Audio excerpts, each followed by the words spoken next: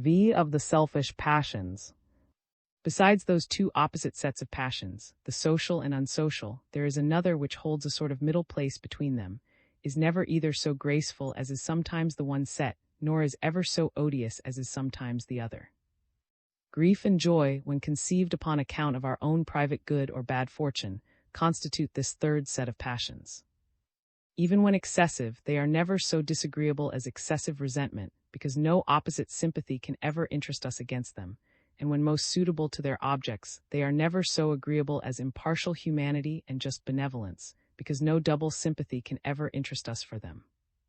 There is, however, this difference between grief and joy, that we are generally most disposed to sympathize with small joys and great sorrows. The man who, by some sudden revolution of fortune, is lifted up all at once into a condition of life, greatly above what he had formerly lived in, may be assured that the congratulations of his best friends are not all of them perfectly sincere. An upstart, though of the greatest merit, is generally disagreeable, and a sentiment of envy commonly prevents us from heartily sympathizing with his joy. If he has any judgment, he is sensible of this, and instead of appearing to be elated with his good fortune, he, as much as he can, to smother his joy and keep down that elevation of mind with which his new circumstances naturally inspire him. He affects the same plainness of dress and the same modesty of which became him in his former station. He redoubles his attention to his old friends, and more than ever to be humble, assiduous, and complacent. And this is the which in his situation we most approve of, because we expect, it seems, that he should have more sympathy with our envy and aversion to his happiness than we have with his happiness. It is seldom that with all this he succeeds. We suspect the sincerity of his humility, and he grows weary of this constraint. In a little time, therefore, he generally leaves all his old friends behind him, some of the meanest of them excepted, who may perhaps condescend to become his dependents, nor does he always acquire any new ones. The pride of his new connections is as much affronted at finding him their equal, as that of his old ones had been by his becoming their superior, and it requires the most obstinate and persevering modesty to atone for this modification to either. He generally grows weary too soon, and is provoked by the sullen and suspicious pride of the one, and by the saucy contempt of the other, to treat the first with neglect, and the second with petulance, till at last he grows habitually insolent and forfeits the esteem of all. If the chief part of human happiness arises from the consciousness of being beloved, as I believe it does, those sudden changes of fortune seldom contribute much to happiness. He is happiest who advances more gradually to greatness, whom the public destines to every step of his preferment long before he arrives at it, in whom, upon that account, when it comes, it can excite no extravagant joy, and with regard to whom it cannot reasonably create either any jealousy in those he overtakes or envy in those he leaves behind. Mankind, however, more readily sympathize with those smaller joys which flow from less important causes.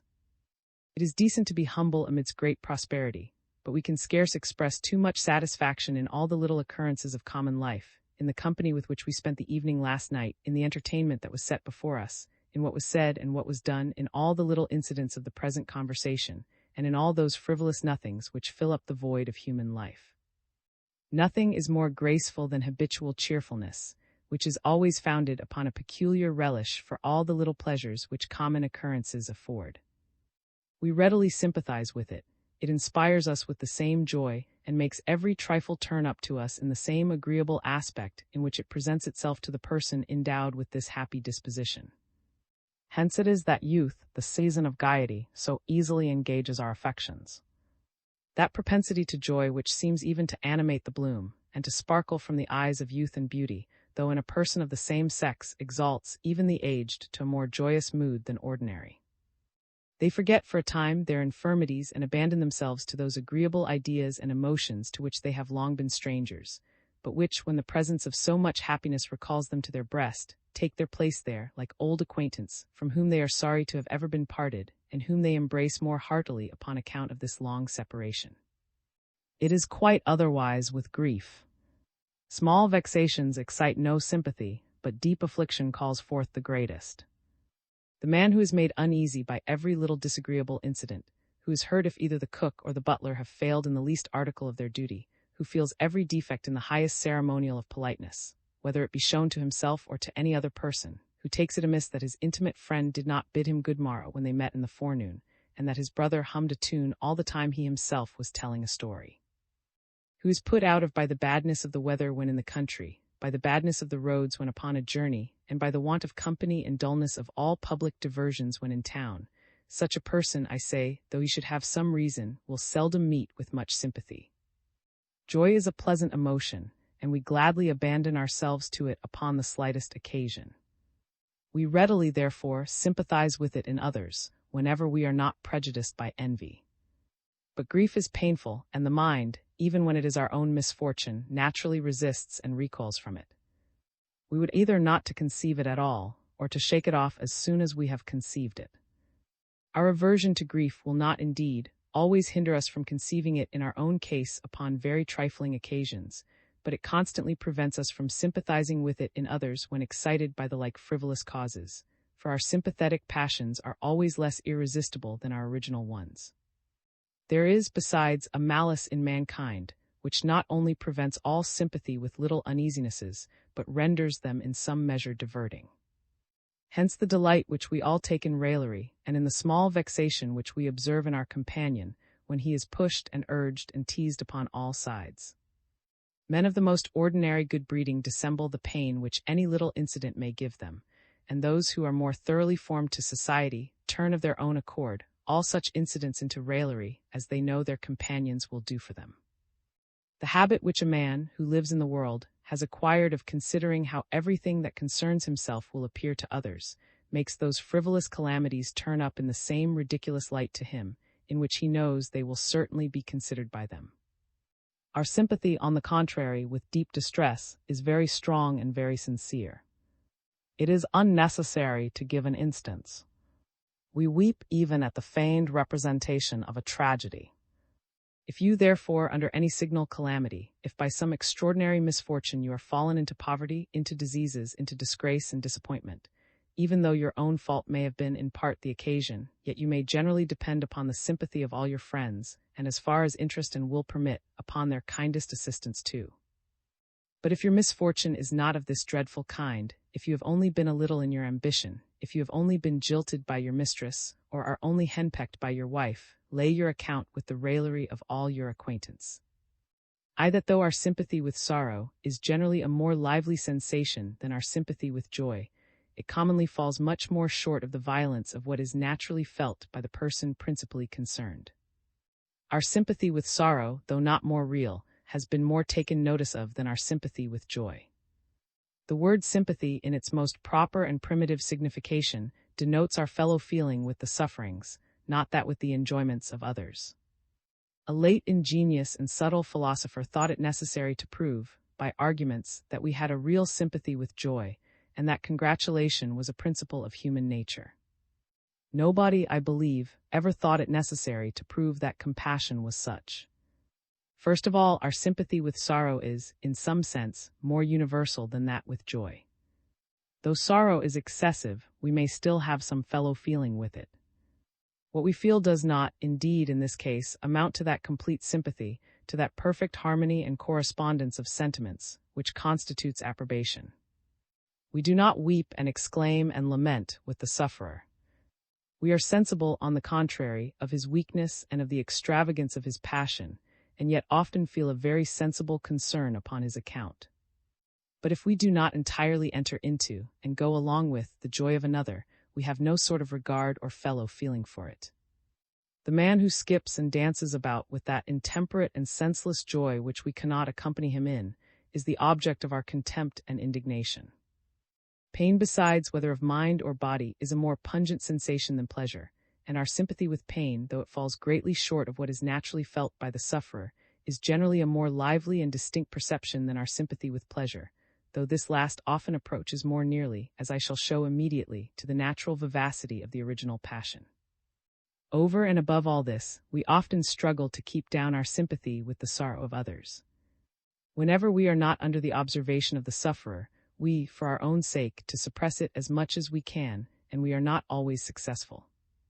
The opposition which we make to it, and the reluctance with which we yield to it, necessarily oblige us to take more particular notice of it. But we never have occasion to make this opposition to our sympathy with joy. If there is any envy in the case, we never feel the least propensity towards it, and if there is none, we give way to it without any reluctance. On the contrary, as we are always ashamed of our own envy, we often pretend, and sometimes really wish to sympathize with the joy of others, when by that disagreeable sentiment we are disqualified from doing so. We are glad, we say, on account of our neighbor's good fortune, when in our hearts perhaps we are really sorry.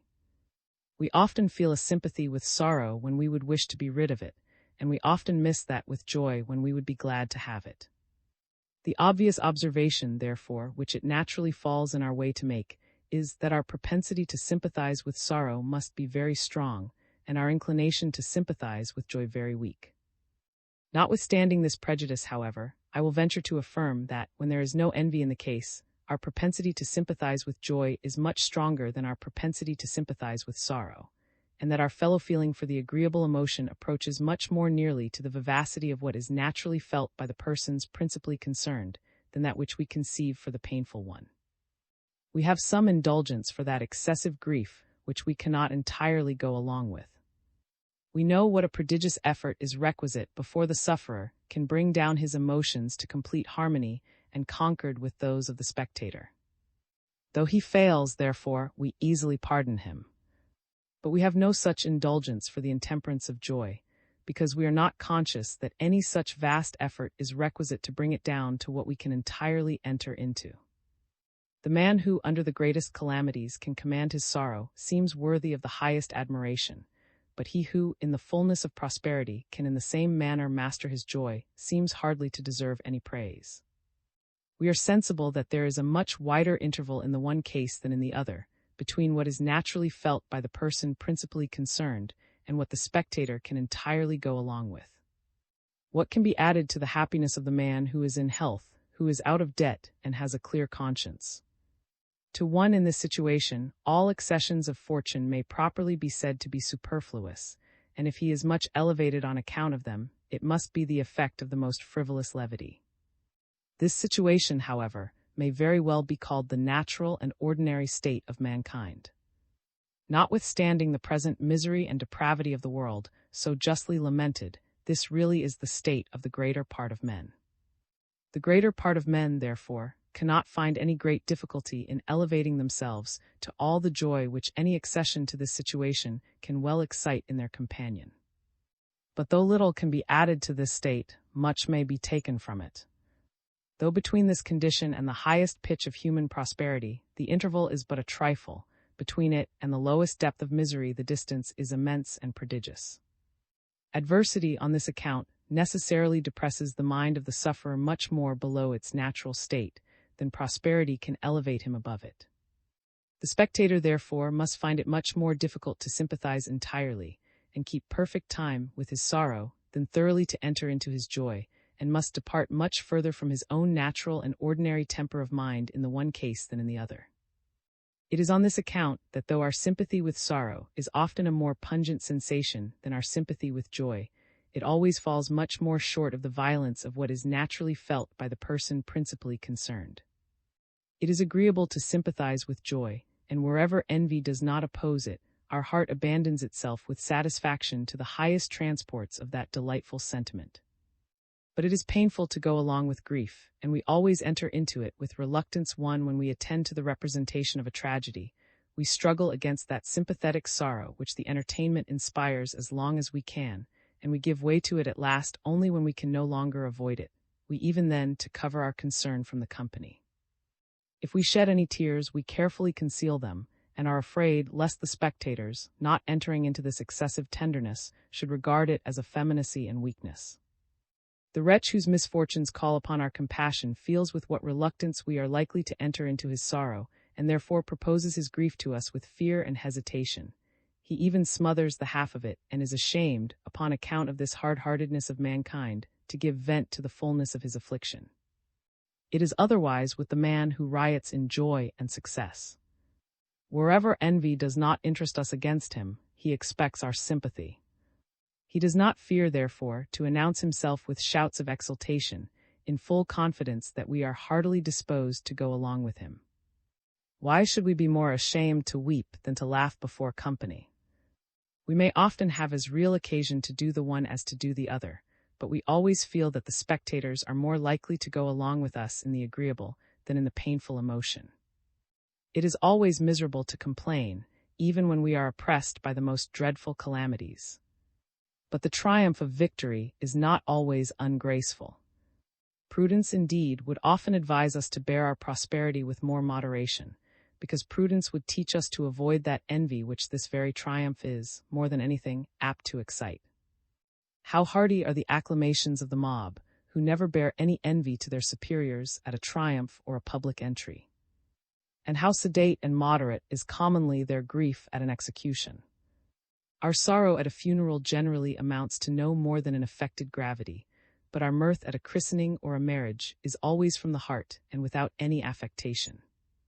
Upon these and all such joyous occasions, our satisfaction, though not so durable, is often as lively as that of the persons principally concerned. Whenever we cordially congratulate our friends, which, however, to the disgrace of human nature, we do but seldom, their joy literally becomes our joy. We are, for the moment, as happy as they are. Our heart swells and overflows with real pleasure. Joy and complacency sparkle from our eyes and animate every feature of our countenance and every gesture of our body. But on the contrary, when we condole with our friends in their afflictions, how little do we feel, in comparison of what they feel. We sit down by them, we look at them, and while they relate to us the circumstances of their misfortune, we listen to them with gravity and attention. But while their narration is every moment interrupted by those natural bursts of passion, which often seem almost to choke them in the midst of it, how far are the languid emotions of our hearts from keeping time to the transports of theirs? We may be sensible at the same time that their passion is natural, and no greater than what we ourselves might feel upon the like occasion. We may even inwardly reproach ourselves with our own want of sensibility, and perhaps on that account work ourselves up into an artificial sympathy, which, however, when it is raised, is always the slightest and most transitory imaginable, and generally, as soon as we have left the room, vanishes and is gone forever. Nature, it seems, when she loaded us with our own sorrows, thought they were enough, and therefore did not command us to take any further share in those of others than what was necessary to prompt us to relieve them. It is on account of this dull sensibility to the afflictions of others that magnanimity amidst great distress appears always so divinely graceful. His is genteel and agreeable who can maintain his cheerfulness amidst a number of frivolous disasters. But he appears to be more than mortal who can support in the same manner the most dreadful calamities. We feel what an immense effort is requisite to silence those violent emotions which naturally agitate and distract those in his situation. We are amazed to find that he can command himself so entirely. His firmness at the same time perfectly coincides with our insensibility. He makes no demand upon us for that more exquisite degree of sensibility which we find, and which we are to find that we do not possess. There is the most perfect correspondence between his sentiments and ours, and on that account the most perfect propriety in his. It is a propriety, too, which, from our experience of the usual weakness of human nature, we could not reasonably have expected he should be able to maintain. We wonder with surprise and astonishment at that strength of mind, which is capable of so noble and generous an effort. The sentiment of complete sympathy and approbation, mixed and animated with wonder and surprise, constitutes what is properly called admiration, as has already been more than once taken notice of. Surrounded on all sides by his enemies, unable to resist them, disdaining to submit to them, and reduced by the proud maxims of that age to the necessity of destroying himself, yet never shrinking from his misfortunes, never supplicating with the lamentable voice of wretchedness those miserable sympathetic tears which we are always so unwilling to give. But on the contrary, arming himself with manly fortitude, and the moment before he executes his fatal resolution, giving with his usual tranquillity all necessary orders for the safety of his friends, appears to Seneca, that great preacher of insensibility, a spectacle which even the gods themselves might behold with pleasure and admiration. Whenever we meet, in common life, with any examples of such heroic magnanimity, we are always extremely affected. We are more apt to weep and shed tears for such as, in this manner, seem to feel nothing for themselves, than for those who give way to all the weakness of sorrow, and in this particular case, the sympathetic grief of the spectator appears to go beyond the original passion in the person principally concerned. The friends of Socrates all wept when he drank the last potion, while he himself expressed the gayest and most cheerful tranquility. Upon all such occasions the spectator makes no effort, and has no occasion to make any, in order to conquer his sympathetic sorrow. He is under no fear that it will transport him to anything that is extravagant and improper. He is rather pleased with the sensibility of his own heart, and gives way to it with and self-approbation. He gladly indulges, therefore, the most melancholy views which can naturally occur to him concerning the calamity of his friend, for whom perhaps he never felt so exquisitely before, the tender and tearful passion of love. But it is quite otherwise with the person principally concerned. He is obliged, as much as possible, to turn away his eyes from whatever is either naturally terrible or disagreeable in his situation. Too serious an attention to those circumstances, he fears, might make so violent an impression upon him that he could no longer keep within the bounds of moderation, or render himself the object of the complete sympathy and approbation of the spectators. He fixes his thoughts, therefore, upon those only which are agreeable, the applause and admiration which he is about to deserve by the heroic magnanimity of his.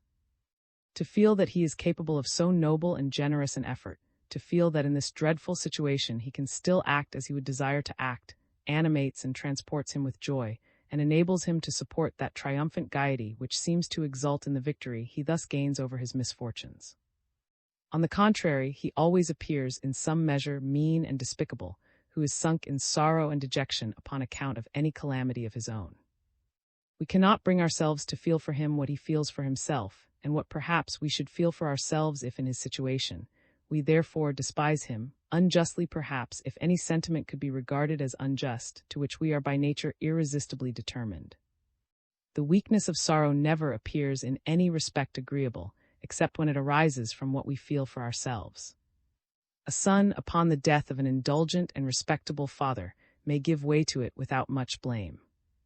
His sorrow is chiefly founded upon a sort of sympathy with his departed parent, and we readily enter into his humane emotion. But if he should indulge the same weakness upon account of any misfortune which affected himself only, he would no longer meet with any such indulgence. If he should be reduced to beggary and ruin, if he should be exposed to the most dreadful dangers, if he should even be led out to a public execution, and there shed one single tear upon the scaffold, he would disgrace himself forever in the opinion of all the gallant and generous part of mankind. Their compassion for him, however, would be very strong and very sincere, but as it would still fall short of this excessive weakness, they would have no pardon for the man who could thus expose himself in the eyes of the world. His would affect them with shame rather than with sorrow, and the which he had thus brought upon himself would appear to them the most lamentable circumstance in his misfortune. How did it disgrace the memory of the intrepid Duke of Bayern, who had so often braved death in the field, that he wept upon the scaffold, when he beheld the state to which he was fallen, and remembered thee and the glory from which his own rashness had so unfortunately thrown him. Aye, of the origin of ambition and of the distinction of ranks. It is because mankind are disposed to sympathize more entirely with our joy than with our sorrow, that we make parade of our riches and conceal our poverty. Nothing is so mortifying as to be obliged to expose our distress to the view of the public, and to feel that though our situation is open to the eyes of all mankind, no mortal conceives for us the half of what we suffer. Nay, it is chiefly from this regard to the sentiments of mankind that we pursue riches and avoid poverty. For to what purpose is all the toil and bustle of this world? What is the end of avarice and ambition, of the pursuit of wealth, of power and preeminence? Is it to supply the necessities of nature? The wages of the meanest can supply them. We see that they can afford him food and clothing, the comfort of a house and of a family. If we examine his economy we should find that he spends a great part of them upon conveniences, which may be regarded as superfluities, and that, upon extraordinary occasions, he can give something even to vanity and distinction.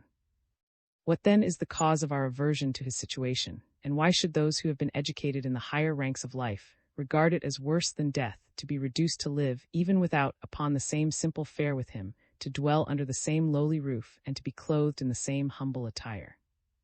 Do they imagine that their stomach is better or their sleep sounder in a palace than in a cottage? The contrary has been so often observed, and indeed is so very obvious, though it had never been observed, that there is nobody ignorant of it. From whence then arises that emulation which runs through all the different ranks of men, and what are the advantages which we propose by the great purpose of human life which we call bettering our condition? To be observed, to be attended to be taken notice of with sympathy, complacency, and approbation, are all the advantages which we can propose to derive from it. It is the vanity, not the ease or the pleasure, which interests us. But vanity is always founded upon the belief of our being the object of attention and approbation. The rich man glories in his riches, because he feels that they naturally draw upon him the attention of the world, and that mankind are disposed to go along with him in all those agreeable emotions with which the advantages of his situation so readily inspire him. At the thought of this, his heart seems to swell and dilate itself within him, and he is fonder of his wealth upon this account than for all the other advantages it procures him. The poor man, on the contrary, is ashamed of his poverty. He feels that it either places him out of the sight of mankind, or that if they take any notice of him, they have, however, scarce any fellow feeling with the misery and distress which he suffers. He is upon both accounts, for though to be overlooked and to be disapproved of are things entirely different, yet as obscurity covers us from the daylight of an approbation, to feel that we are taken no notice of necessarily damps the most agreeable hope and disappoints the most ardent desire of human nature. The poor man goes out and comes in unheeded, and when in the midst of a crowd is in the same obscurity as if shut up in his own hovel.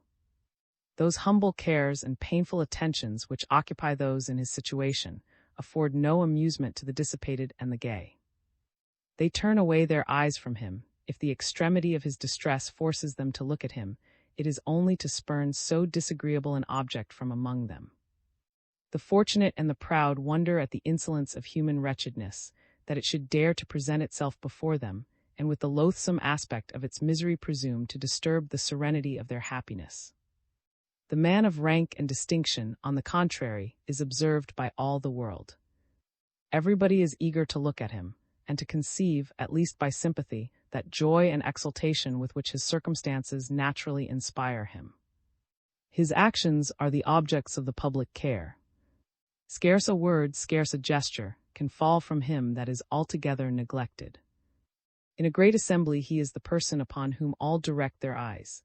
It is upon him that their passions seem to wait with expectation, in order to receive that movement and direction which he shall impress upon them.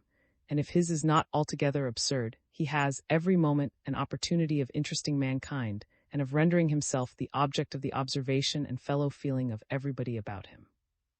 It is this which, notwithstanding the restraint it imposes, notwithstanding the loss of liberty with which it is attended, renders greatness the object of envy, and compensates in the opinion of mankind all that toil, all that anxiety, all those mortifications which must be in the pursuit of it, and what is of yet more consequence, all that leisure, all that ease, all that careless security, which are forfeited forever by the acquisition.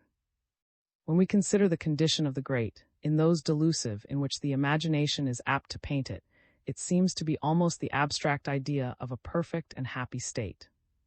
It is the very state which, in all our waking dreams and idle reveries, we had sketched out to ourselves as the final object of our desires. We feel, therefore, a peculiar sympathy with the satisfaction of those who are in it. We all their inclinations, and forward all their wishes. What pity, we think, that anything should spoil and corrupt so agreeable a situation. We could even wish them immortal, and it seems hard to us that death should at last put an end to such perfect enjoyment. It is cruel, we think, in nature to compel them from their exalted stations to that humble but hospitable home, which she has provided for all her children. Great King, live forever, is the compliment which, after the manner of Eastern adulation, we should readily make them, if experience did not teach us its absurdity. Every calamity that befalls them, every injury that is done them, excites in the breast of the spectator 10 times more compassion and resentment than he would have felt had the same things happened to other men. It is the misfortune of kings only which afford the proper subjects for tragedy. They resemble in this respect the misfortunes of lovers.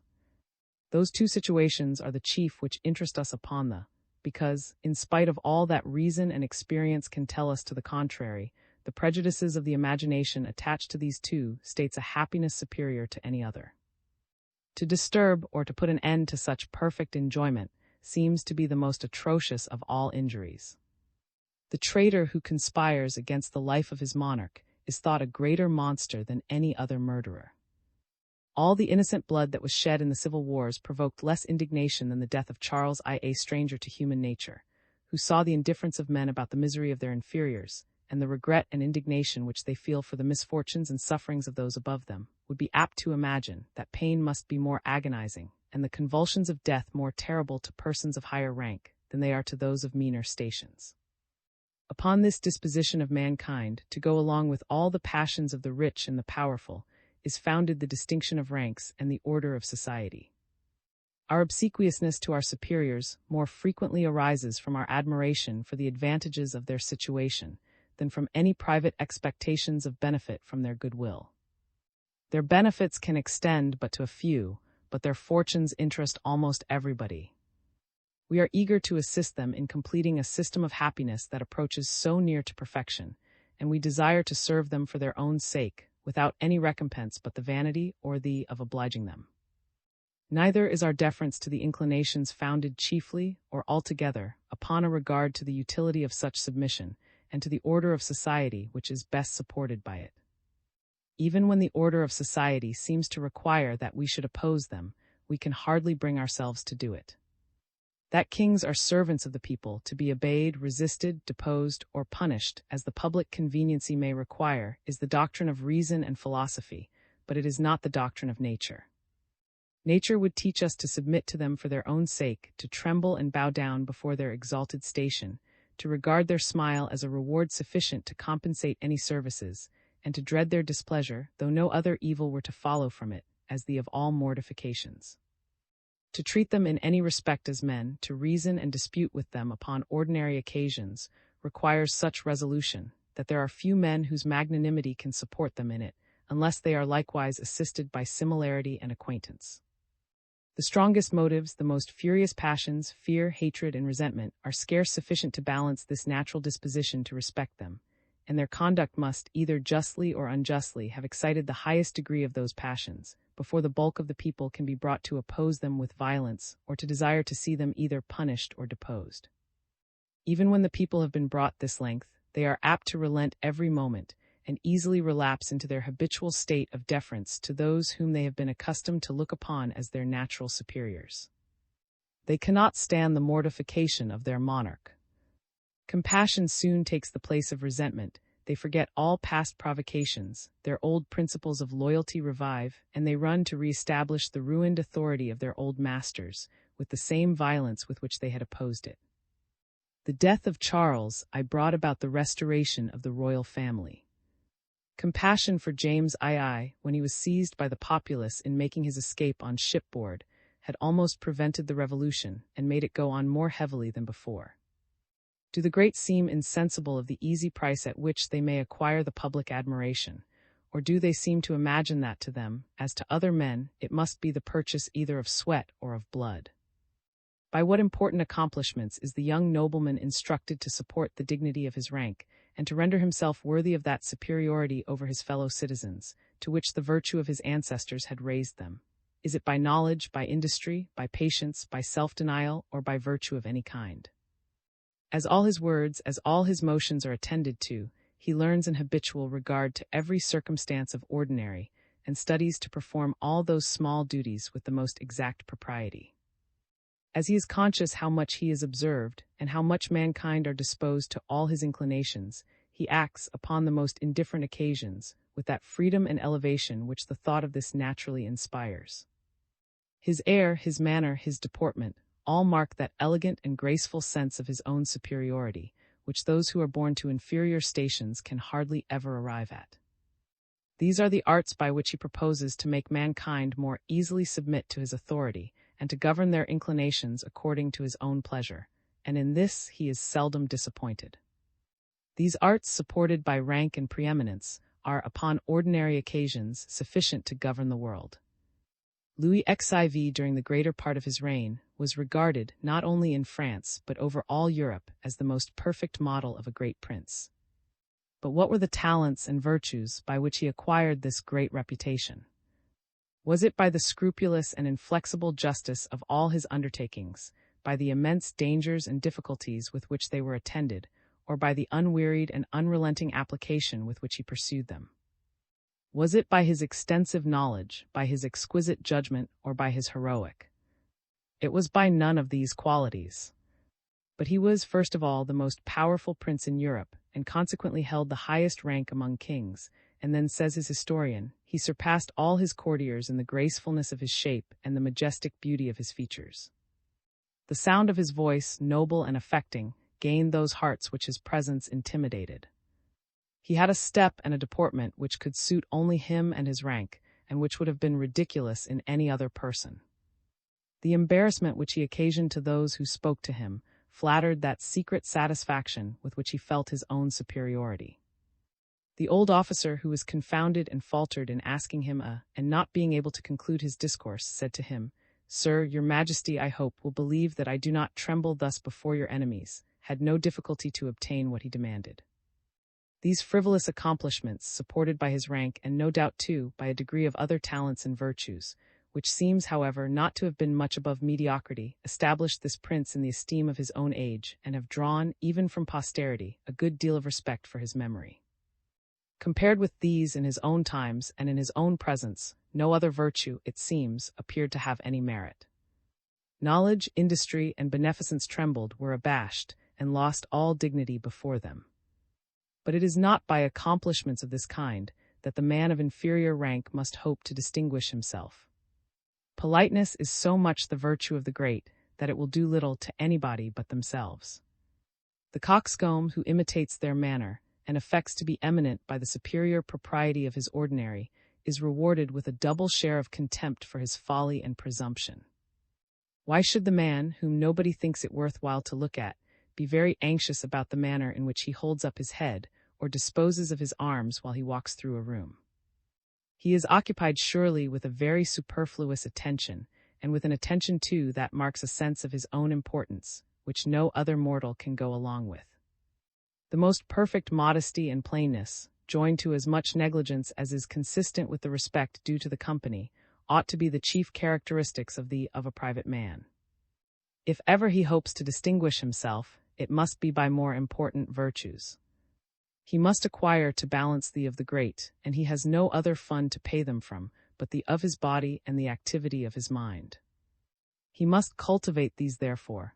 He must acquire superior knowledge in his profession and superior industry in the exercise of it.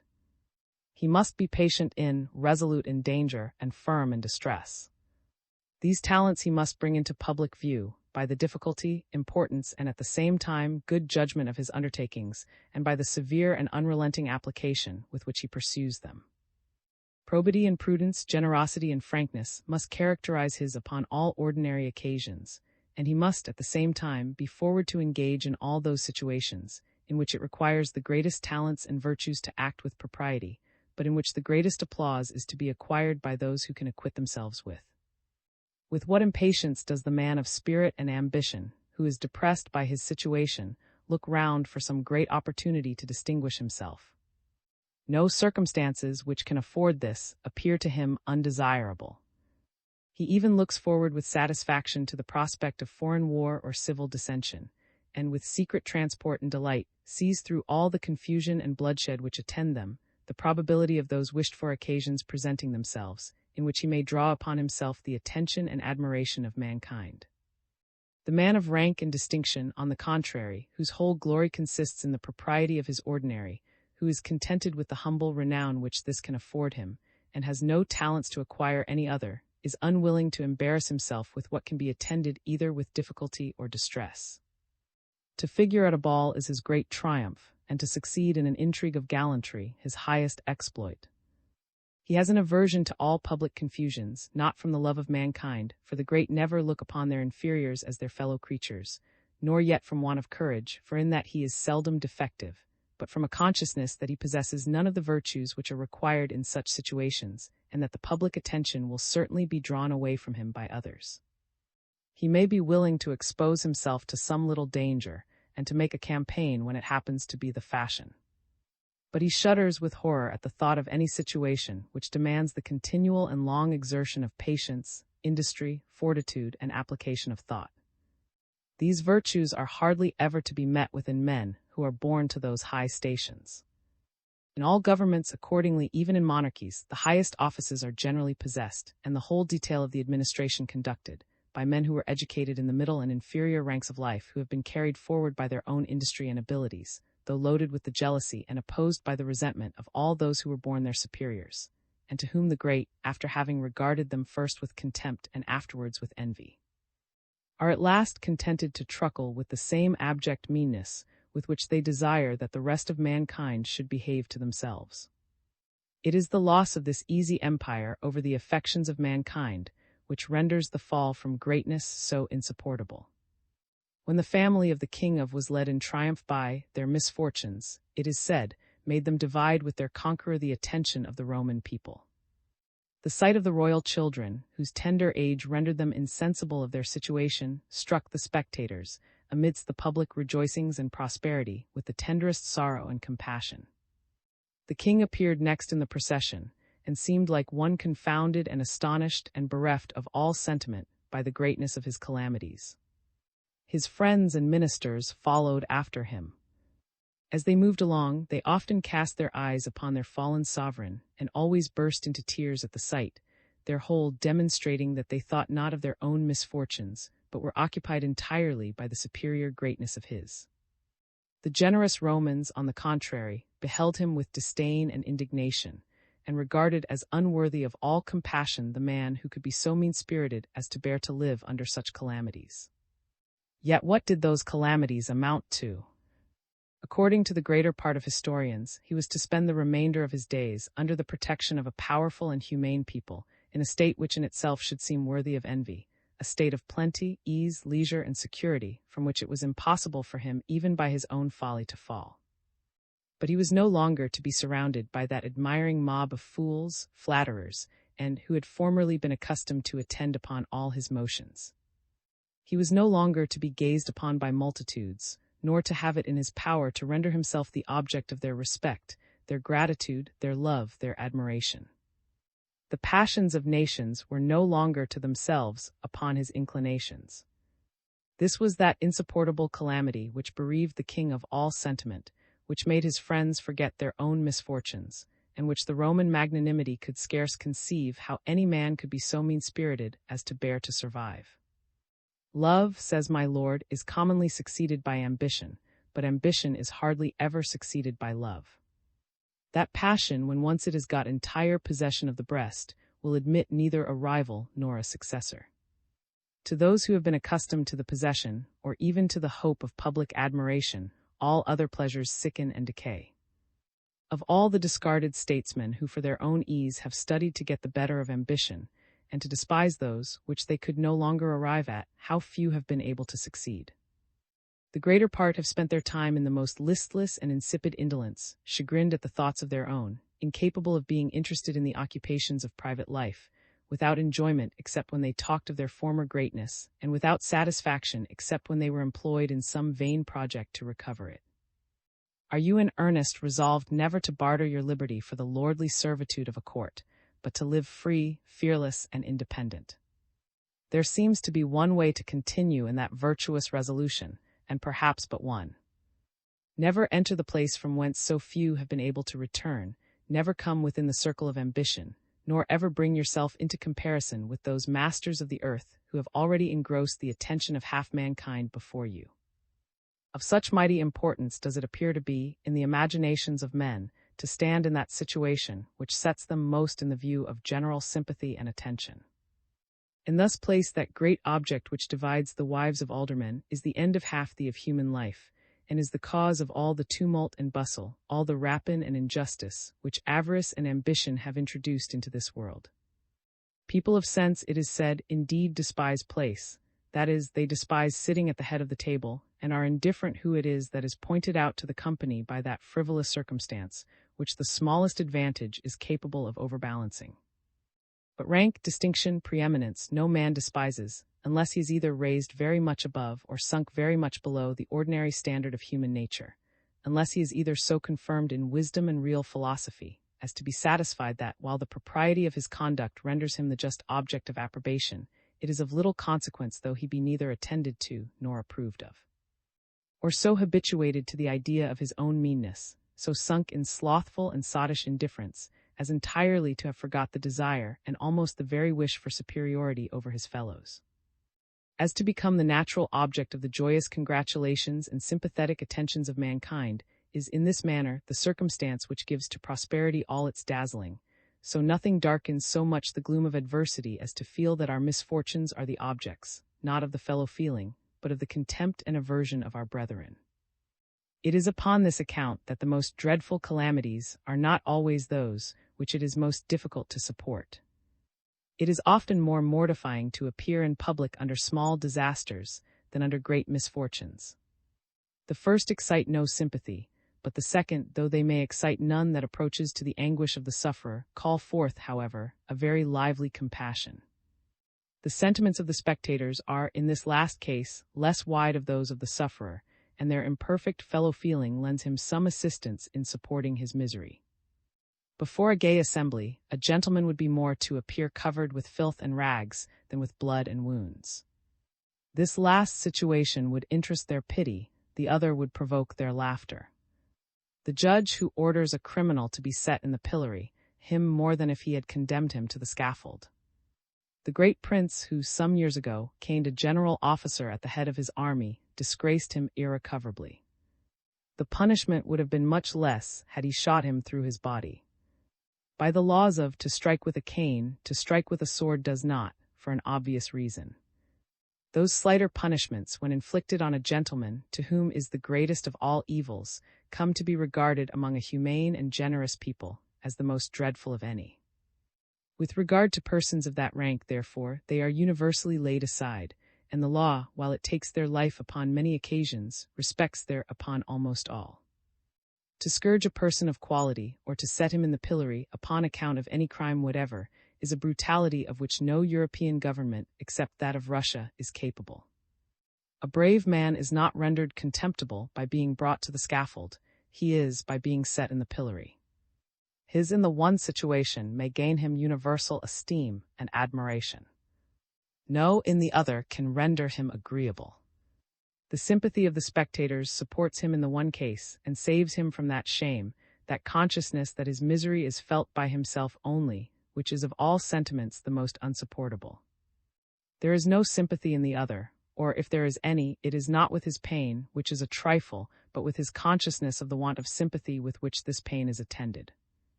It is with his shame, not with his sorrow. Those who pity him blush and hang down their heads for him. He droops in the same manner, and feels himself irrecoverably degraded by the punishment, though not by the crime.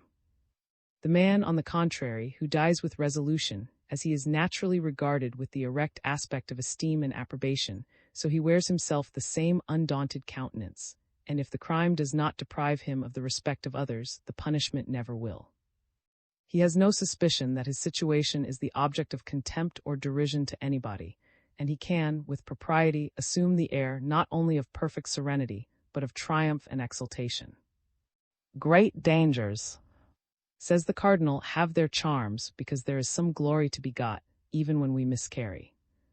But moderate dangers have nothing but what is horrible, because the loss of reputation always attends the want of success. His maxim has the same foundation with what we have been just now observing with regard to punishments. Human virtue is superior to pain, to poverty, to danger, and to death, nor does it even require its utmost efforts to despise them. But to have its misery exposed to insult and derision, to be led in triumph, to be set up for the hand of scorn to point at, is a situation in which its constancy is much more apt to fail. Compared with the contempt of mankind, all other external evils are easily supported. Of the corruption of our moral sentiments, which is occasioned by this disposition to admire the rich and the great, and to despise or neglect persons of poor and mean condition. This disposition to admire and almost to worship the rich and the powerful, and to despise or at least to neglect persons of poor and mean condition, though necessary both to establish and to maintain the distinction of ranks and the order of society, is, at the same time, the great and most universal cause of the corruption of our moral sentiments. That wealth and greatness are often regarded with the respect and admiration which are due only to wisdom and virtue, and that the contempt of which vice and folly are the only proper objects, is often most unjustly bestowed upon poverty and weakness, has been the complaint of moralists in all ages. We desire both to be respectable and to be respected. We dread both to be contemptible and to be contemned. But upon coming into the world, we soon find that wisdom and virtue are by no means the sole objects of respect, nor vice and folly of contempt. We frequently see the respectful attentions of the world more strongly directed towards the rich and the great than towards the wise and the virtuous. We see frequently the vices and follies of the powerful much less despised than the poverty and weakness of the innocent. To deserve, to acquire, and to enjoy the respect and admiration of mankind are the great objects of ambition and emulation. Two different roads are presented to us, equally leading to the attainment of this so much desired object, the one by the study of wisdom and the practice of virtue, the other by the acquisition of wealth and greatness. Two different characters are presented to our emulation, the one of proud ambition and ostentatious avidity, the other of humble modesty and equitable justice. Two different models, two different pictures are held out to us, according to which we may fashion our own character, and the one more gaudy and glittering in its coloring, the other more correct and more exquisitely beautiful in its outline, the one forcing itself upon the notice of every wandering eye, the other attracting the attention of scarce anybody but the most studious and careful observer. They are the wise and the virtuous chiefly, a select, though I am afraid, but a small party, who are the real and steady admirers of wisdom and virtue. The great mob of mankind are the admirers, and in what may seem more extraordinary, most frequently the disinterested admirers, and of wealth and greatness. The respect which we feel for wisdom and virtue is, no doubt, different from that which we conceive for wealth and greatness, and it requires no very nice discernment to distinguish the difference. But notwithstanding this difference, those sentiments bear a very considerable resemblance to one another. In some particular features they are, no doubt, different, but in the general air of the countenance, they seem to be so very nearly the same, that inattentive observers are very apt to mistake the one for the other. In equal degrees of merit, there is scarce any man who does not respect more the rich and the great than the poor and the humble. With most men, the presumption and vanity of the former are much more admired than the real and solid merit of the latter. It is scarce agreeable to good morals, or even to good language, perhaps, to say that mere wealth and greatness, abstracted from merit and virtue, deserve our respect. We must acknowledge, however, that they almost constantly obtain it, and that they may, therefore, be considered as, in some respects, the natural objects of it. Those exalted stations may, no doubt, be completely degraded by vice and folly. But the vice and folly must be very great before they can operate this complete degradation. The profligacy of a man of fashion is looked upon with much less contempt and aversion than that of a man of meaner condition. In the latter, a single transgression of the rules of temperance and propriety is commonly more resented than the constant and avowed contempt of them ever is in the former. In the middling and inferior stations of life, the road to virtue and that to fortune, to such fortune at least, as men in such stations can reasonably expect to acquire, are happily in most cases very nearly the same. In all the middling and inferior professions, real and solid professional abilities, joined to prudent, just, firm, and temperate conduct, can very seldom fail of success. Abilities will even sometimes prevail where the conduct is by no means correct. Either habitual imprudence, however, or injustice, or weakness, or profligacy, will always cloud and sometimes depress altogether the most splendid professional abilities. Men in the inferior and middling stations of life, besides, can never be great enough to be above the law, which must generally overawe them into some sort of respect for, at least, the more important rules of justice. The success of such people, too, almost always depends upon the good opinion of their neighbors and equals, and without a tolerably regular conduct, these can very seldom be obtained. The good old proverb, therefore, that honesty is the best policy, holds, in such situations, almost always perfectly true. In such situations, therefore, we may generally expect a considerable degree of virtue, and fortunately for the good morals of society, these are the situations of the greater part of mankind. In the superior stations of life, the case is unhappily not always the same. In the courts of princes, in the drawing rooms of the great, where success and preferment depend, not upon the esteem of intelligent and well-informed equals, but upon the fanciful and foolish of ignorant, presumptuous, and proud superiors, flattery and falsehood too often prevail over merit and abilities. In such societies, the abilities to please are more regarded than the abilities to serve. In quiet and peaceable times, when the storm is at a distance, the prince or great man wishes only to be amused, and is even apt to fancy that he has scarce any occasion for the service of anybody, or that those who amuse him are sufficiently able to serve him. The external graces, the frivolous accomplishments of that impertinent and foolish thing called a man of fashion, are commonly more admired than the solid and masculine virtues of a warrior, a statesman, a philosopher, or a legislator. All the great and awful virtues, all the virtues which can fit, either for the council, the senate, or the field, are by the insolent and insignificant flatterers, who commonly figure the most in such corrupted societies, held in the utmost contempt and derision. When the Duke of Sully was called upon by Louis XIII to give his advice in some great emergency, he observed the courtiers whispering to one another and smiling at his unfashionable appearance. "Whenever your Majesty's father," said the old warrior and statesman, "did me to consult me, he ordered the buffoons of the court to retire into the antechamber. It is from our disposition to admire, and consequently to imitate, the rich and the great, that they are enabled to set or to lead what is called the fashion. Their dress is the fashionable dress, the language of their conversation, the fashionable style, their air and deportment, the fashionable. Even their vices and follies are fashionable, and the greater part of men are proud to imitate and resemble them in the very qualities which degrade them. Vain men often give themselves airs of a fashionable profligacy, which in their hearts they do not approve of, and of which perhaps they are really not guilty.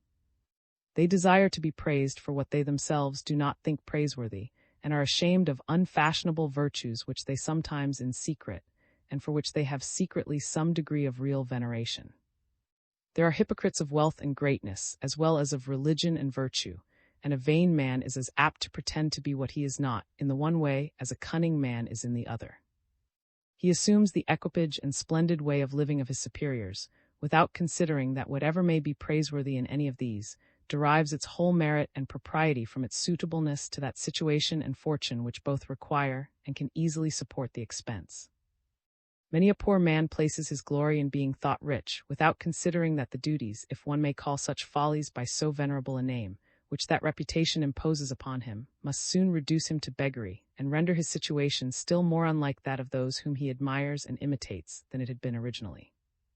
To attain to this situation, the candidates for fortune too frequently abandon the paths of virtue, for unhappily the road which leads to the one, and that which leads to the other, lies sometimes in very opposite directions.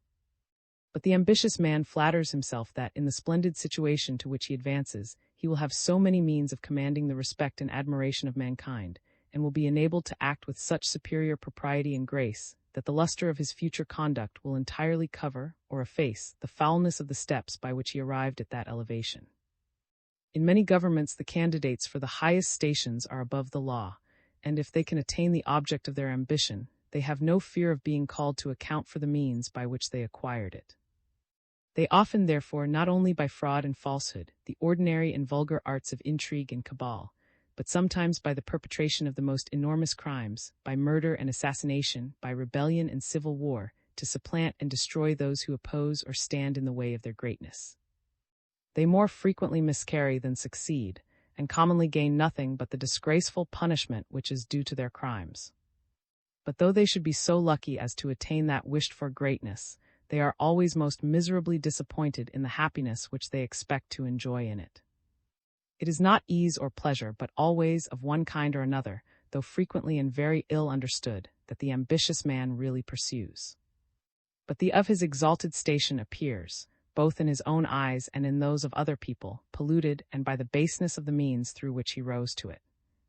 Though by the profusion of every liberal expense, though by excessive indulgence in every profligate pleasure, the wretched but usual resource of ruined characters, though by the hurry of public business or by the prouder and more dazzling tumult of war, he may to efface both from his own memory and from that of other people the remembrance of what he has done, that remembrance never fails to pursue him.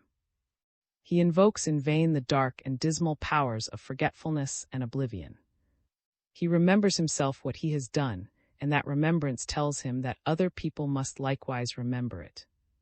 Amidst all the gaudy pomp of the most ostentatious greatness, amidst the venal and vile adulation of the great and of the learned, amidst the more innocent though more foolish acclamations of the common people, amidst all the pride of conquest and the triumph of successful war, he is still secretly pursued by the avenging furies of shame and remorse. And while glory seems to surround him on all sides, he himself, in his own imagination, sees black and foul infamy fast pursuing him, and every moment ready to overtake him from behind. Even the great Caesar, though he had the magnanimity to dismiss his guards, could not dismiss his suspicions. The remembrance of still haunted and pursued him.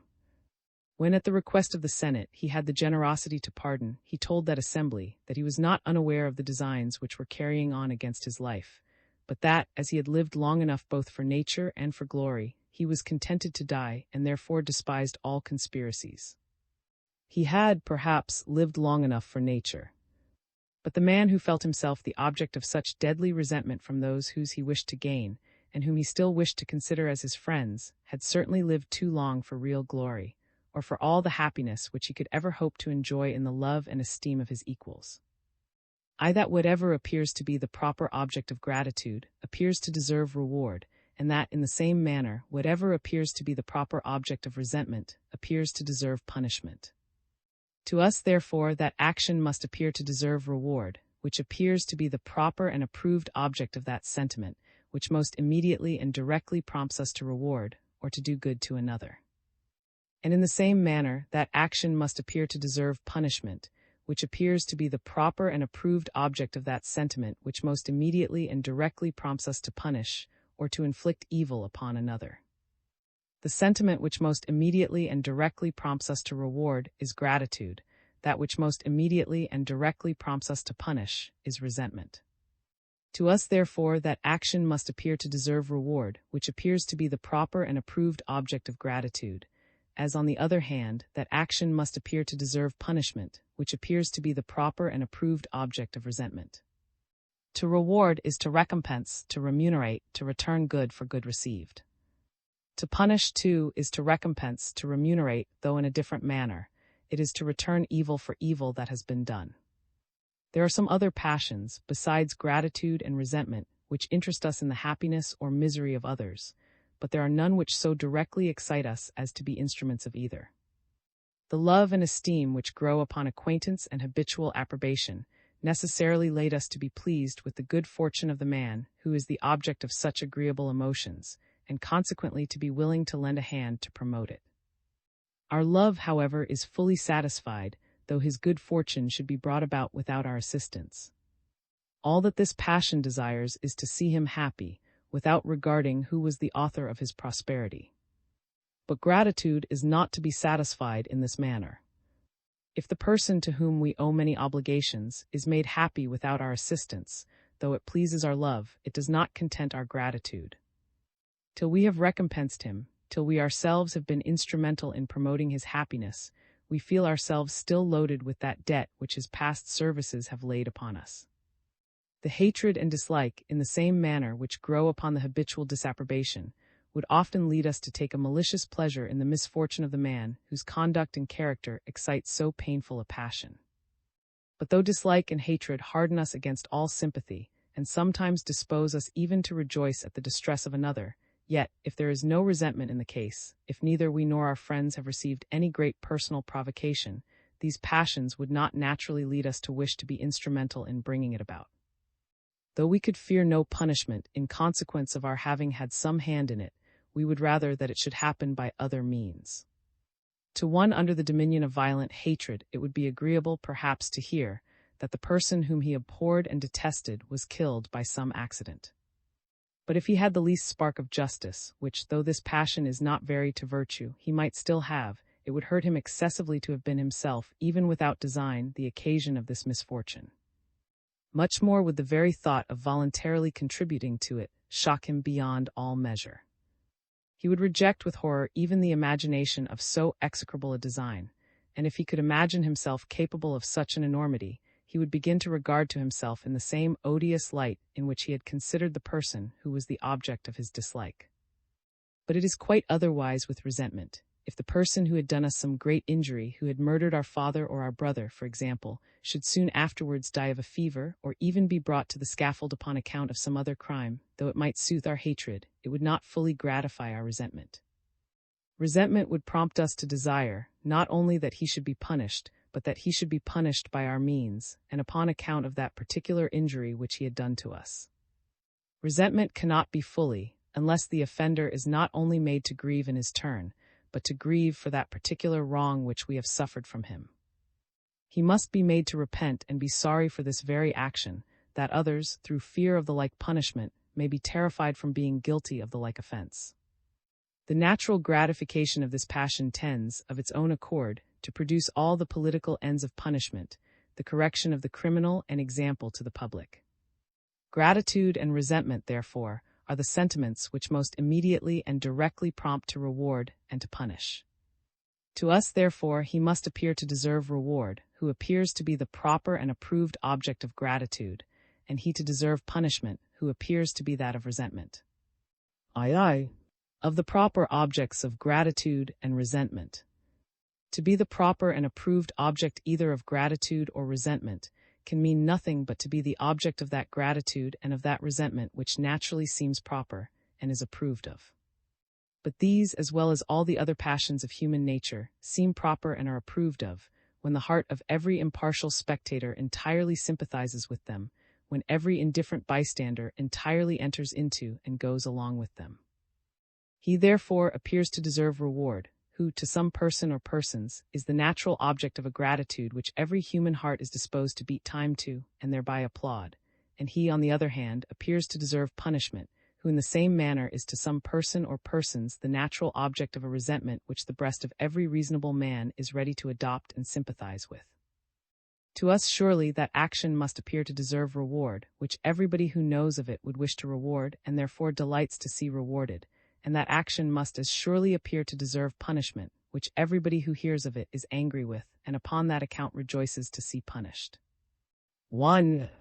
As we sympathize with the joy of our companions, when in prosperity, so we join with them in the complacency and satisfaction with which they naturally regard whatever is the cause of their good fortune.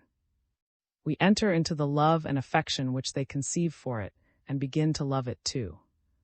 We should be sorry for their sakes if it was destroyed, or even if it was placed at too great a distance from them, and out of the reach of their care and protection, though they should lose nothing by its absence except the pleasure of seeing it. If it is man who has thus been the fortunate instrument of the happiness of his brethren, this is still more peculiarly the case. When we see one man assisted, protected, relieved by another, our sympathy with the joy of the person who receives the benefit serves only to animate our fellow feeling with his gratitude towards him who bestows it. When we look upon the person who is the cause of his pleasure with the eyes with which we imagine he must look upon him, his benefactor seems to stand before us in the most engaging and amiable light.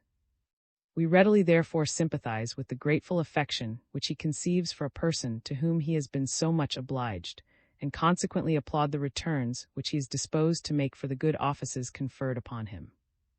As we entirely enter into the affection from which these returns proceed, they necessarily seem every way proper and suitable to their object.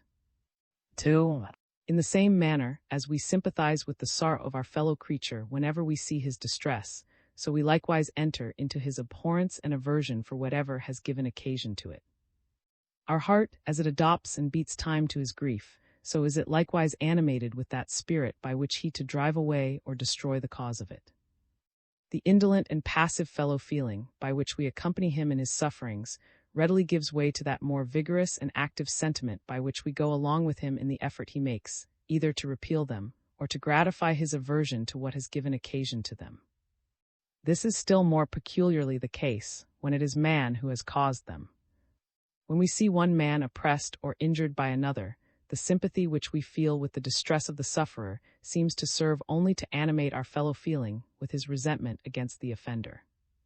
We are rejoiced to see him attack his adversary in his turn, and are eager and ready to assist him whenever he exerts himself for defense, or even for vengeance within a certain degree. If the injured should perish in the quarrel, we not only sympathize with the real resentment of his friends and relations, but with the imaginary resentment which in fancy we lend to the dead, who is no longer capable of feeling that or any other human sentiment. But as we put ourselves in his situation, as we enter, as it were, into his body, and in our imaginations in some measure animate anew the deformed and mangled carcass of the slain, when we bring home in this manner his case to our own bosoms, we feel upon this, as upon many other occasions, an emotion which the person principally concerned is incapable of feeling, and which yet we feel by an elusive sympathy with him. The sympathetic tears which we shed for that immense and irretrievable loss, which in our fancy he appears to have sustained, seem to be but a small part of the duty which we owe him. The injury which he has suffered demands, we think, a principal part of our attention. We feel that resentment which we imagine he ought to feel, and which he would feel, if in his cold and lifeless body there remained any consciousness of what passes upon earth. His blood, we think, calls aloud for vengeance. The very ashes of the dead seem to be disturbed at the thought that his injuries are to pass. The horrors which are supposed to haunt the bed of the murderer, the ghosts which superstition imagines rise from their graves to demand vengeance upon those who brought them to an untimely end, all take their origin from this natural sympathy with the imaginary resentment of the slain. And with regard at least to this most dreadful of all crimes, nature, antecedent to all reflection upon the utility of punishment, has in this manner stamped upon the human heart in the strongest and most indelible characters an immediate and instinctive approbation of the sacred and necessary law of retaliation. That where there is no approbation of the conduct of the person who confers the benefit, there is little sympathy with the gratitude of him who receives it, and that, on the contrary, where there is no disapprobation of the motives of the person who does the mischief, there is no sort of sympathy with the resentment of him who suffers it. It is to be observed, however, that, how beneficial soever on the one hand, or hurtful soever on the other, the actions or intentions of the person who acts may have been to the person who is, if I may say so, acted upon, yet if in the one case there appears to have been no propriety in the motives of the agent, if we cannot enter into the affections which influenced his conduct, we have little sympathy with the gratitude of the person who receives the benefit. Or if in the other case there appears to have been no impropriety in the motives of the agent, if, on the contrary, the affections which influenced his conduct are such as we must necessarily enter into, we can have no sort of sympathy with the resentment of the person who suffers. Little gratitude seems due in the one case, and all sort of resentment seems unjust in the other. The one action seems to merit little reward, the other to deserve no punishment. 1. First, I say that wherever we cannot sympathize with the affections of the agent, wherever there seems to be no propriety in the motives which influenced his conduct, we are less disposed to enter into the gratitude of the person who received the benefit of his actions. A very small return seems due to that foolish and profuse generosity which confers the greatest benefits from the most trivial motives, and gives an estate to a man merely because his name and surname happen to be the same with those of the giver. Such services do not seem to demand any proportionable recompense. Our contempt for the folly of the agent hinders us from thoroughly entering into the gratitude of the person to whom the good office has been done. His benefactor seems unworthy of it. As when we place ourselves in the situation of the person obliged, we feel that we could conceive no great reverence for such a benefactor, we easily absolve him from a great deal of that submissive veneration and esteem which we should think due to a more respectable character. And provided he always treats his weak friend with kindness and humanity, we are willing to excuse him from many attentions and regards which we should demand to a worthier patron. Those princes who have heaped, with the greatest profusion, wealth, power, and upon their, have seldom excited that degree of attachment to their persons which has often been experienced by those who were more frugal of their. The well-natured but injudicious prodigality of James I of Great Britain seems to have attached nobody to his person, and that prince, notwithstanding his social and harmless disposition, appears to have lived and died without a friend. The whole gentry and nobility of England exposed their lives and fortunes in the cause of Charles I, his more frugal and distinguishing son, notwithstanding the coldness and distant severity of his ordinary deportment. 2. Secondly, I say that wherever the conduct of the agent appears to have been entirely directed by motives and affections which we thoroughly enter into and approve of, we can have no sort of sympathy with the resentment of the sufferer, how great soever the mischief which may have been done to him. When two people quarrel, if we take part with and entirely adopt the resentment of one of them, it is impossible that we should enter into that of the other. Our sympathy with the person whose motives we go along with, and whom therefore we look upon as in the right, cannot but harden us against all fellow feeling with the other, whom we necessarily regard as in the wrong. Whatever this last, therefore, may have suffered, while it is no more than what we ourselves should have wished him to suffer, while it is no more than what our own sympathetic indignation would have prompted us to inflict upon him, it cannot either displease or provoke us. When an inhuman murderer is brought to the scaffold, though we have some compassion for his misery, we can have no sort of fellow feeling with his resentment, if he should be so absurd as to express any against either his prosecutor or his judge. The natural tendency of their just indignation against so vile a criminal is indeed the most fatal and ruinous to him. But it is impossible that we should be displeased with the tendency of a sentiment, which, when we bring the case home to ourselves, we feel that we cannot avoid adopting. IV. Recapitulation of the foregoing chapters. 1. We do not therefore thoroughly and heartily sympathize with the gratitude of one man towards another, merely because this other has been the cause of his good fortune, unless he has been the cause of it from motives which we entirely go along with. Our heart must adopt the principles of the agent, and go along with all the affections which influenced his conduct, before it can entirely sympathize with and beat time to the gratitude of the person who has been benefited by his actions. If in the conduct of the benefactor there appears to have been no propriety, how beneficial soever its effects, it does not seem to demand, or necessarily to require, any proportionable recompense. But when to the beneficent tendency of the action is joined the propriety of the affection from which it proceeds, when we entirely sympathize and go along with the motives of the agent, the love which we conceive for him upon his own account enhances and enlivens our fellow feeling with the gratitude of those who owe their prosperity to his good conduct. His actions seem then to demand, and if I may say so, to call aloud for a proportionable recompense. We then entirely enter into that gratitude which prompts to bestow it.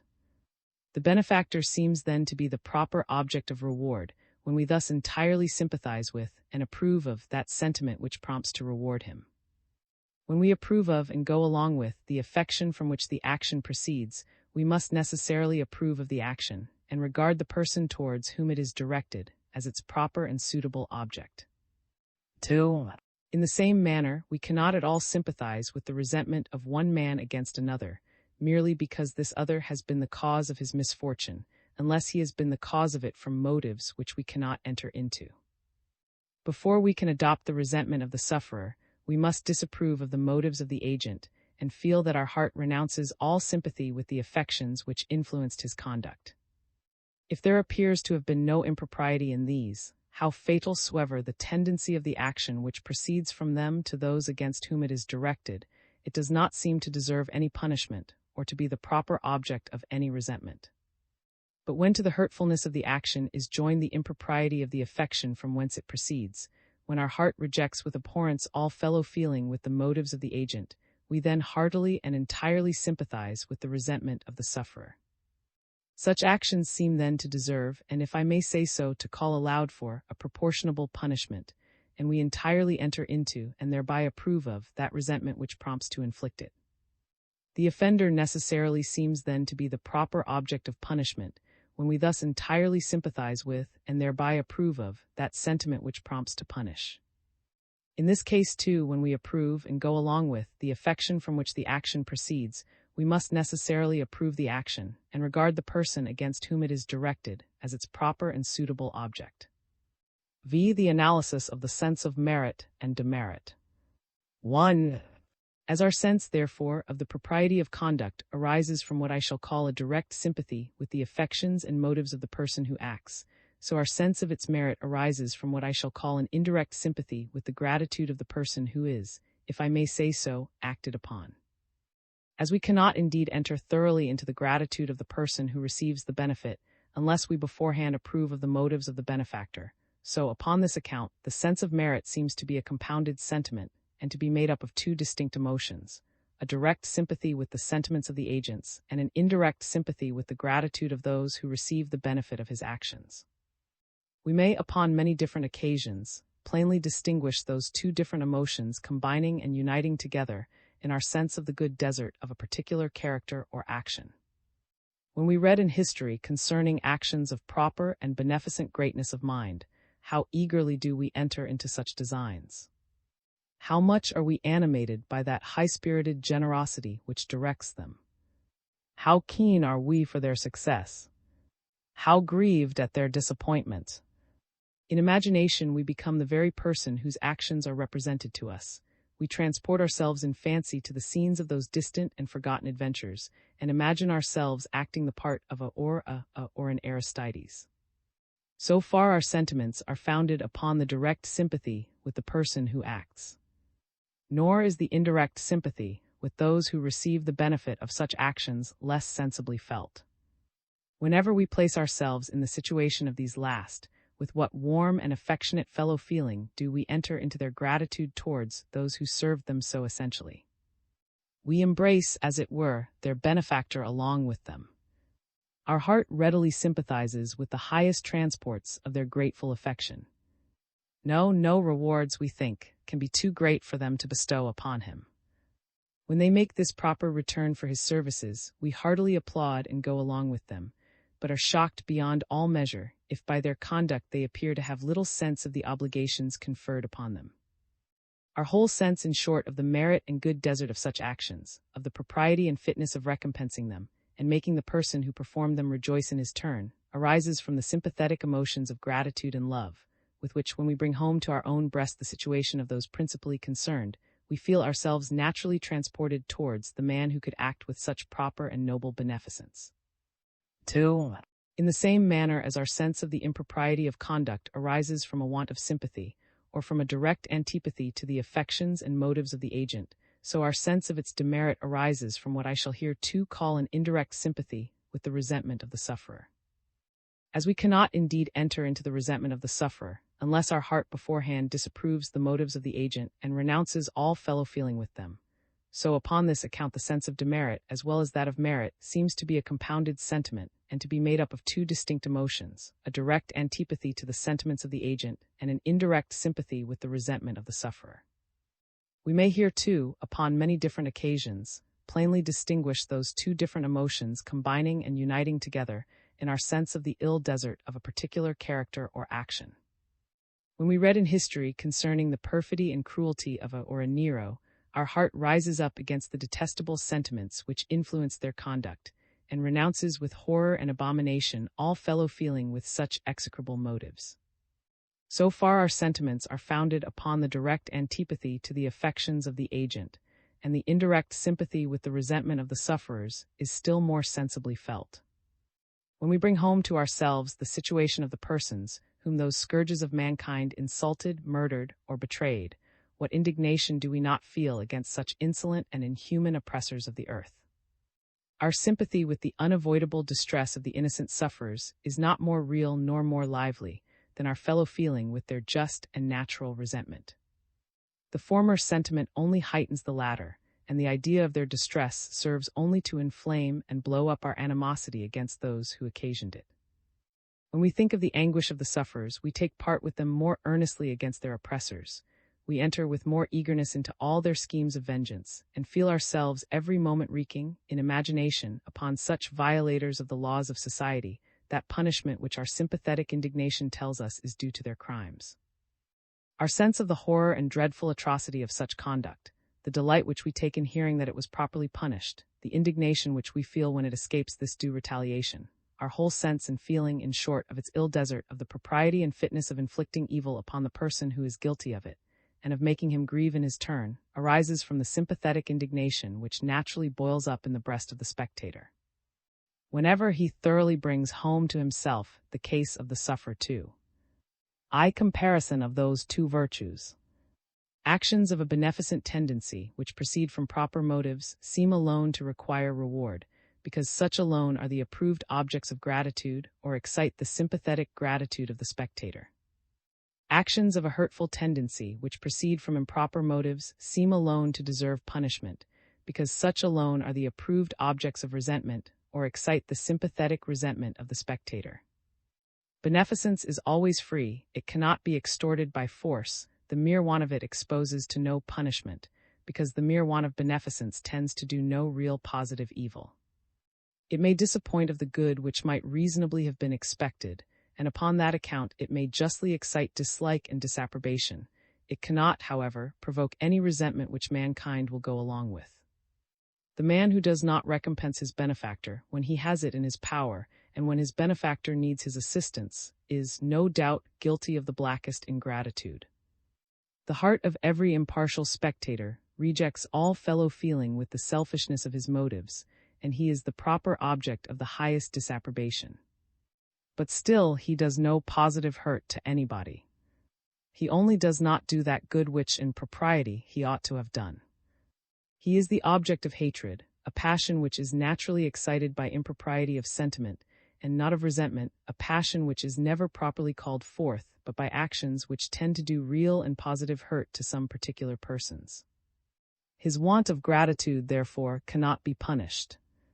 To oblige him by force to perform what ingratitude he ought to perform, and what every impartial spectator would approve of him for performing, would, if possible, be still more improper than his neglecting to perform it.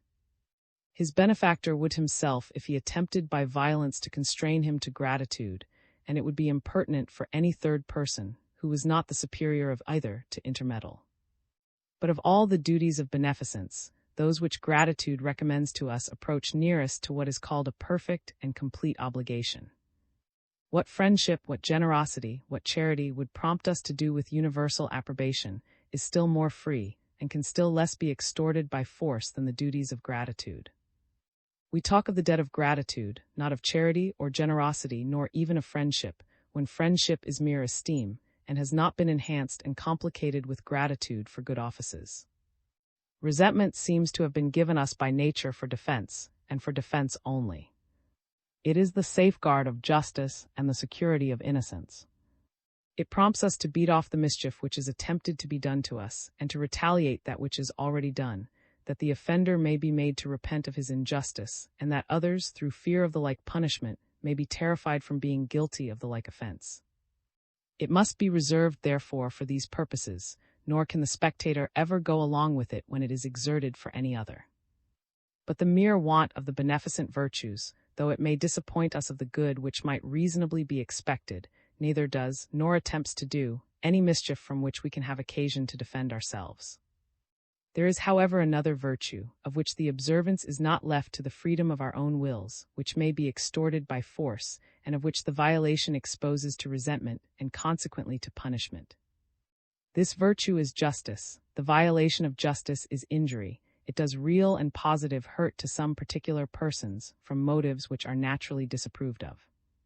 It is, therefore, the proper object of resentment, and of punishment, which is the natural consequence of resentment. As mankind go along with and approve of the violence employed to avenge the hurt which is done by injustice, so they much more go along with and approve of that which is employed to prevent and beat off the injury, and to restrain the offender from hurting his neighbors. The person himself who meditates an injustice is sensible of this, and feels that force may, with the utmost propriety, be made use of, both by the person whom he is about to injure and by others, either to obstruct the execution of his crime, or to punish him when he has executed it. And upon this is founded that remarkable distinction between justice and all the other social virtues, which has of late been particularly insisted upon by an author of very great and original genius, that we feel ourselves to be under a stricter obligation to act according to justice than agreeably to friendship, charity, or generosity. That the practice of these last-mentioned virtues seems to be left in some measure to our own choice, but that somehow or other we feel ourselves to be in a peculiar manner tied, bound, and obliged to the observation of justice.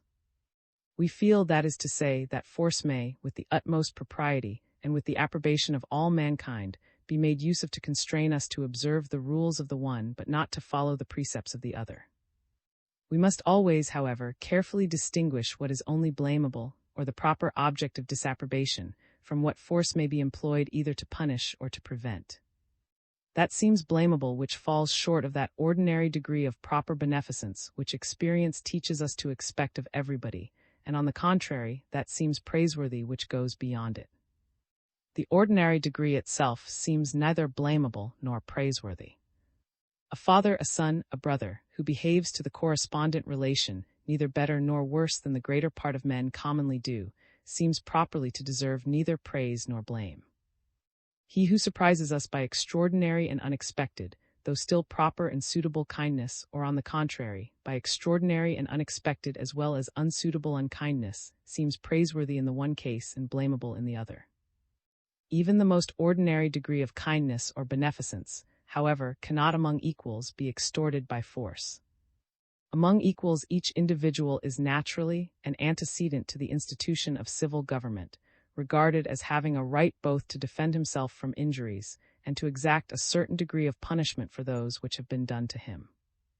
Every generous spectator not only approves of his conduct when he does this, but enters so far into his sentiments as often to be willing to assist him. When one man attacks or robs or attempts to murder another, all the neighbors take the alarm and think that they do right when they run, either to revenge the person who has been injured or to defend him who is in danger of being so.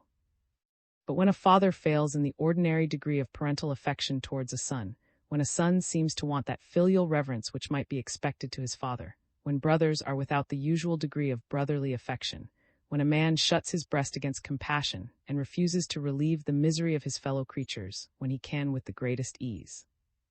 In all these cases, though everybody blames the conduct, nobody imagines that those who might have reason perhaps to expect more kindness have any right to extort it by force. The sufferer can only complain, and the spectator can intermeddle no other way than by advice and persuasion. Upon all such occasions, for equals to use force against one another would be thought the highest degree of insolence and presumption. A superior may indeed, sometimes with universal approbation, oblige those under his jurisdiction to behave, in this respect, with a certain degree of propriety to one another. The laws of all civilized nations oblige parents to maintain their children, and children to maintain their parents, and impose upon men many other duties of beneficence. The civil magistrate is entrusted with the power not only of preserving the public peace by restraining injustice, but of promoting the prosperity of the commonwealth by establishing good discipline and by discouraging every sort of vice and impropriety. He may prescribe rules, therefore, which not only prohibit mutual injuries among fellow citizens, but command mutual good offices to a certain degree. When the sovereign commands what is merely indifferent, and what, antecedent to his orders, might have been omitted without any blame, it becomes not only blamable but punishable to disobey him. When he commands, therefore, what, antecedent to any such order, could not have been omitted without the greatest blame, it surely becomes much more punishable to be wanting in obedience. Of all the duties of a lawgiver, however, this perhaps is that which it requires the greatest delicacy and reserve to execute with propriety and judgment. To neglect it altogether exposes the commonwealth to many gross disorders and shocking enormities, and to push it too far is destructive of all liberty, security, and justice. Though the mere want of beneficence seems to merit no punishment from equals, the greater exertions of that virtue appear to deserve the highest reward. By being productive of the greatest good, they are the natural and approved objects of the liveliest gratitude. Though the breach of justice, on the contrary, exposes to punishment, the observance of the rules of that virtue seems scarce to deserve any reward. There is, no doubt, a propriety in the practice of justice, and it merits, upon that account, all the approbation which is due to propriety. But as it does no real positive good, it is entitled to very little gratitude. Mere justice is, upon most occasions, but a negative virtue, and only hinders us from hurting our neighbor. The man who barely abstains from violating either the person, or the estate, or the reputation of his neighbors, has surely very little positive merit. He, however, all the rules of what is peculiarly called justice, and does everything which his equals can with propriety force him to do, or which they can punish him for not doing. We may often all the rules of justice by sitting still and doing nothing. As every man doth, so shall it be done to him, and retaliation seems to be the great law which is dictated to us by nature. Beneficence and generosity we think due to the generous and beneficent.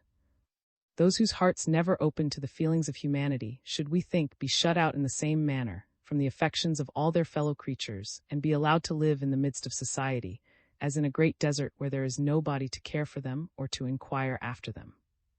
The violator of the laws of justice ought to be made to feel himself that evil which he has done to another, and since no regard to the sufferings of his brethren is capable of restraining him, he ought to be overawed by the fear of his own. The man who is barely innocent, who only observes the laws of justice with regard to others, and merely abstains from hurting his neighbors, can merit only that his neighbors in their turn should respect his innocence, and that the same laws should be religiously observed with regard to him. The Theory of Moral Sentiments, Adam Smith. Eye of sympathy. How selfish soever man may be supposed, there are evidently some principles in his nature, which interest him in the fortune of others, and render their happiness necessary to him, though he derives nothing from it except the pleasure of seeing it. Of this kind is pity or compassion, the emotion which we feel for the misery of others when we either see it, or are made to conceive it in a very lively manner. That we often derive sorrow from the sorrow of others is a matter of fact too obvious to require any instances to prove it, for this sentiment, like all the other original passions of human nature, is by no means confined to the virtuous and humane, though they perhaps may feel it with the most exquisite sensibility. The greatest ruffian, the most hardened violator of the laws of society, is not altogether without it. As we have no immediate experience of what other men feel, we can form no idea of the manner in which they are affected, but by conceiving what we ourselves should feel in the like situation. Though our brother is upon the rack, as long as we ourselves are at our ease, our senses will never inform us of what he suffers. They never did, and never can, carry us beyond our own person, and it is by the imagination only that we can form any conception of what are his sensations. Neither can that faculty help us to this any other way than by representing to us what would be our own, if we were in his case. It is the impressions of our own senses only, not those of his, which our imaginations copy.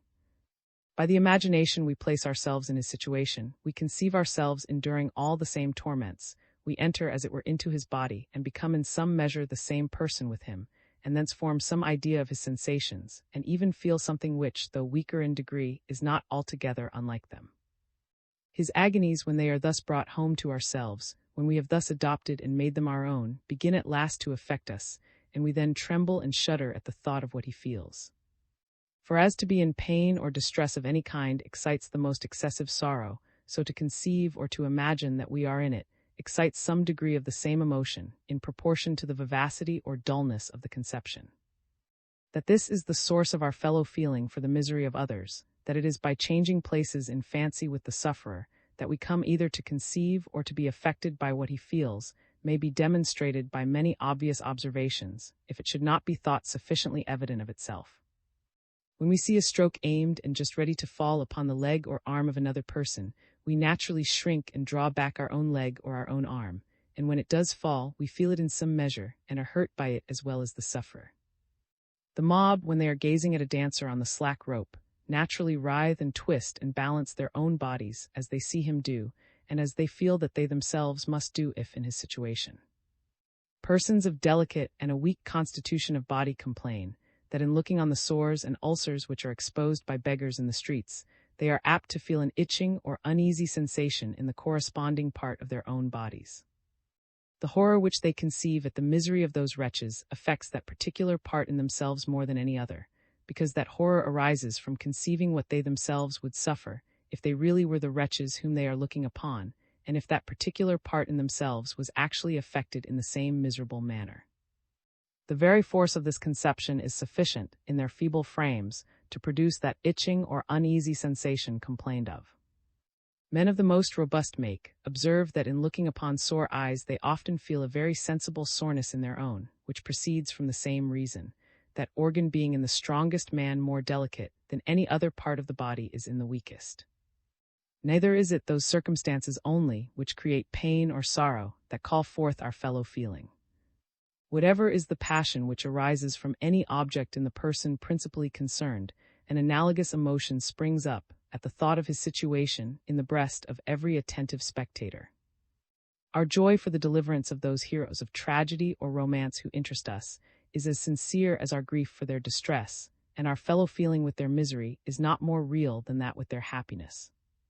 We enter into their gratitude towards those faithful friends who did not desert them in their difficulties, and we heartily go along with their resentment against those perfidious traitors who injured, abandoned, or deceived them. In every passion of which the mind of man is susceptible, the emotions of the bystander always correspond to what, by bringing the case home to himself, he imagines should be the sentiments of the sufferer. Pity and compassion are words appropriated to signify our fellow feeling with the sorrow of others. Sympathy, though its meaning was, perhaps, originally the same, may now, however, without much impropriety, be made use of to denote our fellow feeling with any passion whatever. Upon some occasions, sympathy may seem to arise merely from the view of a certain emotion in another person. The passions, upon some occasions, may seem to be transfused from one man to another, instantaneously and antecedent to any knowledge of what excited them in the person principally concerned. Grief and joy, for example, strongly expressed in the look and gestures of anyone, at once affect the spectator with some degree of alike painful or agreeable emotion. A smiling face is, to everybody that sees it, a cheerful object, as a sorrowful countenance, on the other hand, is a melancholy one. This, however, does not hold universally, or with regard to every passion. There are some passions of which the expressions excite no sort of sympathy, but before we are acquainted with what gave occasion to them, serve rather to disgust and provoke us against them. The furious of an angry man is more likely to exasperate us against himself than against his enemies. As we are unacquainted with his provocation, we cannot bring his case home to ourselves, nor conceive anything like the passions which it excites. But we plainly see what is the situation of those with whom he is angry, and to what violence they may be exposed from so enraged an adversary. We readily, therefore, with their fear or resentment, and are immediately disposed to take part against the man from whom they appear to be in so much danger. If the very appearances of grief and joy inspire us with some degree of the like emotions, it is because they suggest to us the general idea of some good or bad fortune that has befallen the person in whom we observe them, and in these passions this is sufficient to have some little influence upon us. The effects of grief and joy terminate in the person who feels those emotions, of which the expressions do not, like those of resentment, suggest to us the idea of any other person for whom we are concerned, and whose interests are opposite to his.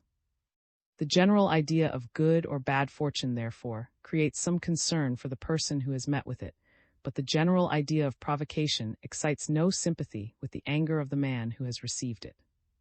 Nature, it seems, teaches us to be more averse to enter into this passion, and till informed of its cause, to be disposed rather to take part against it.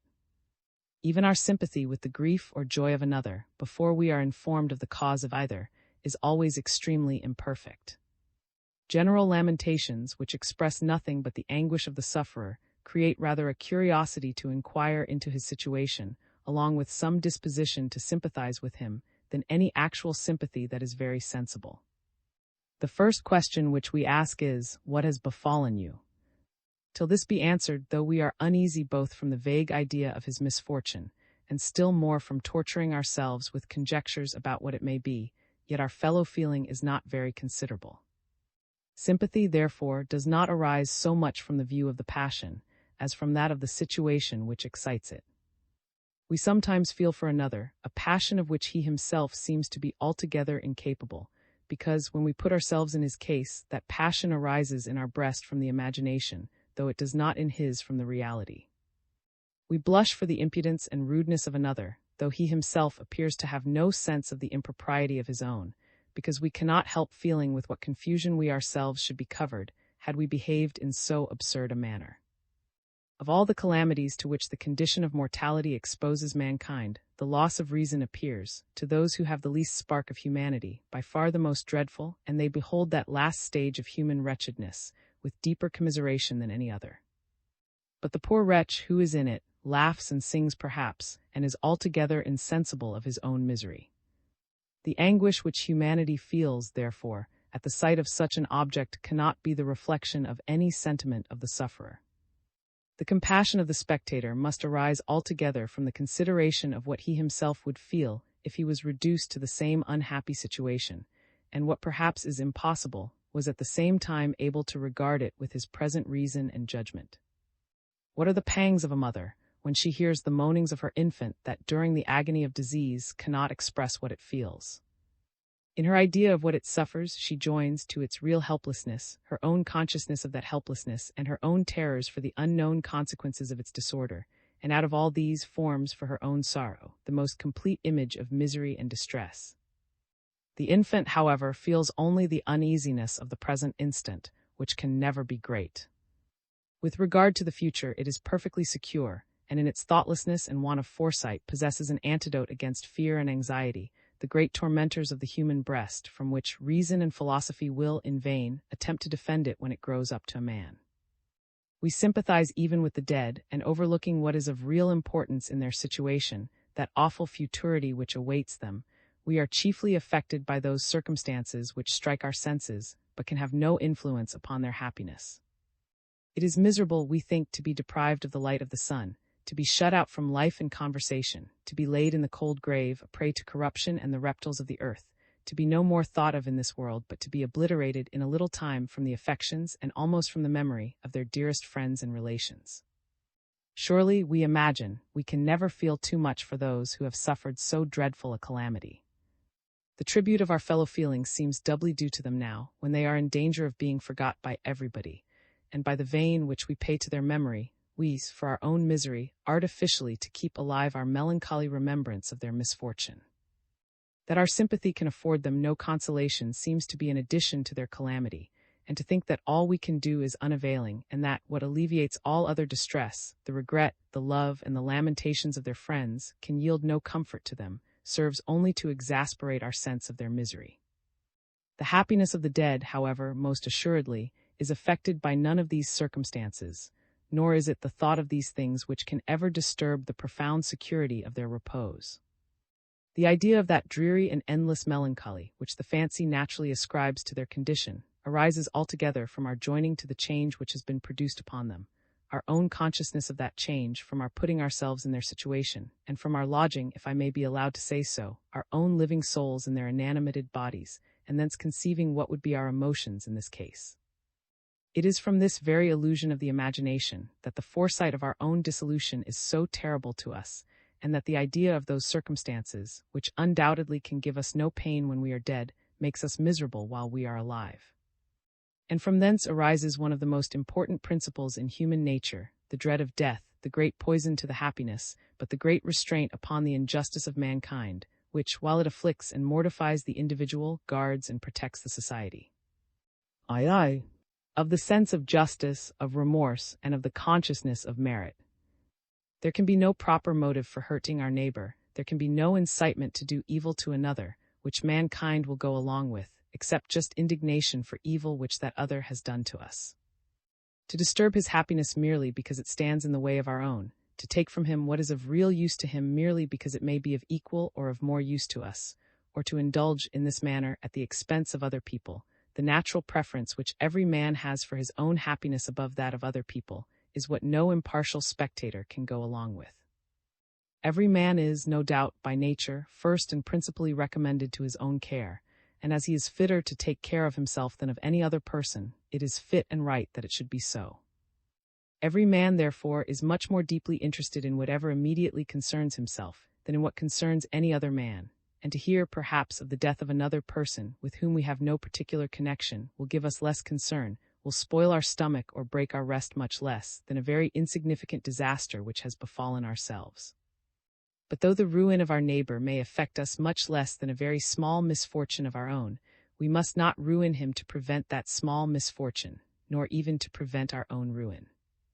We must here, as in all other cases, view ourselves not so much according to that light in which we may naturally appear to ourselves, as according to that in which we naturally appear to others.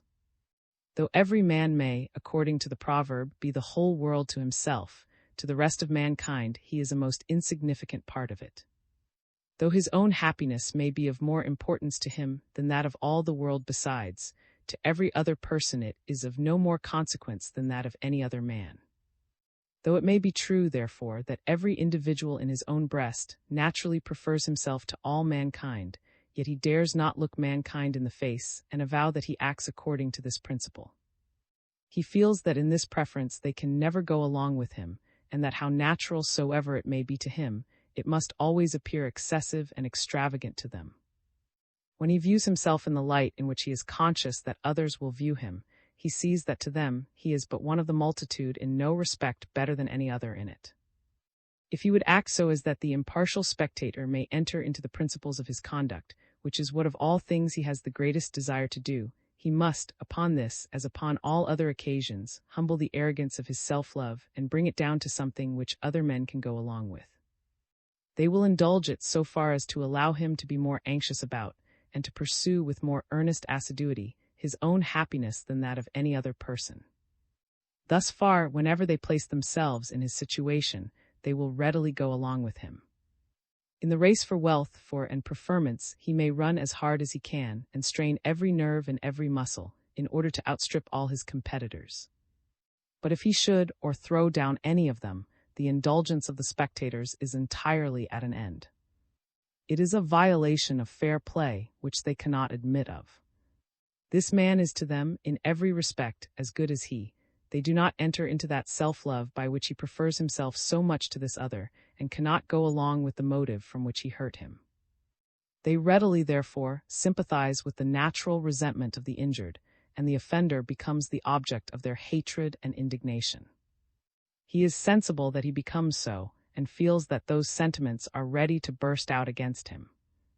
As the greater and more irreparable the evil that is done, the resentment of the sufferer runs naturally the higher, so does likewise the sympathetic indignation of the spectator, as well as the sense of guilt in the agent.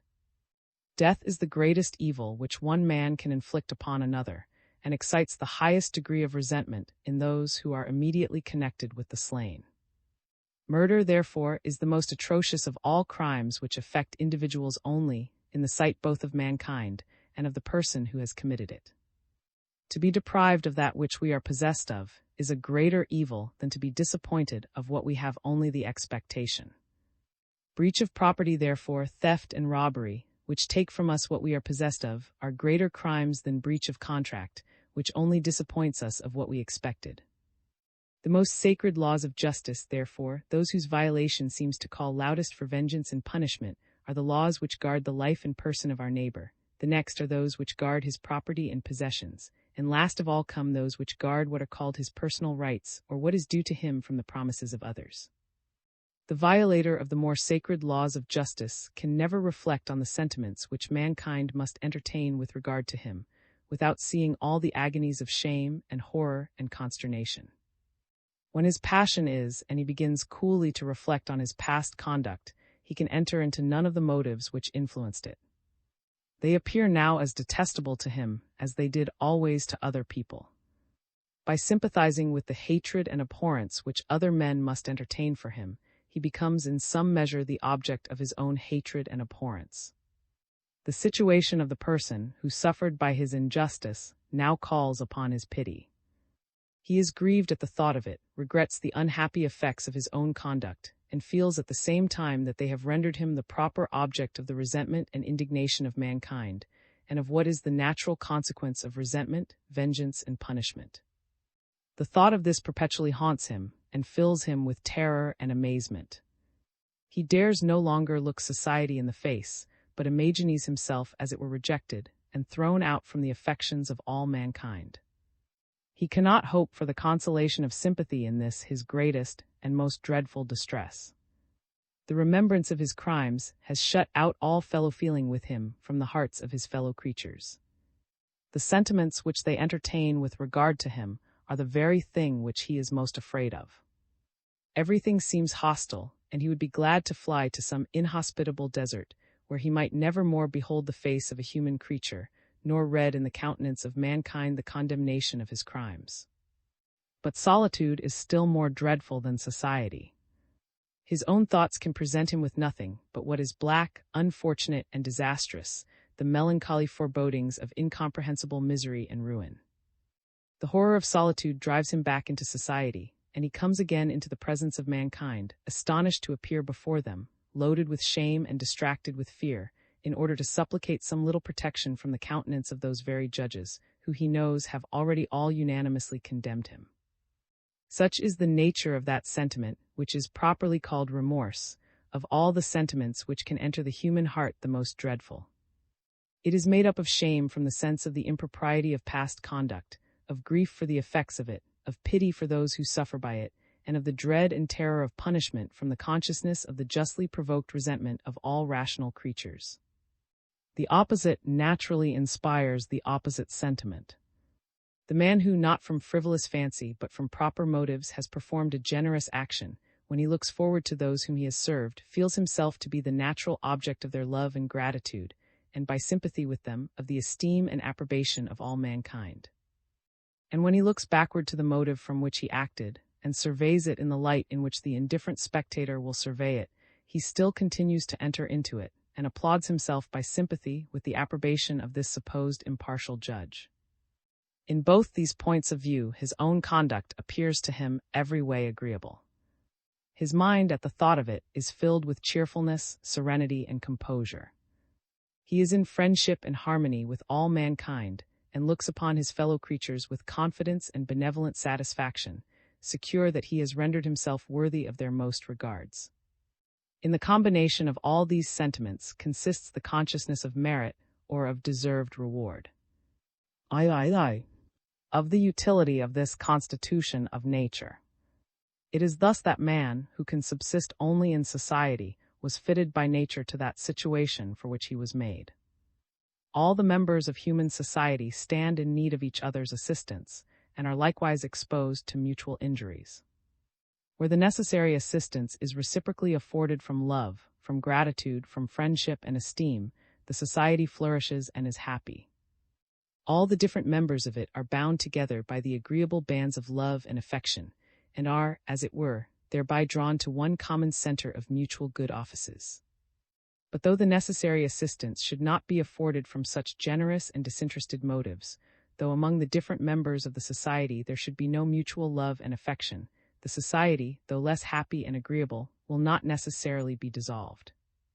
Society may subsist among different men, as among different merchants, from a sense of its utility, without any mutual love or affection, and though no man in it should owe any obligation or be bound in gratitude to any other, it may still be upheld by a mercenary exchange of good offices according to an agreed valuation.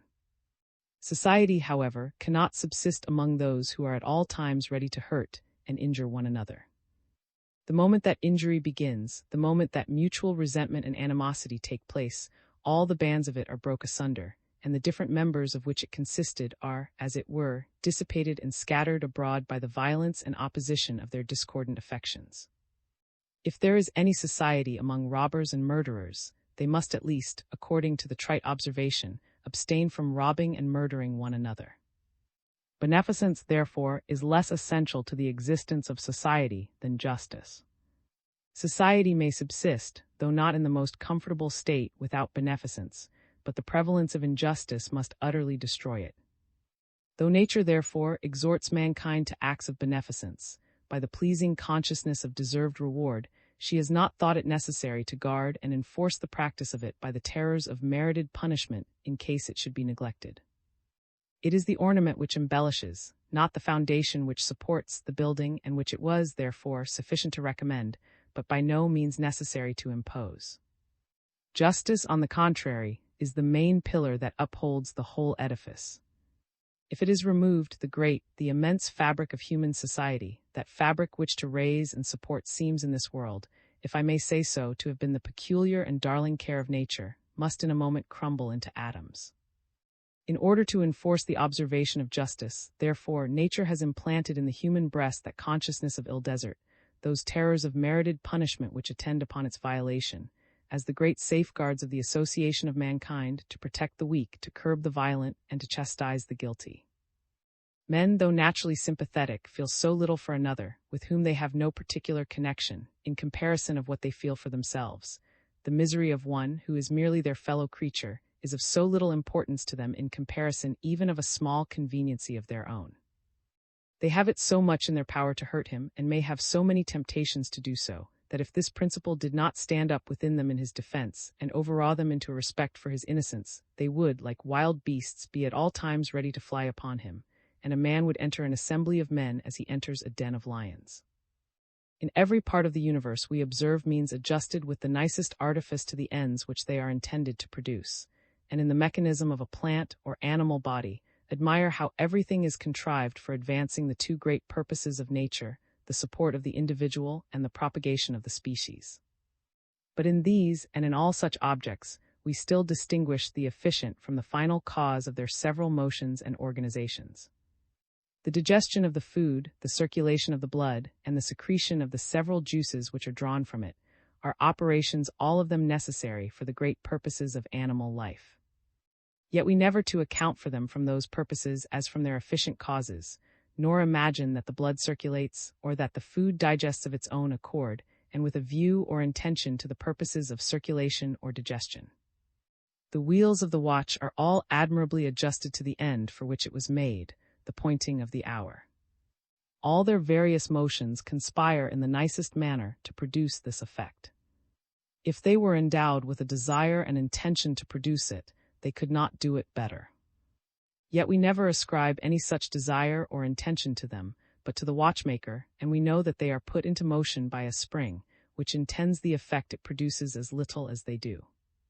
But though in accounting for the operations of bodies, we never fail to distinguish in this manner the efficient from the final cause, in accounting for those of the mind, we are very apt to confound these two different things with one another. When by natural principles we are led to advance those ends which a refined and enlightened reason would recommend to us, we are very apt to impute to that reason, as to their efficient cause, the sentiments and actions by which we advance those ends, and to imagine that to be the wisdom of man, which in reality is the wisdom of God.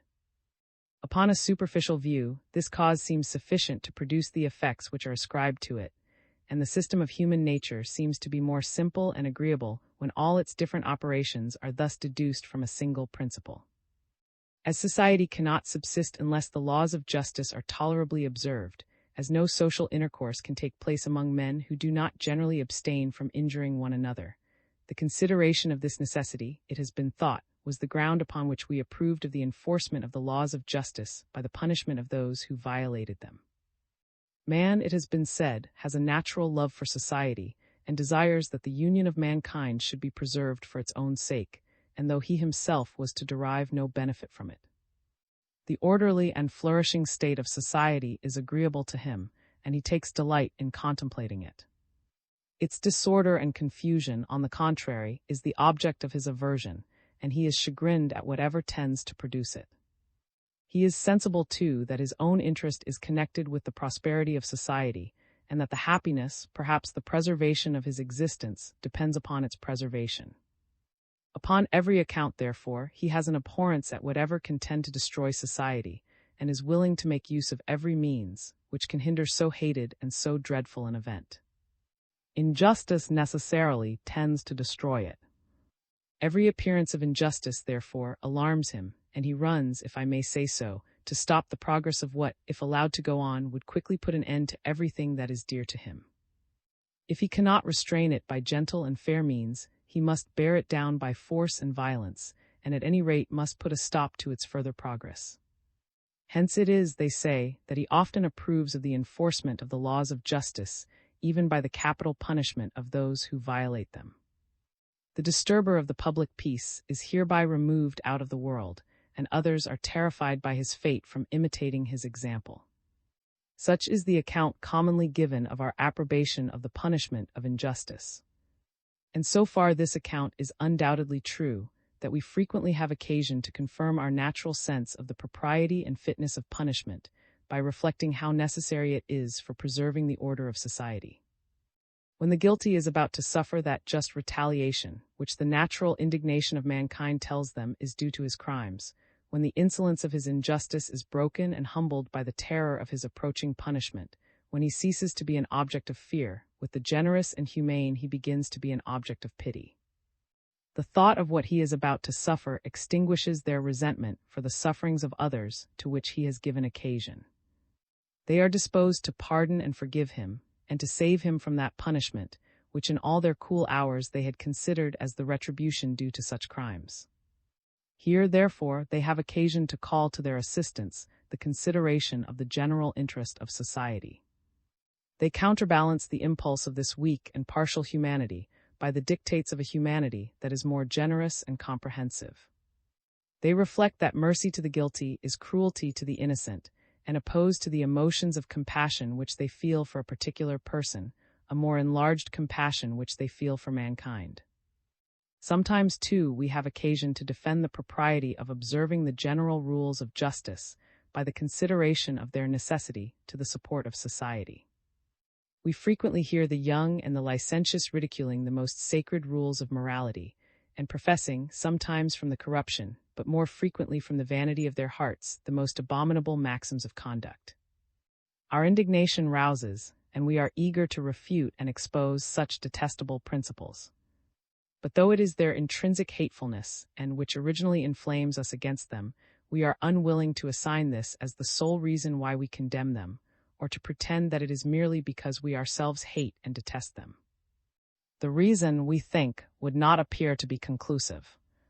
Yet why should it not, if we hate and detest them because they are the natural and proper objects of hatred and detestation? But when they are asked why we should not act in such or such a manner, the very question seems to suppose that, to those who ask it, this manner of acting does not appear to be for its own sake the natural and proper object of those sentiments. We must show them, therefore, that it ought to be so for the sake of something else. Upon this account we generally cast about for other arguments, and the consideration which first occurs to us is the disorder and confusion of society which would result from the universal prevalence of such practices.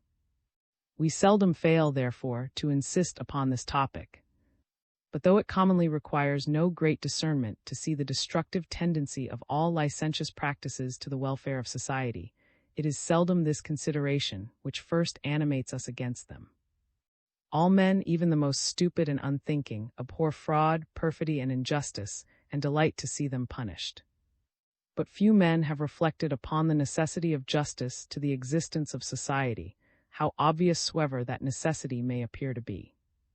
That it is not a regard to the preservation of society, which originally interests us in the punishment of crimes committed against individuals, may be demonstrated by many obvious considerations.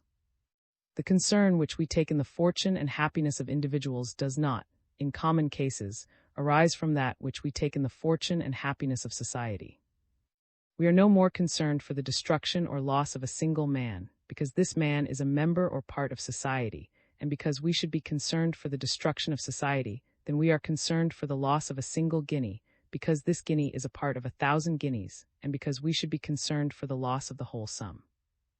In neither case does our regard for the individuals arise from our regard for the multitude, but in both cases our regard for the multitude is compounded and made up of the particular regards which we feel for the different individuals of which it is composed.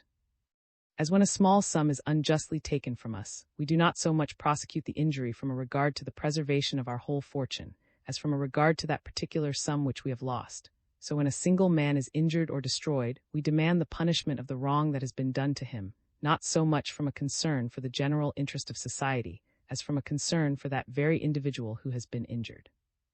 It is to be observed, however, that this concern does not necessarily include in it any degree of those exquisite sentiments which are commonly called love, esteem, and affection, and by which we distinguish our particular friends and acquaintance.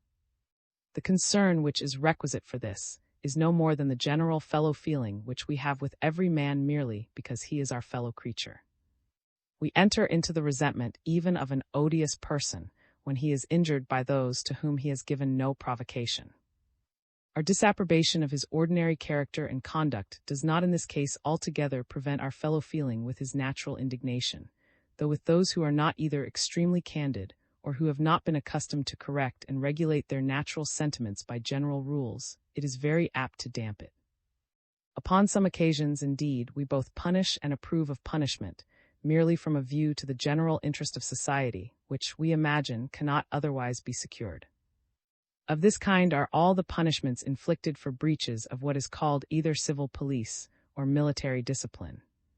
Such crimes do not immediately or directly hurt any particular person, but their remote consequences, it is supposed, do produce or might produce either a considerable or a great disorder in the society. A sentinel, for example, who falls asleep upon his watch, suffers death by the laws of war, because such carelessness might endanger the whole army. This severity may, upon many occasions, appear necessary, and for that reason just and proper.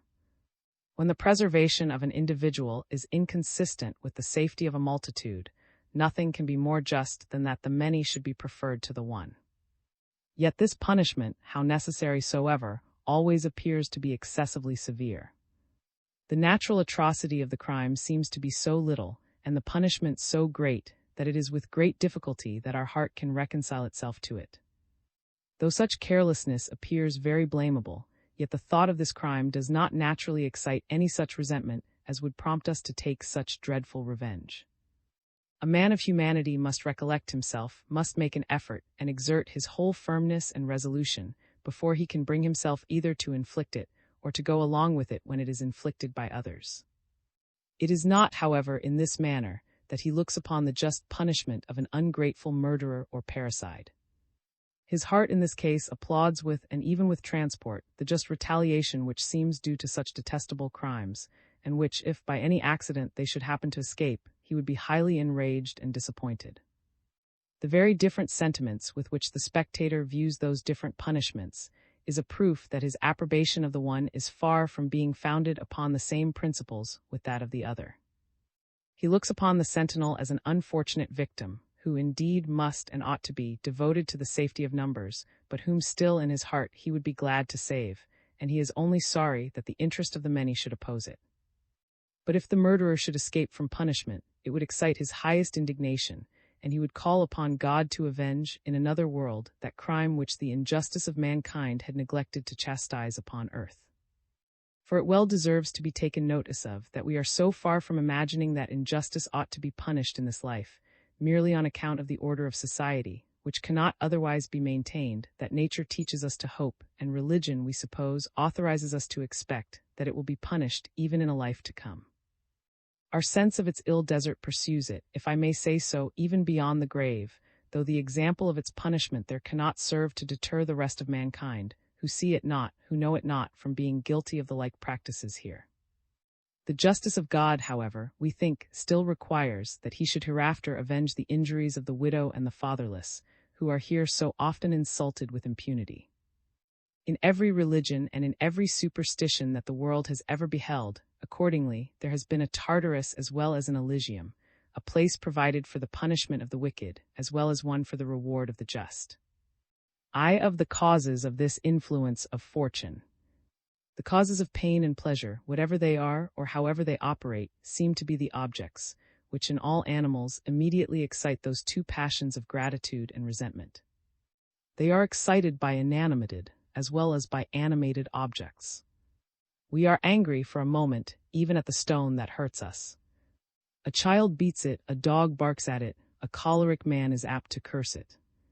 The least reflection, indeed, corrects this sentiment, and we soon become sensible that what has no feeling is a very improper object of revenge. When the mischief, however, is very great, the object which caused it becomes disagreeable to us ever after, and we take pleasure to burn or destroy it. We should treat, in this manner, the instrument which had accidentally been the cause of the death of a friend, and we should often think ourselves guilty of a sort of inhumanity, if we neglected to vent this absurd sort of vengeance upon it. We conceive, in the same manner, a sort of gratitude for those inanimated objects, which have been the causes of great or frequent pleasure to us. The sailor who, as soon as he got ashore, should mend his fire with the plank upon which he had just escaped from a shipwreck, would seem to be guilty of an unnatural action.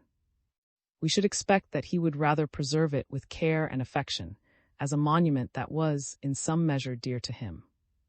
A man grows fond of a snuff-box, of a penknife, of a staff which he has long made use of, and conceives something like a real love and affection for them. If he breaks or loses them, he is vexed out of all proportion to the value of the damage. The house which we have long lived in, the tree, whose verdure and shade we have long enjoyed, are both looked upon with a sort of respect that seems due to such benefactors.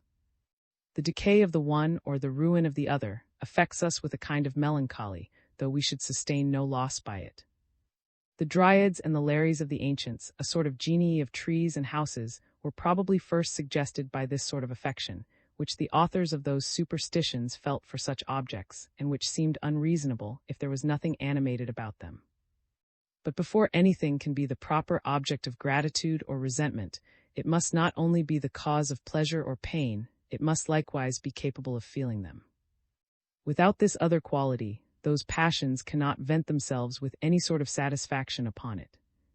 As they are excited by the causes of pleasure and pain, so their gratification consists in retaliating those sensations upon what gave occasion to them, which it is to no purpose to attempt upon what has no sensibility.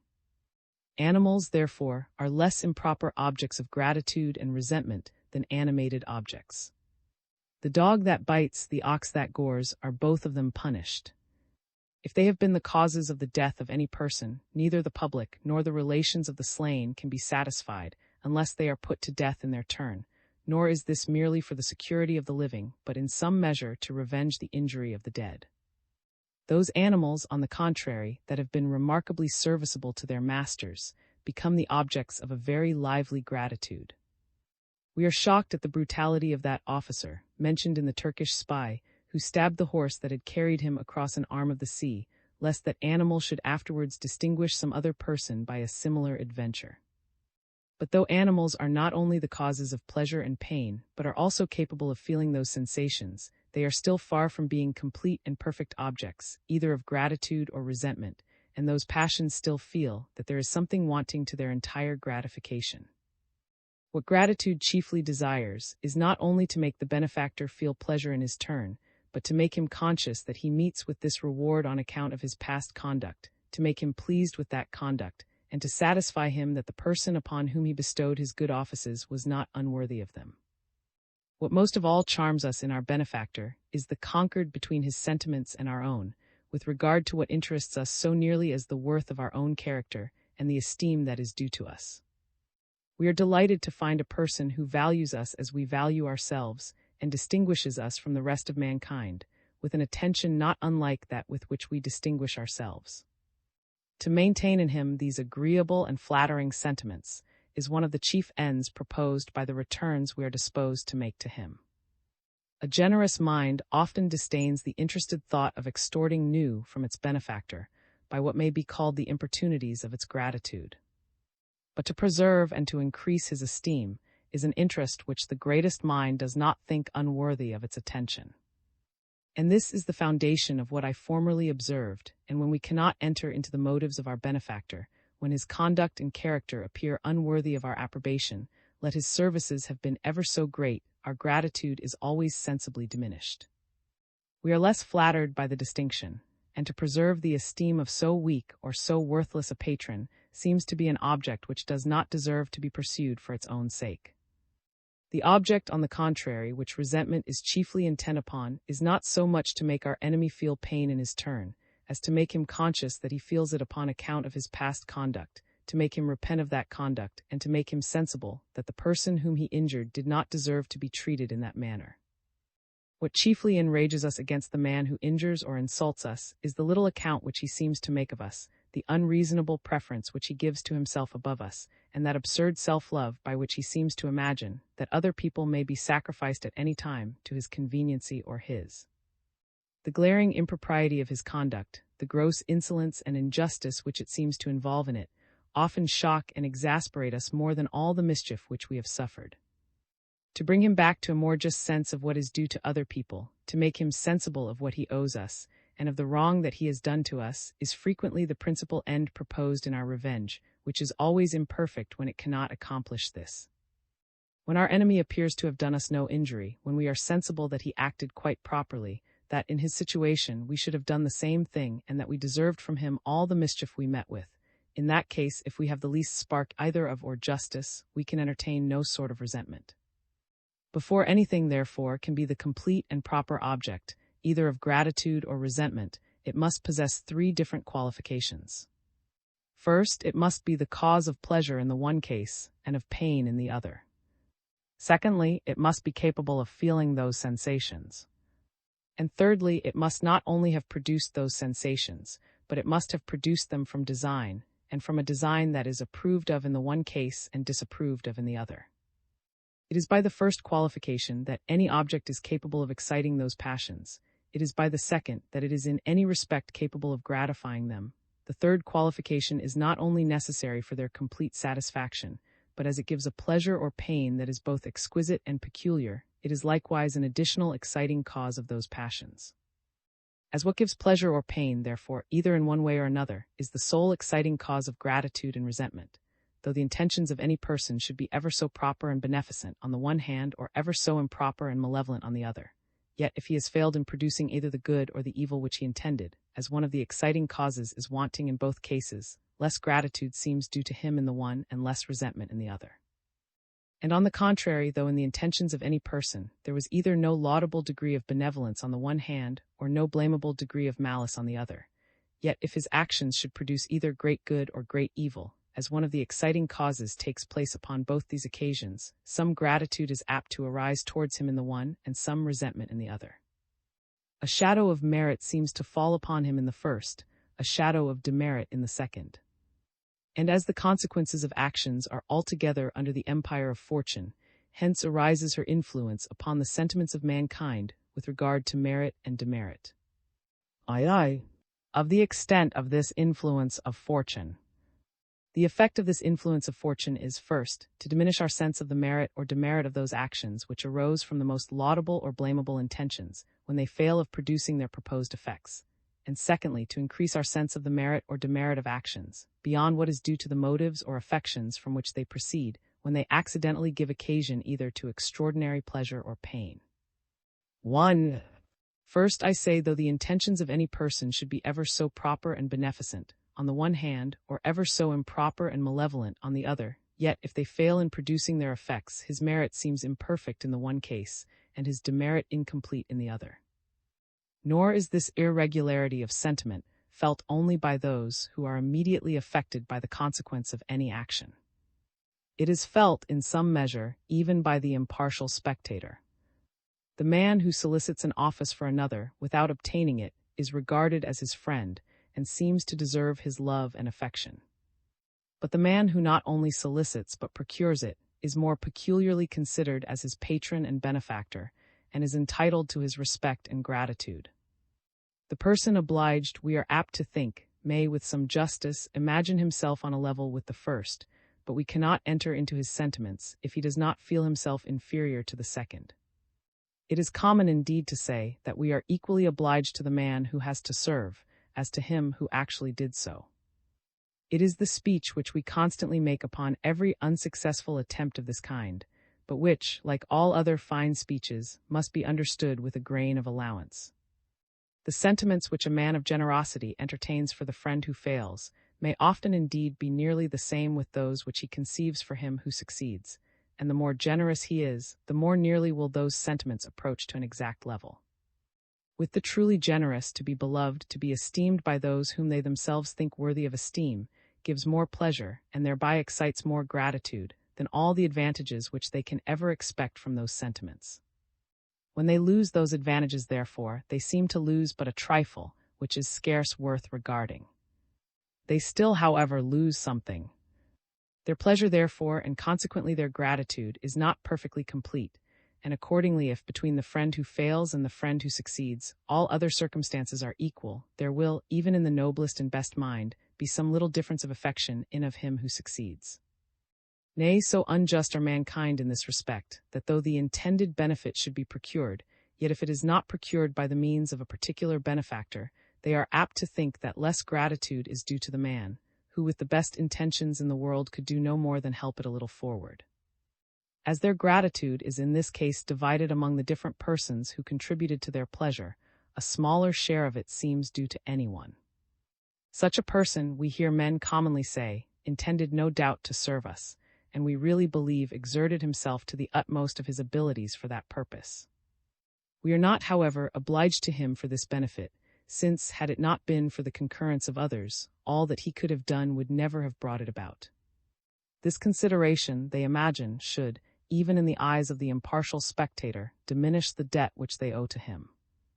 The person himself who has unsuccessfully to confer a benefit has by no means the same dependency upon the gratitude of the man whom he meant to oblige, nor the same sense of his own merit towards him, which he would have had in the case of success. Even the merit of talents and abilities which some accident has hindered from producing their effects seems in some measure imperfect, even to those who are fully convinced of their capacity to produce them. The general who has been hindered by the envy of ministers from gaining some great advantage over the enemies of his country regrets the loss of the opportunity forever after. Nor is it only upon account of the public that he regrets it. He laments that he was hindered from performing an action which would have added a new luster to his character in his own eyes, as well as in those of every other person. It satisfies neither himself nor others to reflect that the plan or design was all that depended on him, that no greater capacity was required to execute it than what was necessary to concert it, that he was allowed to be every way capable of executing it, and that had he been permitted to go on, success was infallible. He still did not execute it, and though he might deserve all the approbation which is due to a magnanimous and great design, he still wanted the actual merit of having performed a great action. To take the management of any affair of public concern from the man who has almost brought it to a conclusion is regarded as the most invidious injustice. As he had done so much, he should, we think, have been allowed to acquire the complete merit of putting an end to it. It was objected to Pompey that he came in upon the victories of, and gathered those laurels which were due to the fortune and of another. The glory of, it seems, was less complete even in the opinion of his own friends, when he was not permitted to finish that conquest which his conduct and courage had put in the power of almost any man to finish. It mortifies an architect when his plans are either not executed at all, or when they are so far altered as to spoil the effect of the building. The plan, however, is all that depends upon the architect. The whole of his genius is, to good judges, as completely discovered in that as in the actual execution. But a plan does not, even to the most intelligent, give the same pleasure as a noble and magnificent building. They may discover as much both of taste and genius in the one as in the other. But their effects are still vastly different, and the amusement derived from the first never approaches to the wonder and admiration which are sometimes excited by the second. We may believe of many men that their talents are superior to those of Caesar and Alexander, and that in the same situations they would perform still greater actions. In the meantime, however, we do not behold them with that astonishment and admiration with which those two heroes have been regarded in all ages and nations. The calm judgments of the mind may approve of them more, but they want thee of great actions to dazzle and transport it. The superiority of virtues and talents has not, even upon those who acknowledge that superiority, the same effect with the superiority of achievements.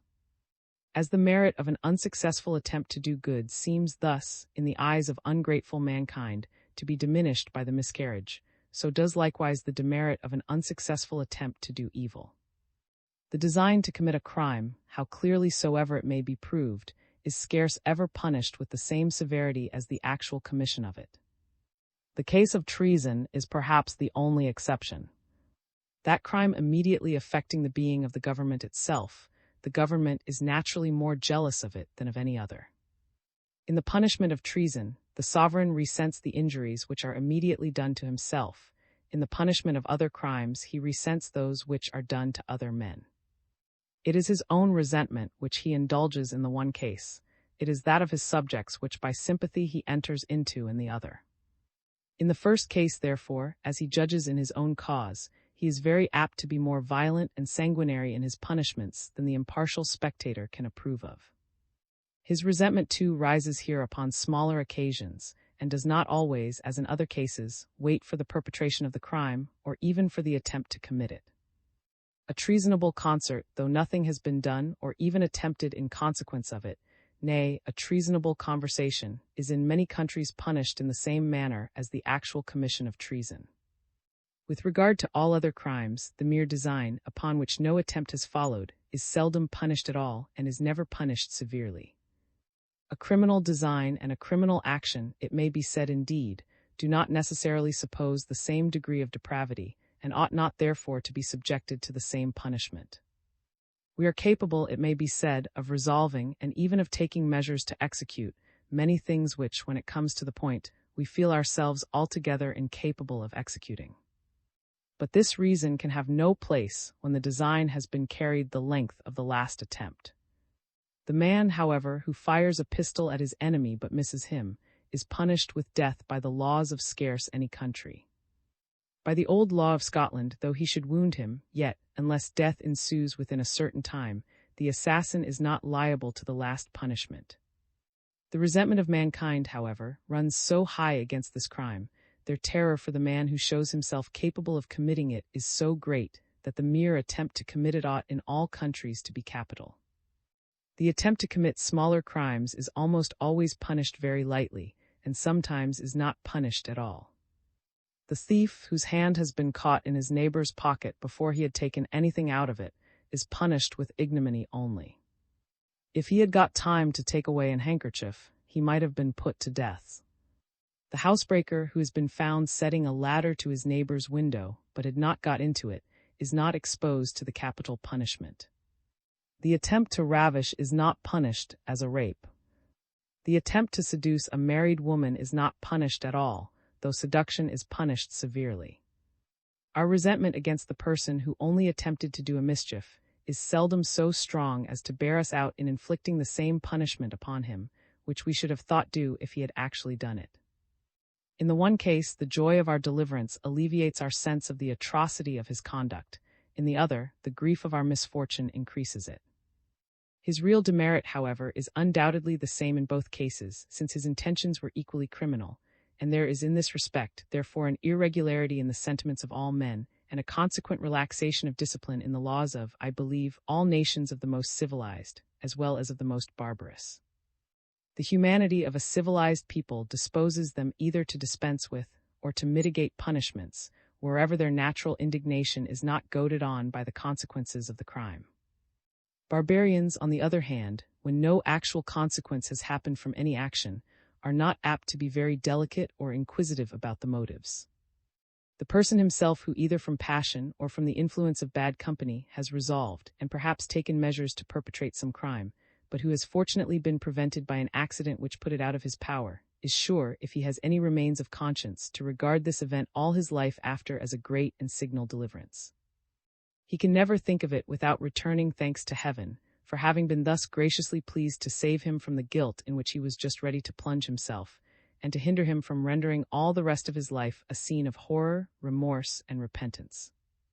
But though his hands are innocent, he is conscious that his heart is equally guilty, as if he had actually executed what he was so fully resolved upon. It gives great ease to his conscience, however, to consider that the crime was not executed, though he knows that the failure arose from no virtue in him. He still considers himself as less deserving of punishment and resentment, and this good fortune either diminishes or takes away altogether all sense of guilt.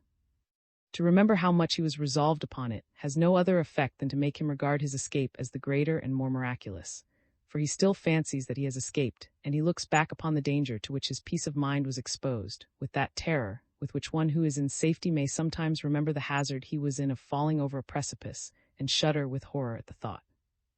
2.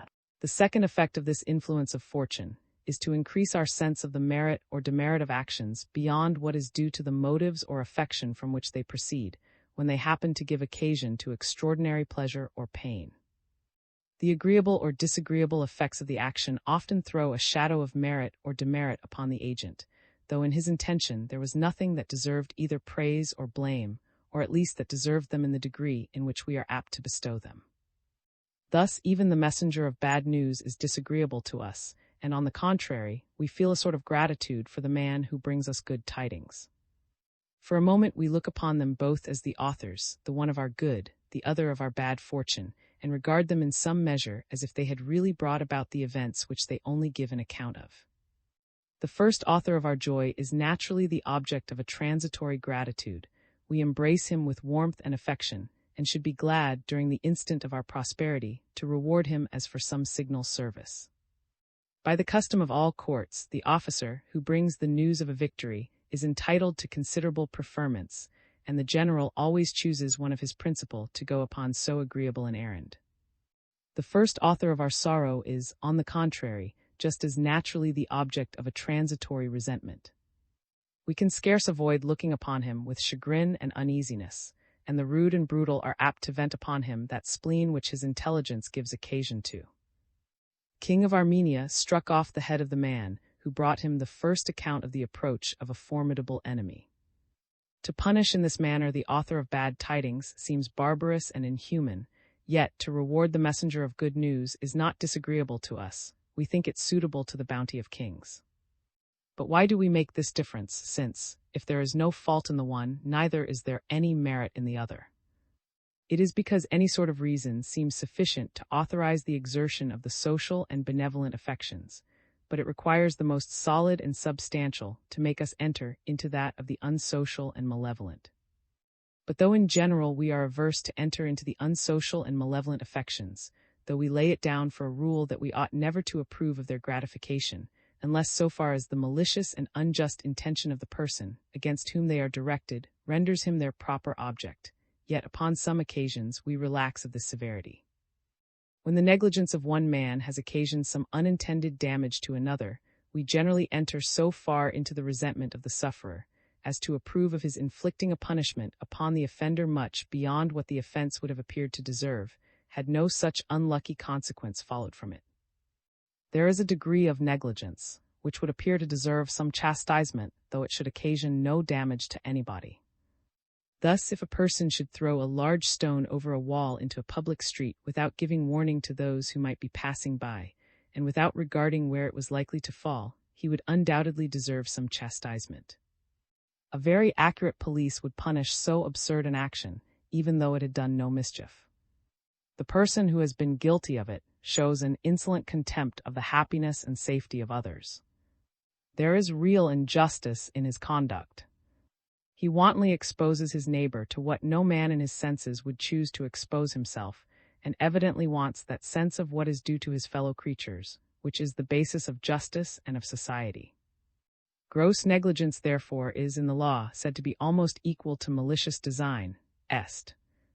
When any unlucky consequences happen from such carelessness, the person who has been guilty of it is often punished as if he had really intended those consequences, and his conduct, which was only thoughtless and insolent, and what deserved some chastisement, is considered as atrocious and as liable to the punishment. Thus, if by the imprudent action above mentioned he should accidentally kill a man, he is, by the laws of many countries, particularly by the old law of Scotland, liable to the last punishment. And though this is no doubt excessively severe, it is not altogether inconsistent with our natural sentiments. Our just indignation against the folly and inhumanity of his conduct is exasperated by our sympathy with the unfortunate sufferer. Nothing, however, would appear more shocking to our natural sense of equity than to bring a man to the scaffold merely for having thrown a stone carelessly into the street without hurting anybody. The folly and inhumanity of his conduct, however, would in this case be the same, but still our sentiments would be very different. The consideration of this difference may satisfy us how much the indignation, even of the spectator, is apt to be animated by the actual consequences of the action. In cases of this kind there will, if I am not mistaken, be found a great degree of severity in the laws of almost all nations, as I have already observed that in those of an opposite kind there was a very general relaxation of discipline. There is another degree of negligence which does not involve in it any sort of injustice. The person who is guilty of it treats his neighbor as he treats himself, means no harm to anybody, and is far from entertaining any insolent contempt for the safety and happiness of others. He is not, however, so careful and circumspect in his conduct as he ought to be, and deserves upon this account some degree of blame and censure, but no sort of punishment. Yet if by a negligence levis of this kind he should occasion some damage to another person, he is by the laws of, I believe, all countries obliged to compensate it. And though this is, no doubt, a real punishment, and what no mortal would have thought of inflicting upon him, had it not been for the unlucky accident which his conduct gave occasion to, yet this decision of the law is approved of by the natural sentiments of all mankind.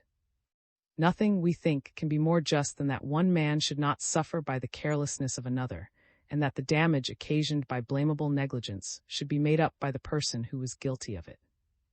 There is another species of negligence, which consists merely in a want of the most anxious timidity and circumspection with regard to all the possible consequences of our actions. The want of this painful attention, when no bad consequences follow from it, is so far from being regarded as blamable that the contrary quality is rather considered as such. That timid circumspection which is afraid of everything is never regarded as a virtue, but as a quality which more than any other incapacitates for action and business.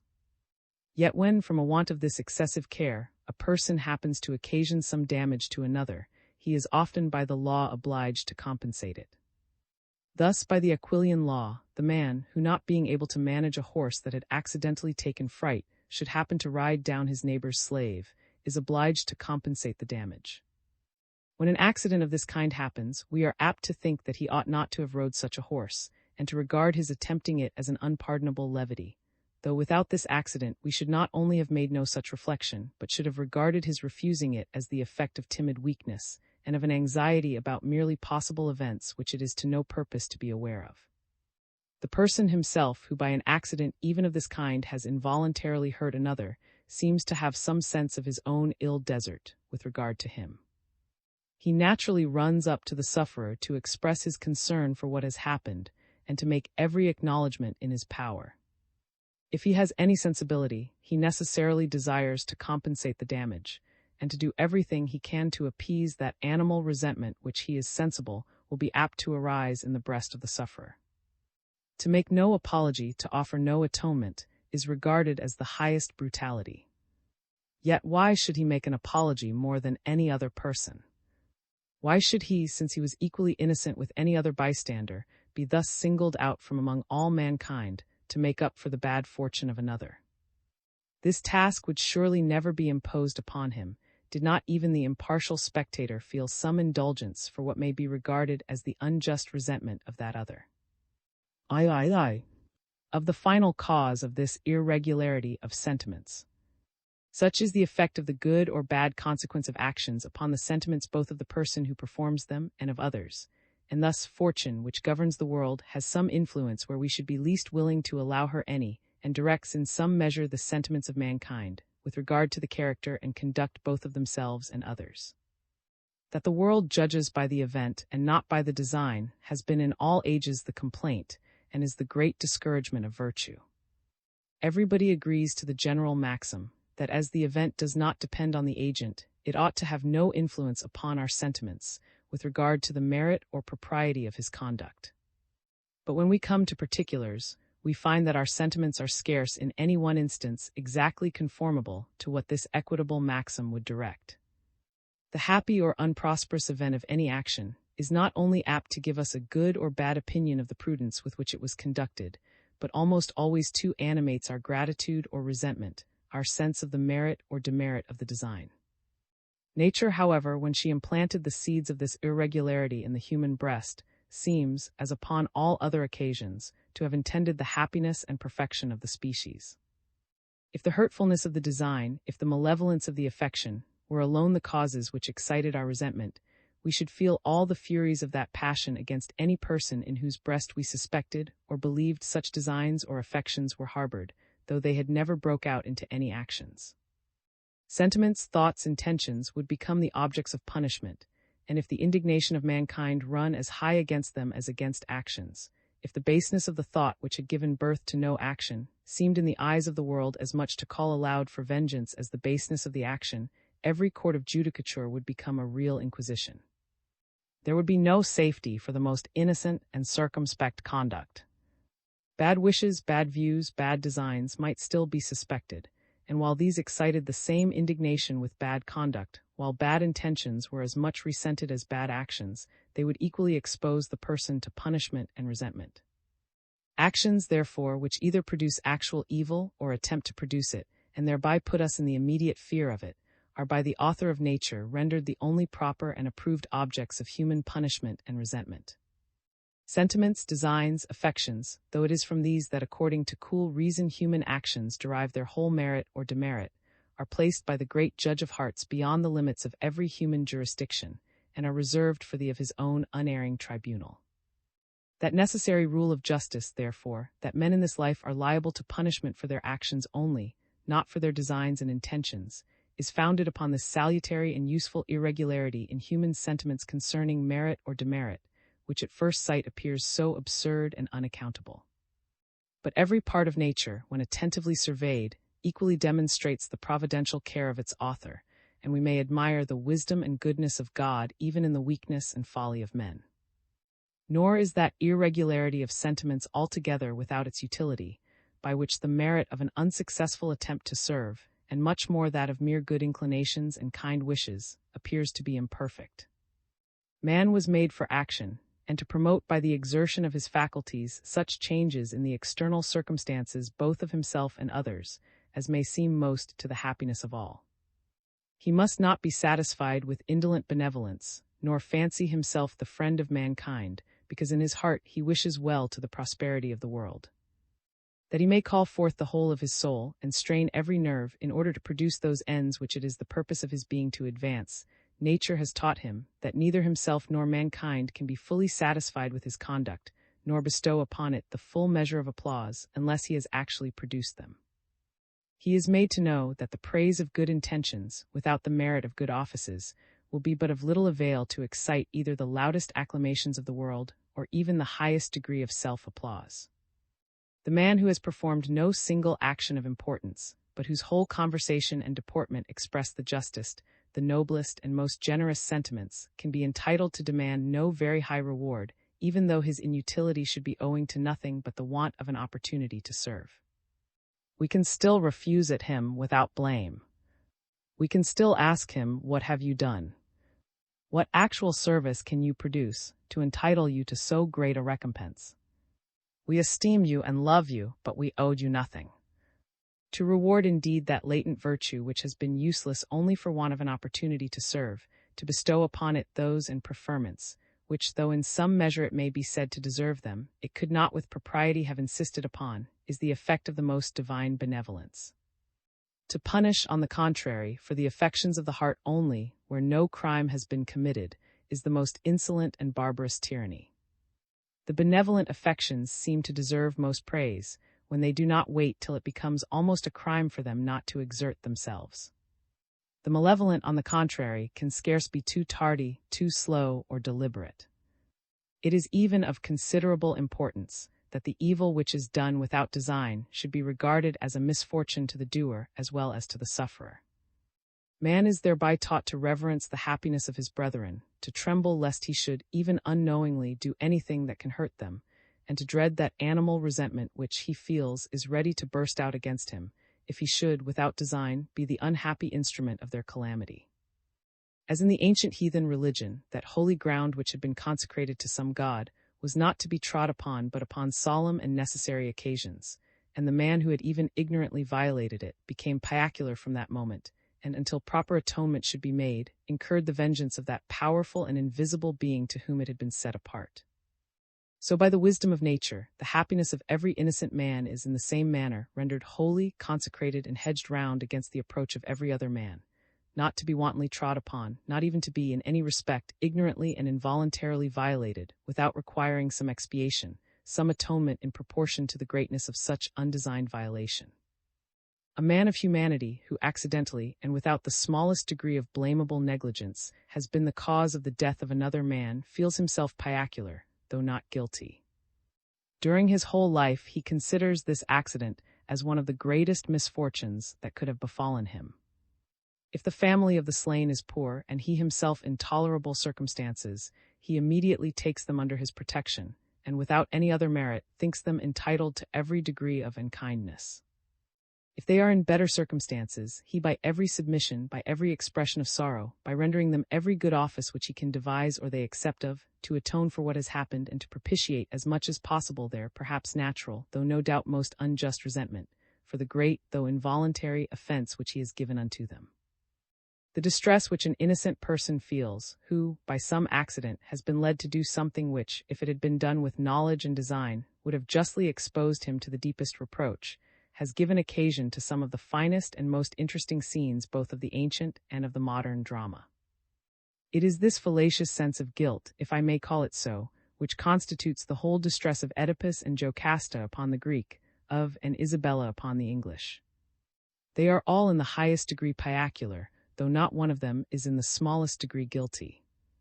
Notwithstanding, however, all these seeming irregularities of sentiment, if man should unfortunately either give occasion to those evils which he did not intend, or fail in producing that good which he intended, nature has not left his innocence altogether without consolation, nor his virtue altogether without reward. He then calls to his assistance that just and equitable maxim, that those events which did not depend upon our conduct ought not to diminish the esteem that is due to us. He summons up his whole magnanimity and firmness of soul, and strives to regard himself, not in the light in which he at present appears, but in that in which he ought to appear, in which he would have appeared had his generous designs been crowned with success, and in which he would still appear, notwithstanding their miscarriage, if the sentiments of mankind were either altogether candid and equitable, or even perfectly consistent with themselves. The more candid and humane part of mankind entirely go along with the efforts which he thus makes to support himself in his own opinion. They exert their whole generosity and greatness of mind to correct in themselves this irregularity of human nature, and to regard his unfortunate magnanimity in the same light in which, had it been successful, they would, without any such generous exertion, have naturally been disposed to consider it. I of the principle of self-approbation and of self-disapprobation. In the two foregoing parts of this discourse, I have chiefly considered the origin and foundation of our judgments concerning the sentiments and conduct of others. I come now to consider more particularly the origin of those concerning our own. The principle by which we naturally either approve or disapprove of our own conduct seems to be altogether the same with that by which we exercise the like judgments concerning the conduct of other people. We either approve or disapprove of the conduct of another man according as we feel that, when we bring his case home to ourselves, we either can or cannot entirely sympathize with the sentiments and motives which directed it. And in the same manner, we either approve or disapprove of our own conduct, according as we feel that, when we place ourselves in the situation of another man, and view it, as it were, with his eyes and from his station, we either can or cannot entirely enter into and sympathize with the sentiments and motives which influenced it. We can never survey our own sentiments and motives, we can never form any judgment concerning them, unless we remove ourselves, as it were, from our own natural station, and to view them as at a certain distance from us. But we can do this in no other way than by endeavoring to view them with the eyes of other people, or as other people are likely to view them. Whatever judgment we can form concerning them, accordingly, must always bear some secret reference, either to what are, or to what, upon a certain condition, would be, or to what, we imagine, ought to be the judgment of others. We to examine our own conduct, as we imagine any other fair and impartial spectator would examine it. If upon placing ourselves in his situation, we thoroughly enter into all the passions and motives which influenced it, we approve of it, by sympathy with the approbation of this supposed equitable judge. If otherwise, we enter into his disapprobation, and condemn it. Were it possible that a human creature could grow up to manhood in some solitary place, without any communication with his own species, he could no more think of his own character, of the propriety or demerit of his own sentiments and conduct, of the beauty or deformity of his own mind, than of the beauty or deformity of his own face. All these are objects which he cannot easily see, which naturally he does not look at, and with regard to which he is provided with no mirror which can present them to his view. Bring him into society, and he is immediately provided with the mirror which he wanted before. It is placed in the countenance and of those he lives with, which always mark when they enter into, and when they disapprove of his sentiments, and it is here that he first views the propriety and impropriety of his own passions, the beauty and deformity of his own mind. To a man who from his birth was a stranger to society, the objects of his passions, the external bodies which either pleased or hurt him, would occupy his whole attention. The passions themselves, the desires or aversions, the joys or sorrows which those objects excited, though of all things the most immediately present to him, could scarce ever be the objects of his thoughts. The idea of them could never interest him so much as to call upon his attentive consideration. The consideration of his joy could in him excite no new joy, nor that of his sorrow any new sorrow, though the consideration of the causes of those passions might often excite both. Bring him into society, and all his own passions will immediately become the causes of new passions. he will observe that mankind approve of some of them and are disgusted by others. He will be elevated in the one case and cast down in the other. His desires and aversions, his joys and sorrows, will now often become the causes of new desires and new aversions, new joys and new sorrows. They will now, therefore, interest him deeply and often call upon his most attentive consideration. Our first ideas of personal beauty and deformity are drawn from the shape and appearance of others, not from our own. We soon become sensible, however, that others exercise the same criticism upon us. We are pleased when they approve of our figure, and are disobliged when they seem to be disgusted. We become anxious to know how far our appearance deserves either their blame or approbation. We examine our persons limb by limb, and by placing ourselves before a looking-glass, or by some such expedient, as much as possible, to view ourselves at the distance and with the eyes of other people. If after this examination we are satisfied with our own appearance, we can more easily support the most disadvantageous judgments of others. If, on the contrary, we are sensible that we are the natural objects of distaste, every appearance of their disapprobation mortifies us beyond all measure. A man who is tolerably handsome will allow you to laugh at any little irregularity in his person, but all such jokes are commonly unsupportable to one who is really deformed. It is evident, however, that we are anxious about our own beauty and deformity only upon account of its effect upon others. If we had no connection with society, we should be altogether indifferent about either. In the same manner, our first moral criticisms are exercised upon the characters and conduct of other people, and we are all very forward to observe how each of these affects us. But we soon learn that other people are equally frank with regard to our own. We become anxious to know how far we deserve their censure or applause, and whether to them we must necessarily appear those agreeable or disagreeable creatures which they represent us. We begin, upon this account, to examine our own passions and conduct, and to consider how these must appear to them, by considering how they would appear to us if in their situation. We suppose ourselves the spectators of our own, and to imagine what effect it would, in this light, produce upon us. This is the only looking-glass by which we can, in some measure, with the eyes of other people, scrutinize the propriety of our own conduct. If in this view it pleases us, we are tolerably satisfied. We can be more indifferent about the applause, and in some measure despise the censure of the world, secure that, however misunderstood or misrepresented, we are the natural and proper objects of approbation. On the contrary, if we are doubtful about it, we are often, upon that very account, more anxious to gain their approbation, and provided we have not already, as they say, shaken hands with infamy, we are altogether distracted at the thoughts of their censure, which then strikes us with double severity. When I to examine my own conduct, when I to pass sentence upon it, and either to approve or condemn it, it is evident that in all such cases I divide myself as it were into two persons, and that I, the examiner and judge, represent a different character from that other I, the person whose conduct is examined into and judged of. The first is the spectator, whose sentiments with regard to my own conduct I to enter into, by placing myself in his situation, and by considering how it would appear to me, when seen from that particular point of view. The second is the agent, the person whom I properly call myself, and of whose conduct, under the character of a spectator, I was endeavoring to form some opinion. The first is the judge, the second the person judged of. But that the judge should in every respect be the same with the person judged of is as impossible as that the cause should in every respect be the same with the effect. To be amiable and to be meritorious, that is, to deserve love and to deserve reward, are the great characters of virtue, and to be odious and punishable of vice.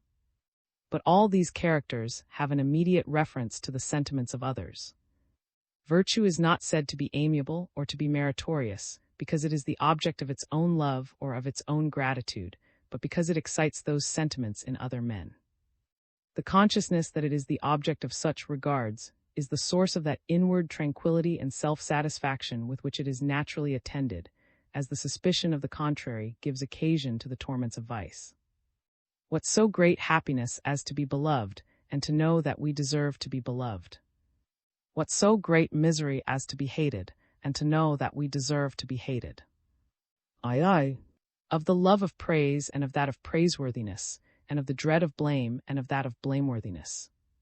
Man naturally desires not only to be loved, but to be lovely, or to be that thing which is the natural and proper object of love. He naturally dreads not only to be hated, but to be hateful, or to be that thing which is the natural and proper object of hatred. He desires not only praise, but praiseworthiness, or to be that thing which, though it should be praised by nobody, is, however, the natural and proper object of praise. He dreads not only blame, but blameworthiness, or to be that thing which, though it should be blamed by nobody, is, however, the natural and proper object of blame.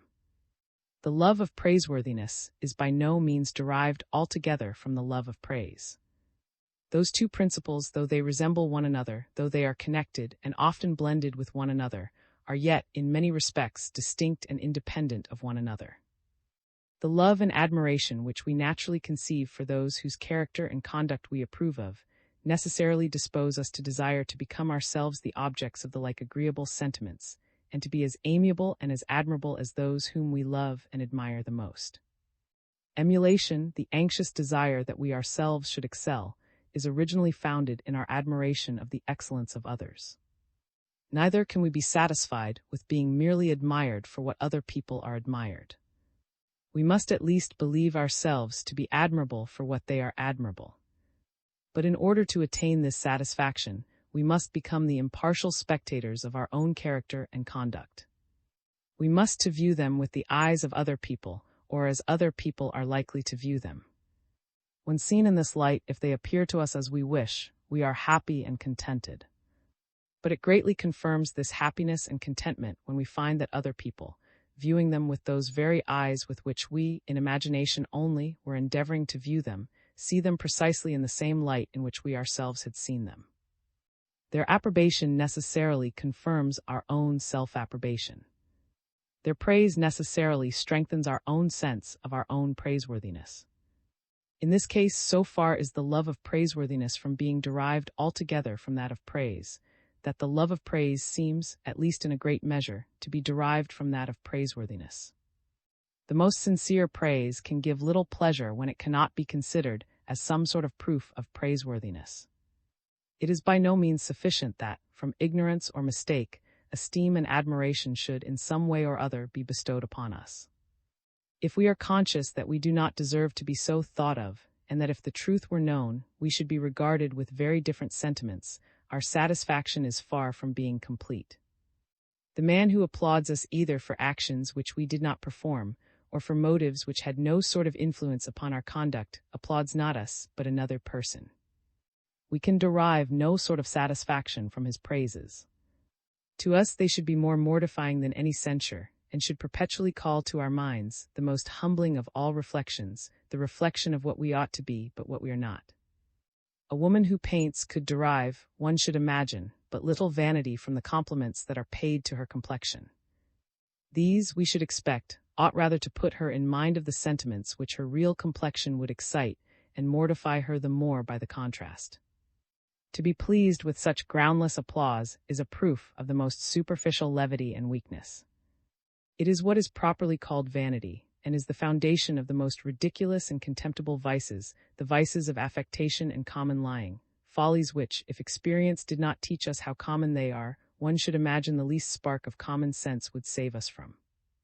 The foolish liar who, to excite the admiration of the company by the relation of adventures which never had any existence, the important coxcomb, who gives himself airs of rank and distinction which he well knows he has no just pretensions to, are both of them, no doubt, pleased with the applause which they fancy they meet with.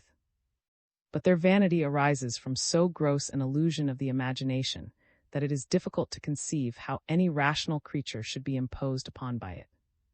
When they place themselves in the situation of those whom they fancy they have deceived, they are struck with the highest admiration for their own persons. They look upon themselves not in that light in which, they know, they ought to appear to their companions, but in that in which they believe their companions actually look upon them. Their superficial weakness and trivial folly hinder them from ever turning their eyes inwards, or from seeing themselves in that despicable point of view in which their own consciences must tell them that they would appear to everybody if the real truth should ever come to be known. As ignorant and groundless praise can give no solid joy, no satisfaction that will bear any serious examination, so on the contrary, it often gives real comfort to reflect that though no praise should actually be bestowed upon us, our conduct, however, has been such as to deserve it, and has been in every respect suitable to those measures and rules by which praise and approbation are naturally and commonly bestowed. We are pleased not only with praise, but with having done what is praiseworthy. We are pleased to think that we have rendered ourselves the natural objects of approbation, though no approbation should ever actually be bestowed upon us, and we are to reflect that we have justly merited the blame of those we live with, though that sentiment should never actually be exerted against us. The man who is conscious to himself that he has exactly observed those measures of conduct which experience informs him are generally agreeable, reflects with satisfaction on the propriety of his own. When he views it in the light in which the impartial spectator would view it, he thoroughly enters into all the motives which influenced it. He looks back upon every part of it with pleasure and approbation, and though mankind should never be acquainted with what he has done, he regards himself not so much according to the light in which they actually regard him, as according to that in which they would regard him if they were better informed. He anticipates the applause and admiration which in this case would be bestowed upon him, and he applauds and admires himself by sympathy with sentiments, which do not indeed actually take place, but which the ignorance of the public alone hinders from taking place, which he knows are the natural and ordinary effects of such conduct, which his imagination strongly connects with it, and which he has acquired a habit of conceiving as something that naturally and in propriety ought to follow from it. Men have voluntarily thrown away life to acquire after death a renown which they could no longer enjoy. Their imagination, in the meantime, anticipated that fame which was in future times to be bestowed upon them. Those applauses which they were never to hear rung in their ears, the thoughts of that admiration, whose effects they were never to feel, played about their hearts, banished from their breasts the strongest of all natural fears, and transported them to perform actions which seem almost beyond the reach of human nature. But in point of reality, there is surely no great difference between that approbation which is not to be bestowed till we can no longer enjoy it, and that which, indeed, is never to be bestowed, but which would be bestowed, if the world was ever made to understand properly the real circumstances of our.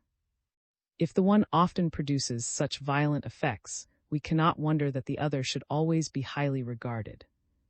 Nature, when she formed man for society, endowed him with an original desire to please, and an original aversion to offend his brethren. She taught him to feel pleasure in their, and pain in their regard. She rendered their approbation most flattering and most agreeable to him for its own sake, and their disapprobation most mortifying and most offensive. But this desire of the approbation, and this aversion to the disapprobation of his brethren, would not alone have rendered him fit for that society for which he was made.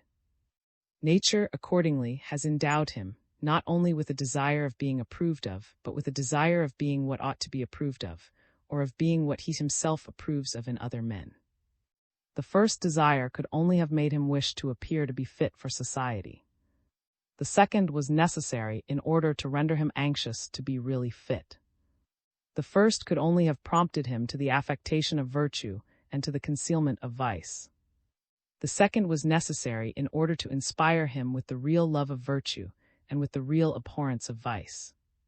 In every well-formed mind, this second desire seems to be the strongest of the two. It is only the weakest and most superficial of mankind who can be much delighted with that praise which they themselves know to be altogether unmerited. A weak man may sometimes be pleased with it, but a wise man rejects it upon all occasions. But though a wise man feels little pleasure from praise where he knows there is no praiseworthiness, he often feels the highest in doing what he knows to be praiseworthy, though he knows equally well that no praise is ever to be bestowed upon it. To obtain the approbation of mankind, where no approbation is due, can never be an object of any importance to him. To obtain that approbation where it is really due may sometimes be an object of no great importance to him. But to be that thing which deserves approbation must always be an object of the highest. To desire or even to accept of praise, where no praise is due, can be the effect only of the most contemptible vanity. To desire it where it is really due is to desire no more than that a most essential act of justice should be done to us. The love of just fame, of true glory, even for its own sake and independent of any advantage which he can derive from it, is not unworthy even of a wise man. He sometimes, however, neglects and even despises it, and he is never more apt to do so than when he has the most perfect assurance of the perfect propriety of every part of his own conduct. His self-approbation, in this case, stands in need of no confirmation from the approbation of other men. It is alone sufficient, and he is contented with it. This self-approbation, if not the only, is at least the principal object about which he can or ought to be anxious. The love of it is the love of virtue. As the love and admiration which we naturally conceive for some characters dispose us to wish to become ourselves the proper objects of such agreeable sentiments, so the hatred and contempt which we as naturally conceive for others dispose us, perhaps still more strongly, to dread the very thought of resembling them in any respect. Neither is it, in this case too, so much the thought of being hated and despised that we are afraid of, as that of being hateful and despicable. We dread the thought of doing anything which can render us the just and proper objects of the hatred and contempt of our fellow creatures, even though we had the most perfect security that those sentiments were never actually to be exerted against us. The man who has broke through all those measures of conduct which can alone render him agreeable to mankind, though he should have the most perfect assurance that what he had done was forever to be concealed from every human eye, it is all to no purpose. When he looks back upon it and views it in the light in which the impartial spectator would view it, he finds that he can enter into none of the motives which influenced it. He is abashed and confounded at the thoughts of it, and necessarily feels a very high degree of that shame which he would be exposed to if his actions should ever come to be generally known. His imagination, in this case too, anticipates the contempt and derision from which nothing saves him but the ignorance of those he lives with. He still feels that he is the natural object of these sentiments, and still trembles at the thought of what he would suffer if they were ever actually exerted against him. But if what he had been guilty of was not merely one of those improprieties which are the objects of simple disapprobation, but one of those enormous crimes which excite detestation and resentment, he could never think of it, as long as he had any sensibility left, without feeling all the agony of horror and remorse. And though he could be assured that no man was ever to know it, and could even bring himself to believe that there was no God to revenge it, he would still feel enough of both these sentiments to embitter the whole of his life. He would still regard himself as the natural object of the hatred and indignation of all his fellow creatures. And if his heart was not grown callous by the habit of crimes, he could not think without terror and astonishment even of the manner in which mankind would look upon him, of what would be the expression of their countenance and of their eyes, if the dreadful truth should ever come to be known. These natural pangs of an affrighted conscience are the demons, the avenging furies, which in this life haunt the guilty, which allow them neither quiet nor repose, which often drive them to despair and distraction, from which no assurance of secrecy can protect them, from which no principles of irreligion can entirely deliver them, and from which nothing can free them but the vilest and most abject of all states, a complete insensibility to an infamy, to vice and virtue. Men of the most detestable characters, who, in the execution of the most dreadful crimes, had taken their measures so coolly as to avoid even the suspicion of guilt, have sometimes been driven, by the horror of their situation, to discover, of their own accord, what no human sagacity could ever have investigated. By acknowledging their guilt, by submitting themselves to the resentment of their offended fellow citizens, and by thus satiating that vengeance of which they were sensible that they had become the proper objects, they hoped, by their death, to reconcile themselves, at least in their own imagination, to the natural sentiments of mankind, to be able to consider themselves as less worthy of hatred and resentment, to atone in some measure for their crimes, and by thus becoming the objects rather of compassion than of horror, if possible, to die in peace and with the forgiveness of all their fellow creatures. Compared to what they felt before the discovery, even the thought of this, it seems, was happiness. In such cases, the horror of blameworthiness seems, even in persons who cannot be suspected of any extraordinary delicacy or sensibility of character, completely to conquer the dread of blame. In order to allay that horror, in order to pacify, in some degree, the remorse of their own consciences, they voluntarily submitted themselves both to the reproach and to the punishment which they knew were due to their crimes, but which, at the same time, they might easily have avoided. They are the most frivolous and superficial of mankind, only who can be much delighted with that praise which they themselves know to be altogether unmerited. Unmerited reproach, however, is frequently capable of mortifying very severely even men of more than ordinary constancy. Men of the most ordinary constancy, indeed, easily learn to despise those foolish tales which are so frequently circulated in society, and which, from their own absurdity and falsehood, never fail to die away in the course of a few weeks or of a few days. But an innocent man, though of more than ordinary constancy, is often not only shocked but most severely by the serious, though false, imputation of a crime, especially when that imputation happens unfortunately to be supported by some circumstances which gave it an air of probability. He is humbled to find that anybody should think so meanly of his character as to suppose him capable of being guilty of it. Though perfectly conscious of his own innocence, the very imputation seems often, even in his own imagination, to throw a shadow of disgrace and upon his character. His just indignation, too, at so very gross an injury, which, however, it may frequently be improper and sometimes even impossible to revenge, is itself a very painful sensation. There is no greater tormentor of the human breast than violent resentment, which cannot be. An innocent man, brought to the scaffold by the false imputation of an infamous or odious crime, suffers the most cruel misfortune which it is possible for innocence to suffer. The agony of his mind may, in this case, frequently be greater than that of those who suffer for the like crimes of which they have been actually guilty. Profligate criminals, such as common thieves, and have frequently little sense of the baseness of their own conduct, and consequently no remorse. Without troubling themselves about the justice or injustice of the punishment, they have always been accustomed to look upon the gibbet as a lot very likely to fall to them. When it does fall to them, therefore, they consider themselves only as not quite so lucky as some of their companions, and submit to their fortune without any other uneasiness than what may arise from the fear of death, a fear which, even by such worthless wretches we frequently see, can be so easily and so very completely conquered. The innocent man, on the contrary, over and above the uneasiness which this fear may occasion, is tormented by his own indignation at the injustice which has been done to him.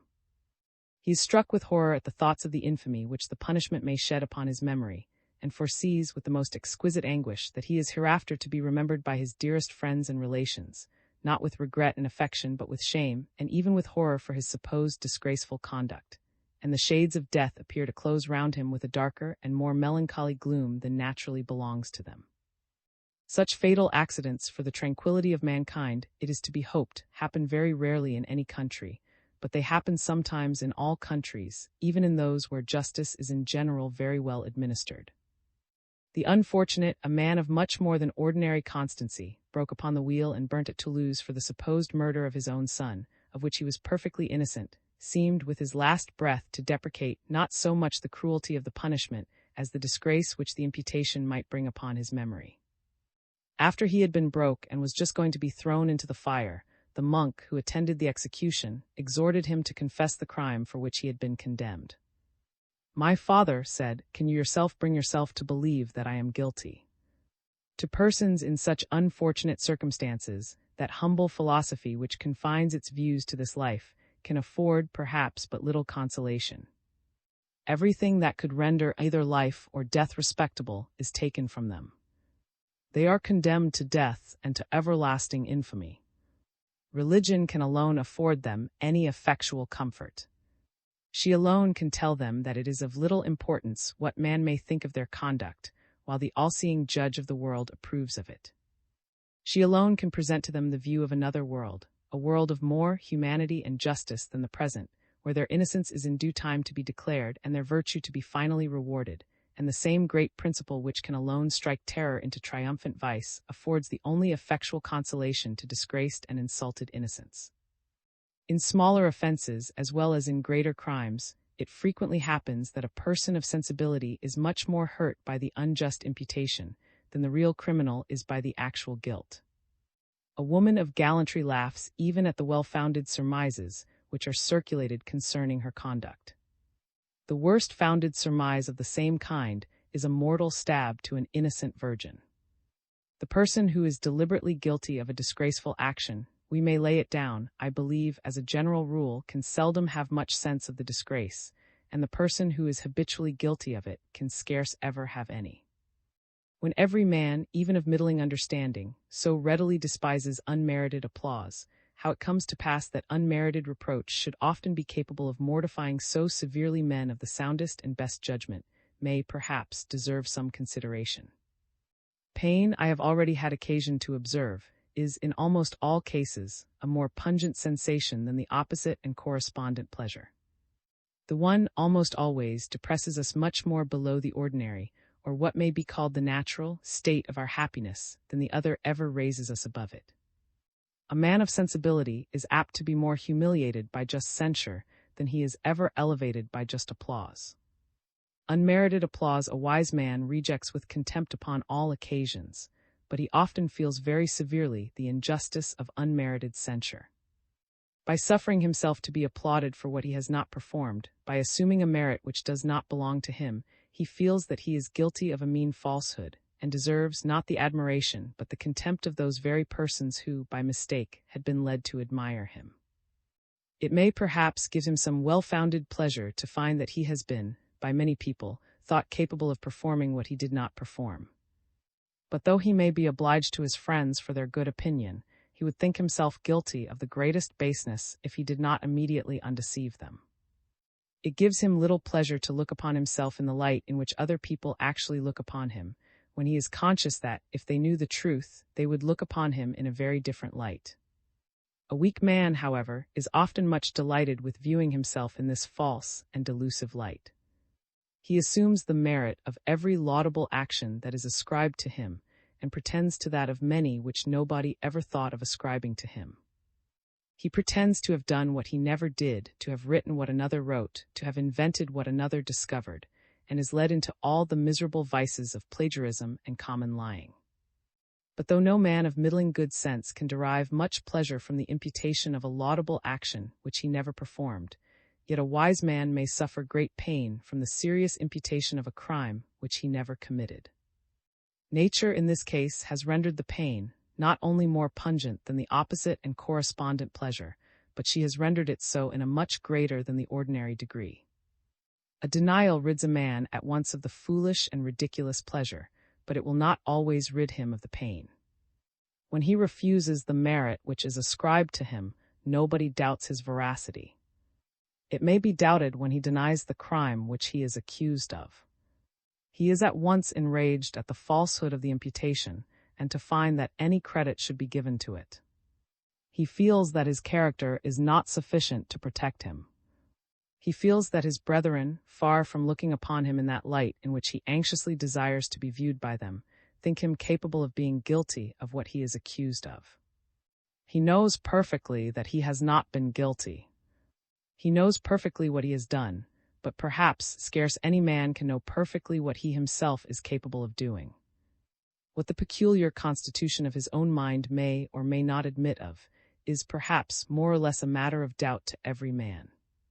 The trust and good opinion of his friends and neighbors tends more than anything to relieve him from this most disagreeable doubt, their distrust and opinion to increase it. He may think himself very confident that their judgment is wrong, but this confidence can seldom be so great as to hinder that judgment from making some impression upon him, and the greater his sensibility, the greater his delicacy, the greater his worth. In short, this impression is likely to be the greater. The agreement or disagreement both of the sentiments and judgments of other people with our own is, in all cases, it must be observed, of more or less importance to us, exactly in proportion as we ourselves are more or less uncertain about the propriety of our own sentiments, about the accuracy of our own judgments. A man of sensibility may sometimes feel great uneasiness lest he should have yielded too much even to what may be called in passion, to his just indignation, perhaps, at the injury which may have been done either to himself or to his friend. He is anxiously afraid lest, meaning only to act with spirit, and to do justice, he may, from the too great vehemence of his emotion, have done a real injury to some other person, who, though not innocent, may not have been altogether so guilty as he at first apprehended. The opinion of other people becomes, in this case, of the utmost importance to him. Their approbation is the most healing balsam, their disapprobation the bitterest and most tormenting poison that can be poured into his uneasy mind. When he is perfectly satisfied with every part of his own conduct, the judgment of other people is often of less importance to him. There are some very noble and beautiful arts, in which the degree of excellence can be determined only by a certain nicety of taste, of which the decisions, however, appear always in some measure uncertain. There are others in which the success admits, either of clear demonstration or very satisfactory proof. Among the candidates for excellence in those different arts, the anxiety about the public opinion is always much greater in the former than in the latter. The beauty of poetry is a matter of such nicety that a young beginner can scarce ever be certain that he has attained it. Nothing delights him so much, therefore, as the judgments of his friends and of the public, and nothing mortifies him so severely as the contrary. The one establishes, the other shakes, the good opinion which he is anxious to entertain concerning his own performances. Experience and success may in time give him a little more confidence in his own judgment. He is at all times, however, liable to be most severely by the judgments of the public. Racine was so disgusted by the indifferent success of his Phaedra, the finest tragedy perhaps that is extant in any language, that, though in the of his life and at the height of his abilities, he resolved to write no more for the stage. That great poet used frequently to tell his son that the most paltry and impertinent criticism had always given him more pain than the highest and justest eulogy had ever given him pleasure. The extreme sensibility of Voltaire to the slightest censure of the same kind is well known to everybody. The of Mr. Pope is an everlasting monument of how much the most correct, as well as the most elegant and harmonious of all the English poets, had been hurt by the criticisms of the lowest and most contemptible authors.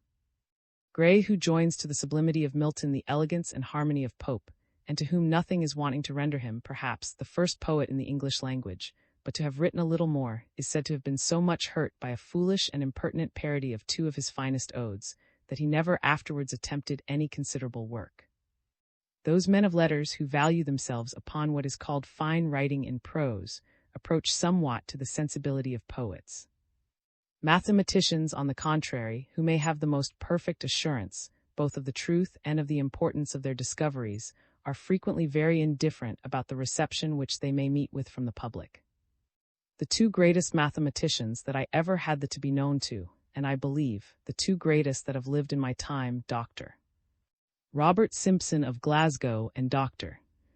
Stewart of Edinburgh, never seemed to feel even the slightest uneasiness from the neglect with which the ignorance of the public received some of their most valuable works. The great work of Sir Isaac Newton, his Mathematical Principles of Natural Philosophy, I have been told, was for several years neglected by the public. The tranquillity of that great man, it is probable, never suffered, upon that account, the interruption of a single quarter of an hour. Natural philosophers, in their independency upon the public opinion, approach nearly to mathematicians, and in their judgments concerning the merit of their own discoveries and observations, enjoy some degree of the same security and tranquillity. The morals of those different classes of men of letters are, perhaps, sometimes somewhat affected by this very great difference in their situation with regard to the public. Mathematicians and natural philosophers, from their independency upon the public opinion, have little temptation to form themselves into factions and cabals, either for the support of their own reputation or for the depression of that of their rivals. They are almost always men of the most amiable simplicity of manners, who live in good harmony with one another, are the friends of one another's reputation, enter into no intrigue in order to secure the public applause, but are pleased when their works are approved of, without being either much vexed or very angry when they are neglected. It is not always the same case with poets, or with those who value themselves upon what is called fine writing. They are very apt to divide themselves into a sort of literary faction, each cabal being often avowedly, and almost always secretly, the mortal enemy of the reputation of every other, and employing all the mean arts of intrigue and solicitation to preoccupy the public opinion of the works of its own members, and against those of its enemies and rivals. In France, and Racine did not think it below them to set themselves at the head of a literary cabal, in order to depress the reputation, first of and afterwards of La Motte, and even to treat the good law with a species of most disrespectful kindness. In England, the amiable Mr. Addison did not think it unworthy of his gentle and modest character to set himself at the head of a little cabal of the same kind, in order to keep down the rising reputation of Mr. Pope, Mr. In writing the lives and characters of the members of the Academy of Sciences, a society of mathematicians and natural philosophers has frequent opportunities of celebrating the amiable simplicity of their manners, a quality which he observes was so universal among them as to be, rather of that whole class of men of letters than of any individual. Mr. In writing the lives and characters of the members of the French Academy, a society of poets and fine writers, or of those who are supposed to be such, seems not to have had such frequent opportunities of making any remark of this kind, and nowhere pretends to represent this amiable quality as of that class of men of letters whom he celebrates. Our uncertainty concerning our own merit and our anxiety to think of it should together naturally enough make us desirous to know the opinion of other people concerning it, to be more than ordinarily elevated when that opinion is, and to be more than ordinarily when it is otherwise. But they should not make us desirous either of obtaining the or of avoiding the opinion by intrigue and cabal. When a man has bribed all the judges, the most unanimous decision of the court, though it may gain him his lawsuit, cannot give him any assurance that he was in the right, and had he carried on his lawsuit merely to satisfy himself that he was in the right, he never would have bribed the judges. But though he wished to find himself in the right, he wished likewise to gain his lawsuit, and therefore he bribed the judges. If praise were of no consequence to us, but as a proof of our own praiseworthiness, we never should to obtain it by unfair means. But though to wise men it is, at least in doubtful cases, of principal consequence upon this account, it is likewise of some consequence upon its own account, and therefore we cannot indeed upon such occasions call them wise men, but men very much above the common level have sometimes attempted both to obtain praise and to avoid blame by very unfair means.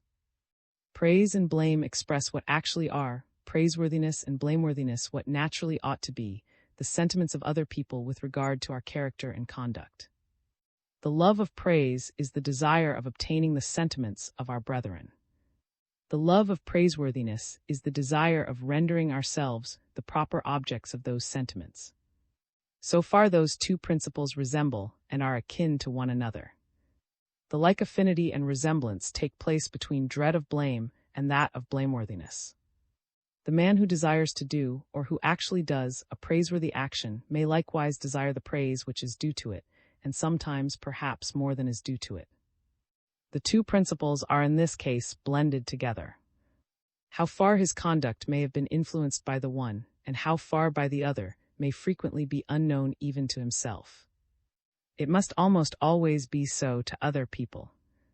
They who are disposed to lessen the merit of his conduct impute it chiefly or altogether to the mere love of praise, or to what they call mere vanity. They who are disposed to think more of it impute it chiefly or altogether to the love of praiseworthiness, to the love of what is really and noble in human conduct, to the desire not merely of obtaining, but of deserving the approbation and applause of his brethren. The imagination of the spectator throws upon it either the one or the other, according either to his habits of thinking, or to the or dislike which he may bear to the person whose conduct he is considering.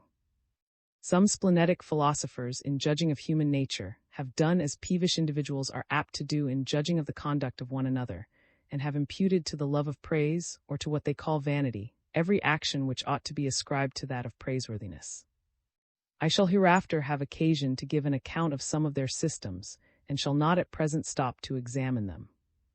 Very few men can be satisfied with their own private consciousness that they have attained those qualities, or performed those actions which they admire and think praiseworthy in other people, unless it is at the same time generally acknowledged that they possess the one or have performed the other, or, in other words, unless they have actually obtained that praise which they think due both to the one and to the other. In this respect, however, men differ considerably from one another. Some seem indifferent about the praise, when in their own minds they are perfectly satisfied that they have attained the praiseworthiness. Others appear much less anxious about the praiseworthiness than about the praise. No man can be completely, or even tolerably satisfied with having avoided everything blameworthy in his conduct, unless he has likewise avoided the blame or the reproach. A wise man may frequently neglect praise, even when he has best deserved it, but in all matters of serious consequence, he will most carefully so to regulate his conduct as to avoid not only blameworthiness, but as much as possible every probable imputation of blame. He will never, indeed, avoid blame by doing anything which he judges blameworthy, by omitting any part of his duty, or by neglecting any opportunity of doing anything which he judges to be really and greatly praiseworthy. But with these modifications, he will most anxiously and carefully avoid it. To show much anxiety about praise, even for praiseworthy actions, is seldom a mark of great wisdom, but generally of some degree of weakness. But in being anxious to avoid the shadow of blame or reproach, there may be no weakness, but frequently there may be the most praiseworthy prudence. Many people, says Cicero, despise glory, who are yet most severely by unjust reproach, and that most inconsistently. This inconsistency, however, seems to be founded in the unalterable principles of human nature. The all-wise author of nature has, in this manner, taught man to respect the sentiments and judgments of his brethren, to be more or less pleased when they approve of his conduct, and to be more or less hurt when they disapprove of it. He has made man, if I may say so, the immediate judge of mankind, and has, in this respect, as in many others, created him after his own image, and appointed him his vicegerent upon earth, to superintend thee of his brethren. They are taught by nature to acknowledge that power and jurisdiction which has thus been conferred upon him, to be more or less humbled and when they have incurred his censure, and to be more or less elated when they have obtained his applause. But though man has, in this manner, been rendered the immediate judge of mankind, he has been rendered so only in the first instance. And an appeal lies from his sentence to a much higher tribunal, to the tribunal of their own consciences, to that of the supposed impartial and well-informed spectator, to that of the man within the breast, the great judge and arbiter of their conduct. The jurisdictions of those two tribunals are founded upon principles which, though in some respects resembling and akin, are, however, in reality different and distinct. The jurisdiction of the man without is founded altogether in the desire of actual praise, and in the aversion to actual blame. The jurisdiction of the man within is founded altogether in the desire of praiseworthiness and in the aversion to blameworthiness, in the desire of possessing those qualities and performing those actions which we love and admire in other people, and in the dread of possessing those qualities and performing those actions which we hate and despise in other people. If the man without should applaud us, either for actions which we have not performed or for motives which had no influence upon us, the man within can immediately humble that pride and elevation of mind which such groundless acclamations might otherwise occasion, by telling us that as we know that we do not deserve them, we render ourselves despicable by accepting them. If on the contrary the man without should reproach us, either for actions which we never performed or for motives which had no influence upon those which we may have performed, the man within may immediately correct this false judgment, and assure us that we are by no means the proper objects of that censure which has so unjustly been bestowed upon us. But in this and in some other cases, the man within seems sometimes, as it were, astonished and confounded by the vehemence and clamor of the man without. The violence and loudness with which blame is sometimes poured out upon us seems to and benumb our natural sense of praiseworthiness and blameworthiness, and the judgments of the man within, though not perhaps absolutely altered or perverted, are however so much shaken in the steadiness and firmness of their decision that their natural effect in securing the tranquility of the mind is frequently in a great measure destroyed. We scarce dare to absolve ourselves when all our brethren appear loudly to condemn us. The supposed impartial spectator of our conduct seems to give his opinion in our with fear and hesitation, when that of all the real spectators, when that of all those with whose eyes and from whose station he to consider it, is unanimously and violently against us. In such cases this demigod within the breast appears, like the demigods of the poets, though partly of immortal, yet partly too of mortal extraction. When his judgments are steadily and firmly directed by the sense of praiseworthiness and blameworthiness, he seems to act suitably to his divine extraction. But when he suffers himself to be astonished and confounded by the judgments of ignorant and weak man, he discovers his connection with mortality and appears to act suitably rather to the human than to the divine part of his origin. In such cases, the only effectual consolation of humbled and afflicted man lies in an appeal to a still higher tribunal, to that of the all-seeing judge of the world, whose eye can never be deceived, and whose judgments can never be perverted. A firm confidence in the unerring rectitude of this great tribunal, before which his innocence is in due time to be declared, and his virtue to be finally rewarded, can alone support him under the weakness and despondency of his own mind, under the perturbation and astonishment of the man within the breast, whom nature has set up as in this life the great guardian not only of his innocence but of his tranquility. Our happiness in this life is thus, upon many occasions, dependent upon the humble hope and expectation of a life to come, a hope and expectation deeply rooted in human nature, which can alone support its lofty ideas of its own dignity, can alone illumine the dreary prospect of its continually approaching mortality, and maintain its cheerfulness under all the heaviest calamities to which, from the disorders of this life, it may sometimes be exposed.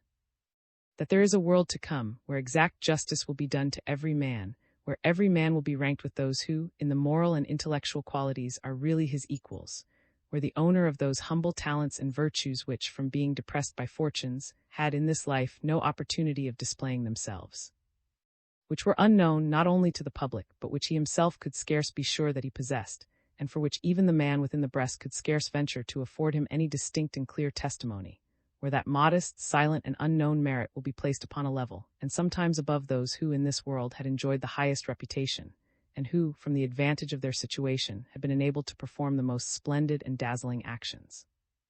Is a doctrine in every respect so venerable, so comfortable to the weakness, so flattering to the grandeur of human nature, that the virtuous man who has the misfortune to doubt of it cannot possibly avoid wishing most earnestly and anxiously to believe it.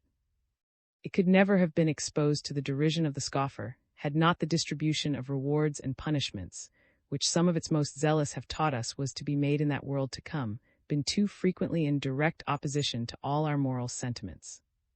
That the assiduous courtier is often more than the faithful and active servant, that attendance and adulation are often shorter and roads to preferment than merit or service, and that a campaign at Versailles or James's is often worth two either in Germany or Flanders, is a complaint which we have all heard from many a venerable, but discontented, old officer. But what is considered as the greatest reproach even to the weakness of earthly sovereigns has been ascribed as an act of justice to divine perfection, and the duties of devotion, the public and private worship of the deity, have been represented, even by men of virtue and abilities, as the sole virtues which can either entitle to reward or exempt from punishment in the life to come. They were the virtues perhaps most suitable to their station, and in which they themselves chiefly excelled, and we are all naturally disposed to overrate the excellencies of our own characters. In the discourse which the eloquent and philosophical Massillon pronounced, on giving his benediction to the standards of the regiment of, there is the following address to the officers. What is most deplorable in your situation is, that in a life hard and painful, in which the services and the duties sometimes go beyond the severity of the most austere cloisters, you suffer always in vain for the life to come, and frequently even for this life. Alas! The solitary monk in his cell, obliged to mortify the flesh and to subject it to the spirit, is supported by the hope of an assured recompense, and by the secret unction of that grace which softens the yoke of the Lord. But you, on the bed of death, can you dare to represent to him your fatigues and the daily hardships of your employment? Can you dare to solicit him for any recompense? And in all the exertions that you have made, in all the violences that you have done to yourselves, what is there that he ought to place to his own account? The best days of your life, however, have been sacrificed to your profession, and 10 years' service has more worn out your body than would, perhaps, have done a whole life of repentance and mortification. Alas! My brother, one single day of those sufferings, consecrated to the Lord, would, perhaps, have obtained you an eternal happiness. One single action, painful to nature, and offered up to him, would, perhaps, have secured to you the inheritance of the saints. And you have done all this, and in vain, for this world. To compare in this manner the futile mortifications of a monastery to the ennobling hardships and hazards of war, to suppose that 1 day or 1 hour employed in the former should, in the eye of the great judge of the world, have more merit than a whole life spent in the latter, is surely contrary to all our moral sentiments, to all the principles by which nature has taught us to regulate our contempt or admiration. It is this spirit, however, which, while it has reserved the celestial regions for monks and friars, or for those whose conduct and conversation resembled those of monks and friars, has condemned to the infernal all the heroes, all the statesmen and lawgivers, all the poets and philosophers of former ages, all those who have invented, improved, or excelled in the arts which contribute to the subsistence, to the conveniency, or to the ornament of human life. All the great protectors, instructors, and benefactors of mankind, all those to whom our natural sense of praiseworthiness forces us to ascribe the highest merit and most exalted virtue. Can we wonder that so strange an application of this most respectable doctrine should sometimes have exposed it to contempt and derision, with those at least who had themselves, perhaps, no great taste or turn for the devout and contemplative virtues 3. Of the influence and authority of conscience. But though the approbation of his own conscience can scarce, upon some extraordinary occasions, content the weakness of man, though the testimony of the supposed impartial spectator of the great inmate of the breast cannot always alone support him, Yet the influence and authority of this principle is, upon all occasions, very great, and it is only by consulting this judge within that we can ever see what relates to ourselves in its proper shape and dimensions, or that we can ever make any proper comparison between our own interests and those of other people. As to the eye of the body, objects appear great or small, not so much according to their real dimensions, as according to the nearness or distance of their situation. So do they likewise to what may be called the natural eye of the mind, and we remedy the defects of both these organs pretty much in the same manner. In my present situation, an immense landscape of lawns, and woods, and distant mountains seems to do no more than cover the little window which I write by, and to be out of all proportion less than the chamber in which I am sitting.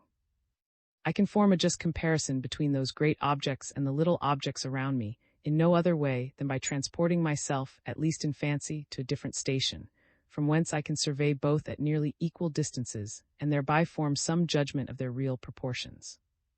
Habit and experience have taught me to do this so easily and so readily that I am scarce sensible that I do it, and a man must be in some measure acquainted with the philosophy of vision before he can be thoroughly convinced how little those distant objects would appear to the eye, if the imagination, from a knowledge of their real magnitudes, did not swell and dilate them. In the same manner, to the selfish and original passions of human nature, the loss or gain of a very small interest of our own appears to be of vastly more importance, excites a much more passionate joy or sorrow, a much more ardent desire or aversion than the greatest concern of another with whom we have no particular connection. His interests, as long as they are surveyed from this station, can never be put into the balance with our own, can never restrain us from doing whatever may tend to promote our own, how ruinous soever to him. Before we can make any proper comparison of those opposite interests, we must change our position. We must view them neither from our own place nor yet from his, neither with our own eyes nor yet with his, but from the place and with the eyes of a third person, who has no particular connection with either, and who judges with impartiality between us. Here too habit and experience have taught us to do this so easily and so readily, that we are scarce sensible that we do it, and it requires in this case too some degree of reflection and even of philosophy to convince us how little interest we should take in the greatest concerns of our neighbor, how little we should be affected by whatever relates to him, if the sense of propriety and justice did not correct the otherwise natural inequality of our sentiments. Let us suppose that the great empire of China, with all its myriads of inhabitants, was suddenly swallowed up by an earthquake, and let us consider how a man of humanity in Europe, who had no sort of connection with that part of the world, would be affected upon receiving intelligence of this dreadful calamity. He would, I imagine, first of all, express very strongly his sorrow for the misfortune of that unhappy people. He would make many melancholy reflections upon the precariousness of human life, and the vanity of all of man, which could thus be annihilated in a moment. He would too, perhaps, if he was a man of speculation, enter into many reasonings concerning the effects which this disaster might produce upon the commerce of Europe, and the trade and business of the world in general. And when all this fine philosophy was over, when all these humane sentiments had been once fairly expressed, he would pursue his business or his pleasure, take his repose or his diversion, with the same ease and tranquillity as if no such accident had happened. The most frivolous disaster which could befall himself would occasion a more real disturbance. If he was to lose his little finger tomorrow, he would not sleep tonight, but provided he never saw them, he will snore with the most profound security over the ruin of 100 millions of his brethren, and the destruction of that immense multitude seems plainly an object less interesting to him than this paltry misfortune of his own.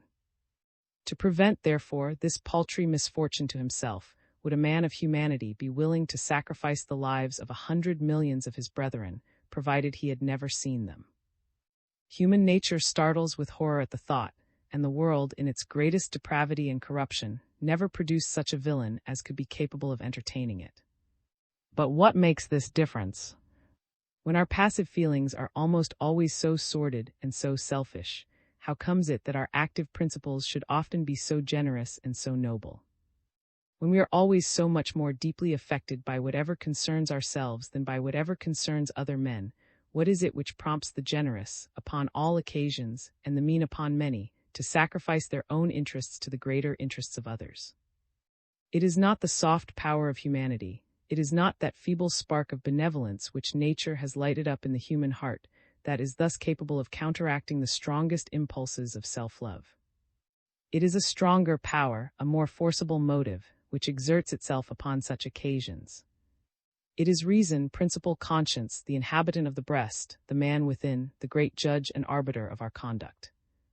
It is he who, whenever we are about to act so as to affect the happiness of others, calls to us, with a voice capable of astonishing the most presumptuous of our passions, that we are but one of the multitude, in no respect better than any other in it.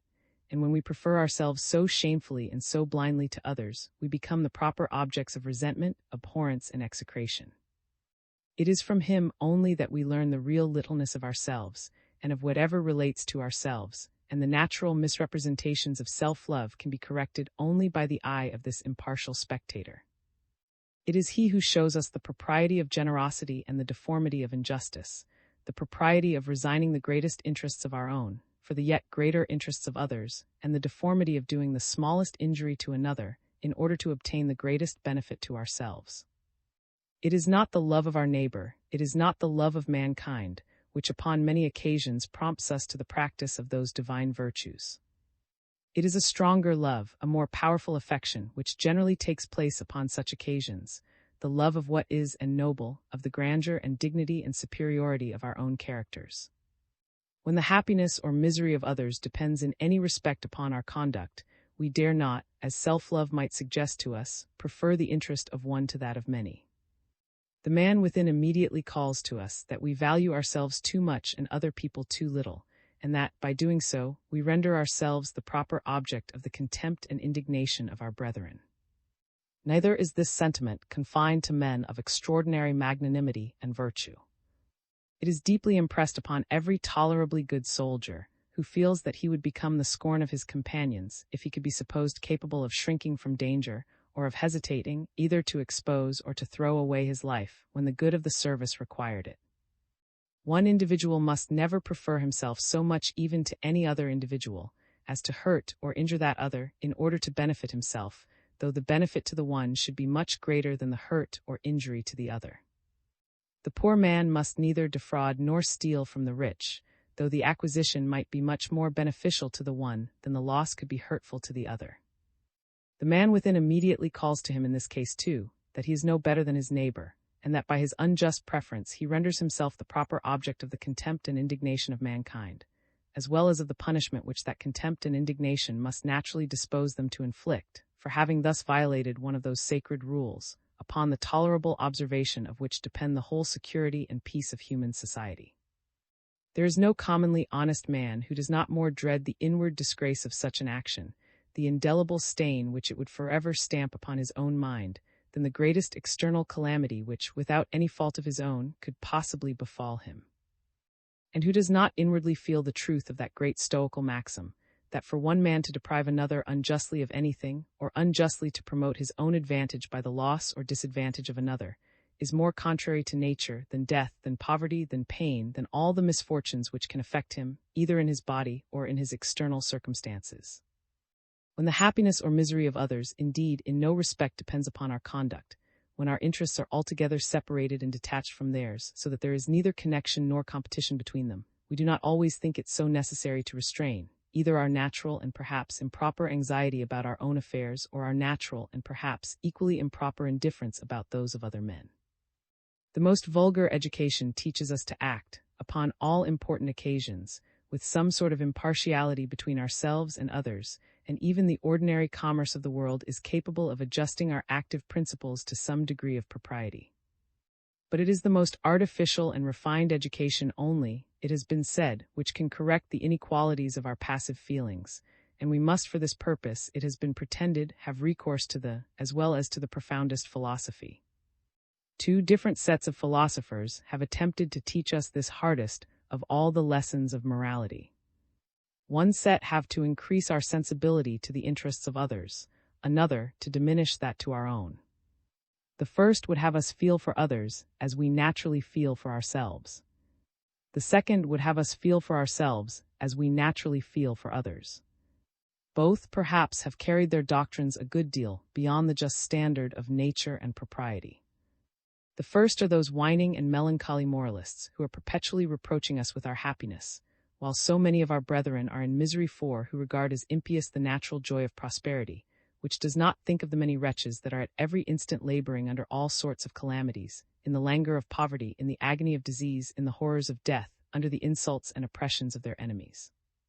Commiseration for those miseries which we never saw, which we never heard of, but which we may be assured are at all times infesting such numbers of our fellow creatures, ought, they think, to damp the pleasures of the fortunate, and to render a certain melancholy dejection habitual to all men. But first of all, this extreme sympathy with misfortunes which we know nothing about seems altogether absurd and unreasonable. Take the whole earth at an average. For one man who suffers pain or misery, you will find 20 in prosperity and joy, or at least in tolerable circumstances.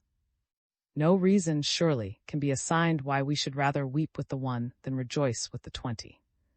This artificial commiseration, besides, is not only absurd, but seems altogether unattainable, and those who affect this character have commonly nothing but a certain affected and sentimental sadness, which, without reaching the heart, serves only to render the countenance and conversation impertinently dismal and disagreeable. And last of all, this disposition of mind, though it could be attained, would be perfectly useless, and could serve no other purpose than to render miserable the person who possessed it. Whatever interest we take in the fortune of those with whom we have no acquaintance or connection, and who are placed altogether out of the sphere of our activity, can produce only anxiety to ourselves without any manner of advantage to them. To what purpose should we trouble ourselves about the world and the moon? All men, even those at the greatest distance, are no doubt entitled to our good wishes, and our good wishes we naturally give them. But if, notwithstanding, they should be unfortunate, to give ourselves any anxiety upon that account seems to be no part of our duty. That we should be but little interested, therefore, in the fortune of those whom we can neither serve nor hurt, and who are in every respect so very remote from us, seems wisely ordered by nature, and if it were possible to alter in this respect the original constitution of our frame, we could yet gain nothing by the change. It is never objected to us that we have too little fellow feeling with the joy of success. Wherever envy does not prevent it, the which we bear to prosperity is rather apt to be too great, and the same moralists who blame us for want of sufficient sympathy with the miserable reproach us for the levity with which we are too apt to admire and almost to worship the fortunate and the powerful. Among the moralists who, to correct the natural inequality of our passive feelings by diminishing our sensibility to what peculiarly concerns ourselves, we may count all the ancient sects of philosophers, but particularly the ancient Stoics. Man, according to the Stoics, ought to regard himself, not as something separated and detached, but as a citizen of the world, a member of the vast commonwealth of nature. To the interest of this great community, he ought at all times to be willing that his own little interest should be sacrificed. Whatever concerns himself ought to affect him no more than whatever concerns any other equally important part of this immense system. We should view ourselves not in the light in which our own selfish passions are apt to place us, but in the light in which any other citizen of the world would view us. What befalls ourselves we should regard as what befalls our neighbor, or, what comes to the same thing, as our neighbor regards what befalls us. When our neighbor, says Epictetus, loses his wife or his son, there is nobody who is not sensible that this is a human calamity, a natural event altogether according to the ordinary course of things. But when the same thing happens to ourselves, then we cry out as if we had suffered the most dreadful misfortune. We ought, however, to remember how we were affected when this accident happened to another, and such as we were in his case, such ought we to be in our own. Those private misfortunes, for which our feelings are apt to go beyond the bounds of propriety, are of two different kinds. They are either such as affect us only indirectly, by affecting in the first place some other persons who are particularly dear to us, such as our parents, our children, our brothers and sisters, our intimate friends, or they are such as affect ourselves immediately and directly, either in our body, in our fortune, or in our reputation, such as pain, sickness, approaching death, poverty, disgrace, etc. In misfortunes of the first kind, our emotions may, no doubt, go very much beyond what exact propriety will admit of, but they may likewise fall short of it, and they frequently do so. The man who should feel no more for the death or distress of his own father or son than for those of any other man's father or son would appear neither a good son nor a good father. Such unnatural indifference, far from exciting our applause, would incur our highest disapprobation. Of these domestic affections, however, some are most apt to offend by their excess, and others by their defect. Nature, for the wisest purposes, has rendered in most men, perhaps in all men, parental tenderness a much stronger affection than filial piety. The continuance and propagation of the species depend altogether upon the former, and not upon the latter. In ordinary cases, the existence and preservation of the child depend altogether upon the care of the parents. Those of the parents seldom depend upon that of the child. Nature, therefore, has rendered the former affection so strong that it generally requires not to be excited but to be moderated, and moralists seldom to teach us how to indulge, but generally how to restrain our fondness, our excessive attachment, the unjust preference which we are disposed to give to our own children above those of other people.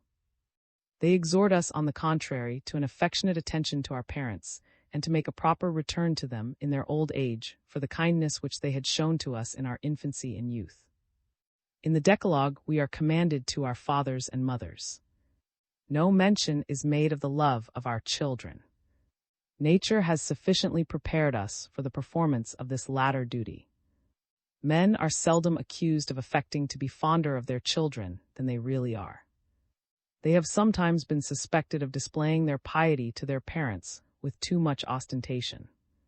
The ostentatious sorrow of widows has, for a like reason, been suspected of insincerity. We should respect, could we believe it sincere, even the excess of such kind affections, and though we might not perfectly approve, we should not severely condemn it. That it appears praiseworthy, at least in the eyes of those who affect it, the very affectation is a proof. Even the excess of those kind affections which are most apt to offend by their excess, though it may appear blamable, never appears odious. We blame the excessive fondness and anxiety of a parent as something which may in the end prove hurtful to the child, and which in the meantime is excessively inconvenient to the parent, but we easily pardon it and never regard it with hatred and detestation. But the defect of this usually excessive affection appears always peculiarly odious. The man who appears to feel nothing for his own children, but who treats them upon all occasions with unmerited severity and harshness, seems of all brutes the most detestable.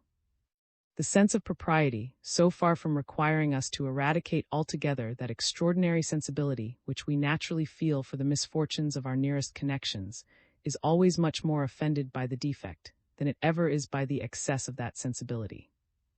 The stoical apathy is, in such cases, never agreeable, and all the metaphysical sophism by which it is supported can seldom serve any other purpose than to blow up the hard insensibility of a coxcomb to 10 times its native impertinence. The poets and romance writers, who best paint the refinements and delicacies of love and friendship, and of all other private and domestic affections, Racine and Voltaire, Richardson, and are in such cases much better instructors than the philosophers Zeno or Epictetus. That moderated sensibility to the misfortunes of others which does not disqualify us for the performance of any duty, the melancholy and affectionate remembrance of our departed friends, the pang, as Gray says, to secret sorrow dear, are by no means sensations.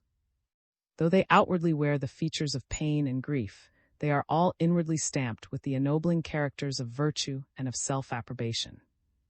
It is otherwise in the misfortunes which affect ourselves immediately and directly, either in our body, in our fortune, or in our reputation. The sense of propriety is much more apt to be offended by the excess than by the defect of our sensibility, and there are but few cases in which we can approach too near to the stoical apathy and indifference. That we have very little fellow feeling with any of the passions which take their origin from the body has already been observed. That pain which is occasioned by an evident cause, such as the cutting or tearing of the flesh, is perhaps the affection of the body with which the spectator feels the most lively sympathy. The approaching death of his neighbor, too, seldom fails to affect him a good deal. In both cases, however, he feels so very little in comparison of what the person principally concerned feels, that the latter can scarce ever offend the former by appearing to suffer with too much ease. The mere want of fortune, mere poverty, excites little compassion. Its complaints are too apt to be the objects rather of contempt than of fellow feeling. We despise a beggar, and though his importunities may extort an alms from us, he is scarce ever the object of any serious commiseration. The fall from riches to poverty, as it commonly occasions the most real distress to the sufferer, so it seldom fails to excite the most sincere commiseration in the spectator.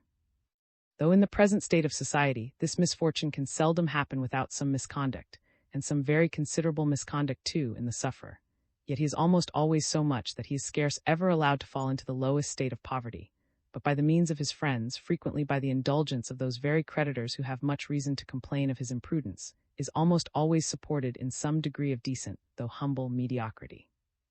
To persons under such misfortunes, we could, perhaps, easily pardon some degree of weakness, but at the same time they who carry the firmest countenance, who accommodate themselves with the greatest ease to their new situation, who seem to feel no humiliation from the change, but to rest their rank in the society, not upon their fortune, but upon their character and conduct, are always the most approved of, and command our highest and most affectionate admiration.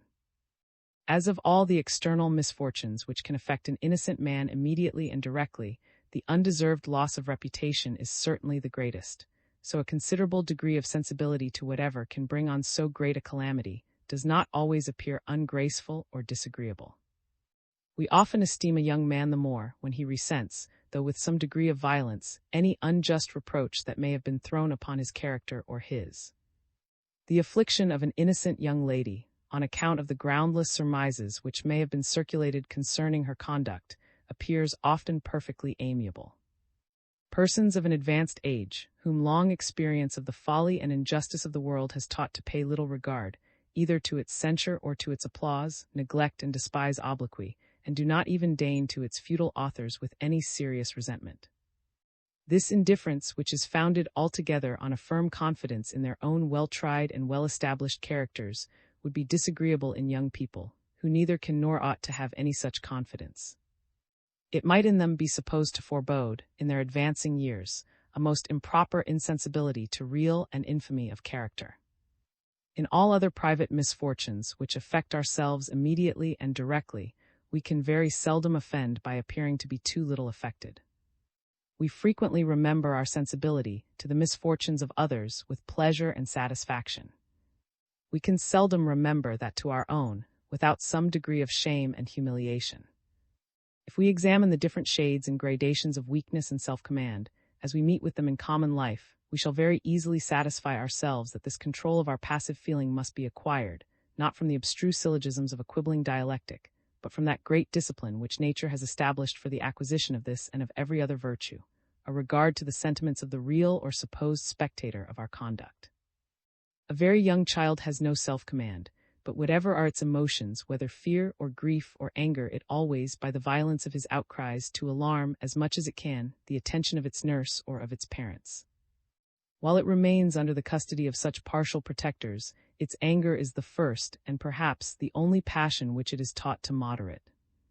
By noise and threatening they are, for their own ease, often obliged to frighten it into good temper, and the passion which incites it to attack is restrained by that which teaches it to attend to its own safety. When it is old enough to go to school, or to mix with its equals, it soon finds that they have no such indulgent partiality. It naturally wishes to gain their, and to avoid their hatred or contempt. Regard even to its own safety teaches it to do so, and it soon finds that it can do so in no other way than by moderating not only its anger, but all its other passions, to the degree which its playfellows and companions are likely to be pleased with.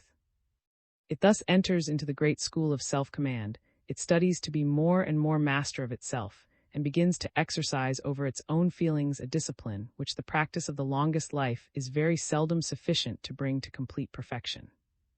In all private misfortunes, in pain, in sickness, in sorrow, the weakest man, when his friend, and still more when a stranger visits him, is immediately impressed with the view in which they are likely to look upon his situation.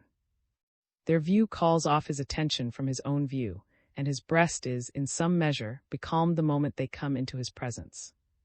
This effect is produced instantaneously and, as it were, mechanically, but with a weak man it is not of long continuance. His own view of his situation immediately recurs upon him. He abandons himself as before to sighs and tears and lamentations, and like a child that has not yet gone to school, to produce some sort of harmony between his own grief and the compassion of the spectator, not by moderating the former, but by importunately calling upon the latter. With a man of a little more firmness, the effect is somewhat more permanent.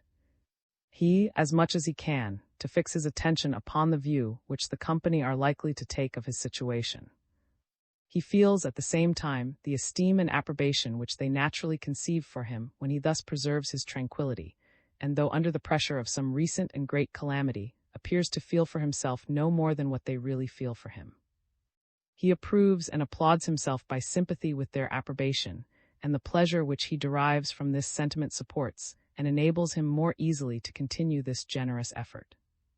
In most cases he avoids mentioning his own misfortune, and his company, if they are tolerably well bred, are careful to say nothing which can put him in mind of it. He to entertain them in his usual way upon indifferent subjects, or if he feels himself strong enough to venture to mention his misfortune, he to talk of it as he thinks they are capable of talking of it, and even to feel it no further than they are capable of feeling it. If he has not, however, been well inured to the hard discipline of self-command, he soon grows weary of this restraint. A long visit fatigues him, and towards the end of it he is constantly in danger of doing what he never fails to do the moment it is over, of abandoning himself to all the weakness of excessive sorrow. Modern good manners, which are extremely indulgent to human weakness, forbid, for some time, the visits of strangers to persons under great family distress, and permit those only of the nearest relations and most intimate friends. The presence of the latter, it is thought, will impose less restraint than that of the former, and the sufferers can more easily accommodate themselves to the feelings of those from whom they have reason to expect a more indulgent sympathy. Secret enemies, who fancy that they are not known to be such, are frequently fond of making those charitable visits as early as the most intimate friends. The weakest man in the world in this case, to support his manly countenance, and from indignation and contempt of their malice to behave with as much gaiety and ease as he can. The man of real constancy and firmness, the wise and just man who has been thoroughly bred in the great school of self-command, in the bustle and business of the world, exposed perhaps to the violence and injustice of faction, and to the hardships and hazards of war, maintains this control of his passive feelings upon all occasions, and whether in solitude or in society, wears nearly the same countenance, and is affected very nearly in the same manner. In success and in disappointment, in prosperity and in adversity, before friends and before enemies, he has often been under the necessity of supporting this manhood. He has never dared to forget for one moment the judgment which the impartial spectator would pass upon his sentiments and conduct. He has never dared to suffer the man within his breast to be absent one moment from his attention. With the eyes of this great inmate, he has always been accustomed to regard whatever relates to himself. This habit has become perfectly familiar to him. He has been in the constant practice, and indeed under the constant necessity of modeling or of endeavoring to model, not only his outward conduct but as much as he can, even his inward sentiments and feelings, according to those of this awful and respectable judge. He does not merely affect the sentiments of the impartial spectator. He really adopts them. He almost identifies himself with, he almost becomes himself that impartial spectator, and scarce even feels but as that great arbiter of his conduct directs him to feel. The degree of the self-approbation with which every man, upon such occasions, surveys his own conduct is higher or lower, exactly in proportion to the degree of self-command which is necessary in order to obtain that self-approbation. Where little self-command is necessary, little self-approbation is due. The man who has only scratched his finger cannot much applaud himself, though he should immediately appear to have forgot this paltry misfortune. The man who has lost his leg by a cannon shot, and who, the moment after, speaks and acts with his usual coolness and tranquillity, as he exerts a much higher degree of self-command, so he naturally feels a much higher degree of self-approbation. With most men, upon such an accident, their own natural view of their own misfortune would force itself upon them with such a vivacity and strength of coloring, as would entirely efface all thought of every other view. They would feel nothing, they could attend to nothing, but their own pain and their own fear, and not only the judgment of the ideal man within the breast, but that of the real spectators who might happen to be present, would be entirely overlooked and disregarded. The reward which nature bestows upon good under misfortune is thus exactly proportioned to the degree of that good. The only compensation she could possibly make for the bitterness of pain and distress is thus, too, in equal degrees of good, exactly proportioned to the degree of that pain and distress. In proportion to the degree of self-command which is necessary in order to conquer our natural sensibility, the pleasure and pride of the conquest are so much the greater, and this pleasure and pride are so great that no man can be altogether unhappy who completely enjoys them. Misery and wretchedness can never enter the breast in which dwells complete self-satisfaction, and though it may be too much perhaps to say, with the Stoics, that, under such an accident as that above mentioned, the happiness of a wise man is in every respect equal to what it could have been under any other circumstances. Yet it must be acknowledged, at least, that this complete enjoyment of his own self-applause, though it may not altogether extinguish, must certainly very much alleviate his sense of his own sufferings. In such paroxysms of distress, if I may be allowed to call them so, the wisest and firmest man, in order to preserve his equanimity, is obliged, I imagine, to make a considerable and even a painful exertion.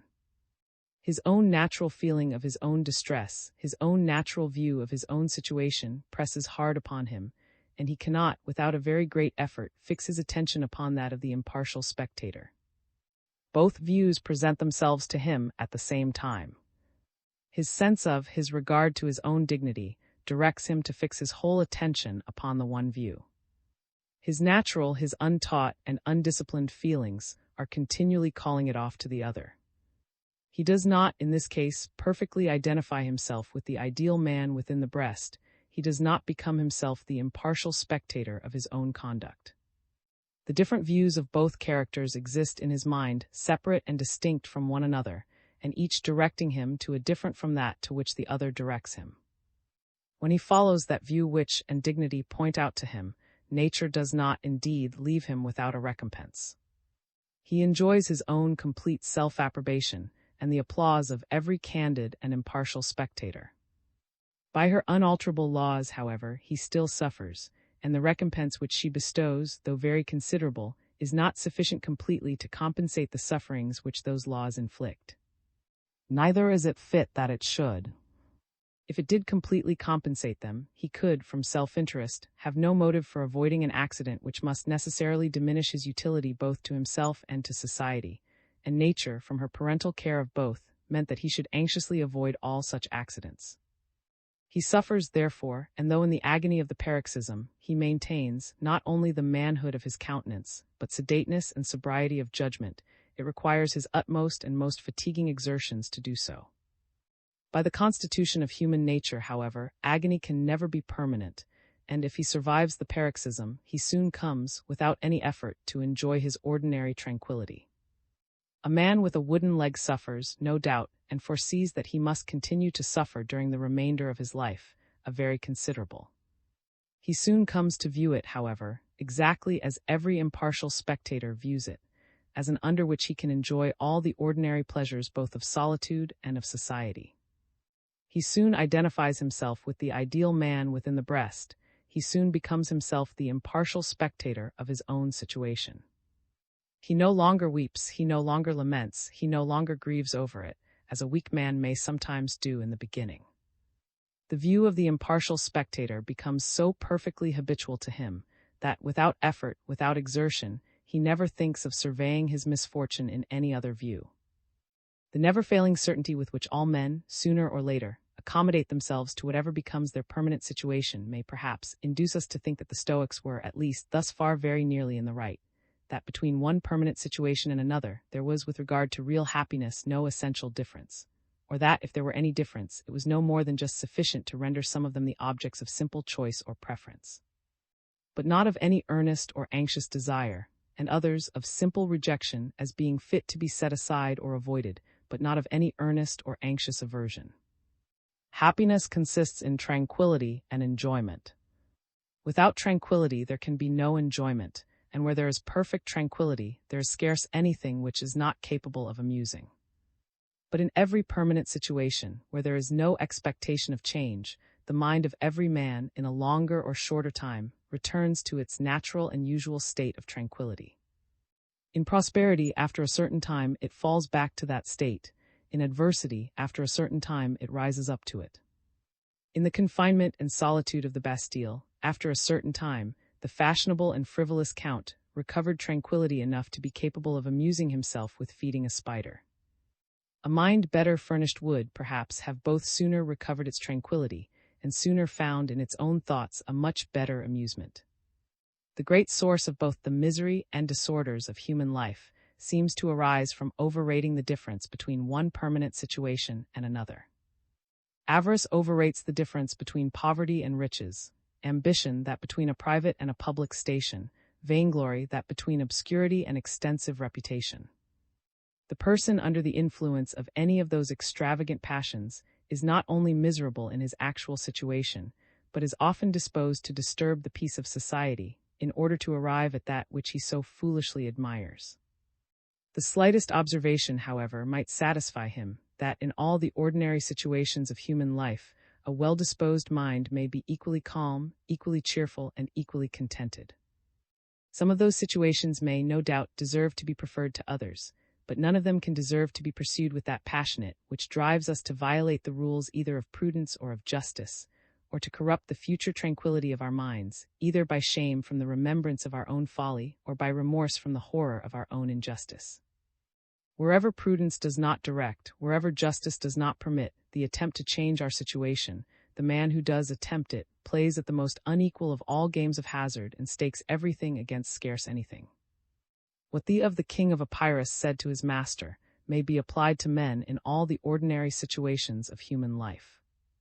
When the king had recounted to him, in their proper order, all the conquests which he proposed to make, and had come to the last of them, "And what does your majesty propose to do then?" said the.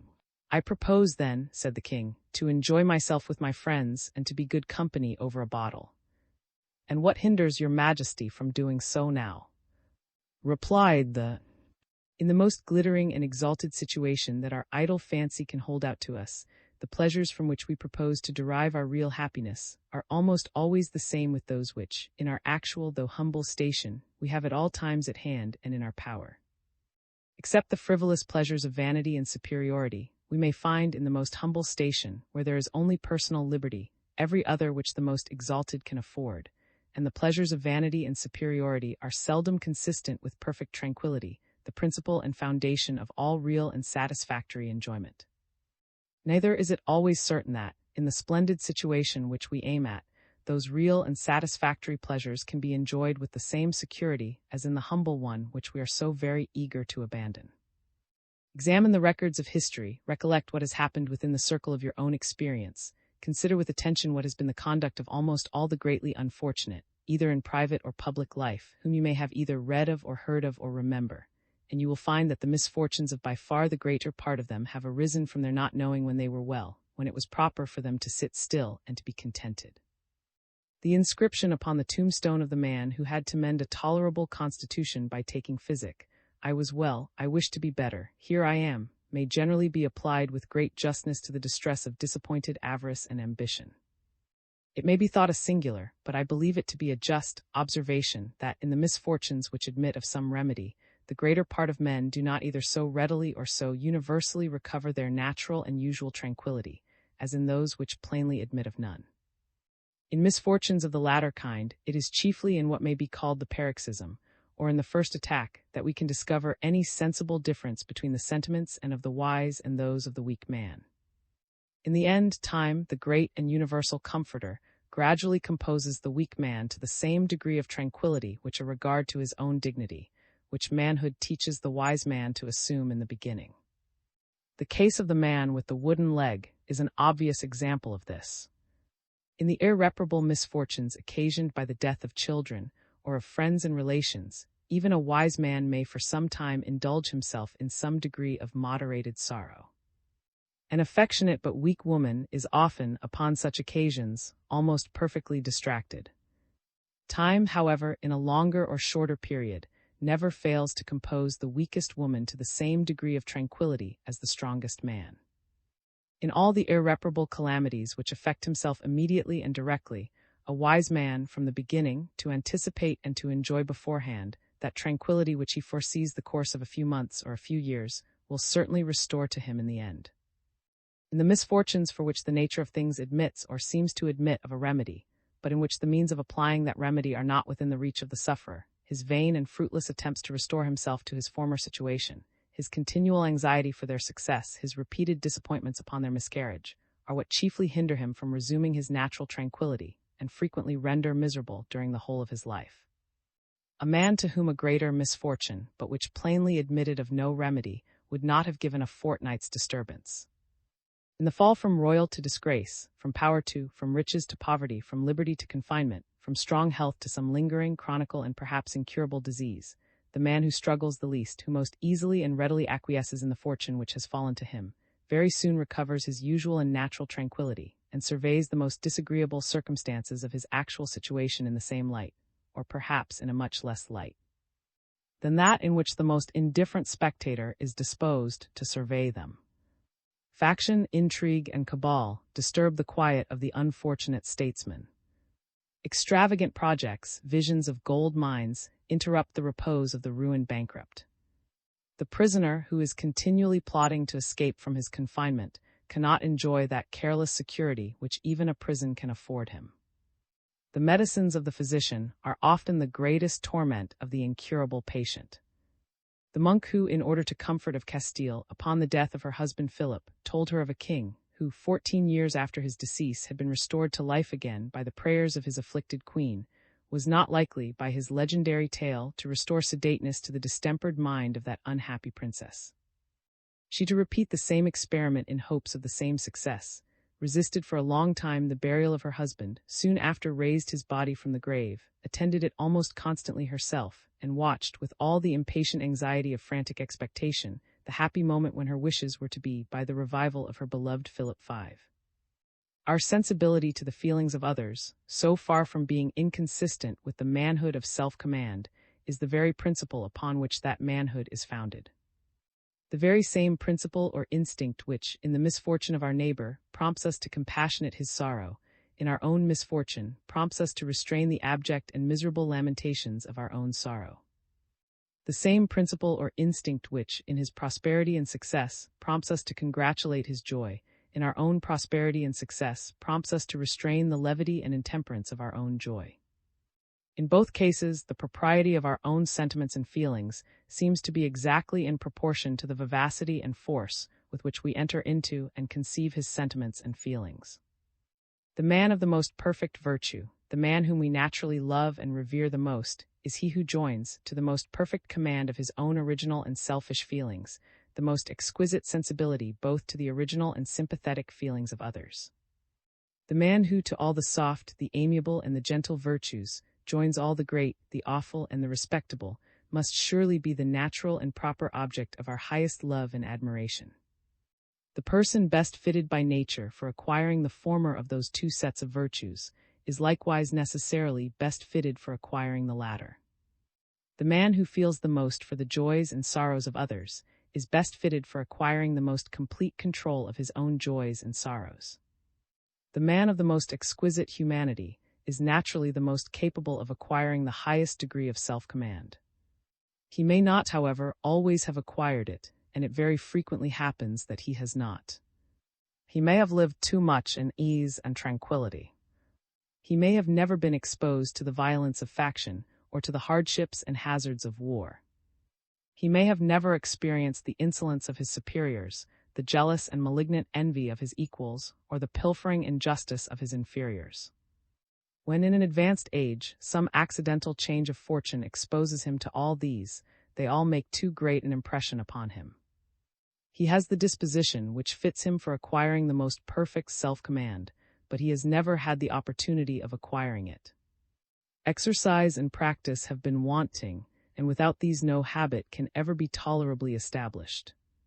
Hardships, dangers, injuries, misfortunes are the only masters under whom we can learn the exercise of this virtue. But these are all masters to whom nobody willingly puts himself to school.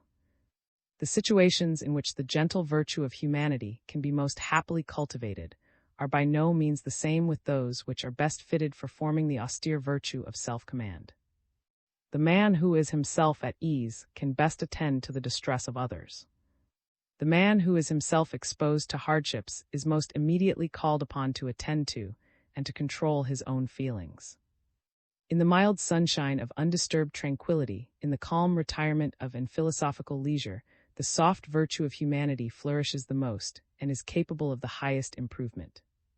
But in such situations, the greatest and noblest exertions of self-command have little exercise. Under the boisterous and stormy sky of war and faction, of public tumult and confusion, the sturdy severity of self-command prospers the most and can be the most successfully cultivated. But in such situations, the strongest suggestions of humanity must frequently be stifled or neglected, and every such neglect necessarily tends to weaken the principle of humanity. As it may frequently be the duty of a soldier not to take, so it may sometimes be his duty not to give quarter, and the humanity of the man who has been several times under the necessity of submitting to this disagreeable duty can scarce fail to suffer a considerable diminution. For his own ease, he is too apt to learn to make light of the misfortunes which he is so often under the necessity of occasioning, and the situations which call forth the noblest exertions of self-command, by imposing the necessity of violating sometimes the property, and sometimes the life of our neighbor, always tend to diminish, and too often to extinguish altogether, that sacred regard to both, which is the foundation of justice and humanity. It is upon this account that we so frequently find in the world men of great humanity who have little self-command, but who are indolent and irresolute, and easily disheartened, either by difficulty or danger from the most pursuits. And on the contrary, men of the most perfect self-command, whom no difficulty can discourage, no danger, and who are at all times ready for the most daring and desperate enterprises, but who, at the same time, seem to be hardened against all sense either of justice or humanity. In solitude, we are apt to feel too strongly whatever relates to ourselves. We are apt to overrate the good offices we may have done, and the injuries we may have suffered. We are apt to be too much elated by our own good, and too much dejected by our own bad fortune. The conversation of a friend brings us to a better, that of a stranger to a still better temper. The man within the breast, the abstract and ideal spectator of our sentiments and conduct, requires often to be awakened and put in mind of his duty by the presence of the real spectator, and it is always from that spectator, from whom we can expect the least sympathy and indulgence, that we are likely to learn the most complete lesson of self-command. Are you in adversity?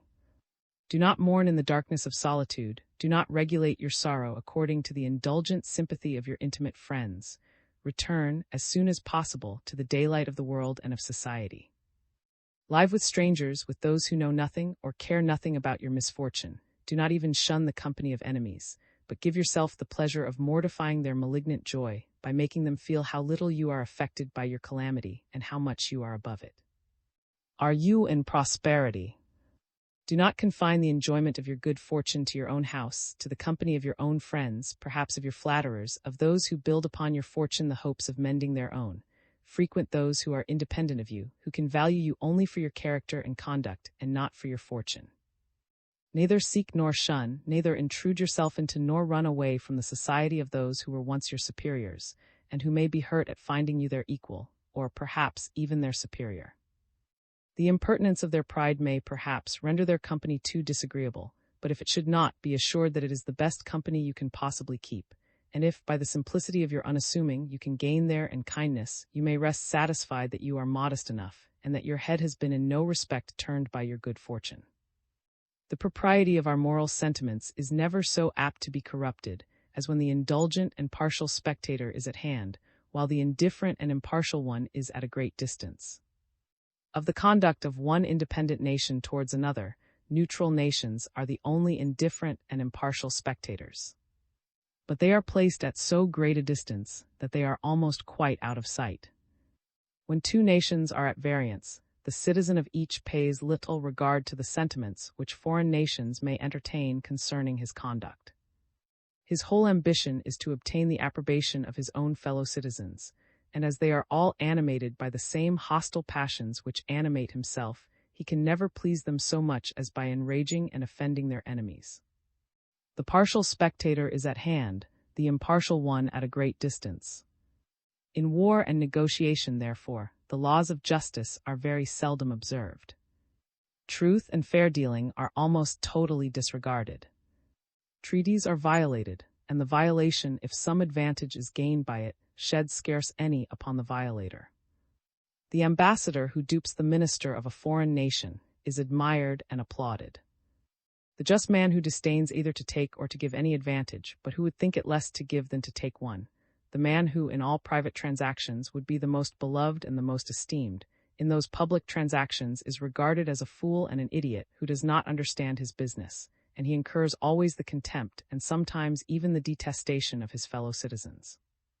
In war, not only what are called the laws of nations are frequently violated, without bringing among his own fellow citizens, whose judgments he only regards, any considerable upon the violator, but those laws themselves are, the greater part of them, laid down with very little regard to the plainest and most obvious rules of justice. That the innocent, though they may have some connection or dependency upon the guilty, which perhaps they themselves cannot help, should not, upon that account, suffer or be punished for the guilty, is one of the plainest and most obvious rules of justice. In the most unjust war, however, it is commonly the sovereign or the rulers only who are guilty. The subjects are almost always perfectly innocent. Whenever it suits the conveniency of a public enemy, however, the goods of the peaceable citizens are seized both at land and at sea. Their lands are laid waste, their houses are burnt, and they themselves, if they presume to make any resistance, are murdered or led into captivity, and all this in the most perfect conformity to what are called the laws of nations. The animosity of hostile factions, whether civil or ecclesiastical, is often still more furious than that of hostile nations, and their conduct towards one another is often still more atrocious. What may be called the laws of faction have often been laid down by grave authors, with still less regard to the rules of justice than what are called the laws of nations. The most ferocious patriot never stated it as a serious question, whether faith ought to be kept with public enemies, whether faith ought to be kept with rebels, whether faith ought to be kept with heretics, are questions which have been often furiously agitated by celebrated doctors, both civil and ecclesiastical. It is needless to observe, I presume, that both rebels and heretics are those unlucky persons who, when things have come to a certain degree of violence, have the misfortune to be of the weaker party. In a nation distracted by faction, there are, no doubt, always a few, though commonly but a very few, who preserve their judgment untainted by the general contagion. They seldom amount to more than, here and there, a solitary individual without any influence, excluded by his own from the confidence of either party, and who, though he may be one of the wisest, is necessarily, upon that very account, one of the most insignificant men in the society. All such people are held in contempt and derision, frequently in detestation, by the zealots of both parties. A true partyman hates and despises, and in reality there is no vice which could so effectually disqualify him for the trade of a partyman as that single virtue. The real, revered, and impartial spectator, therefore, is, upon no occasion, at a greater distance than amidst the violence and rage of contending parties. To them it may be said that such a spectator scarce exists anywhere in the universe. Even to the great Judge of the universe, they impute all their own prejudices, and often view that divine being as animated by all their own vindictive and implacable passions. Of all the corrupters of moral sentiments, therefore, faction and fanaticism have always been by far the greatest. Concerning the subject of self-command, I shall only observe further that our admiration for the man who, under the heaviest and most unexpected misfortunes, continues to behave with fortitude and firmness, always supposes that his sensibility to those misfortunes is very great, and such as it requires a very great effort to conquer or command. The man who is altogether insensible to bodily pain could deserve no applause from enduring the torture with the most perfect patience and equanimity. The man who had been created without the natural fear of death could claim no merit from preserving his coolness and presence of mind in the midst of the most dreadful dangers. It is one of the extravagancies of Seneca that the stoical wise man was in this respect superior even to a god, that the security of the god was altogether the benefit of nature which had exempted him from suffering, but that the security of the wise man was his own benefit and derived altogether from himself and from his own exertions. The sensibility of some men, however, to some of the objects which immediately affect themselves, is sometimes so strong as to render all self-command impossible. No sense of can control the fears of the man who is weak enough to faint, or to fall into convulsions, upon the approach of danger. Whether such weakness of nerves, as it has been called, may not, by gradual exercise and proper discipline, admit of some cure, may perhaps be doubtful. It seems certain that it ought never to be trusted or employed. IV. Of the nature of self-deceit, and of the origin and use of general rules. In order to pervert the rectitude of our own judgments concerning the propriety of our own conduct, it is not always necessary that the real and impartial spectator should be at a great distance. When he is at hand, when he is present, the violence and injustice of our own selfish passions are sometimes sufficient to induce the man within the breast to make a report very different from what the real circumstances of the case are capable of authorizing. There are two different occasions upon which we examine our own conduct, and to view it in the light in which the impartial spectator would view it, first when we are about to act, and secondly after we have acted. Our views are apt to be very partial in both cases, but they are apt to be most partial when it is of most importance that they should be otherwise.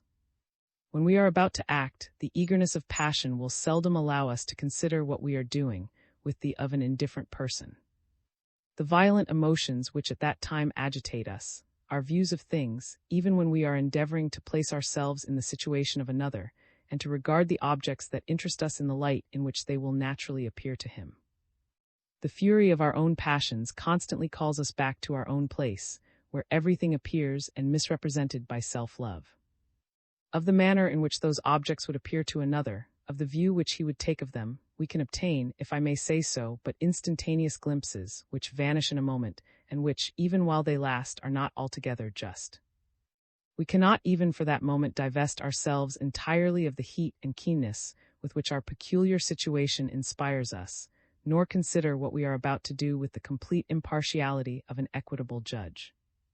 The passions upon this account, as Father says, all justify themselves and seem reasonable and proportioned to their objects, as long as we continue to feel them. When the action is over, indeed, and the passions which prompted it have subsided, we can enter more coolly into the sentiments of the indifferent spectator. What before interested us is now become almost as indifferent to us as it always was to him, and we can now examine our own conduct with his and impartiality. The man of today is no longer agitated by the same passions which distracted the man of yesterday, and when the paroxysm of emotion, in the same manner as when the paroxysm of distress, is fairly over, we can identify ourselves, as it were, with the ideal man within the breast, and in our own character view, as in the one case our own situation, so in the other our own conduct, with the severe eyes of the most impartial spectator. But our judgments now are often of little importance in comparison of what they were before, and can frequently produce nothing but vain regret and unavailing repentance, without always securing us from the like errors in time to come. It is seldom, however, that they are quite candid even in this case. The opinion which we entertain of our own character depends entirely on our judgment concerning our past conduct. It is so disagreeable to think ill of ourselves that we often purposely turn away our view from those circumstances which might render that judgment. He is a bold surgeon, they say, whose hand does not tremble when he performs an operation upon his own person, and he is often equally bold who does not hesitate to pull off the mysterious veil of self-delusion, which covers from his view the deformities of his own conduct. Rather than see our own under so disagreeable an aspect, we too often foolishly and weakly, to exasperate anew those unjust passions which had formerly misled us, we by artifice to awaken our old hatreds and irritate afresh our almost forgotten resentments, we even exert ourselves for this miserable purpose and thus persevere in injustice, merely because we once were unjust, and because we are ashamed and afraid to see that we were so. So partial are the views of mankind with regard to the propriety of their own conduct, both at the time of action and after it, and so difficult is it for them to view it in the light in which any indifferent spectator would consider it. But if it was by a peculiar faculty, such as the moral sense is supposed to be, that they judged of their own conduct, if they were endued with a particular power of perception which distinguished the beauty or deformity of passions and affections, as then passions would be more immediately exposed to the view of this faculty, it would judge more accurately concerning them than concerning those of other men, of which it had only a more distant prospect. This self-deceit, this fatal weakness of mankind, is the source of half the disorders of human life. If we saw ourselves in the light in which others see us, or in which they would see us if they knew all, a reformation would generally be unavoidable. We could not otherwise endure the sight exposed to us. Nature, however, has not left this weakness, which is of so much importance, altogether without a remedy, nor has she abandoned us entirely to the delusions of self-love. Our continual observations upon the conduct of others insensibly lead us to form to ourselves certain general rules concerning what is fit and proper either to be done or to be avoided. Some of their actions shock all our natural sentiments. We hear everybody about us express the like detestation against them. This still further confirms and even exasperates our natural sense of their deformity. It satisfies us that we view them in the proper light when we see other people view them in the same light. We resolve never to be guilty of the like, nor ever, upon any account, to render ourselves in this manner the objects of universal disapprobation.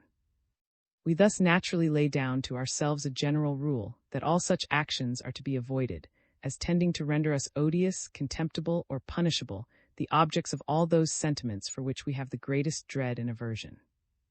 Other actions, on the contrary, call forth our approbation, and we hear everybody around us express the same opinion concerning them. Everybody is eager to and reward them. They excite all those sentiments for which we have by nature the strongest desire, the love, the gratitude, the admiration of mankind. We become ambitious of performing the like, and thus naturally lay down to ourselves a rule of another kind, that every opportunity of acting in this manner is to be sought after. It is thus that the general rules of morality are formed. They are ultimately founded upon experience of what, in particular instances, our moral faculties, our natural sense of merit and propriety, approve or disapprove of. We do not originally approve or condemn particular actions, because, upon examination, they appear to be agreeable or inconsistent with a certain general rule. The general rule, on the contrary, is formed by finding from experience that all actions of a certain kind or circumstanced in a certain manner are approved or disapproved of. To the man who first saw an inhuman murder committed from avarice, envy, or unjust resentment, and upon one too that loved and trusted the murderer, who beheld the last agonies of the dying person, who heard him with his expiring breath complain more of the perfidy and ingratitude of his false friend than of the violence which had been done to him, there could be no occasion, in order to conceive how horrible such an action was, that he should reflect that one of the most sacred rules of conduct was what prohibited the taking away the life of an innocent person, that this was a plain violation of that rule, and consequently a very blamable action. His detestation of this crime, it is evident, would arise instantaneously and antecedent to his having formed to himself any such general rule. The general rule, on the contrary, which he might afterwards form, would be founded upon the detestation which he felt necessarily arise in his own breast, at the thought of this and every other particular action of the same kind. When we read in history or romance the account of actions either of generosity or of baseness, the admiration which we conceive for the one, and the contempt which we feel for the other, neither of them arise from reflecting that there are certain general rules which declare all actions of the one kind admirable, and all actions of the other contemptible. Those general rules, on the contrary, are all formed from the experience we have had of the effects which actions of all different kinds naturally produce upon us. An amiable action, a respectable action, and horrid action are all of them actions which naturally excite for the person who performs them the love, the respect, or the horror of the spectator. The general rules which determine what actions are, and what are not, the objects of each of those sentiments, can be formed no other way than by observing what actions actually and in fact excite them.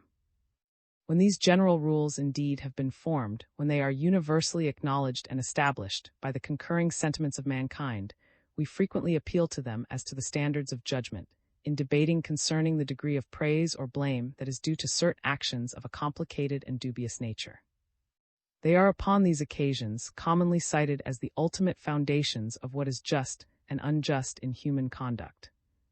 And this circumstance seems to have misled several very eminent authors to draw up their systems in such a manner, as if they had supposed that the original judgments of mankind with regard to right and wrong were formed like the decisions of a court of judicatory, by considering first the general rule, and then, secondly, whether the particular action under consideration fell properly within its comprehension.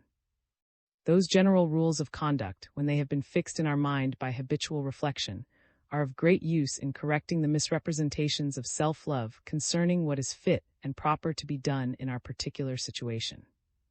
The man of furious resentment, if he was to listen to the dictates of that passion, would perhaps regard the death of his enemy as but a small compensation for the wrong he imagines he has received, which, however, may be no more than a very slight provocation. But his observations upon the conduct of others have taught him how horrible all such sanguinary revenges appear. Unless his education has been very singular, he has laid it down to himself as an inviolable rule to abstain from them upon all occasions. This rule preserves its authority with him and renders him incapable of being guilty of such a violence.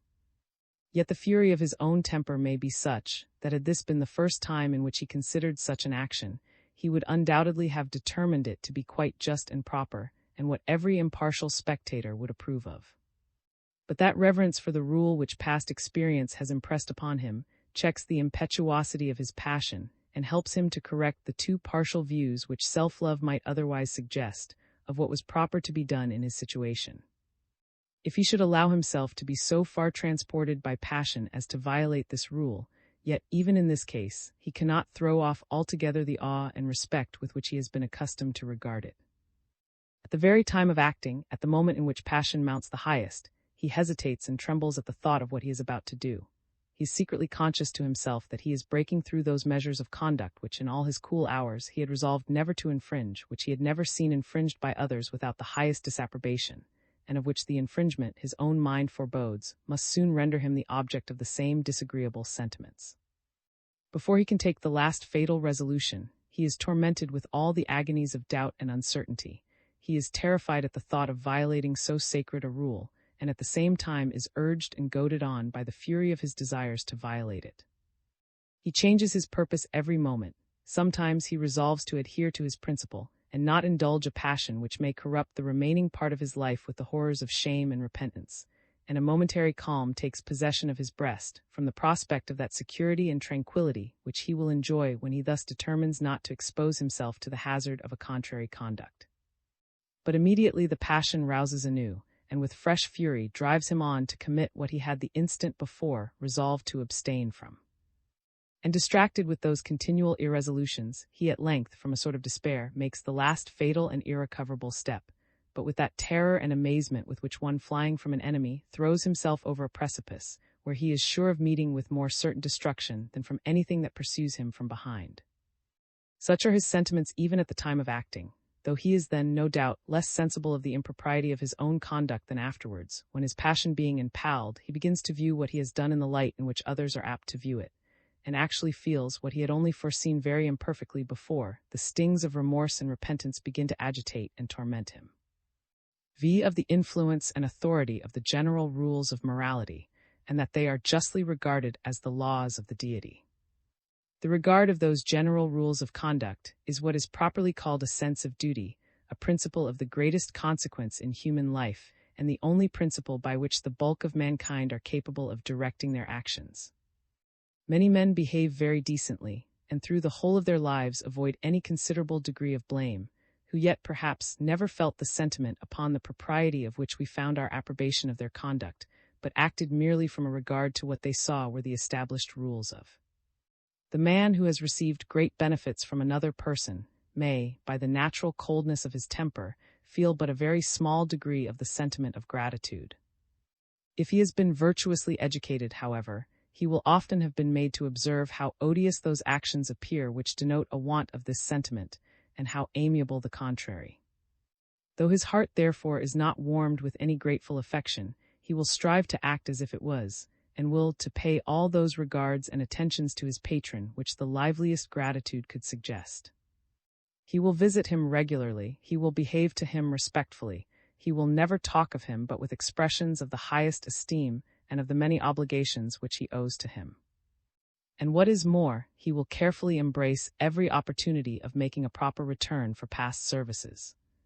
He may do all this too without any hypocrisy or blamable dissimulation, without any selfish intention of obtaining new, and without any design of imposing either upon his benefactor or the public.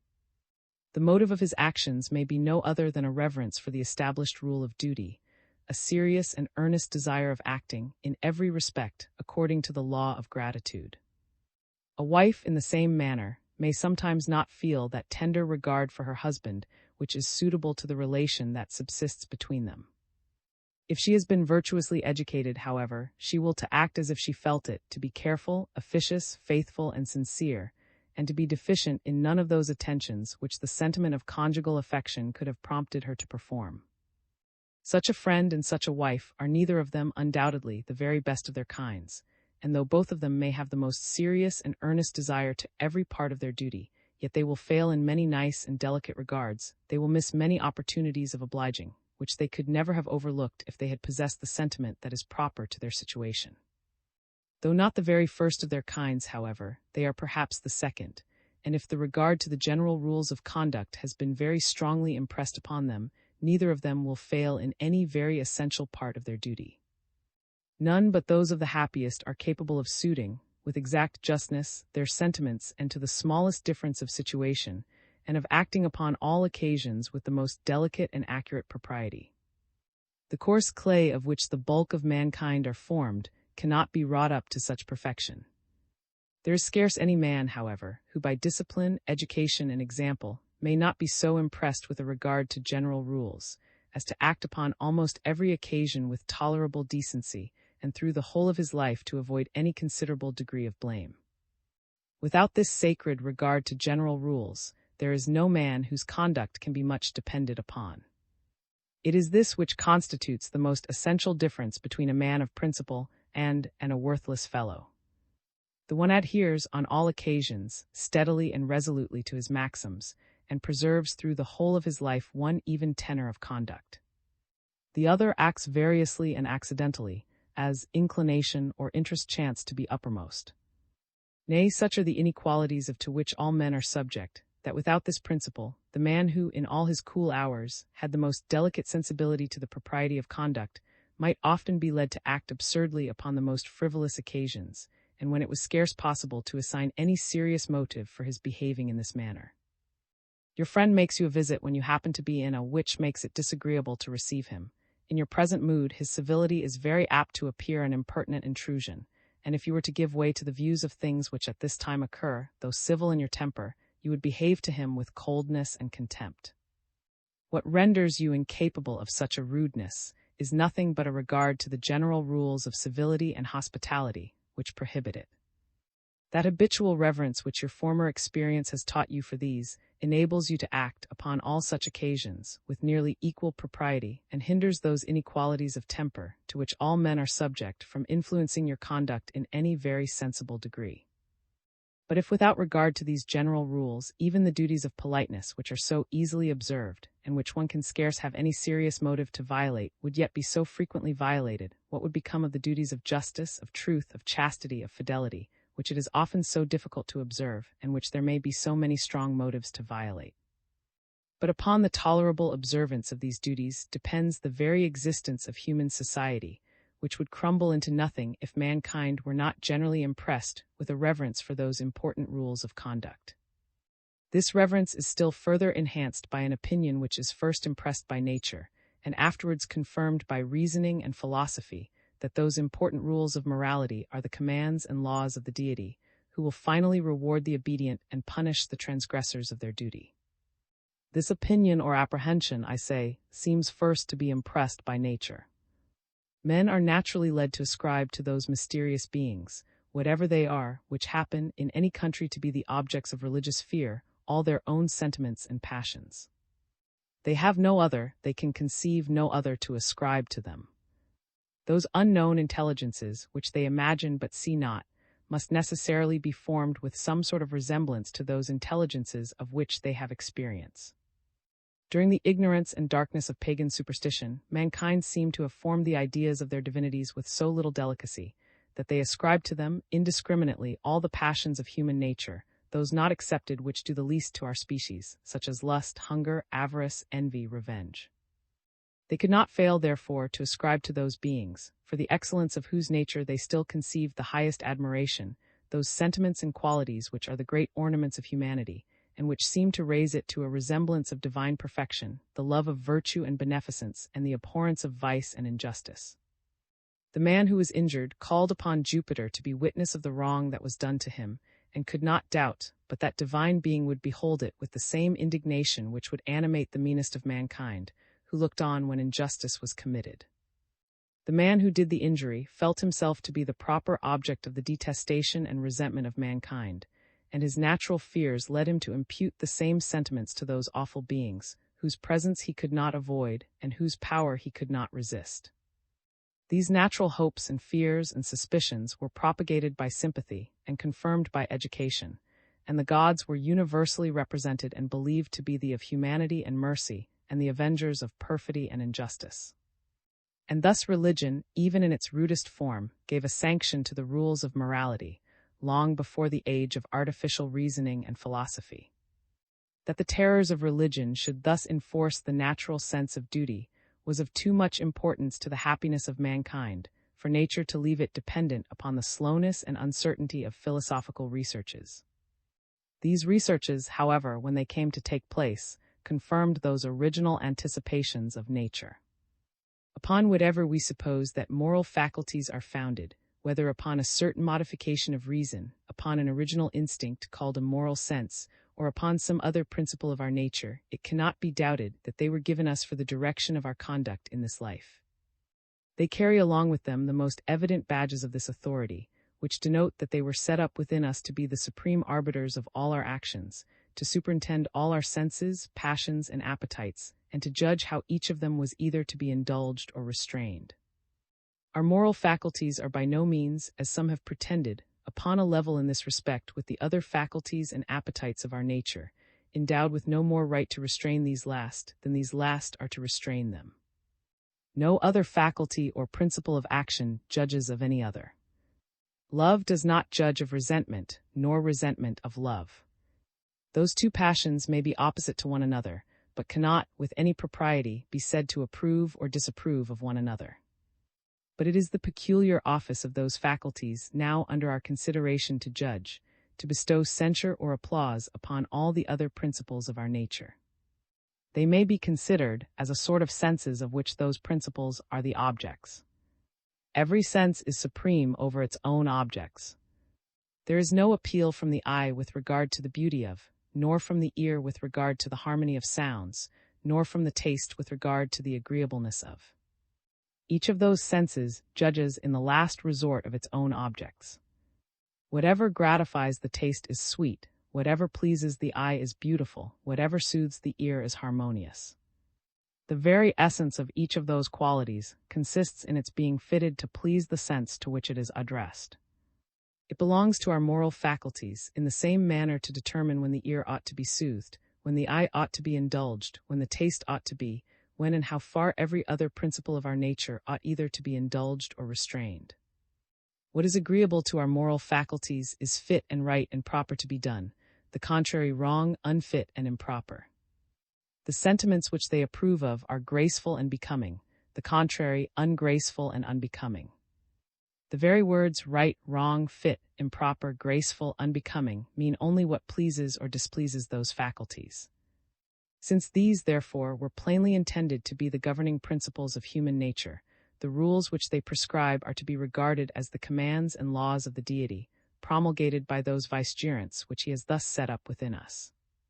All general rules are commonly denominated laws. Thus the general rules which bodies observe in the communication of motion are called the laws of motion. But those general rules which our moral faculties observe in approving or condemning whatever sentiment or action is subjected to their examination, may much more justly be denominated such. They have a much greater resemblance to what are properly called laws, those general rules which the sovereign lays down to direct the conduct of his subjects. Like them, they are rules to direct the free actions of men. They are prescribed most surely by a lawful superior, and are attended to with the sanction of rewards and punishments. Those vicegerents of God within us never fail to punish the violation of them by the torments of inward shame and self-condemnation, and on the contrary, always reward obedience with tranquility of mind, with full contentment and self-satisfaction.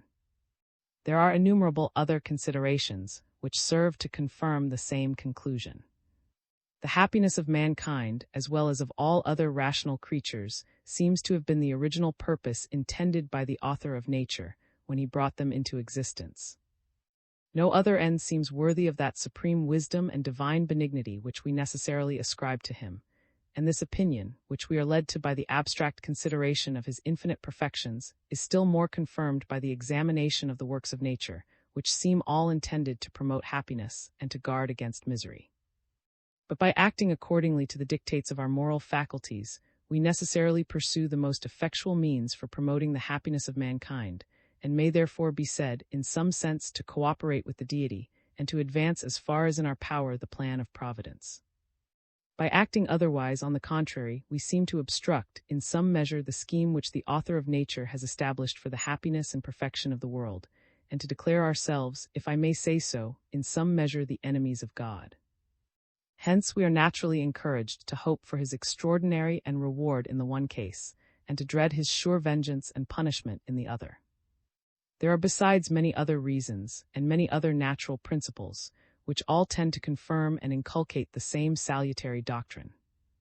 If we consider the general rules by which external prosperity and adversity are commonly distributed in this life, we shall find that notwithstanding the disorder in which all things appear to be in this world, yet even here every virtue naturally meets with its proper reward, with the recompense which is most fit to encourage and promote it, and this too so surely that it requires a very extraordinary concurrence of circumstances entirely to disappoint it. What is the reward most proper for encouraging industry, prudence, and circumspection? Success in every sort of business. And is it possible that in the whole of life these virtues should fail of attaining it? Wealth and external are their proper recompense, and the recompense which they can seldom fail of acquiring. What reward is most proper for promoting the practice of truth, justice, and humanity? The confidence, the esteem, the love of those we live with. Humanity does not desire to be great, but to be beloved. It is not in being rich that truth and justice would rejoice, but in being trusted and believed, recompenses which those virtues must almost always acquire. By some very extraordinary and unlucky circumstance, a good man may come to be suspected of a crime of which he was altogether incapable, and upon that account be most unjustly exposed for the remaining part of his life to the horror and aversion of mankind. By an accident of this kind he may be said to lose his all, notwithstanding his integrity and justice, in the same manner as a cautious man, notwithstanding his utmost circumspection, may be ruined by an earthquake or an inundation. Accidents of the first kind, however, are perhaps still more rare and still more contrary to the common course of things than those of the second, and it still remains true that the practice of truth, justice, and humanity is a certain and almost infallible method of acquiring what these virtues chiefly aim at, the confidence and love of those we live with. A person may be very easily misrepresented with regard to a particular action, but it is scarce possible that he should be so with regard to the general tenor of his conduct. An innocent man may be believed to have done wrong. This, however, will rarely happen.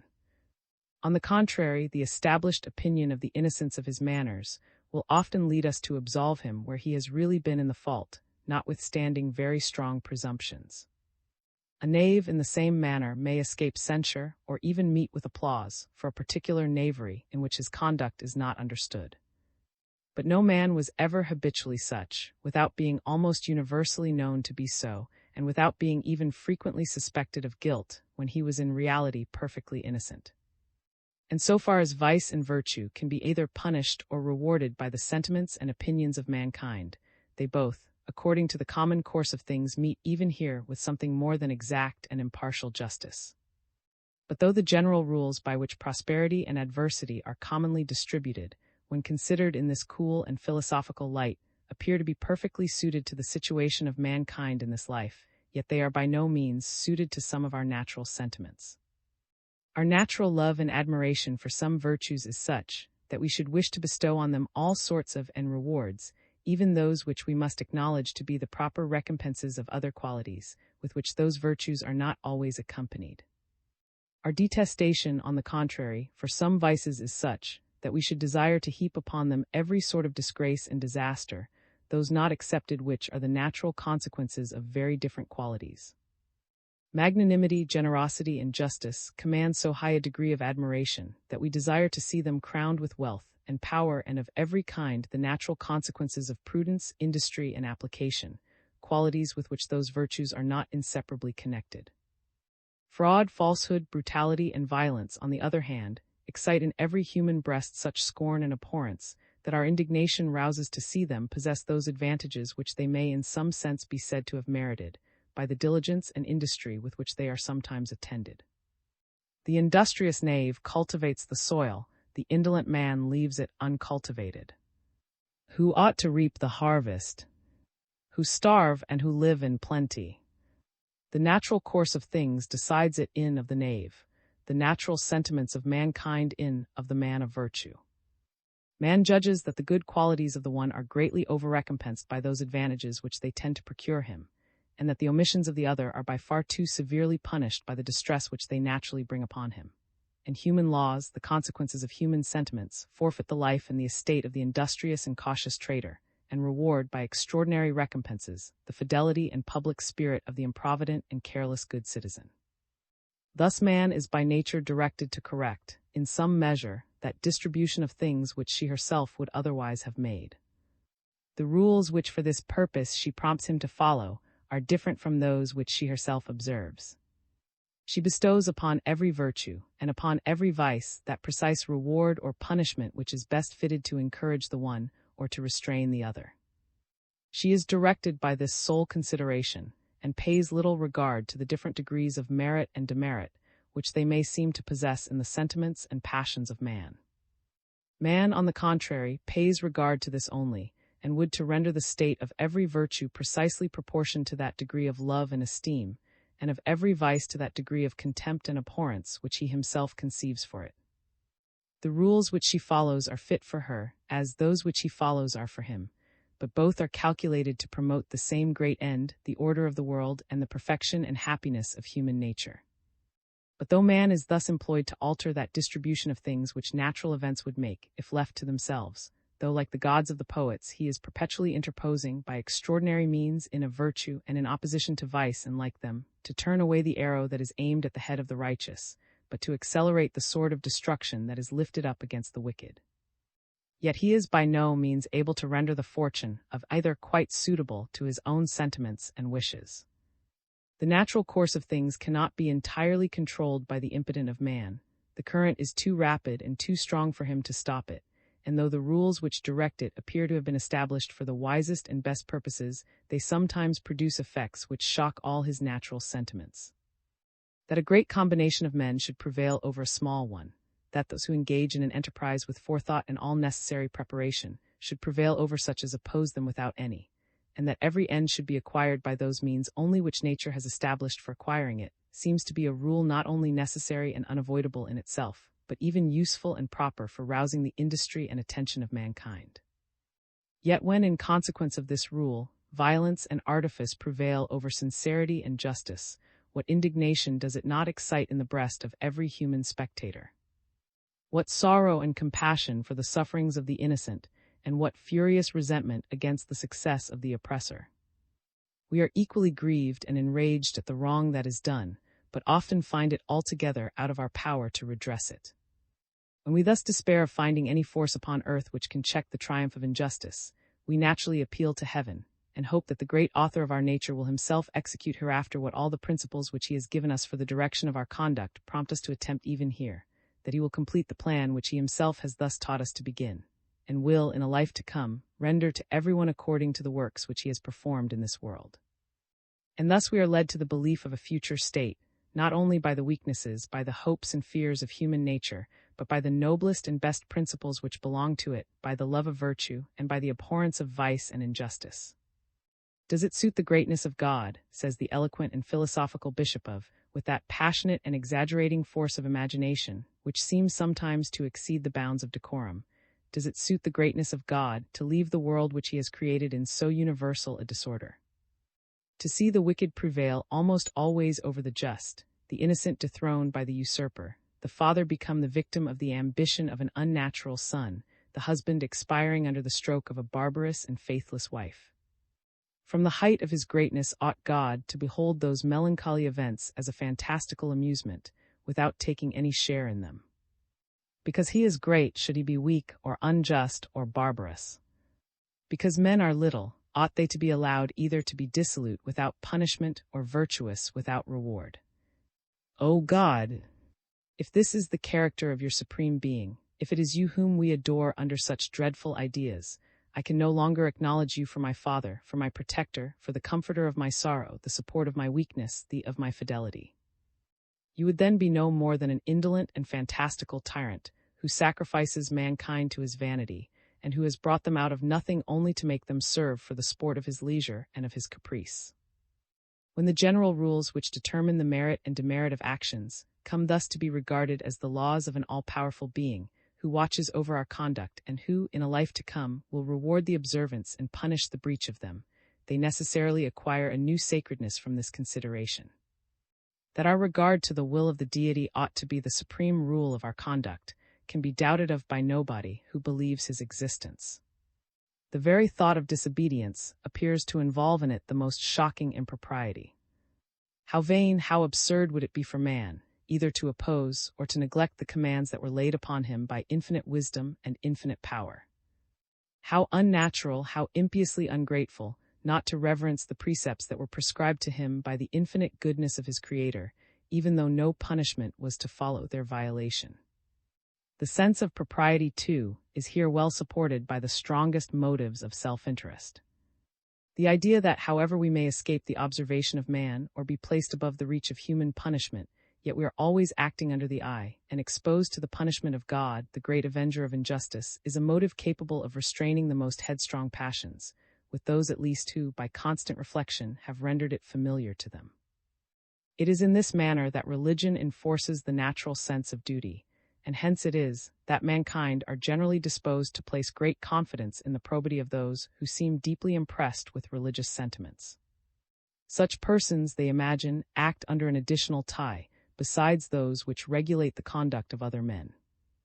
The regard to the propriety of action as well as to reputation, the regard to the applause of his own breast as well as to that of others, are motives which they suppose have the influence over the religious man, as over the man of the world.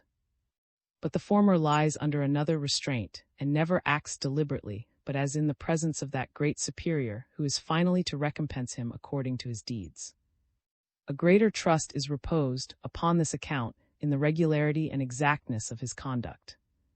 And wherever the natural principles of religion are not corrupted by the factious and party zeal of some worthless cabal, wherever the first duty which it requires is to all the obligations of morality, wherever men are not taught to regard frivolous observances as more immediate duties of religion than acts of justice and beneficence, and to imagine that by sacrifices and ceremonies and vain supplications they can bargain with the deity for fraud and perfidy and violence, the world undoubtedly judges right in this respect, and justly places a double confidence in the rectitude of the religious man's. Of the pleasure of mutual sympathy. But whatever may be the cause of sympathy, or however it may be excited, nothing pleases us more than to observe in other men a fellow feeling with all the emotions of our own breast, nor are we ever so much shocked as by the appearance of the contrary. Those who are fond of deducing all our sentiments from certain refinements of self-love think themselves at no loss to account, according to their own principles, both for this pleasure and this pain. Man, say they, conscious of his own weakness, and of the need which he has for the assistance of others, rejoices whenever he observes that they adopt his own passions, because he is then assured of that assistance, and grieves whenever he observes the contrary, because he is then assured of their opposition. But both the pleasure and the pain are always felt so instantaneously, and often upon such frivolous occasions, that it seems evident that neither of them can be derived from any such self-interested consideration. A man is when, after having to divert the company, he looks round and sees that nobody laughs at his jests but himself. On the contrary, the mirth of the company is highly agreeable to him, and he regards this correspondence of their sentiments with his own as the greatest applause.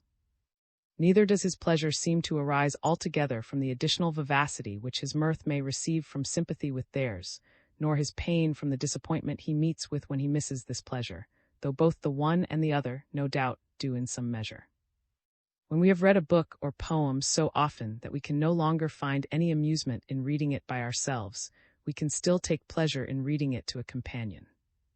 To him it has all the graces of novelty. We enter into the surprise and admiration which it naturally excites in him, but which it is no longer capable of exciting in us.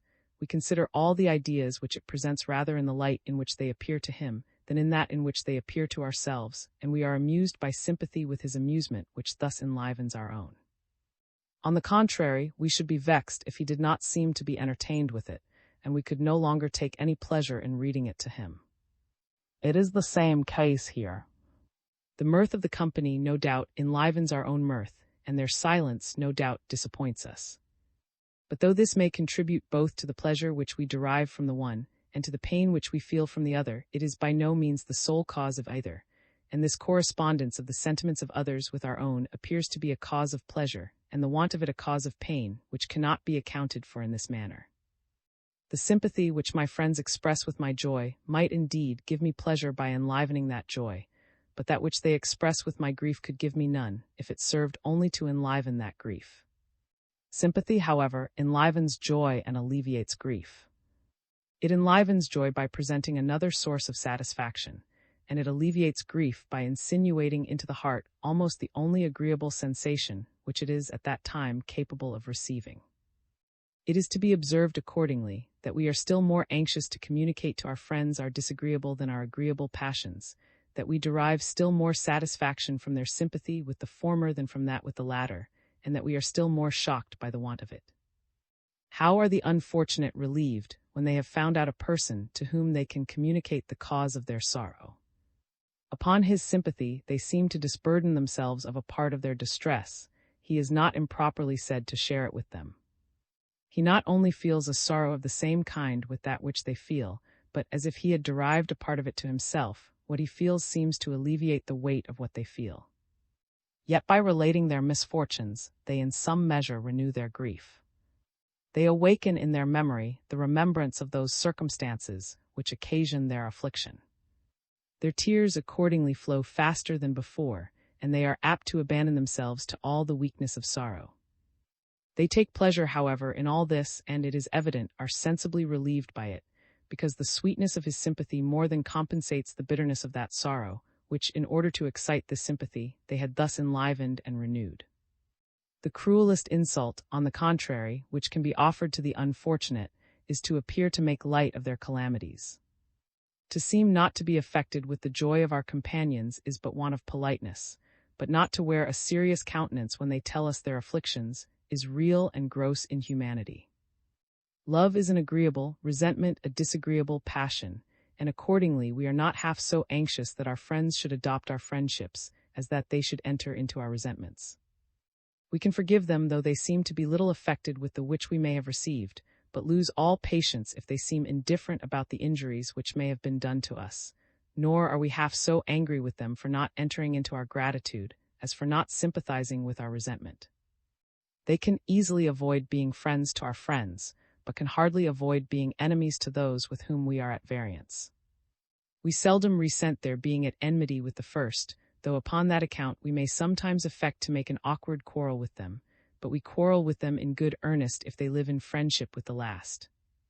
The agreeable passions of love and joy can satisfy and support the heart without any auxiliary pleasure. The bitter and painful emotions of grief and resentment more strongly require the healing consolation of sympathy. As the person who is principally interested in any event is pleased with our sympathy, and hurt by the want of it, so we too seem to be pleased when we are able to sympathize with him, and to be hurt when we are unable to do so. We run not only to congratulate the successful, but to condole with the afflicted, and the pleasure which we find in the conversation of one whom in all the passions of his heart we can entirely sympathize with, seems to do more than compensate the painfulness of that sorrow with which the view of his situation affects us. On the contrary, it is always disagreeable to feel that we cannot sympathize with him, and instead of being pleased with this exemption from sympathetic pain, it hurts us to find that we cannot share his uneasiness. If we hear a person loudly lamenting his misfortunes, which, however, upon bringing the case home to ourselves, we feel can produce no such violent effect upon us, we are shocked at his grief, and because we cannot enter into it, call it pusillanimity and weakness. It gives us the spleen, on the other hand, to see another too happy or too much elevated, as we call it, with any little piece of good fortune. We are disobliged even with his joy, and because we cannot go along with it, call it levity and folly. We are even put out of if our companion laughs louder or longer at a joke than we think it deserves, that is, than we feel that we ourselves could laugh at it. Vi. In what cases the sense of duty ought to be the sole principle of our conduct, and in what cases it ought to concur with other motives. Religion affords such strong motives to the practice of virtue, and guards us by such powerful restraints from the temptations of vice, that many have been led to suppose that religious principles were the sole laudable motives of action. We ought neither, they said, to reward from gratitude, nor punish from resentment. We ought neither to protect the helplessness of our children, nor afford support to the infirmities of our parents from natural affection.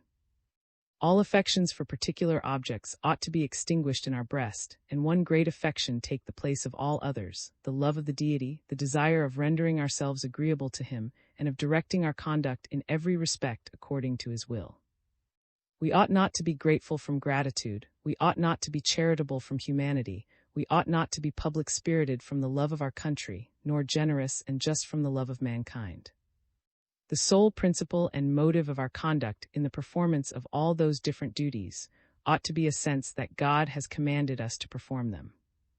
I shall not at present take time to examine this opinion particularly. I shall only observe that we should not have expected to have found it entertained by any sect who professed themselves of a religion in which, as it is the first precept to love the Lord our God with all our heart, with all our soul, and with all our strength, so it is the second to love our neighbor as we love ourselves. And we love ourselves surely for our own sakes, and not merely because we are commanded to do so. That the sense of duty should be the sole principle of our conduct is nowhere the precept of Christianity, but that it should be the ruling and the governing one as philosophy, and as indeed common sense directs.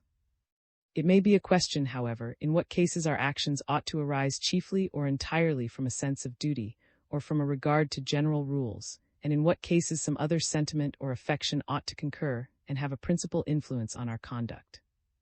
The decision of this question, which cannot perhaps be given with any very great accuracy, will depend upon two different circumstances. First, upon the natural agreeableness or deformity of the sentiment or affection which would prompt us to any action independent of all regard to general rules, and secondly, upon the precision and exactness or the looseness and inaccuracy of the rules themselves. I say, it will depend upon the natural agreeableness or deformity of the affection itself, how far our actions ought to arise from it, or entirely proceed from a regard to the general rule. All those graceful and admired actions, to which the benevolent affections would prompt us, ought to proceed as much from the passions themselves, as from any regard to the general rules of conduct.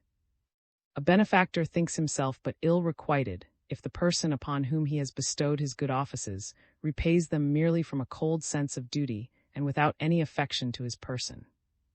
A husband is dissatisfied with the most obedient wife, when he imagines her conduct is animated by no other principle besides her regard to what the relation she stands in requires. Though a son should fail in none of the offices of filial duty, yet if he wants that affectionate reverence which it so well becomes him to feel, the parent may justly complain of his indifference. Nor could a son be quite satisfied with a parent who, though he performed all the duties of his situation, had nothing of that fatherly fondness which might have been expected from him. With regard to all such benevolent and social affections, it is agreeable to see the sense of duty employed rather to restrain than to enliven them, rather to hinder us from doing too much than to prompt us to do what we ought. It gives us pleasure to see a father obliged to check his own fondness for his children, a friend obliged to set bounds to his natural generosity, a person who has received a benefit obliged to restrain the too sanguine gratitude of his own temper. The contrary maxim takes place with regard to the malevolent and unsocial passions. We ought to reward from the gratitude and generosity of our own hearts, without any reluctance, and without being obliged to reflect how great the propriety of rewarding, but we ought always to punish with reluctance, and more from a sense of the propriety of punishing than from any savage disposition to revenge. Nothing is more graceful than the of the man who appears to resent the greatest injuries, more from a sense that they deserve and are the proper objects of resentment, than from feeling himself the furies of that disagreeable passion, who, like a judge, considers only the general rule which determines what vengeance is due for each particular offense, who, in executing that rule, feels less for what himself has suffered than for what the offender is about to suffer, who, though in wrath, does ever remember mercy, and is disposed to interpret the rule in the most gentle manner, and to allow all the alleviations which the most candid humanity could, consistently with good sense, admit of.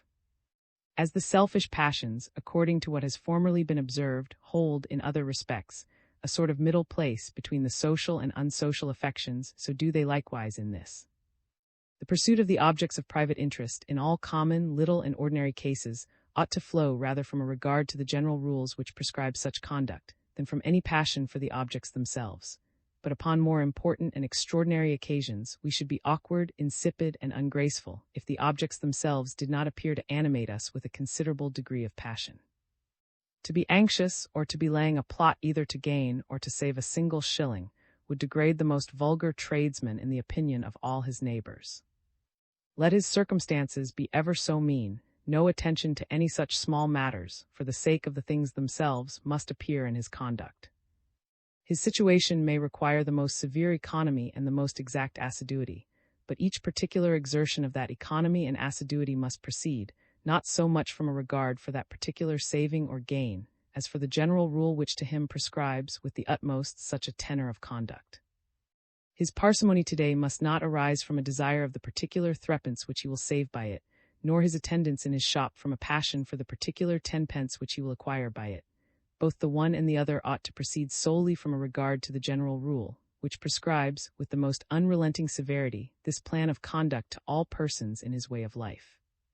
In this consists the difference between the character of a miser and that of a person of exact economy and assiduity.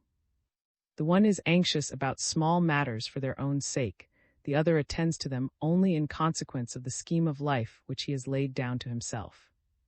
It is quite otherwise with regard to the more extraordinary and important objects of self-interest. A person appears mean-spirited who does not pursue these with some degree of earnestness for their own sake. We should despise a prince who is not anxious about conquering or defending a province. We should have little respect for a private gentleman who did not exert himself to gain an estate or even a considerable office, when he could acquire them without either meanness or injustice. A member of Parliament who shows no keenness about his own election is abandoned by his friends as altogether unworthy of their attachment. Even a tradesman is thought a poor-spirited fellow among his neighbors, who does not bestir himself to get what they call an extraordinary job or some uncommon advantage. This spirit and keenness constitutes the difference between the man of enterprise and the man of dull regularity. Those great objects of self-interest, of which the loss or acquisition quite changes the rank of the person, are the objects of the passion properly called ambition, a passion which, when it keeps within the bounds of prudence and justice, is always admired in the world and has even sometimes a certain irregular greatness, which dazzles the imagination when it passes the limits of both these virtues, and is not only unjust but extravagant. Hence the general admiration for heroes and conquerors, and even for statesmen, whose projects have been very daring and extensive though altogether devoid of justice, such as those of the cardinals of and of. The objects of avarice and ambition differ only in their greatness. A miser is as furious about a halfpenny as a man of ambition about the conquest of a kingdom. Aye. Secondly, I say, it will depend partly upon the precision and upon the exactness, or the looseness and the inaccuracy of the general rules themselves, how far our conduct ought to proceed entirely from a regard to them. The general rules of almost all the virtues, the general rules which determine what are the offices of prudence, of charity, of generosity, of gratitude, of friendship, are in many respects loose and inaccurate, admit of many exceptions, and require so many modifications, that it is scarce possible to regulate our conduct entirely by a regard to them. The common proverbial maxims of prudence, being founded in universal experience, are perhaps the best general rules which can be given about it. To effect, however, a very strict and literal adherence to them would evidently be the most absurd and ridiculous pedantry. Of all the virtues I have just now mentioned, gratitude is that, perhaps, of which the rules are the most precise and admit of the fewest exceptions. That as soon as we can, we should make a return of equal, and if possible of superior, value to the services we have received, would seem to be a pretty plain rule, and one which admitted of scarce any exceptions. Upon the most superficial examination, however, this rule will appear to be in the highest degree loose and inaccurate, and to admit of 10,000 exceptions. If your benefactor attended you in your sickness, ought you to attend him in his? Or can you the obligation of gratitude, by making a return of a different kind? If you ought to attend him, how long ought you to attend him? The same time which he attended you, or longer, and how much longer? If your friend lent you money in your distress, ought you to lend him money in his? How much ought you to lend him? When ought you to lend him? Now or tomorrow or next month? And for how long a time? It is evident that no general rule can be laid down, by which a precise answer can, in all cases, be given to any of these questions. The difference between his character and yours, between his circumstances and yours, may be such that you may be perfectly grateful and justly refuse to lend him a halfpenny, and on the contrary, you may be willing to lend or even to give him 10 times the sum which he lent you, and yet justly be accused of the blackest ingratitude, and of not having fulfilled the 100th part of the obligation you lie under. As the duties of gratitude, however, are perhaps the most sacred of all those which the beneficent virtues prescribe to us, so the general rules which determine them are, as I said before, the most accurate.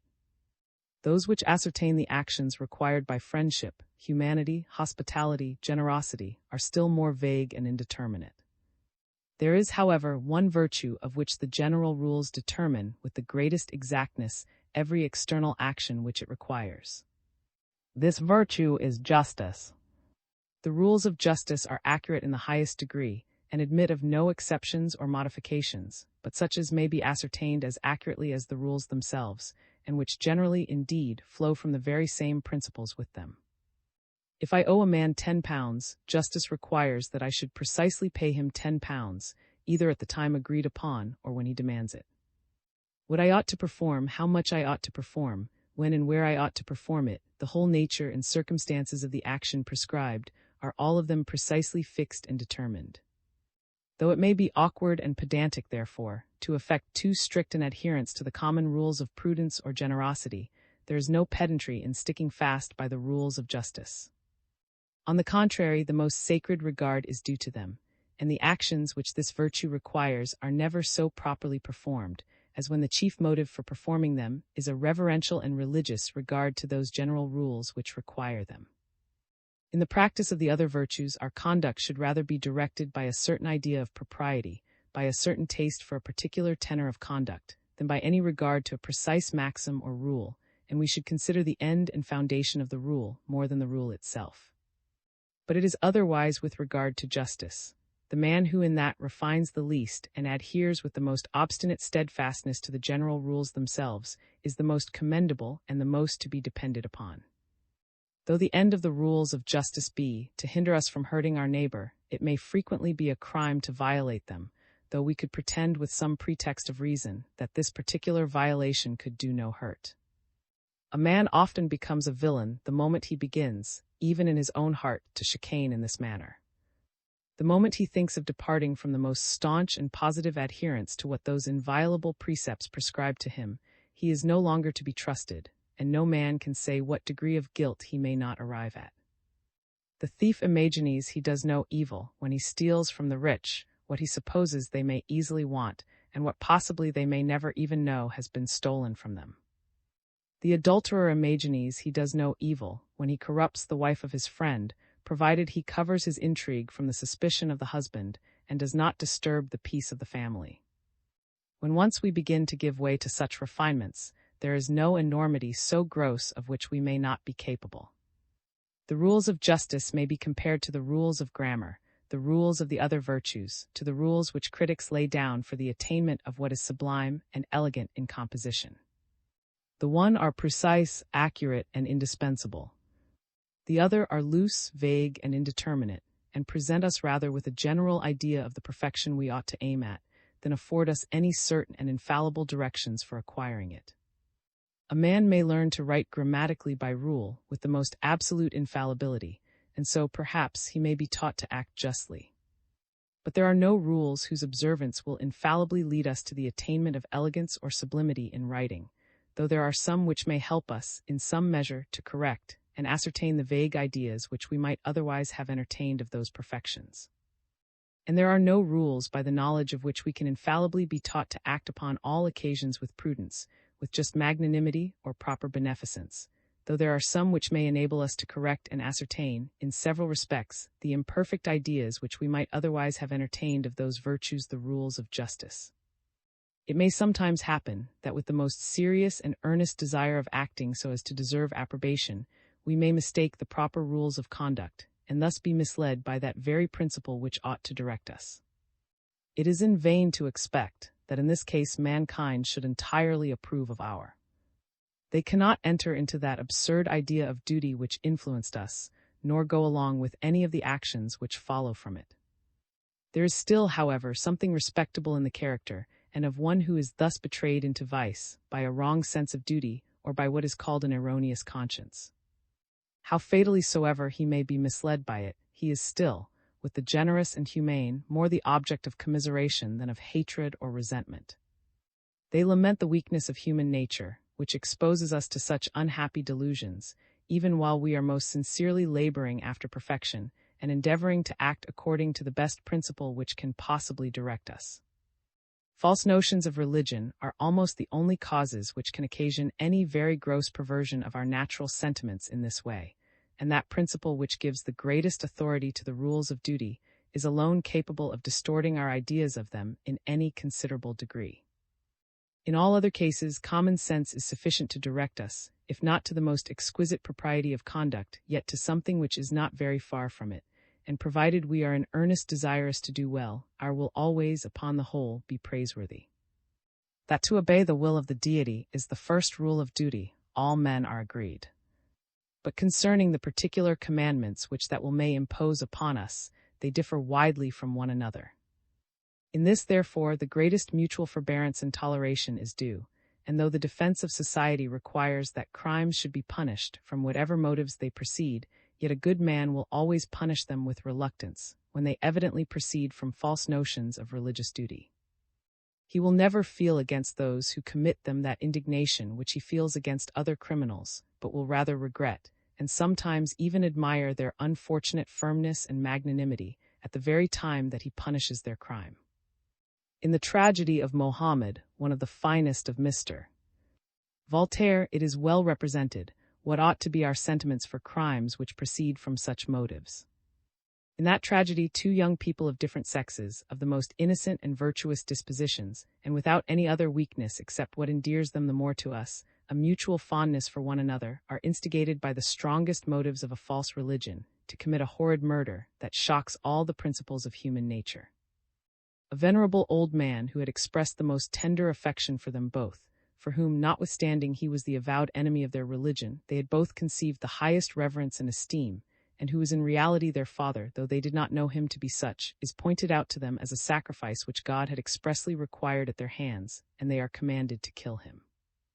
While about executing this crime, they are tortured with all the agonies which can arise from the struggle between the idea of the indispensableness of religious duty on the one side, and compassion, gratitude, reverence for the age, and love for the humanity and virtue of the person whom they are going to destroy, on the other. The representation of this exhibits one of the most interesting, and perhaps the most instructive spectacle that was ever introduced upon any. The sense of duty, however, at last prevails over all the amiable weaknesses of human nature. They execute the crime imposed upon them, but immediately discover their error and the fraud which had deceived them, and are distracted with horror, remorse, and resentment. Such as are our sentiments for the unhappy Said, and such ought we to feel for every person who is in this manner misled by religion, when we are sure that it is really religion which misleads him, and not the of it, which is made too often a cover to some of the worst of human passions. As a person may act wrong by following a wrong sense of duty, so nature may sometimes prevail, and lead him to act right in opposition to it. We cannot in this case be displeased to see that motive prevail, which we think ought to prevail, though the person himself is so weak as to think otherwise. As his conduct, however, is the effect of weakness, not principle, we are far from bestowing upon it anything that approaches to complete approbation. A bigoted Roman Catholic who, during the massacre of, had been so overcome by compassion as to save some unhappy Protestants whom he thought it his duty to destroy, would not seem to be entitled to that high applause which we should have bestowed upon him, had he exerted the same generosity with complete self-approbation. We might be pleased with the humanity of his temper, but we should still regard him with a sort of pity which is altogether inconsistent with the admiration that is due to perfect virtue. It is the same case with all the other passions. We do not dislike to see them exert themselves properly, even when a false notion of duty would direct the person to restrain them. A very devout Quaker, who upon being struck upon one cheek, instead of turning up the other, should so far forget his literal interpretation of our precept, as to bestow some good discipline upon the brute that insulted him, would not be disagreeable to us. We should laugh and be diverted with his spirit, and rather like him the better for it. But we should by no means regard him with that respect and esteem which would seem due to one who, upon a like occasion, had acted properly from a just sense of what was proper to be done. No action can properly be called virtuous, which is not accompanied with the sentiment of self-approbation. Of the beauty which the appearance of utility bestows upon all the productions of art, and of the extensive influence of this species of beauty. That utility is one of the principal sources of beauty has been observed by everybody who has considered with any attention what constitutes the nature of beauty. The conveniency of a house gives pleasure to the spectator as well as its regularity, and he is as much hurt when he observes the contrary defect, as when he sees the correspondent windows of different forms, or the door not placed exactly in the middle of the building. That the fitness of any system or machine to produce the end for which it was intended bestows a certain propriety and beauty upon the whole, and renders the very thought and contemplation of it agreeable, is so obvious that nobody has overlooked it. The cause, too, why utility pleases, has of late been assigned by an ingenious and agreeable philosopher, who joins the greatest depth of thought to the greatest elegance of expression, and possesses the singular and happy talent of treating the abstrusest subjects not only with the most perfect perspicuity, but with the most lively eloquence. The utility of any object, according to him, pleases the master by perpetually suggesting to him the pleasure or conveniency which it is fitted to promote. Every time he looks at it, he is put in mind of this pleasure, and the object in this manner becomes a source of perpetual satisfaction and enjoyment. The spectator enters by sympathy into the sentiments of the master, and necessarily views the object under the same agreeable aspect. When we visit the palaces of the great, we cannot help conceiving the satisfaction we should enjoy if we ourselves were the masters, and were possessed of so much artful and ingeniously contrived accommodation. A similar account is given why the appearance of should render any object disagreeable both to the owner and to the spectator. But that this fitness, this happy contrivance of any production of art, should often be more valued than the very end for which it was intended, and that the exact adjustment of the means for attaining any conveniency or pleasure should frequently be more regarded than that very conveniency or pleasure in the attainment of which their whole merit would seem to consist, has not, so far as I know, been yet taken notice of by anybody. That this, however, is very frequently the case, may be observed in 1,000 instances, both in the most frivolous and in the most important concerns of human life. When a person comes into his chamber and finds the chairs all standing in the middle of the room, he is angry with his servant, and rather than see them continue in that disorder, perhaps takes the trouble himself to set them all in their places with their backs to the wall. The whole propriety of this new situation arises from its superior conveniency in leaving the floor free and disengaged. To attain this conveniency, he voluntarily puts himself to more trouble than all he could have suffered from the want of it, since nothing was more easy than to have set himself down upon one of them, which is probably what he does when his is over. What he wanted, therefore, it seems, was not so much this conveniency as that arrangement of things which promotes it. Yet it is this conveniency alone which may ultimately recommend that arrangement, and bestows upon it the whole of its propriety and beauty. A watch in the same manner that falls behind above 2 minutes in a day is despised by one curious in watches. He sells it perhaps for a couple of guineas, and purchases another at 50, which will not lose above a minute in a fortnight. The sole use of watches, however, is to tell us what o'clock it is, and to hinder us from breaking any engagement or suffering any other by our ignorance in that particular point. But the persons so nice with regard to this machine will not always be found either more scrupulously punctual than other men, or more anxiously concerned upon any other account to know precisely what time of day it is. What interests him is not so much the attainment of this piece of knowledge, as the perfection of the machine which enables him to attain it. How many people ruin themselves by laying out money on trinkets of frivolous utility? What pleases these lovers of toys is not so much the utility, as the aptness of the machines which are fitted to promote it. All their pockets are stuffed with little conveniences.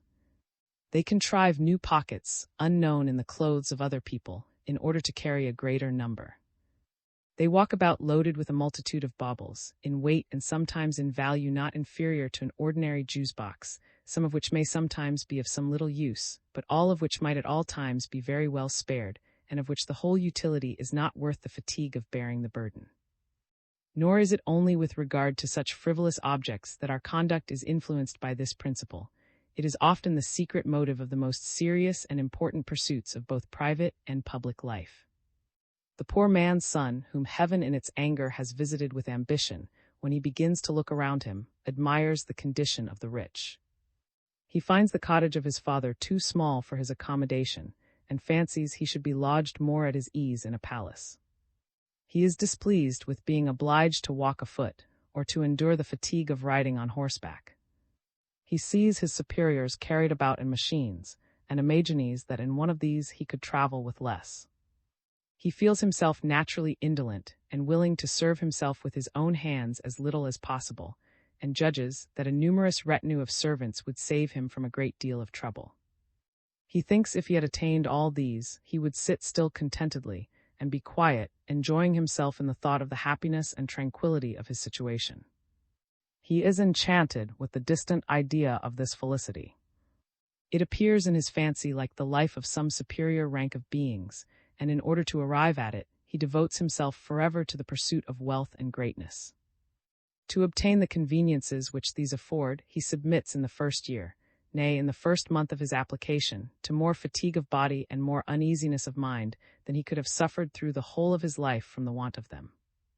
He studies to distinguish himself in some laborious profession.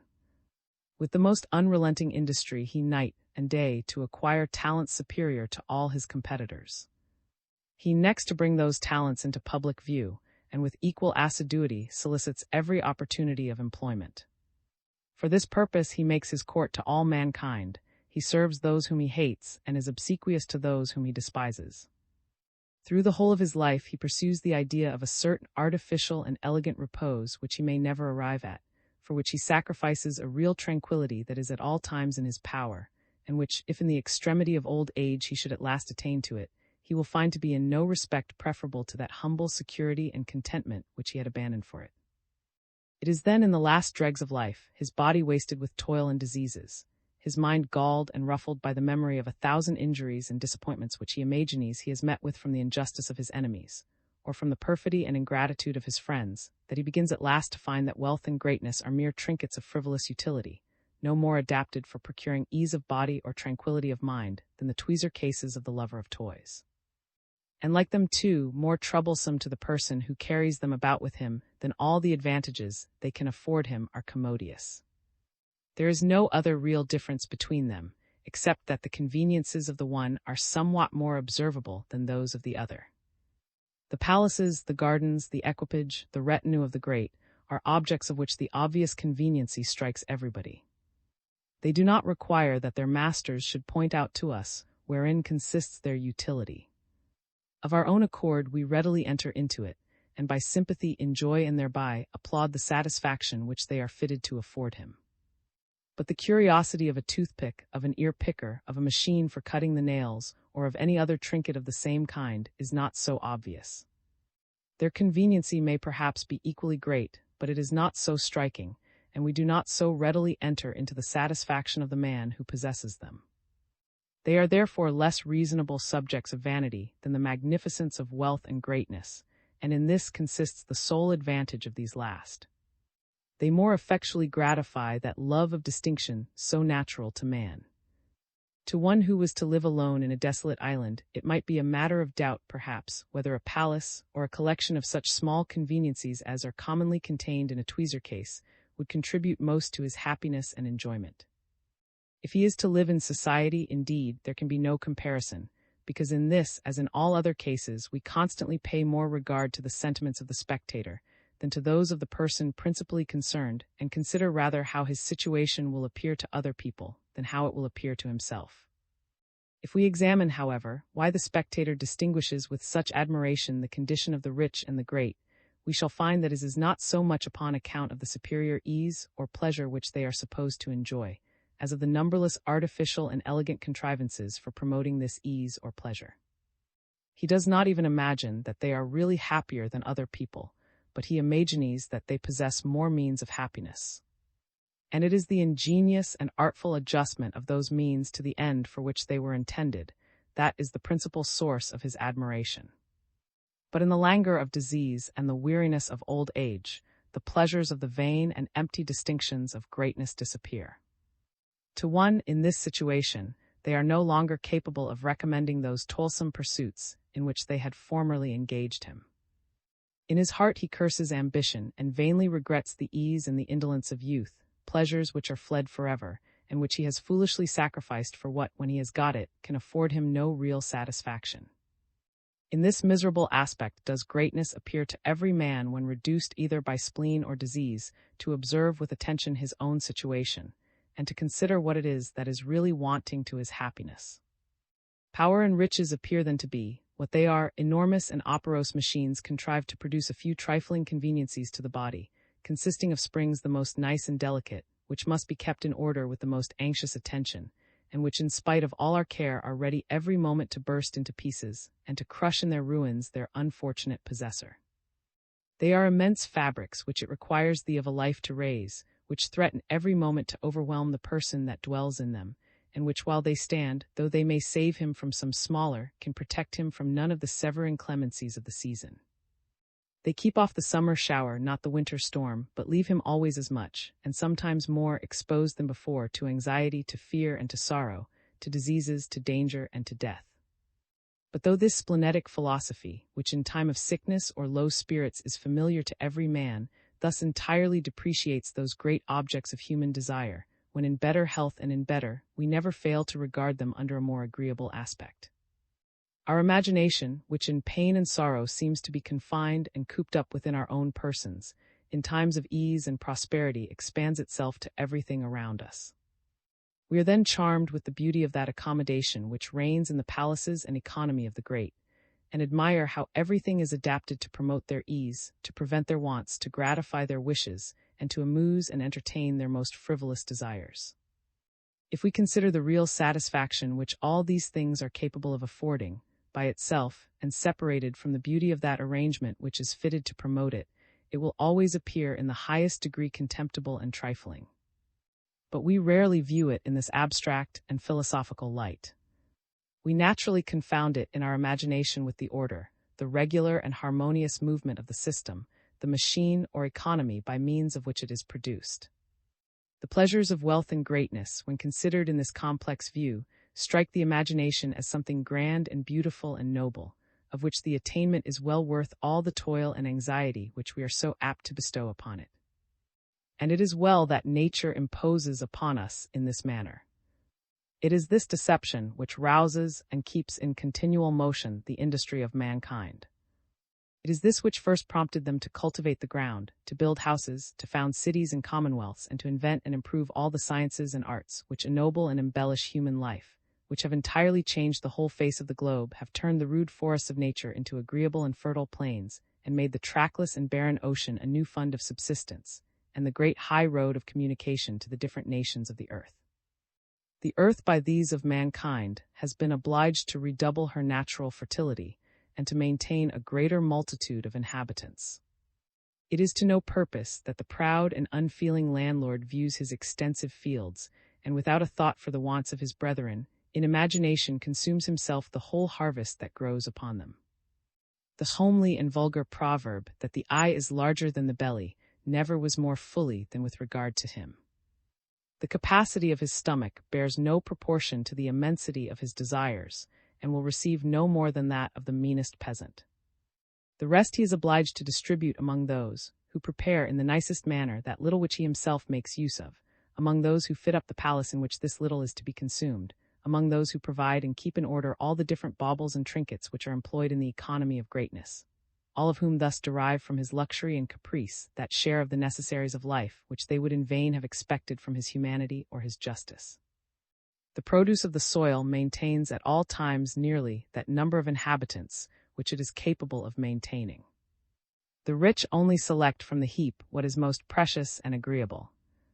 They consume little more than the poor, and in spite of their natural selfishness and rapacity, though they mean only their own conveniency, though the sole end which they propose from the of all the thousands whom they employ, be the gratification of their own vain and insatiable desires, they divide with the poor the produce of all their improvements.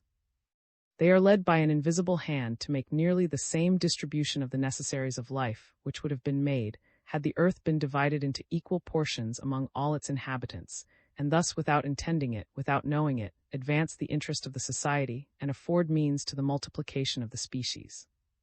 When Providence divided the earth among a few lordly masters, it neither forgot nor abandoned those who seem to have been left out in the partition. These last, too, enjoy their share of all that it produces. In what constitutes the real happiness of human life, they are in no respect inferior to those who would seem so much above them.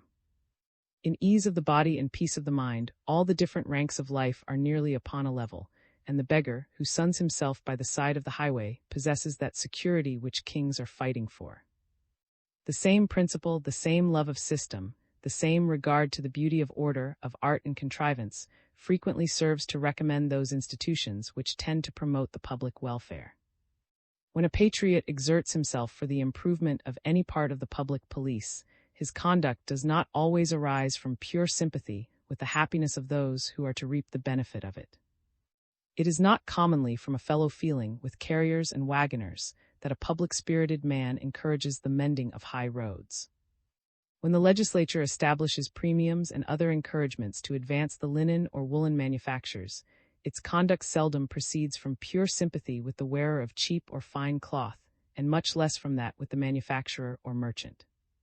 The perfection of police, the extension of trade and manufactures, are noble and magnificent objects.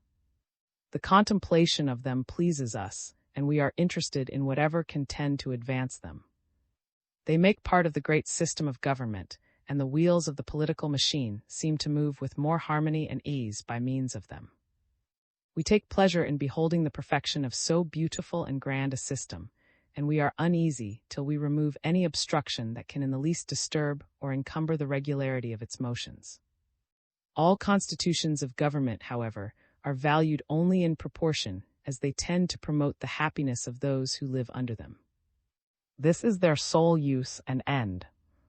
From a certain spirit of system, however, from a certain love of art and contrivance, we sometimes seem to value the means more than the end, and to be eager to promote the happiness of our fellow creatures, rather from a view to perfect and improve a certain beautiful and orderly system, than from any immediate sense or feeling of what they either suffer or enjoy.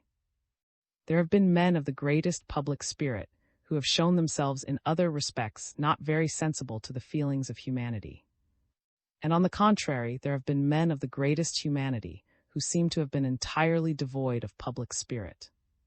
Every man may find in the circle of his acquaintance instances, both of the one kind and the other, who had ever less humanity or more public spirit than the celebrated legislator of Muscovy.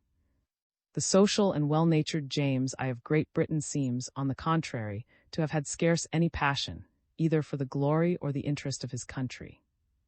Would you awaken the industry of the man who seems almost dead to ambition, it will often be to no purpose to describe to him the happiness of the rich and the great, to tell him that they are generally sheltered from the sun and the rain, that they are seldom hungry, that they are seldom cold, and that they are rarely exposed to weariness or to want of any kind. The most eloquent exhortation of this kind will have little effect upon him. If you would hope to succeed, you must describe to him the conveniency and arrangement of the different apartments in their palaces. You must explain to him the propriety of their equipages, and point out to him the number, the order, and the different offices of all their attendants. If anything is capable of making impression upon him, this will. Yet all these things tend only to keep off the sun and the rain, and save them from hunger and cold, from want and weariness. In the same manner, if you would implant public virtue in the breast of him who seems heedless of the interest of his country, it will often be to no purpose to tell him what superior advantages the subjects of a well-governed state enjoy, that they are better lodged, that they are better clothed, that they are better fed. These considerations will commonly make no great impression. You will be more likely to persuade if you describe the great system of public police which procures these advantages, if you explain the connections and dependencies of its several parts, their mutual subordination to one another, and their general to the happiness of the society. If you show how this system might be introduced into his own country, what it is that hinders it from taking place there at present, how those obstructions might be removed, and all the several wheels of the machine of government be made to move with more harmony and smoothness, without grating upon one another or mutually retarding one another's motions. It is scarce possible that a man should listen to a discourse of this kind, and not feel himself animated to some degree of public spirit. He will, at least for a moment, feel some desire to remove those obstructions, and to put into motion so beautiful and so orderly a machine. Nothing tends so much to promote public spirit as the study of politics, of the several systems of civil government, their advantages and disadvantages, of the constitution of our own country, its situation and interest with regard to foreign nations, its commerce, its defense, the disadvantages it under, the dangers to which it may be exposed, how to remove the one and how to guard against the other. Upon this account political disquisition, if just and reasonable and practicable, are of all the works of speculation the most useful. Even the weakest and the worst of them are not altogether without their utility. They serve at least to animate the public passions of men, and rouse them to seek out the means of promoting the happiness of the society. Of the beauty which the appearance of utility bestows upon the characters and the actions of men, and how far the perception of this beauty may be regarded as one of the original principles of approbation. The characters of men, as well as the contrivances of art or the institutions of civil government, may be fitted either to promote or to disturb the happiness both of the individual and of the society. The prudent, the equitable, the active, resolute, and sober character promises prosperity and satisfaction, both to the person himself and to everyone connected with him. The rash, the insolent, the slothful, effeminate, and voluptuous, on the contrary, forebodes ruin to the individual, and misfortune to all who have anything to do with him. The first turn of mind has at least all the beauty which can belong to the most perfect machine that was ever invented for promoting the most agreeable purpose, and the second, all the deformity of the most awkward and clumsy contrivance. What institution of government could tend so much to promote the happiness of mankind as the general prevalence of wisdom and virtue? All government is but an imperfect remedy for the deficiency of these. Whatever beauty, therefore, can belong to civil government upon account of its utility, must in a far superior degree belong to these. On the contrary, what civil policy can be so ruinous and destructive as the vices of men? The fatal effects of bad government arise from nothing, but that it does not sufficiently guard against the mischiefs which human wickedness so often gives occasion to. This beauty and deformity which characters appear to derive from their usefulness, or are apt to strike, in a peculiar manner, those who consider, in an abstract and philosophical light, the actions and conduct of mankind. When a philosopher goes to examine why humanity is approved of, or cruelty condemned, he does not always form to himself, in a very clear and distinct manner, the conception of any one particular action either of cruelty or of humanity, but is commonly contented with the vague and indeterminate idea which the general names of those qualities suggest to him. But it is in particular instances only that the propriety or impropriety, the merit or demerit of actions is very obvious and discernible. It is only when particular examples are given that we perceive distinctly either the concord or disagreement between our two affections and those of the agent, or feel a social gratitude arise towards him in the one case, or a sympathetic resentment in the other. When we consider virtue and vice in an abstract and general manner, the qualities by which they excite these several sentiments seem in a great measure to disappear, and the sentiments themselves become less obvious and discernible. On the contrary, the happy effects of the one and the fatal consequences of the other seem then to rise up to the view, and as it were to stand out and distinguish themselves from all the other qualities of either. The same ingenious and agreeable author who first explained why utility pleases has been so struck with this view of things, as to resolve our whole approbation of virtue into a perception of the species of beauty which results from the appearance of utility. No qualities of the mind, he observes, are approved of as virtuous, but such as are useful or agreeable either to the person himself or to others, and no qualities are disapproved of as vicious but such as have a contrary tendency. And nature, indeed, seems to have so happily adjusted our sentiments of approbation and disapprobation to the conveniency both of the individual and of the society, that after the strictest examination it will be found, I believe, that this is universally the case.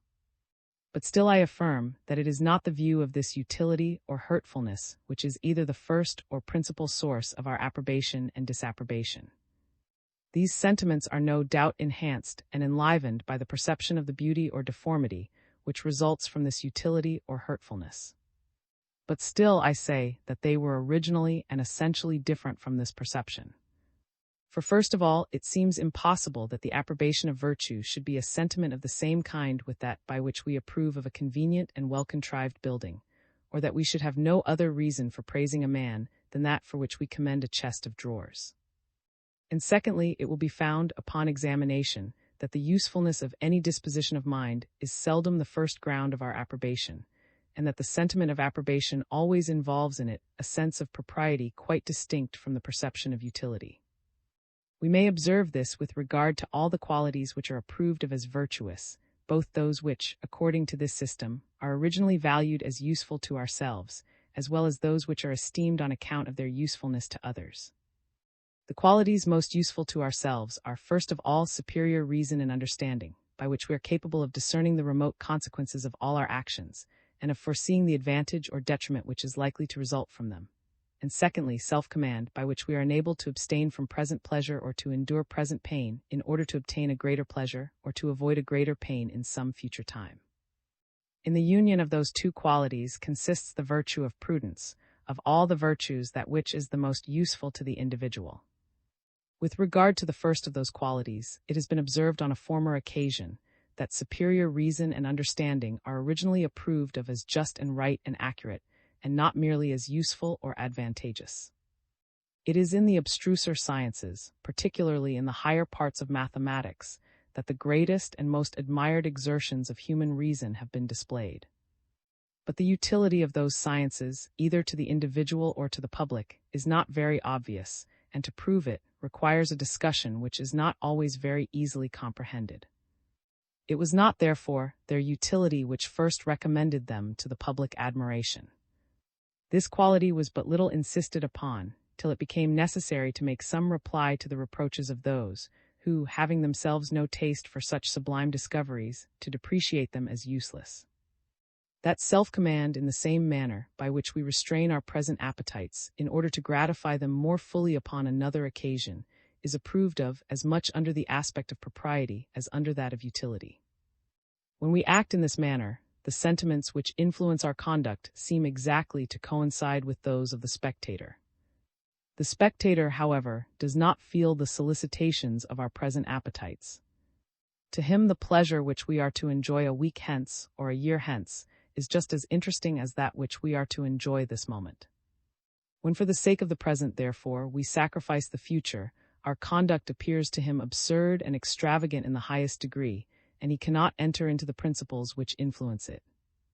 On the contrary, when we abstain from present pleasure in order to secure greater pleasure to come, when we act as if the remote object interested us as much as that which immediately presses upon the senses, as our affections exactly correspond with his own, he cannot fail to approve of our, and as he knows from experience how few are capable of this self-command, he looks upon our conduct with a considerable degree of wonder and admiration. Hence arises that eminent esteem with which all men naturally regard a steady perseverance in the practice of frugality, industry, and application, though directed to no other purpose than the acquisition of fortune.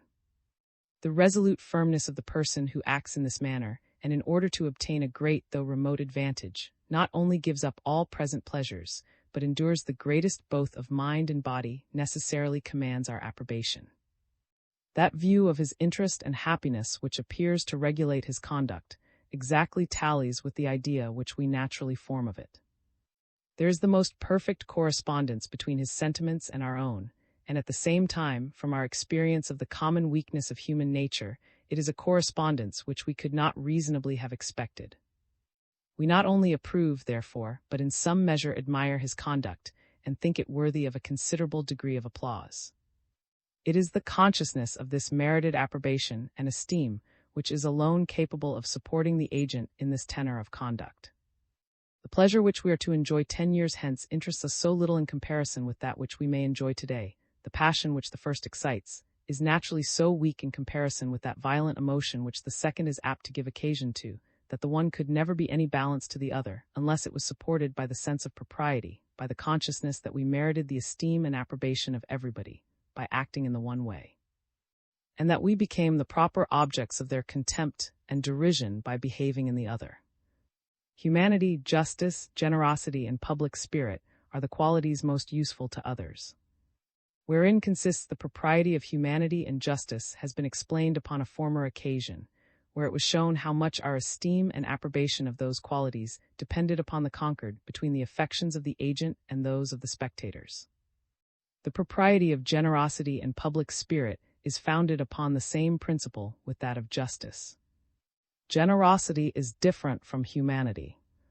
Those two qualities, which at first sight seem so nearly allied, do not always belong to the same person. Humanity is the virtue of a woman, generosity of a man. The fair sex, who have commonly much more tenderness than ours, have seldom so much generosity. That women rarely make considerable donations is an observation of the civil law, Solent.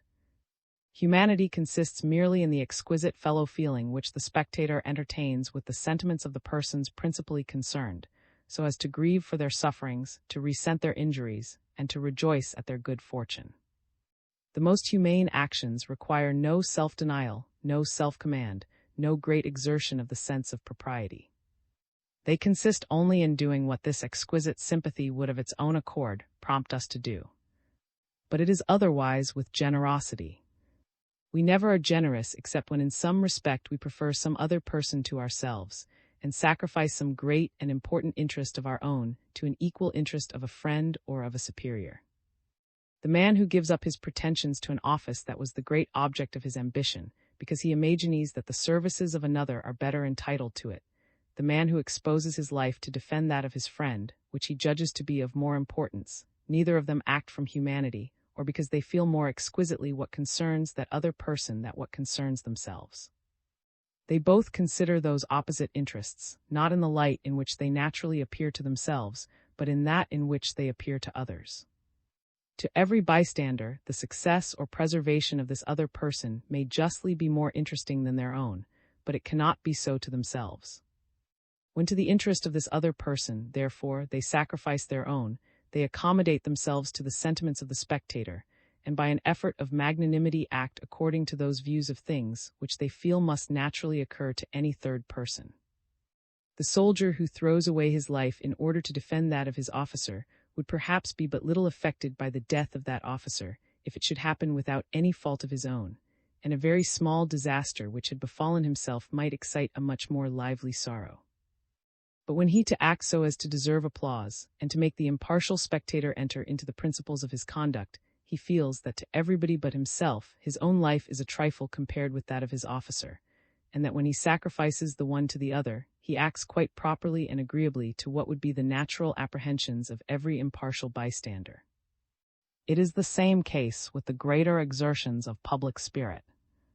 When a young officer exposes his life to acquire some inconsiderable addition to the dominions of his sovereign, it is not because the acquisition of the new territory is, to himself, an object more desirable than the preservation of his own life. To him, his own life is of infinitely more value than the conquest of a whole kingdom for the state which he serves. But when he compares those two objects with one another, he does not view them in the light in which they naturally appear to himself, but in that in which they appear to the nation he fights for. To them the success of the war is of the highest importance, the life of a private person of scarce any consequence. When he puts himself in their situation, he immediately feels that he cannot be too prodigal of his blood, if, by shedding it, he can promote so valuable a purpose. In thus thwarting from a sense of duty and propriety, the strongest of all natural propensities, consists the heroism of his conduct. There is many an honest Englishman, who, in his private station, would be more seriously disturbed by the loss of a guinea, than by the national loss of Minorca, who yet, had it been in his power to defend that fortress, would have sacrificed his life 1,000 times rather than, through his fault, have let it fall into the hands of the enemy. When the first led forth his own sons to a capital punishment, because they had conspired against the rising liberty of Rome, he sacrificed what, if he had consulted his own breast only, would appear to be the stronger to the weaker affection. Ought naturally to have felt much more for the death of his own sons, than for all that probably Rome could have suffered from the want of so great an example. But he viewed them not with the eyes of a father, but with those of a Roman citizen. He entered so thoroughly into the sentiments of this last character that he paid no regard to that tie by which he himself was connected with them, and to a Roman citizen the sons even have seemed contemptible when put into the balance with the smallest interest of Rome. In these and in all other cases of this kind, our admiration is not so much founded upon the utility as upon the unexpected, and on that account the great, the noble and exalted propriety of such actions. This utility, when we come to view it, bestows upon them undoubtedly a new beauty, and upon that account still further recommends them to our approbation. This new beauty, however, is chiefly perceived by men of reflection and speculation, and it is by no means the quality which first recommends such actions to the natural sentiments of the bulk of mankind. It is to be observed that so far as the sentiment of approbation arises from the perception of this beauty of utility, it has no reference of any kind to the sentiments of others. If it was possible, therefore, that a person should grow up to manhood without any communication with society, his own actions might, notwithstanding, be agreeable or disagreeable to him on account of their tendency to his happiness or disadvantage. He might perceive a beauty of this kind in prudence, temperance, and good conduct, and a deformity in the opposite. He might view his own temper and character with that sort of satisfaction with which we consider a well-contrived machine, in the one case, or with that sort of distaste and dissatisfaction with which we regard a very awkward and clumsy contrivance in the other. As these perceptions, however, are merely a matter of taste, and have all the feebleness and delicacy of that species of perceptions, upon the justness of which what is properly called taste is founded, they probably would not be much attended to by one in his solitary and miserable condition. Even though they should occur to him, they would by no means have the same effect upon him, antecedent to his connection with society, which they would have in consequence of that connection. He would not be cast down with inward shame at the thought of this deformity, nor would he be elevated with secret triumph of mind from the consciousness of the contrary beauty. He would not exult from the notion of deserving reward in the one case, nor tremble from the suspicion of meriting punishment in the other. All such sentiments suppose the idea of some other being, who is the natural judge of the person that feels them, and it is only by sympathy with the decisions of this arbiter of his conduct that he can conceive either the triumph of self-applause or the shame of self-condemnation. I of the influence of custom and fashion upon our notions of beauty and deformity. There are other principles besides those already enumerated, which have a considerable influence upon the moral sentiments of mankind, and are the chief causes of the many irregular and discordant opinions which prevail in different ages and nations concerning what is blamable or praiseworthy. These principles are custom and fashion, principles which extend their dominion over our judgments concerning beauty of every kind. When two objects have frequently been seen together, the imagination acquires a habit of passing easily from the one to the other. If the first appear, we lay our account that the second is to follow. Of their own accord, they put us in mind of one another, and the attention glides easily along them. Though independent of custom, there should be no real beauty in their union, yet when custom has thus connected them together, we feel an impropriety in their separation. The one we think is awkward when it appears without its usual companion. We miss something which we expected to find, and the habitual arrangement of our ideas is disturbed by the disappointment. A suit of clothes, for example, seems to want something if they are without the most insignificant ornament which usually accompanies them, and we find a meanness or awkwardness in the absence even of a haunch button. When there is any natural propriety in the union, custom increases our sense of it, and makes a different arrangement appear still more disagreeable than it would otherwise seem to be. Those who have been accustomed to see things in a good taste are more disgusted by whatever is clumsy or awkward. Where the conjunction is improper, custom either diminishes or takes away altogether our sense of the impropriety. Those who have been accustomed to slovenly disorder lose all sense of neatness or elegance. The modes of furniture or dress which seem ridiculous to strangers give no offense to the people who have been used to them. Fashion is different from custom, or rather is a particular species of it. That is not the fashion which everybody wears, but which those wear who are of a high rank or character. The graceful, the easy, and commanding manners of the great, joined to the usual richness and magnificence of their dress, give a grace to the very form which they happen to bestow upon it. As long as they continue to use this form, it is connected in our imaginations with the idea of something that is genteel and magnificent, and though in itself it should be indifferent, it seems, on account of this relation, to have something about it that is genteel and magnificent too. As soon as they drop it, it loses all the grace which it had appeared to possess before, and being now used only by the inferior ranks of people, seems to have something of their meanness and their awkwardness. Dress and furniture are allowed by all the world to be entirely under the dominion of custom and fashion. The influence of those principles, however, is by no means confined to so narrow a sphere, but extends itself to whatever is in any respect the object of taste, to music, to poetry, to architecture. The modes of dress and furniture are continually changing, and that fashion appearing ridiculous today which was admired 5 years ago, we are experimentally convinced that it owed its vogue chiefly or entirely to custom and fashion. Clothes and furniture are not made of very durable materials.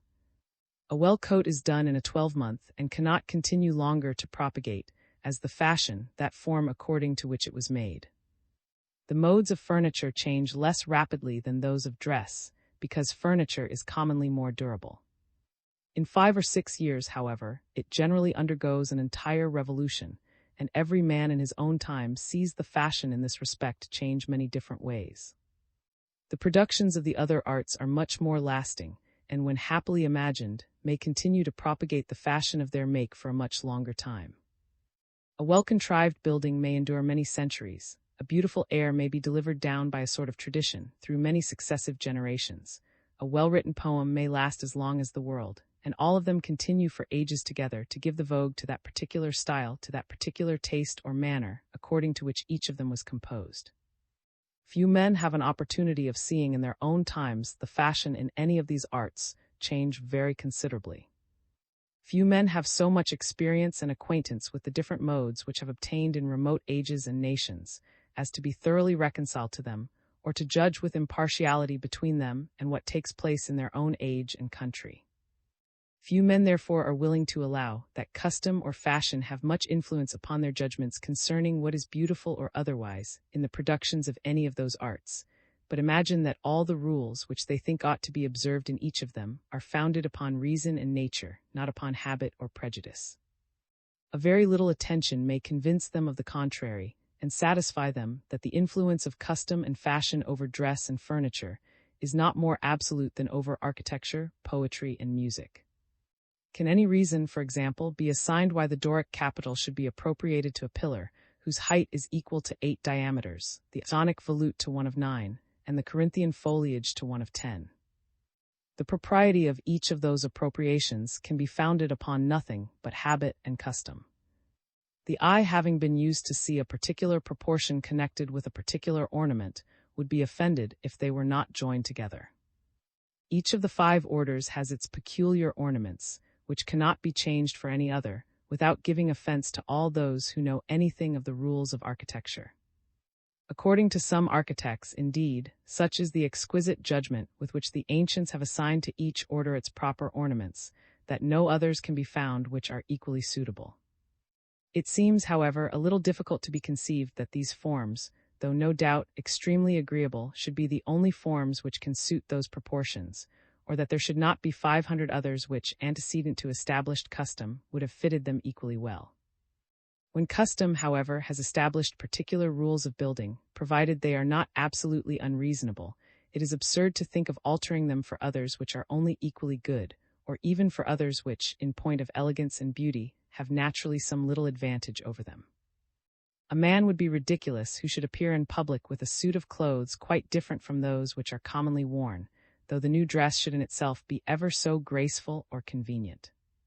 And there seems to be an absurdity of the same kind in ornamenting a house after a quite different manner from that which custom and fashion have prescribed, though the new ornaments should in themselves be somewhat superior to the common ones in use. According to the ancient rhetoricians, a certain measure or verse was by nature appropriated to each particular species of writing, as being naturally expressive of that character, sentiment, or passion which ought to predominate in it. One verse, they said, was fit for grave and another for gay works, which could not, they thought, be interchanged without the greatest impropriety. The experience of modern times, however, seems to contradict this principle, though in itself it would appear to be extremely probable. What is the burlesque verse in English is the heroic verse in French. The tragedies of Racine and the of Voltaire are nearly in the same verse with "Let me have your advice in a weighty affair." The burlesque verse in French, on the contrary, is pretty much the same with the heroic verse of 10 syllables in English. Custom has made the one nation associate the ideas of gravity, sublimity, and seriousness, to that measure which the other has connected with whatever is gay, flippant, and ludicrous. Nothing would appear more absurd in English than a tragedy written in the Alexandrine verses of the French, or in French than a work of the same kind in, or verses of 10 syllables. An eminent artist will bring about a considerable change in the established modes of each of those arts, and introduce a new fashion of writing, music, or architecture. As the dress of an agreeable man of high rank recommends itself, and how peculiar and fantastical soever, comes soon to be admired and imitated, so the excellencies of an eminent master recommend his peculiarities, and his manner becomes the fashionable style in the art which he. The taste of the Italians in music and architecture has, within these 50 years, a considerable change, from imitating the peculiarities of some eminent masters in each of those arts. Seneca is accused by Quintilian of having corrupted the taste of the Romans, and of having introduced a frivolous prettiness in the room of majestic reason and masculine eloquence. And Tacitus have by others been charged with the same accusation, though in a different manner. They gave reputation, it is pretended, to a style, which though in the highest degree concise, elegant, expressive, and even poetical, wanted, however, ease, simplicity, and nature, and was evidently the production of the most studied affectation. How many great qualities must that writer possess, who can thus render his very faults agreeable? After the praise of refining the taste of a nation, the highest eulogy, perhaps, which can be bestowed upon any author is to say that he corrupted it.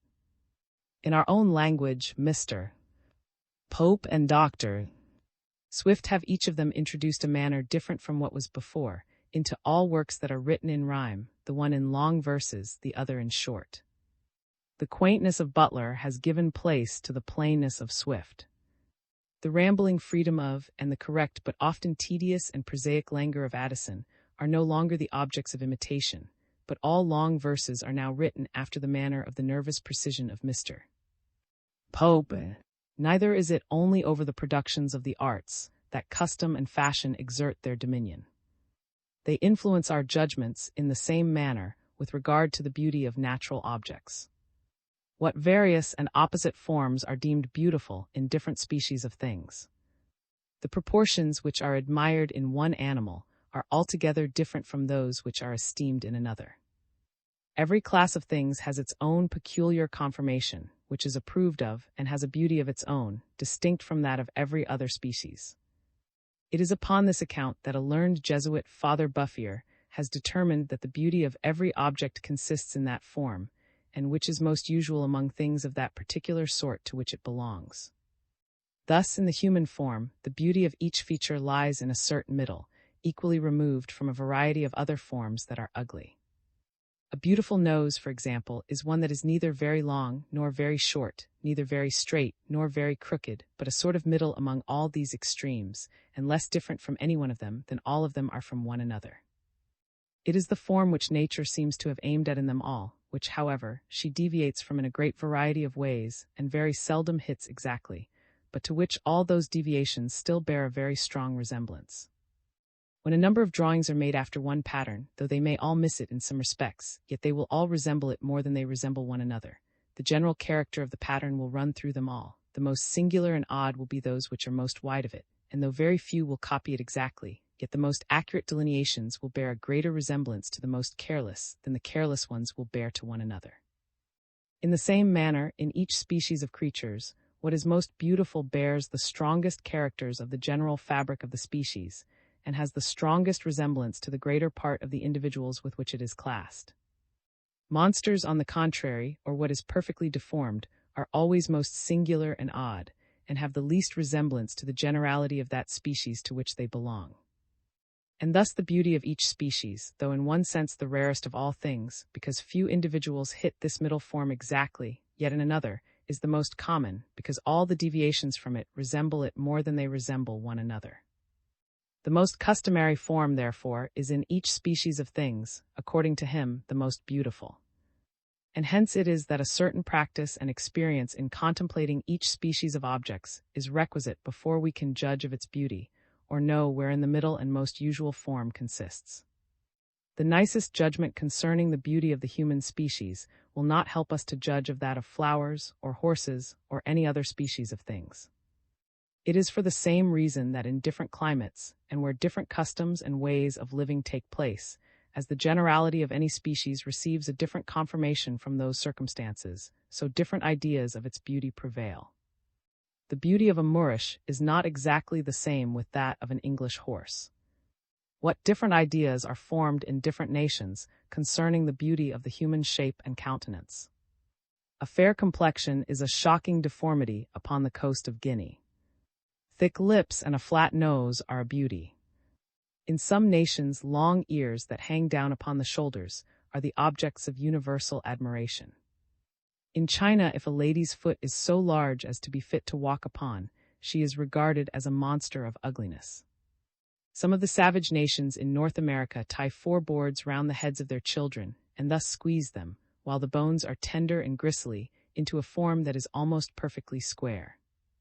Europeans are astonished at the absurd barbarity of this practice, to which some missionaries have imputed the singular stupidity of those nations among whom it prevails. But when they condemn those savages, they do not reflect that the ladies in Europe had, till within these very few years, been endeavoring, for near a century past, to squeeze the beautiful roundness of their natural shape into a square form of the same kind. And that, notwithstanding the many distortions and diseases which this practice was known to occasion, custom had rendered it agreeable among some of the most civilized nations which, perhaps, the world has ever beheld. Such is the system of this learned and ingenious father concerning the nature of beauty, of which the whole charm, according to him, would thus seem to arise from its falling in with the habits which custom had impressed upon the imagination, with regard to things of each particular kind. I cannot, however, be induced to believe that our sense, even of external beauty, is founded altogether on custom.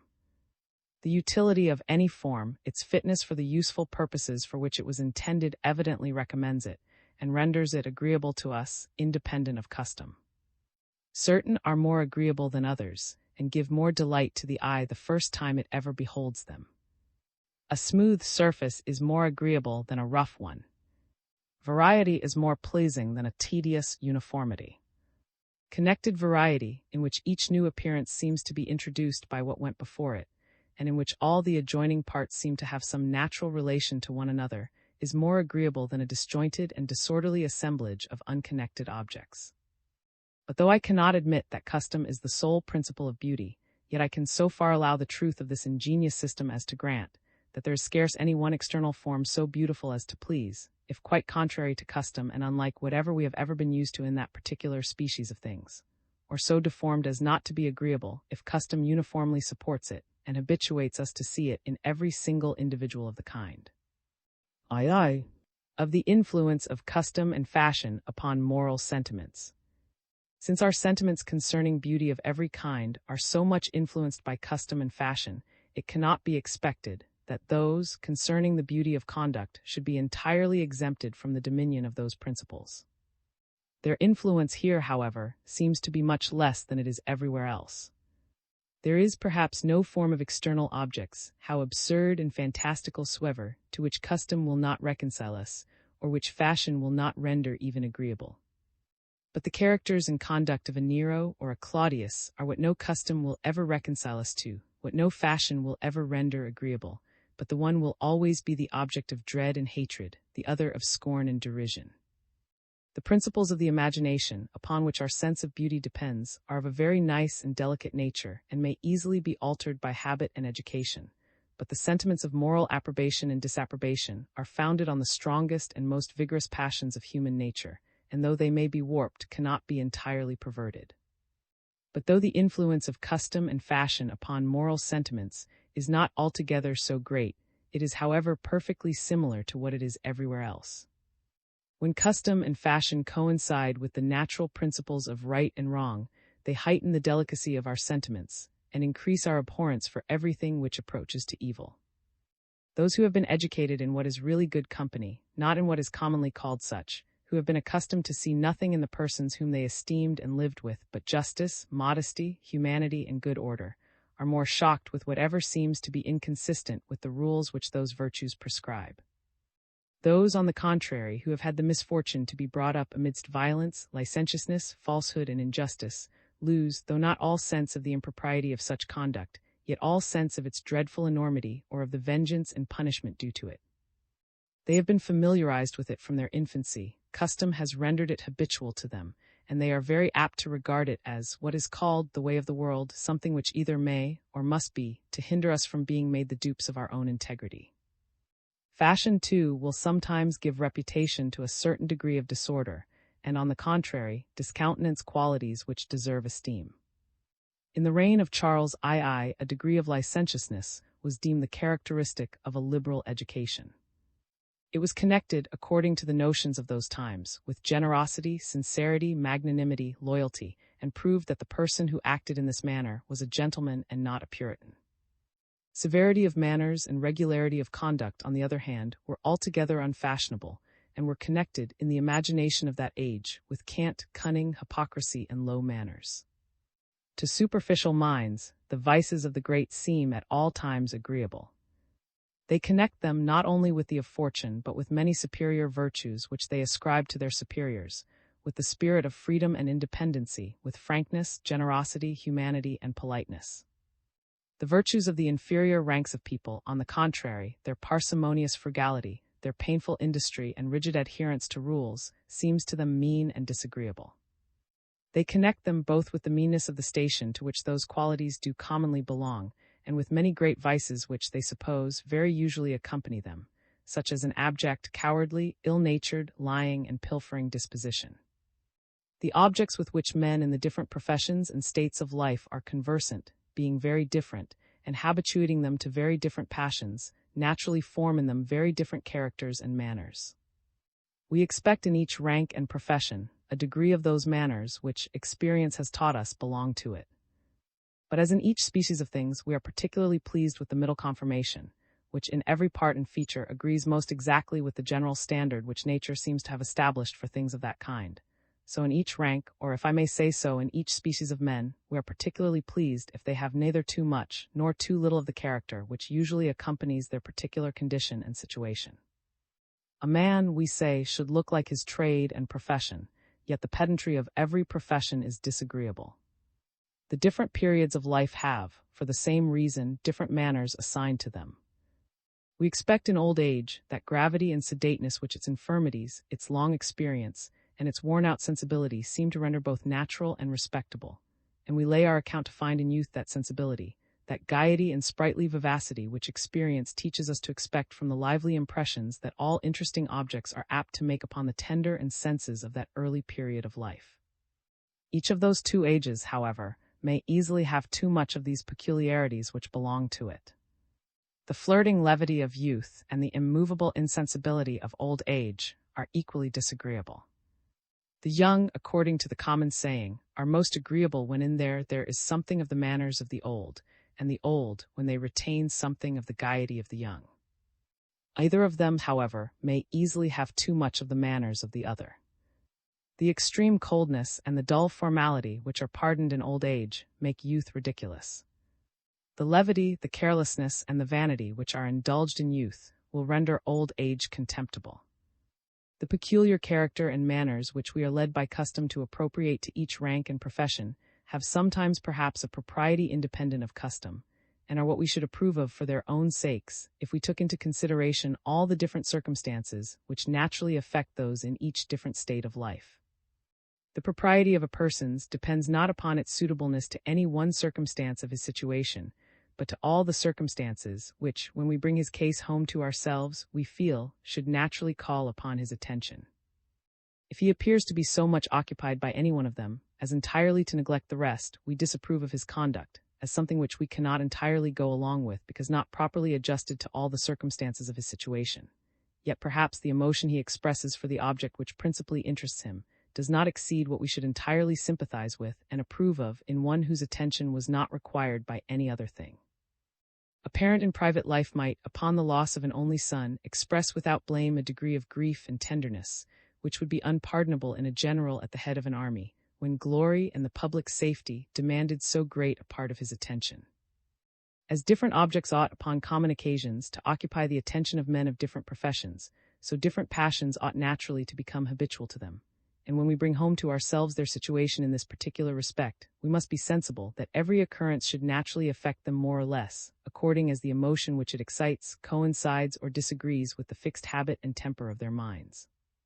We cannot expect the same sensibility to the gay pleasures and amusements of life in a clergyman, which we lay our account with in an officer.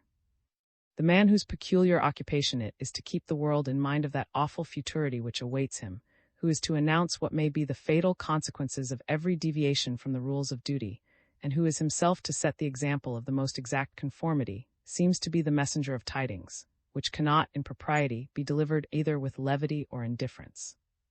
His mind is supposed to be continually occupied with what is too grand and solemn to leave any room for the impressions of those frivolous objects, which fill up the attention of the dissipated and the gay.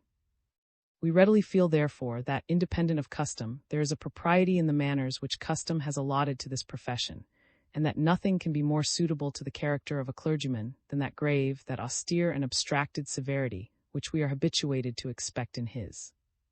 These reflections are so very obvious that there is scarce any man so inconsiderate as not at some time to have made them, and to have accounted to himself in this manner for his approbation of the useful character of the clerical order.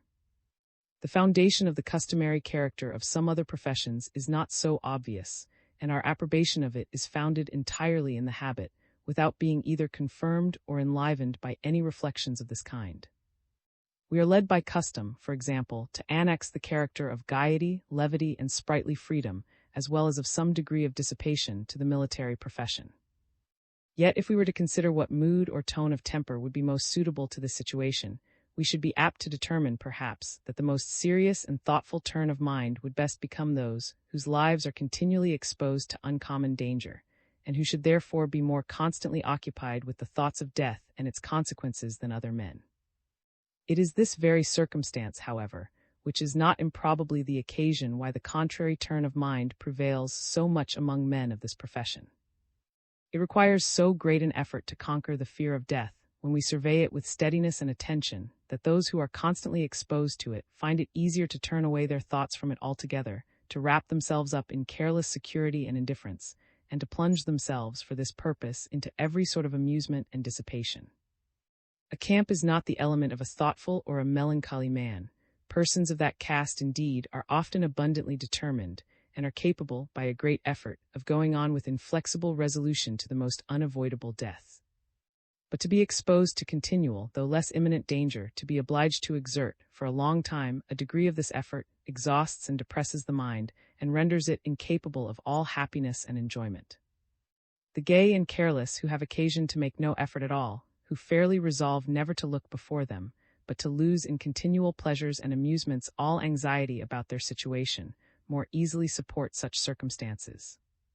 Whenever, by any peculiar circumstances, an officer has no reason to lay his account with being exposed to any uncommon danger, he is very apt to lose the gaiety and dissipated thoughtlessness of his character. The captain of a city guard is commonly as sober, careful, and penurious an animal as the rest of his fellow citizens. A long peace is, for the same reason, very apt to diminish the difference between the civil and the military character. The ordinary situation, however, of men of this profession renders gaiety and a degree of dissipation so much their usual character, and custom has in our imagination so strongly connected this character with this state of life, that we are very apt to despise any man whose peculiar or situation renders him incapable of acquiring it. We laugh at the grave and careful faces of a city guard, which so little resemble those of their profession. They themselves seem often to be ashamed of the regularity of their own manners, and not to be out of the fashion of their trade, are fond of affecting that levity which is by no means natural to them. Whatever is the deportment which we have been accustomed to see in a respectable order of men, it comes to be so associated in our imagination with that order, that whenever we see the one, we lay our account that we are to meet with the other, and when disappointed, miss something which we expected to find.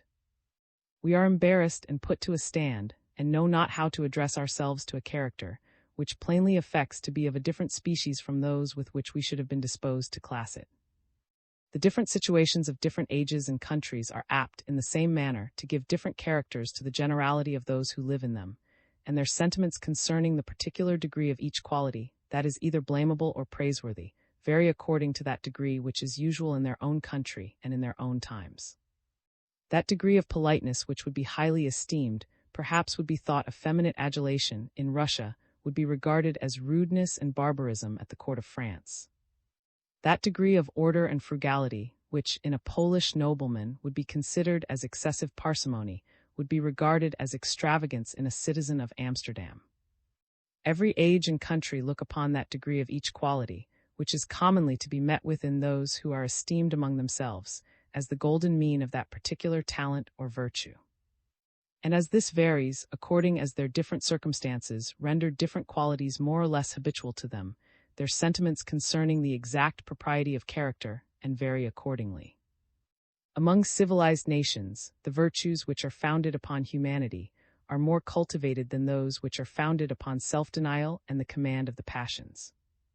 Among rude and barbarous nations, it is quite otherwise. The virtues of self-denial are more cultivated than those of humanity.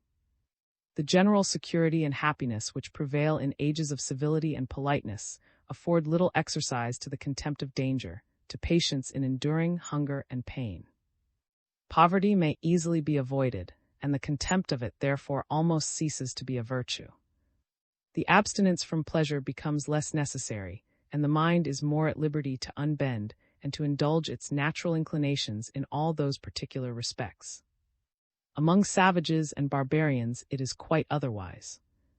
Every savage undergoes a sort of Spartan discipline, and by the necessity of his situation is inured to every sort of hardship. He is in continual danger, he is often exposed to the greatest extremities of hunger, and frequently dies of pure want. His circumstances not only habituate him to every sort of distress, but teach him to give way to none of the passions which that distress is apt to excite. He can expect from his no sympathy or indulgence for such weakness.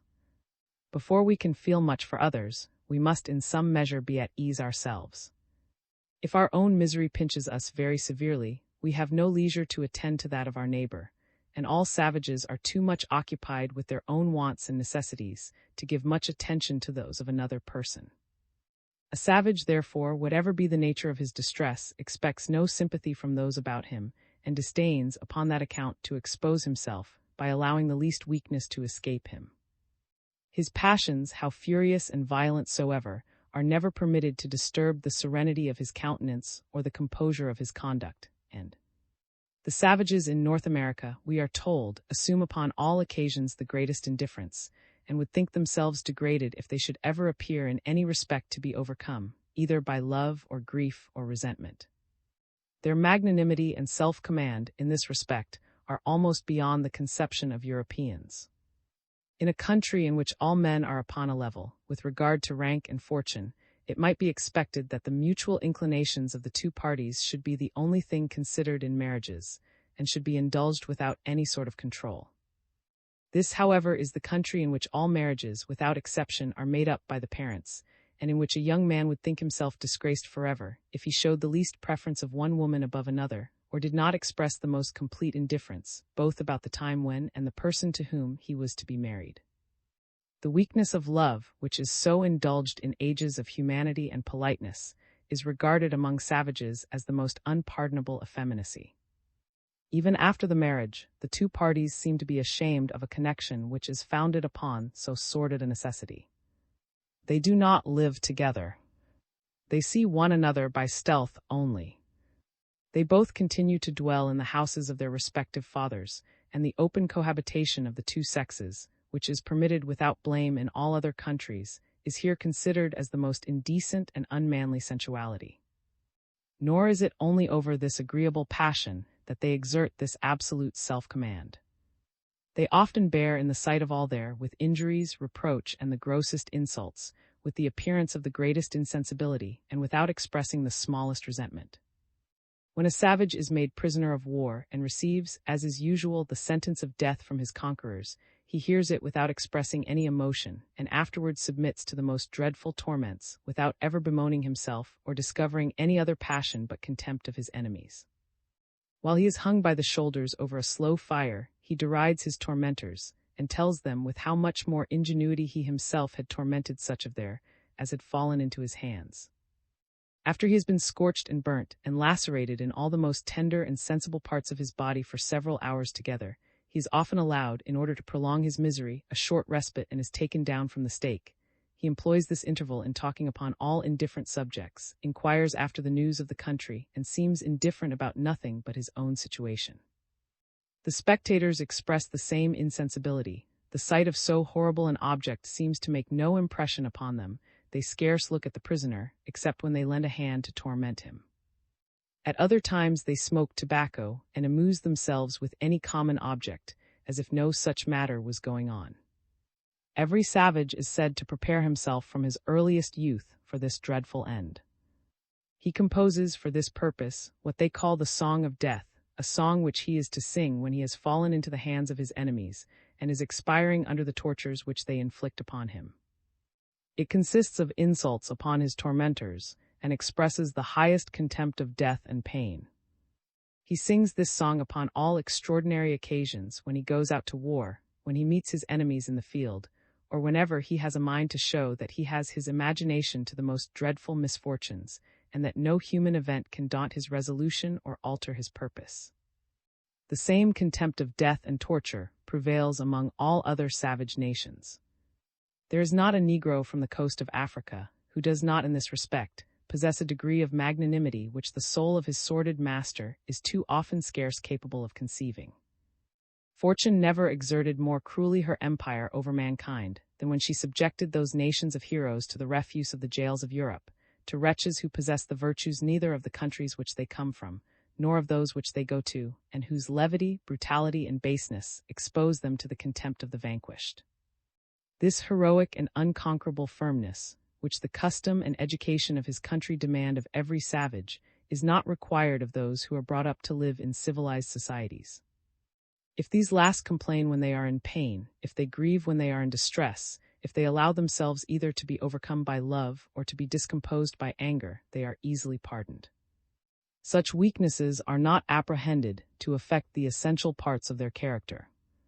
As long as they do not allow themselves to be transported to do anything contrary to justice or humanity, they lose but little reputation, though the serenity of their countenance or the composure of their discourse, and should be somewhat ruffled and disturbed. A humane and polished people, who have more sensibility to the passions of others, can more readily enter into an animated and passionate, and can more easily pardon some little excess. The person principally concerned is sensible of this, and being assured of the equity of his judges, indulges himself in stronger expressions of passion, and is less afraid of exposing himself to their contempt by the violence of his emotions. We can venture to express more emotion in the presence of a friend than in that of a stranger, because we expect more indulgence from the one than from the other.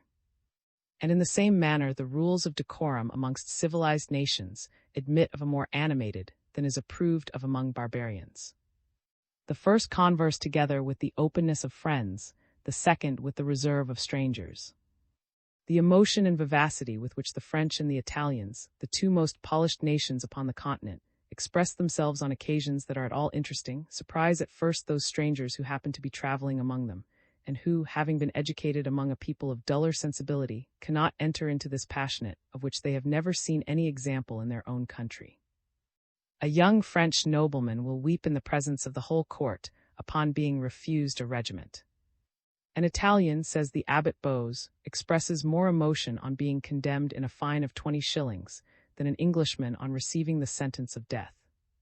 Cicero, in the times of the highest Roman politeness, could, without degrading himself, weep with all the bitterness of sorrow in the sight of the whole Senate and the whole people, as it is evident he must have done in the end of almost every oration.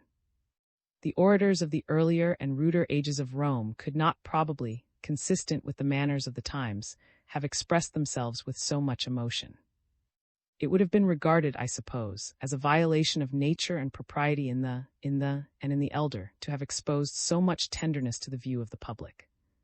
Those ancient warriors could express themselves with order, gravity, and good judgment, but are said to have been strangers to that sublime and passionate eloquence which was first introduced into Rome, not many years before the birth of Cicero, by the two by and by. This animated eloquence, which has been long, with or without success, both in France and Italy, is but just beginning to be introduced into England. So wide is the difference between the degrees of self-command which are required in civilized and in barbarous nations, and by such different standards do they judge of the propriety of. This difference gives occasion to many others that are not less essential. A polished people being accustomed to give way in some measure to the movements of nature, become frank, open, and sincere. Barbarians, on the contrary, being obliged to smother and conceal the appearance of every passion, necessarily acquire the habits of falsehood and dissimulation. It is observed by all those who have been conversant with savage nations, whether in Asia, Africa, or America, that they are equally impenetrable, and that, when they have a mind to conceal the truth, no examination is capable of drawing it from them. They cannot be trepanned by the most artful questions. The torture itself is incapable of making them confess anything which they have no mind to tell. The passions of a savage, too, though they never express themselves by an outward emotion, but lie concealed in the breast of the sufferer, are notwithstanding all mounted to the highest pitch of fury.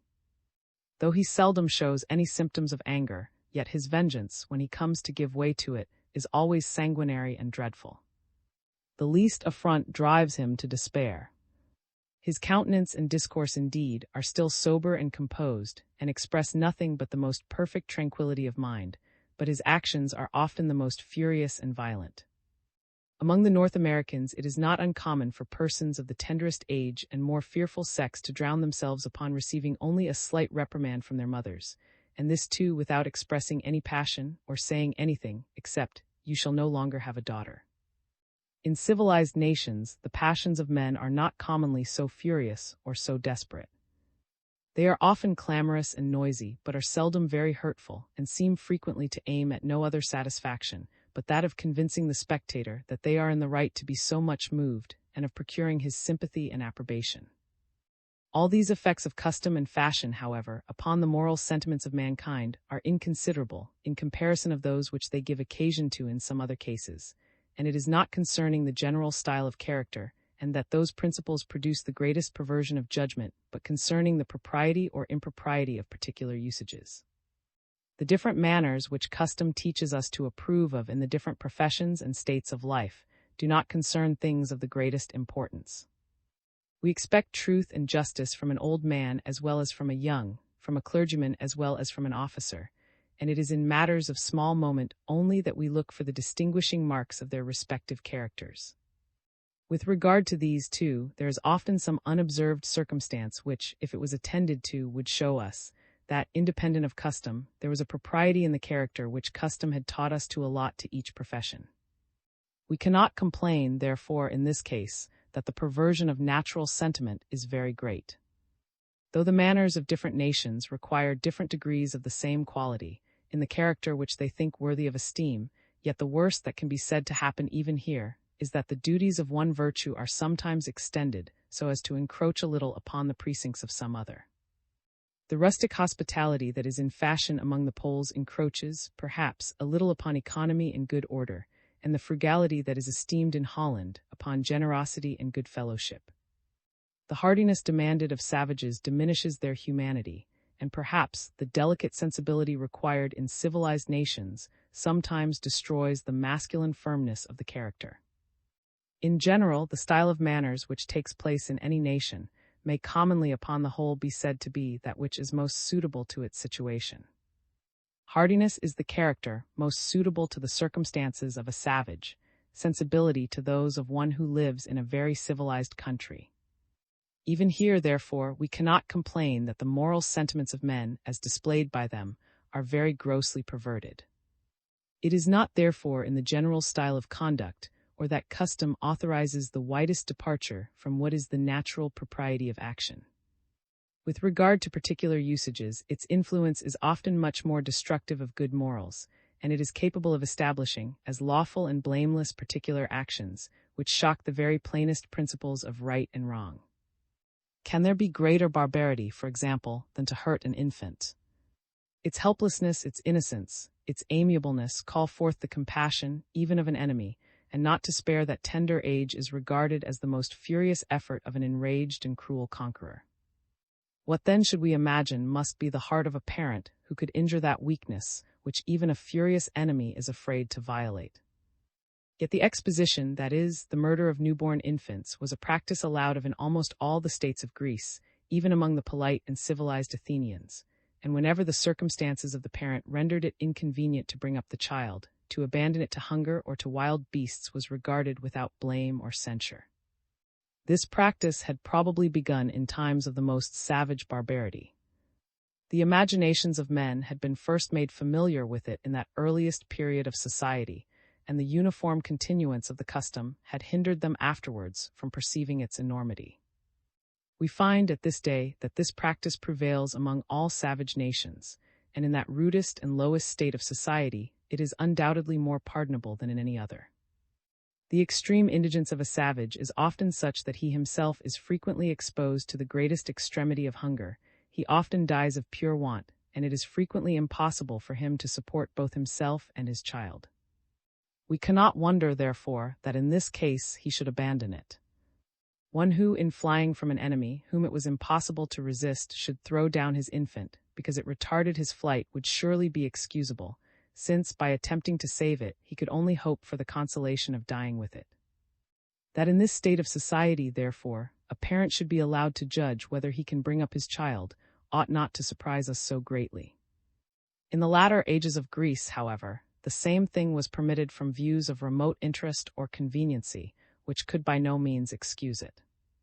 Uninterrupted custom had by this time so thoroughly authorized the practice, that not only the loose maxims of the world tolerated this barbarous prerogative, but even the doctrine of philosophers, which ought to have been more just and accurate, was led away by the established custom, and upon this, as upon many other occasions, instead of censuring, supported the horrible abuse by far-fetched considerations of public utility.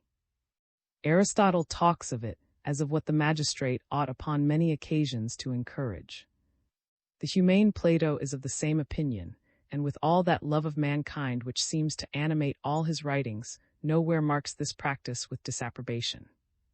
When custom can give sanction to so dreadful a violation of humanity, we may well imagine that there is scarce any particular practice so gross which it cannot authorize. Such a thing, we hear men every day saying, is commonly done, and they seem to think this a sufficient apology for what in itself is the most unjust and unreasonable conduct. There is an obvious reason why custom should never pervert our sentiments with regard to the general style and character of conduct, and in the same degree as with regard to the propriety or unlawfulness of particular usages.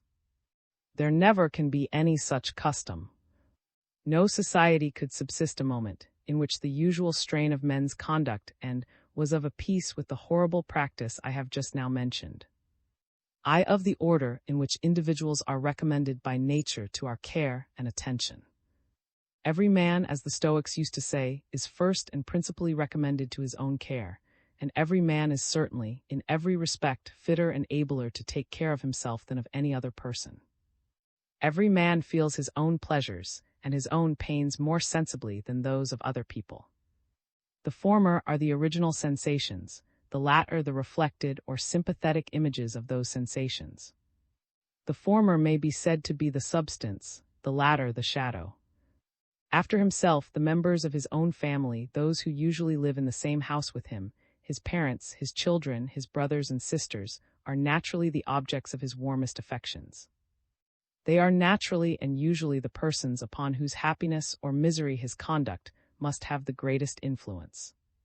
He is more habituated to sympathize with them. He knows better how everything is likely to affect them, and his sympathy with them is more precise and determinate than it can be with the greater part of other people. It approaches nearer, in short, to what he feels for himself. This sympathy, too, and the affections which are founded on it, are by nature more strongly directed towards his children than towards his parents, and his tenderness for the former seems generally a more active principle than his reverence and gratitude towards the latter. In the natural state of things, it has already been observed, the existence of the child, for some time after it comes into the world, depends altogether upon the care of the parent. That of the parent does not naturally depend upon the care of the child. In the eye of nature, it would seem, a child is a more important object than an old man, and excites a much more lively, as well as a much more universal sympathy. It ought to do so. Everything may be expected, or at least hoped, from the child. In ordinary cases, very little can be either expected or hoped from the old man. The weakness of childhood interests the affections of the most brutal and hard-hearted. It is only to the virtuous and humane that the infirmities of old age are not the objects of contempt and aversion. In ordinary cases, an old man dies without being much regretted by anybody. Scarce a child can die without rending asunder the heart of somebody. The earliest friendships, the friendships which are naturally contracted when the heart is most susceptible of that feeling, are those among brothers and sisters. Their good agreement, while they remain in the same family, is necessary for its tranquility and happiness. They are capable of giving more pleasure or pain to one another than to the greater part of other people. Their situation renders their mutual sympathy of the utmost importance to their common happiness, and by the wisdom of nature, the same situation, by obliging them to accommodate to one another, renders that sympathy more habitual, and thereby more lively, more distinct, and more determinate. The children of brothers and sisters are naturally connected by the friendship which, after separating into different families, continues to take place between their parents. Their good agreement improves the enjoyment of that friendship, their discord would disturb it.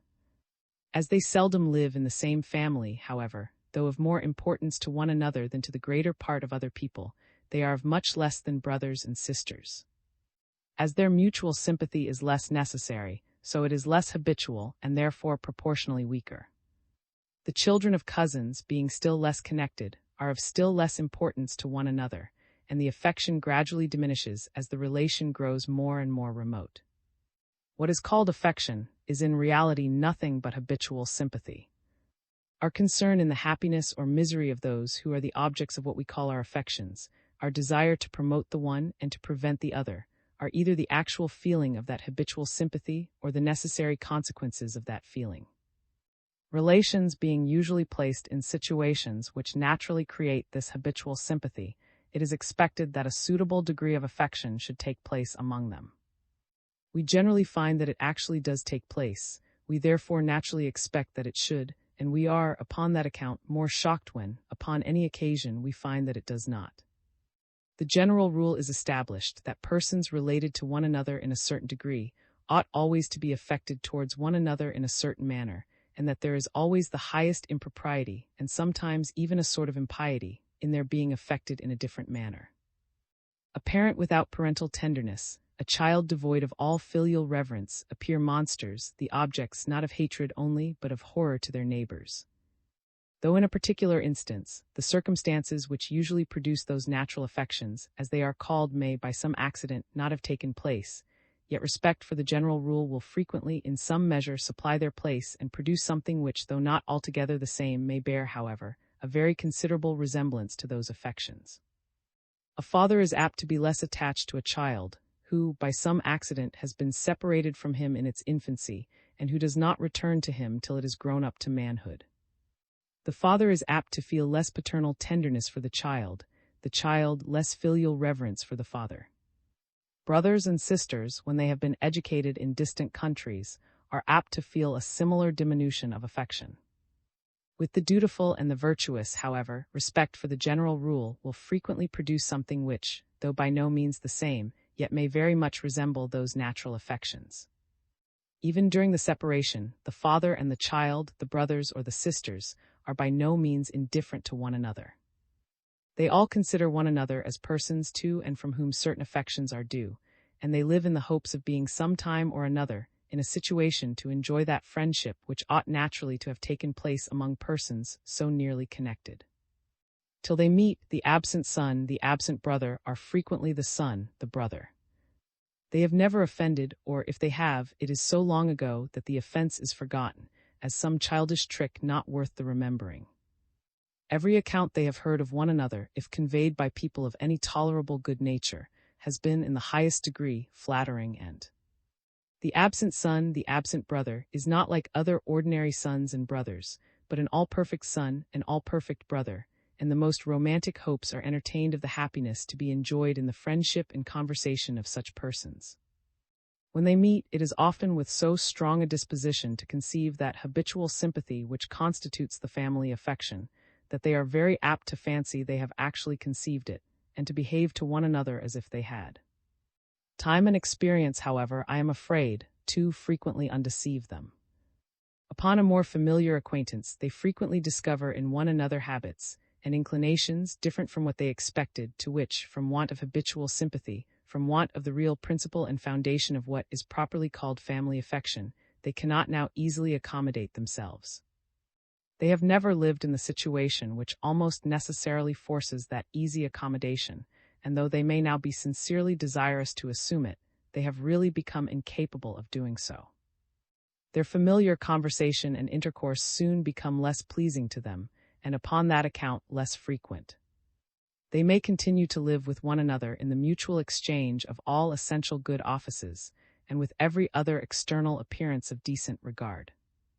But that cordial satisfaction, that delicious sympathy, that confidential openness and ease, which naturally take place in the conversation of those who have lived long and familiarly with one another, it seldom happens that they can completely enjoy.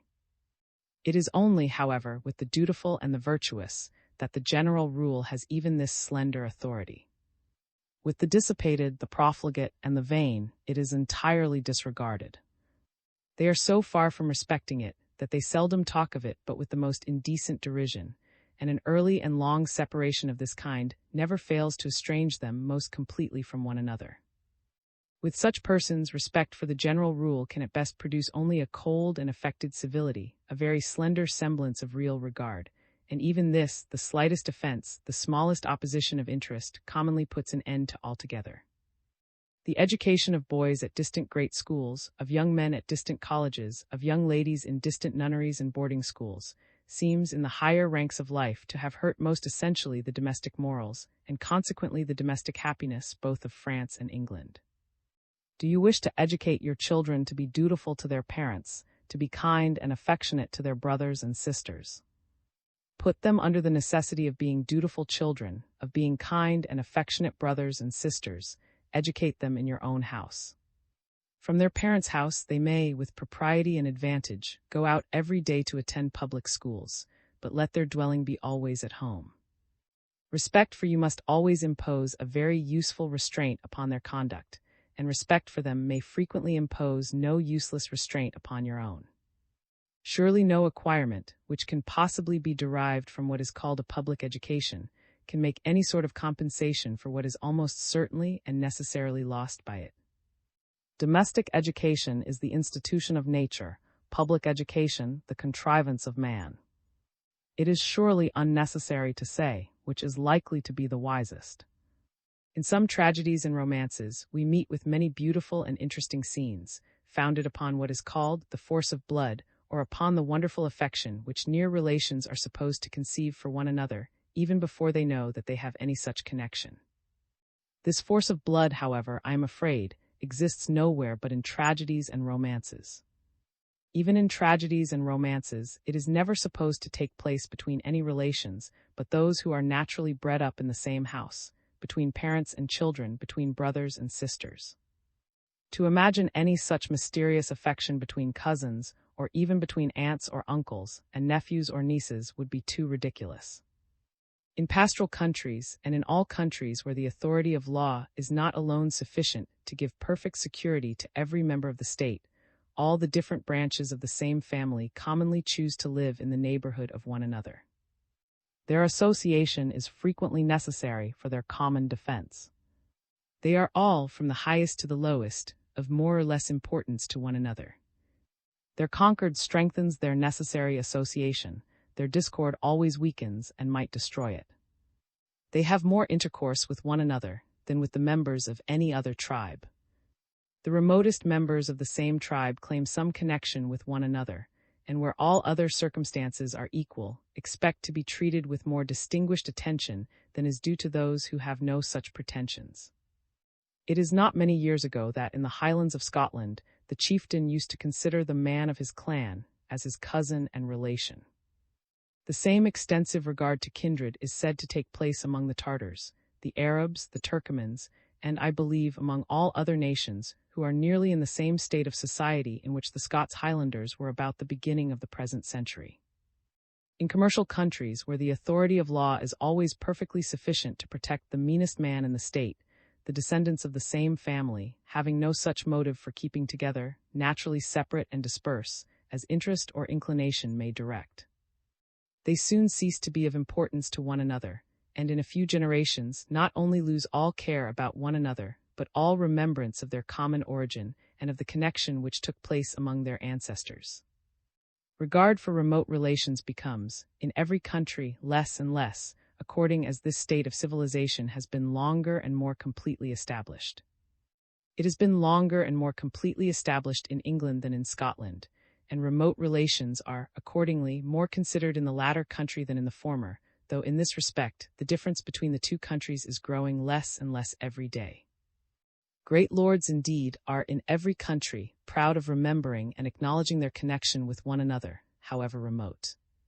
The remembrance of such illustrious relations flatters not a little the family pride of them all, and it is neither from affection, nor from anything which resembles affection, but from the most frivolous and childish of all vanities, that this remembrance is so carefully kept up. Should some more humble, though perhaps much nearer kinsman, presume to put such great men in mind of his relation to their family, they seldom fail to tell him that they are bad genealogists and miserably ill-informed concerning their own family history. It is not in that order that we are to expect any extraordinary extension of what is called natural affection. I consider what is called natural affection as more the effect of the moral than of the supposed physical connection between the parent and the child. A jealous husband, indeed, notwithstanding the moral connection, notwithstanding the child's having been educated in his own house, often regards with hatred and aversion that unhappy child which he supposes to be the offspring of his wife's infidelity. It is the lasting monument of a most disagreeable adventure, of his own and of the disgrace of his family. Among well-disposed people, the necessity or conveniency of mutual accommodation very frequently produces a friendship not unlike that which takes place among those who are born to live in the same family. Colleagues in office, partners in trade, call one another brothers, and frequently feel towards one another as if they really were so.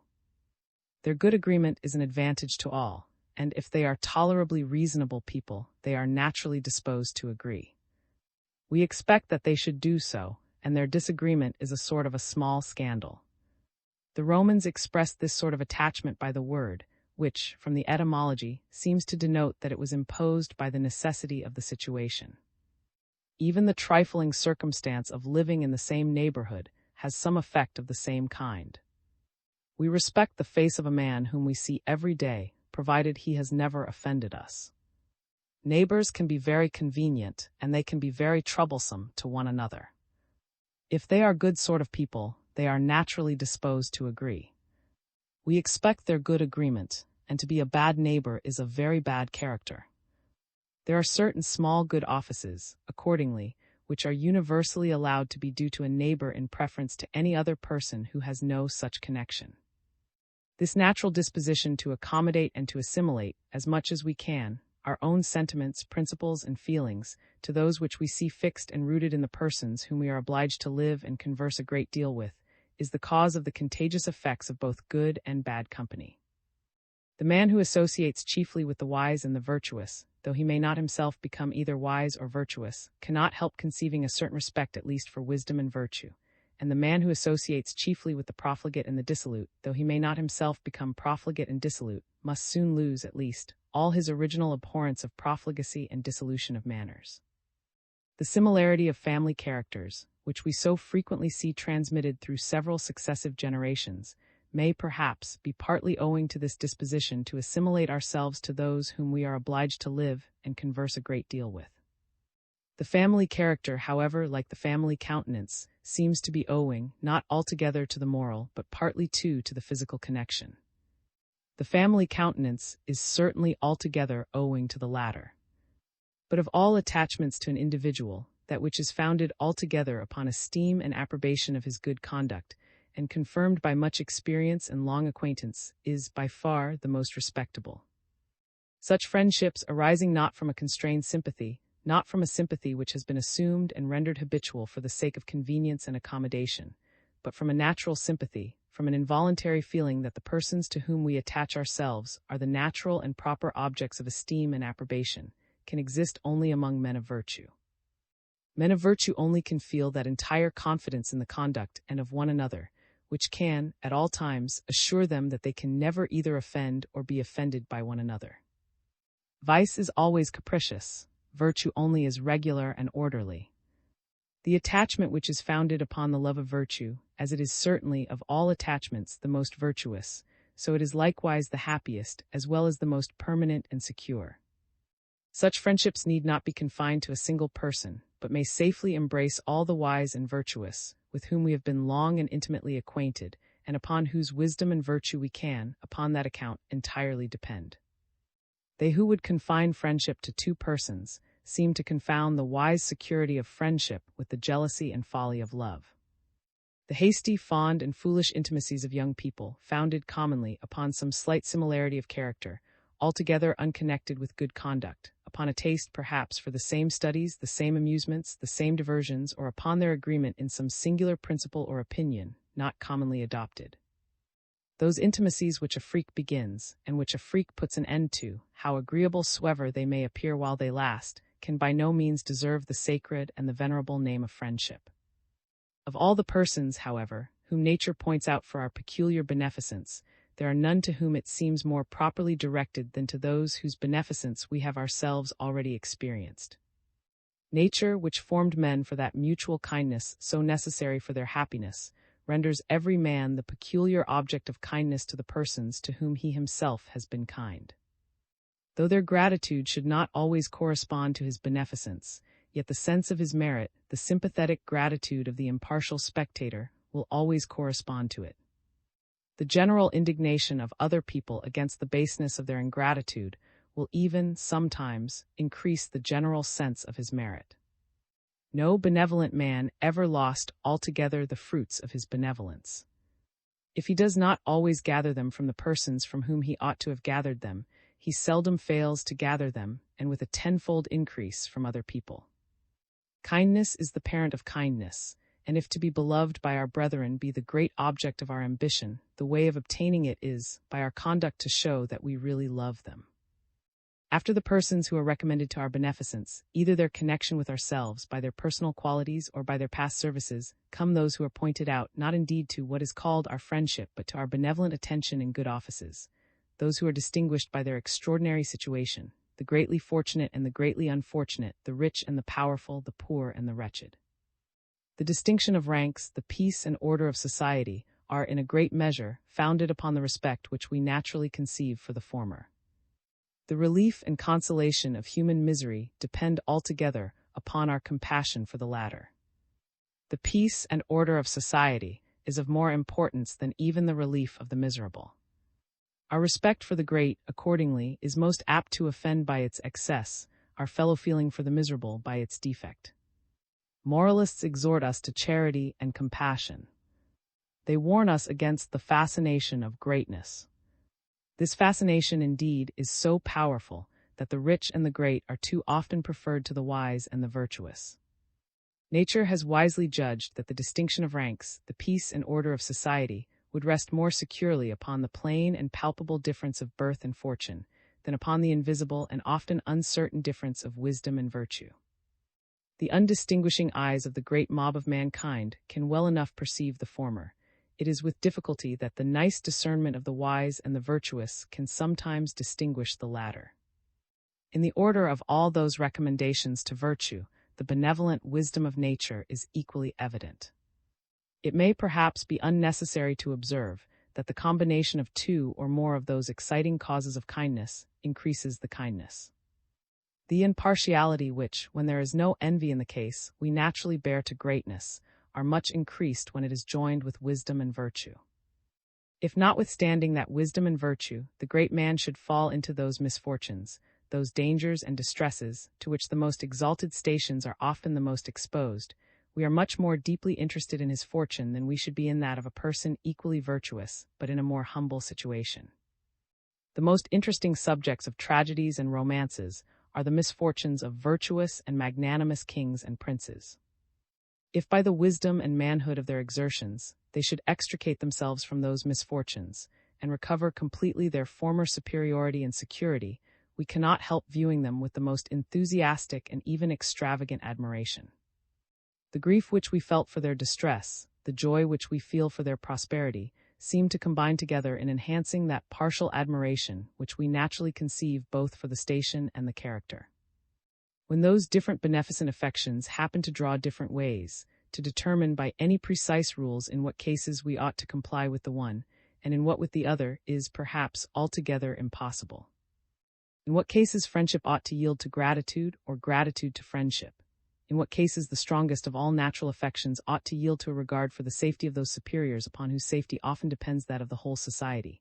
And in what cases natural affection may, without impropriety, prevail over that regard, must be left altogether to the decision of the man within the breast, the supposed impartial spectator, the great judge and arbiter of our conduct.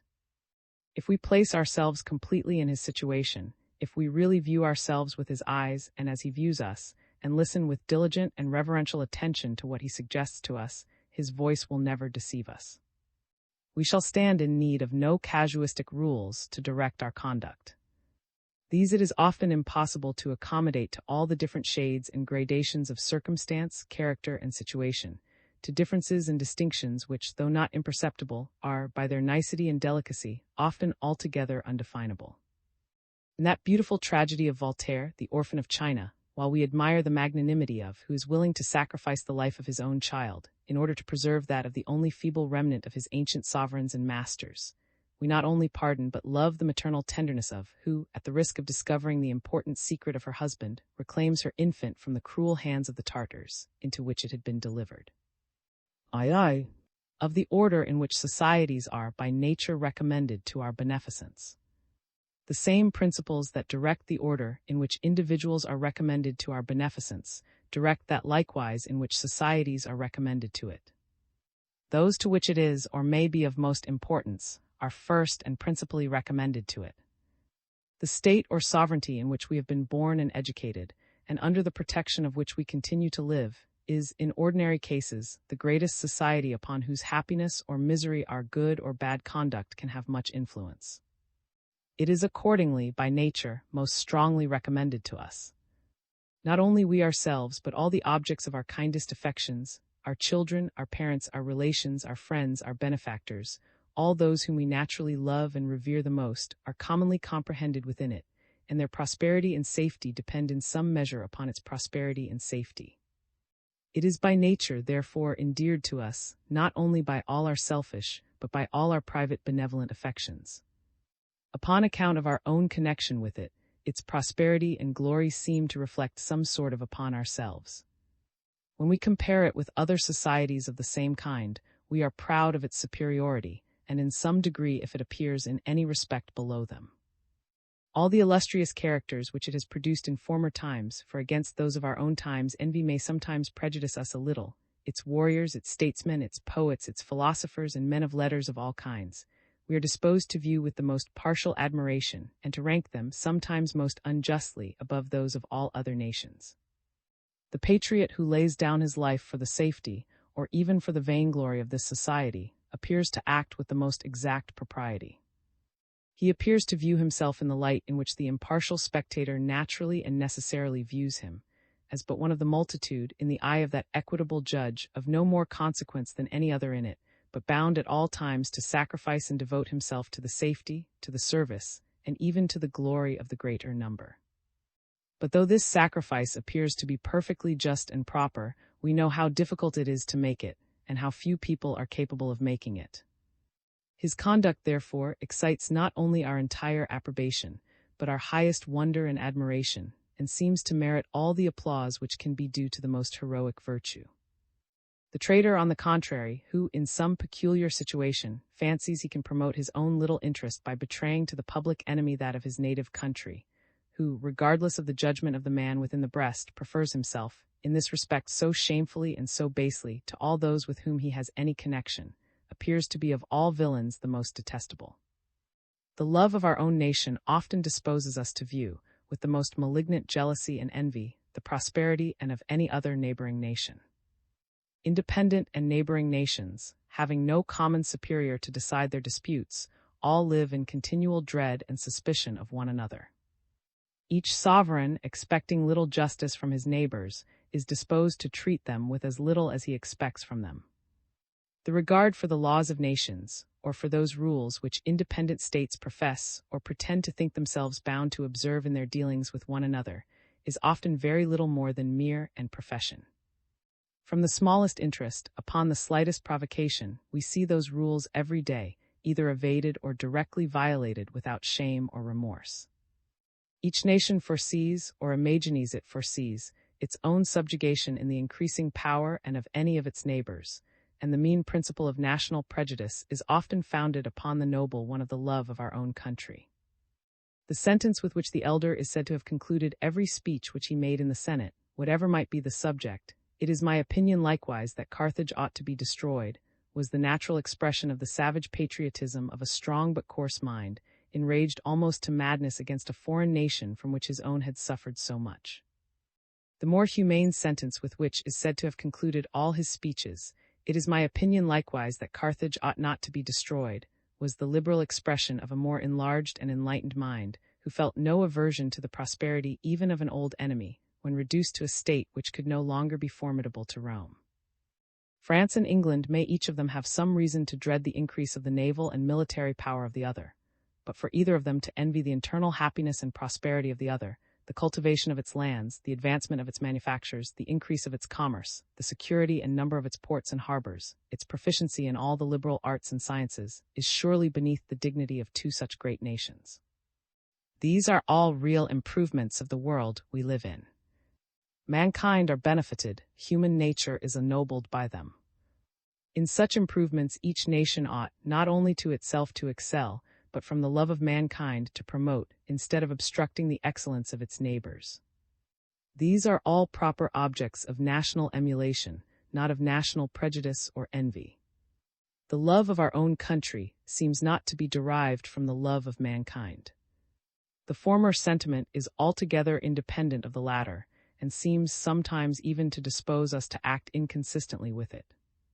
France may contain, perhaps, near 3 times the number of inhabitants which Great Britain contains. In the great society of mankind, therefore, the prosperity of France should appear to be an object of much greater importance than that of Great Britain. The British subject, however, who, upon that account, should prefer upon all occasions the prosperity of the former to that of the latter country, would not be thought a good citizen of Great Britain. We do not love our country merely as a part of the great society of mankind. We love it for its own sake and independently of any such consideration. That wisdom which contrived the system of human affections, as well as that of every other part of nature, seems to have judged that the interest of the great society of mankind would be best promoted by directing the principal attention of each individual to that particular portion of it, which was most within the sphere both of his abilities and of his understanding. National prejudices and hatreds seldom extend beyond neighboring nations. We very weakly and foolishly, perhaps, call the French our natural enemies, and they perhaps as weakly and foolishly consider us in the same manner.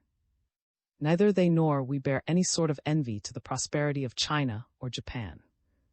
It very rarely happens, however, that our goodwill towards such distant countries can be exerted with much effect. The most extensive public benevolence which can commonly be exerted with any considerable effect is that of the statesmen who project and form alliances among neighboring or not very distant nations, for the preservation either of what is called the balance of power or of the general peace and tranquility of the states within the circle of their negotiations.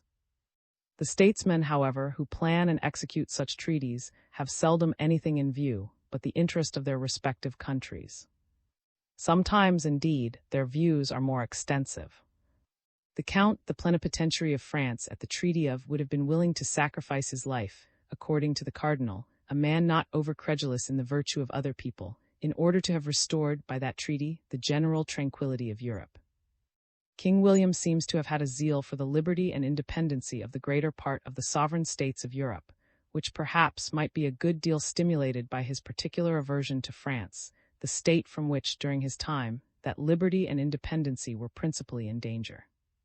Some share of the same spirit seems to have descended to the first ministry of Queen Anne. Every independent state is divided into many different orders and societies, each of which has its own particular powers, privileges, and immunities. Every individual is naturally more attached to his own particular order or society than to any other. His own interest, his own vanity, the interest and vanity of many of his friends and companions are commonly a good deal connected with it. He is ambitious to extend its privileges and immunities. He is zealous to defend them against the encroachments of every other order of society. Upon the manner in which any state is divided into the different orders and societies which compose it, and upon the particular distribution which has been made of their respective powers, privileges, and immunities, depends what is called the constitution of that particular state. Upon the ability of each particular order or society to maintain its own powers, privileges, and immunities against the encroachments of every other depends the stability of that particular constitution.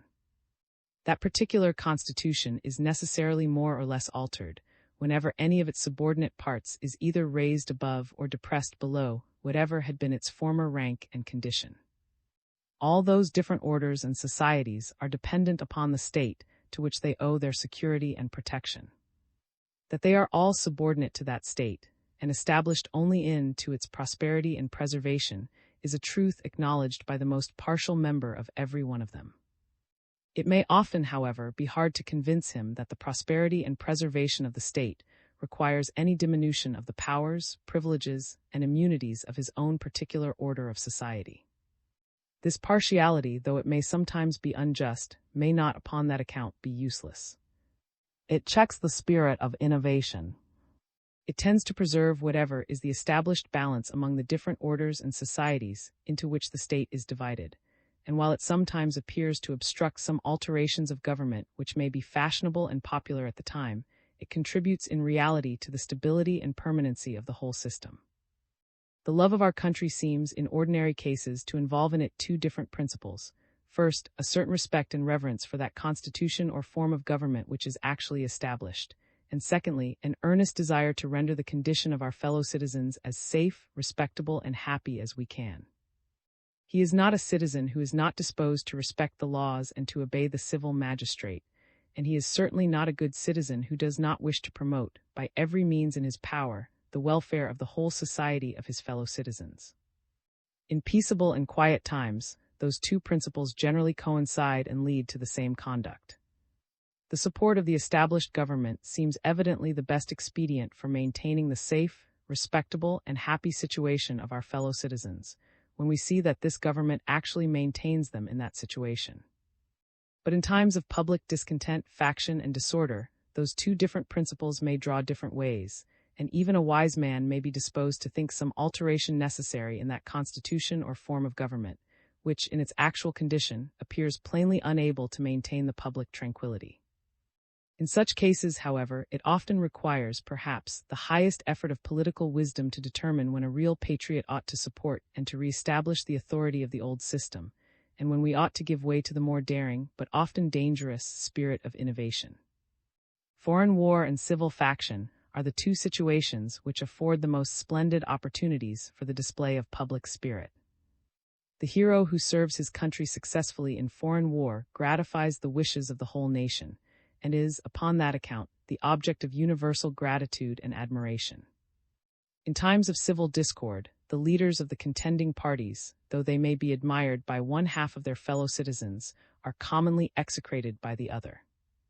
Their characters and the merit of their respective services appear commonly more doubtful. The glory which is acquired by foreign war is, upon this account, almost always more pure and more splendid than that which can be acquired in civil faction. The leader of the successful party, however, if he has authority enough to prevail upon his own friends to act with proper temper and moderation, which he frequently has not, may sometimes render to his country a service much more essential and important than the greatest victories and the most extensive conquests.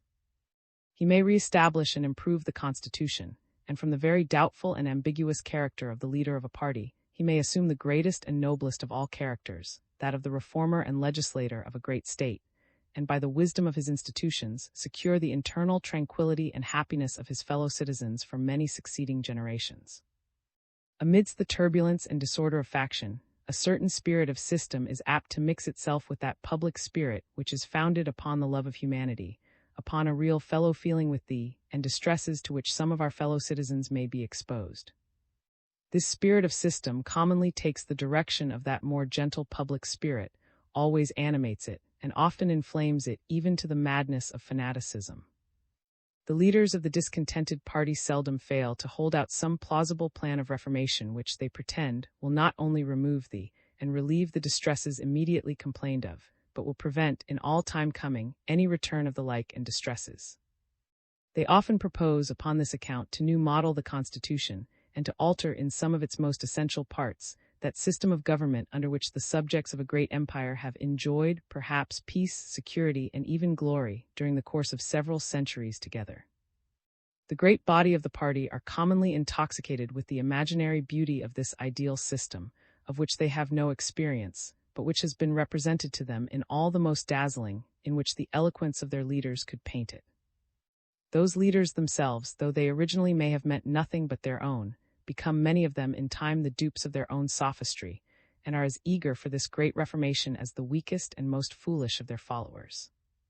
Even though the leaders should have preserved their own heads, as indeed they commonly do, free from this fanaticism, yet they dare not always disappoint the expectation of their followers, but are often obliged, though contrary to their principle and their conscience, to act as if they were under the common delusion.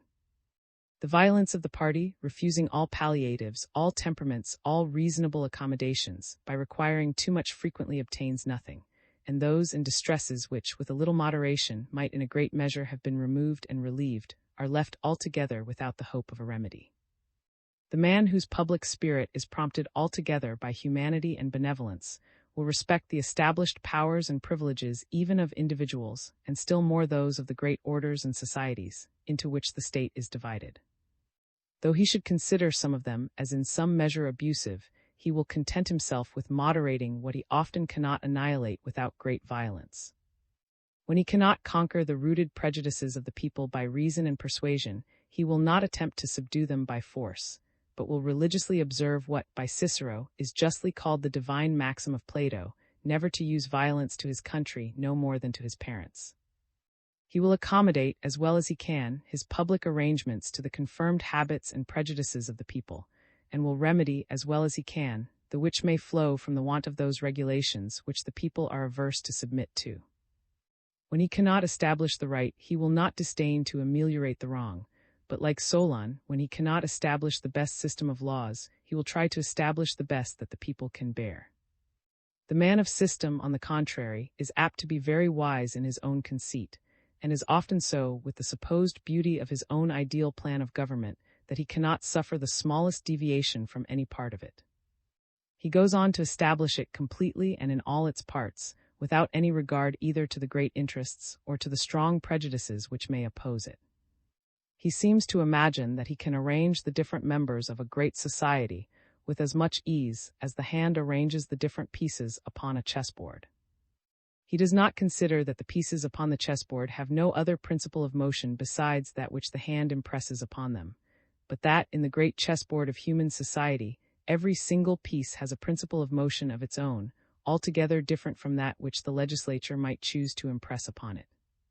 If those two principles coincide and act in the same direction, the game of human society will go on easily and harmoniously, and is very likely to be happy and successful.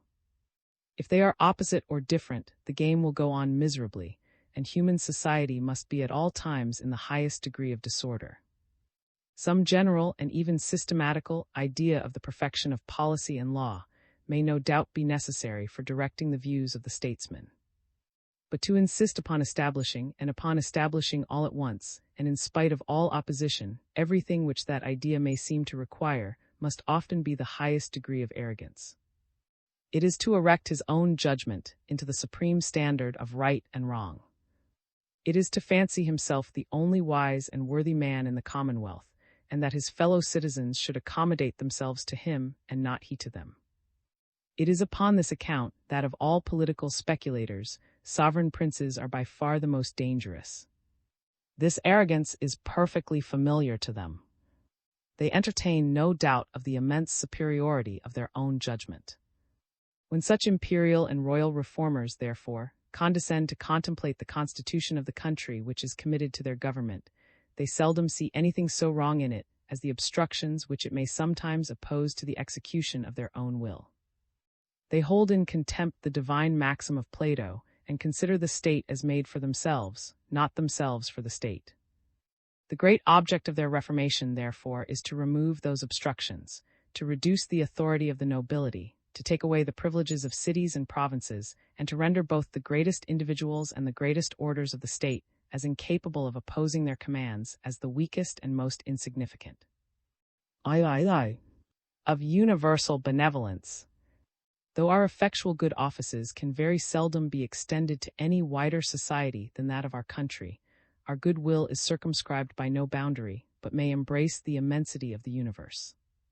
We cannot form the idea of any innocent and sensible being, whose happiness we should not desire, or to whose misery, when distinctly brought home to the imagination, we should not have some degree of aversion. The idea of a mischievous, though sensible, being indeed naturally provokes our hatred, but the ill will which, in this case, we bear to it, is really the effect of our universal benevolence. It is the effect of the sympathy which we feel with the misery and resentment of those other innocent and sensible beings, whose happiness is disturbed by its malice. This universal benevolence, how noble and generous soever, can be the source of no solid happiness to any man who is not thoroughly convinced that all the inhabitants of the universe, the meanest as well as the greatest, are under the immediate care and protection of that great, benevolent, and always being who directs all the movements of nature, and who is determined by his own unalterable perfections to maintain in it at all times the greatest possible quantity of happiness. To this universal benevolence, on the contrary, the very suspicion of a fatherless world must be the most melancholy of all reflections, from the thought that all the unknown regions of infinite and incomprehensible space may be filled with nothing but endless misery and wretchedness. All the of the highest prosperity can never enlighten the gloom with which so dreadful an idea must necessarily overshadow the imagination, nor, in a wise and virtuous man, can all the sorrow of the most afflicting adversity ever dry up the joy which necessarily springs from the habitual and thorough conviction of the truth of the contrary system. The wise and virtuous man is at all times willing that his own private interest should be sacrificed to the public interest of his own particular order or society. He is at all times willing, too, that the interest of this order or society should be sacrificed to the greater interest of the state or sovereignty, of which it is only a subordinate part.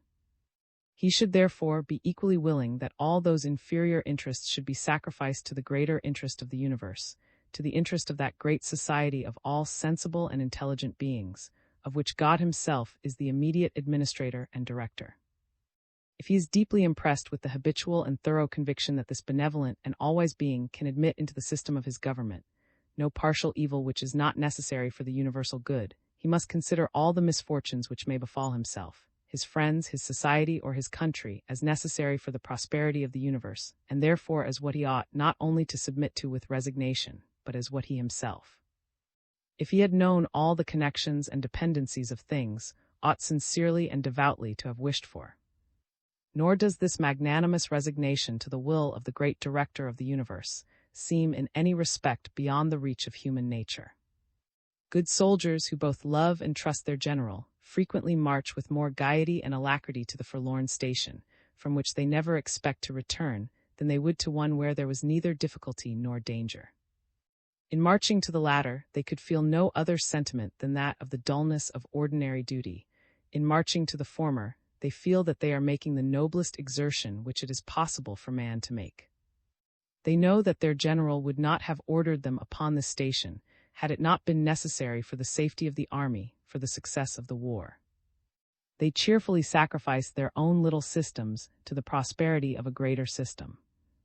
They take an affectionate leave of their comrades, to whom they wish all happiness and success, and march out not only with submissive obedience, but often with shouts of the most joyful exultation, to that fatal but splendid and station to which they are appointed. No conductor of an army can deserve more unlimited trust, more ardent and zealous affection, than the great conductor of the universe.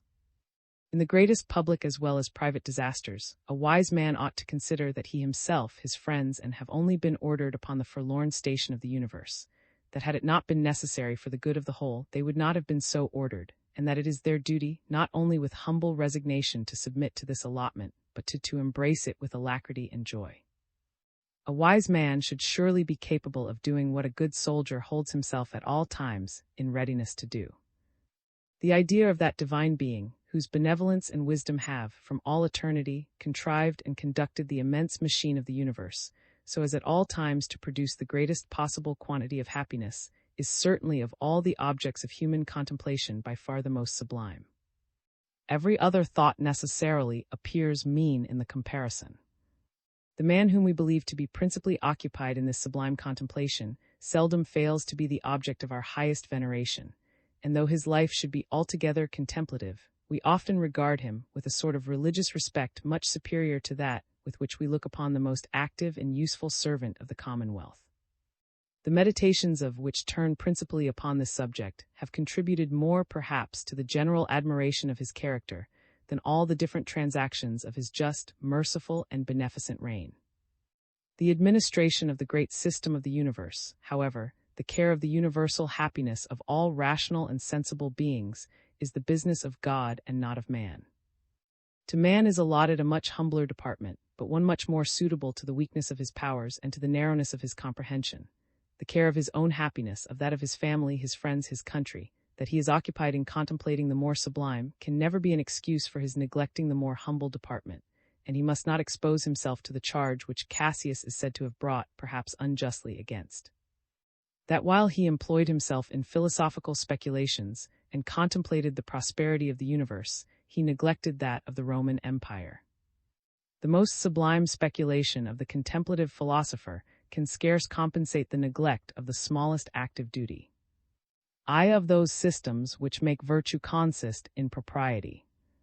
According to Plato, to Aristotle, and to Zeno, virtue consists in the propriety of conduct, or in the suitableness of the affection from which we act to the object which excites it. I in the system of Plato, see Plato, lib. IV, the soul is considered as something like a little state or republic, composed of 3 different faculties or orders.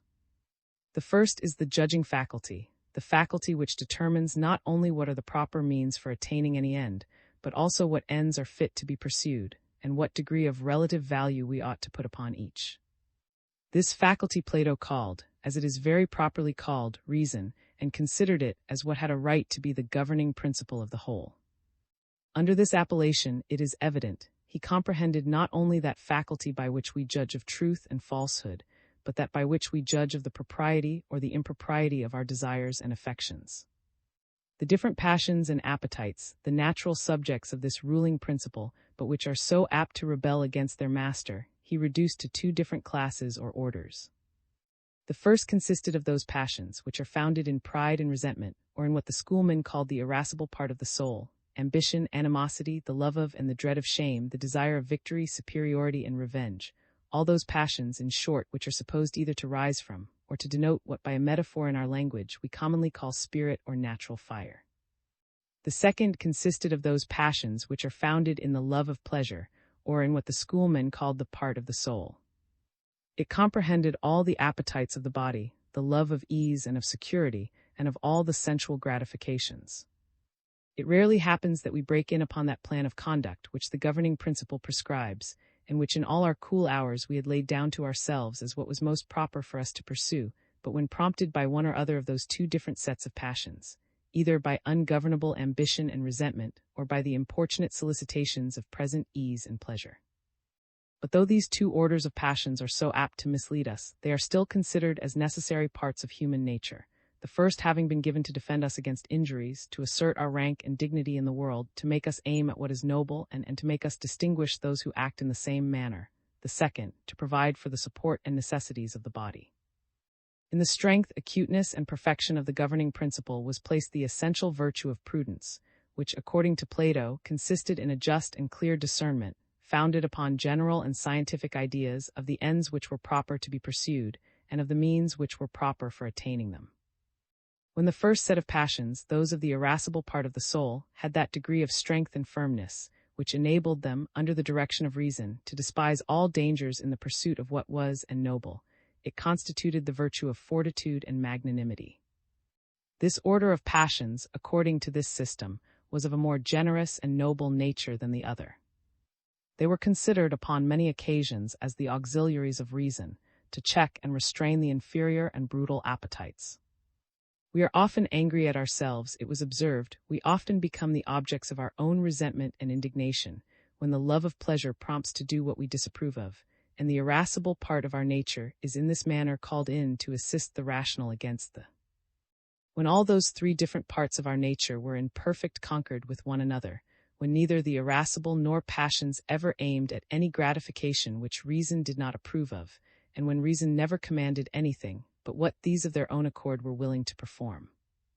This happy composure, this perfect and complete harmony of soul, constituted that virtue which in their language is expressed by a word which we commonly translate temperance, but which might more properly be translated good temper, or sobriety and moderation of mind. Justice, the last and greatest of the four cardinal virtues, took place according to this system, when each of those three faculties of the mind confined itself to its proper office, without attempting to encroach upon that of any other, when reason directed and passion obeyed, and when each passion performed its proper duty and exerted itself towards its proper object easily and without reluctance, and with that degree of force and energy which was suitable to the value of what it pursued.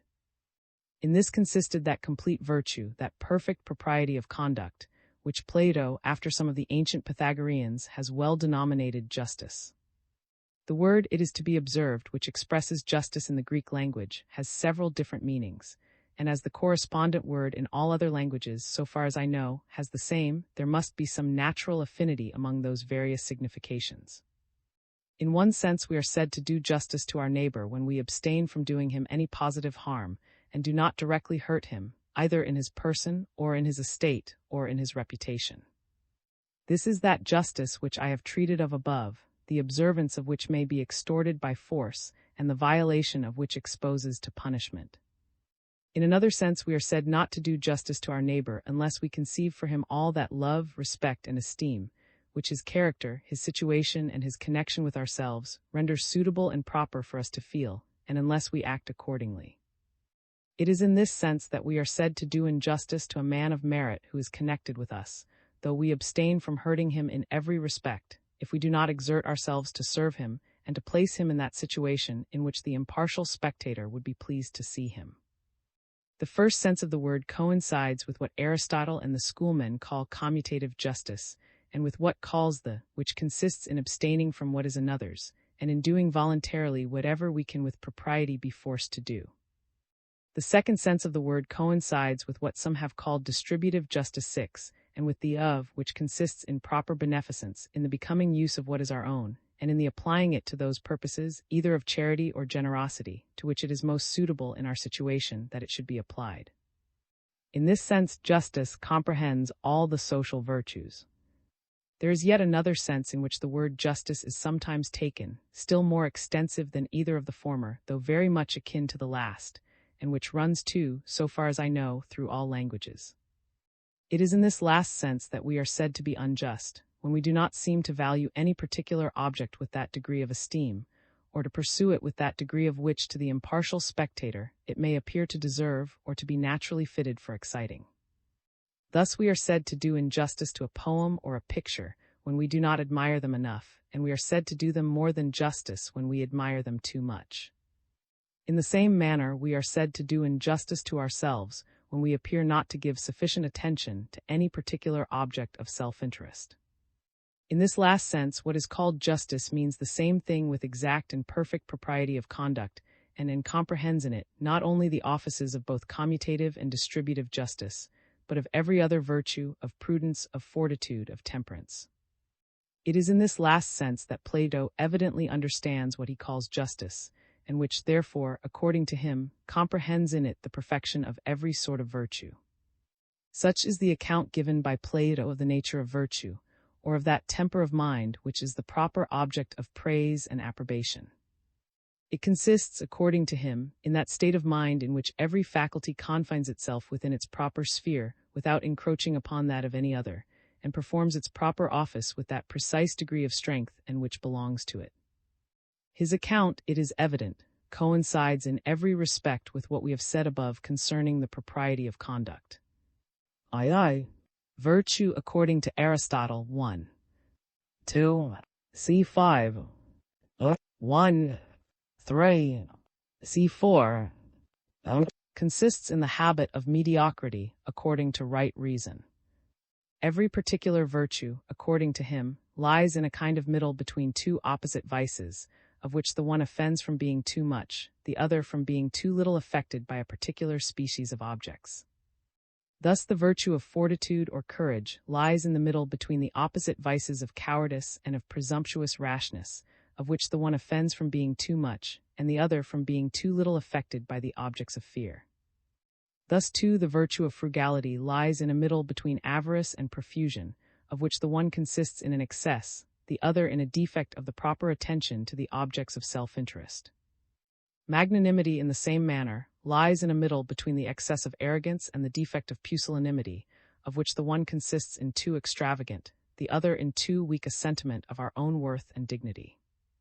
It is unnecessary to observe that this account of virtue corresponds, too, pretty exactly with what has been said above concerning the propriety and impropriety of conduct. According to Aristotle, Lib. I 1, 2, 3, and 4. Indeed, virtue did not so much consist in those moderate and right affections, as in the habit of this moderation.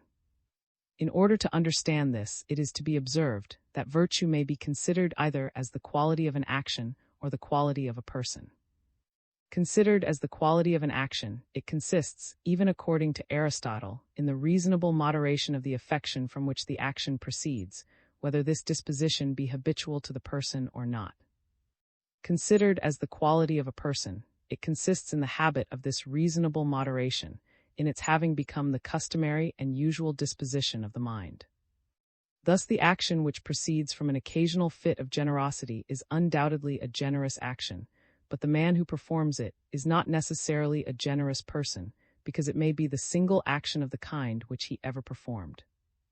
The motive and disposition of heart from which this action was performed may have been quite just and proper, but as this happy mood seems to have been the effect rather of accidental than of anything steady or permanent in the character, it can reflect no great on the performer.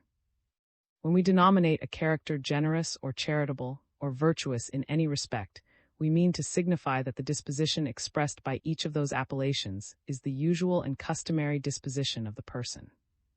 But single actions of any kind, how proper and suitable soever, are of little consequence to show that this is the case.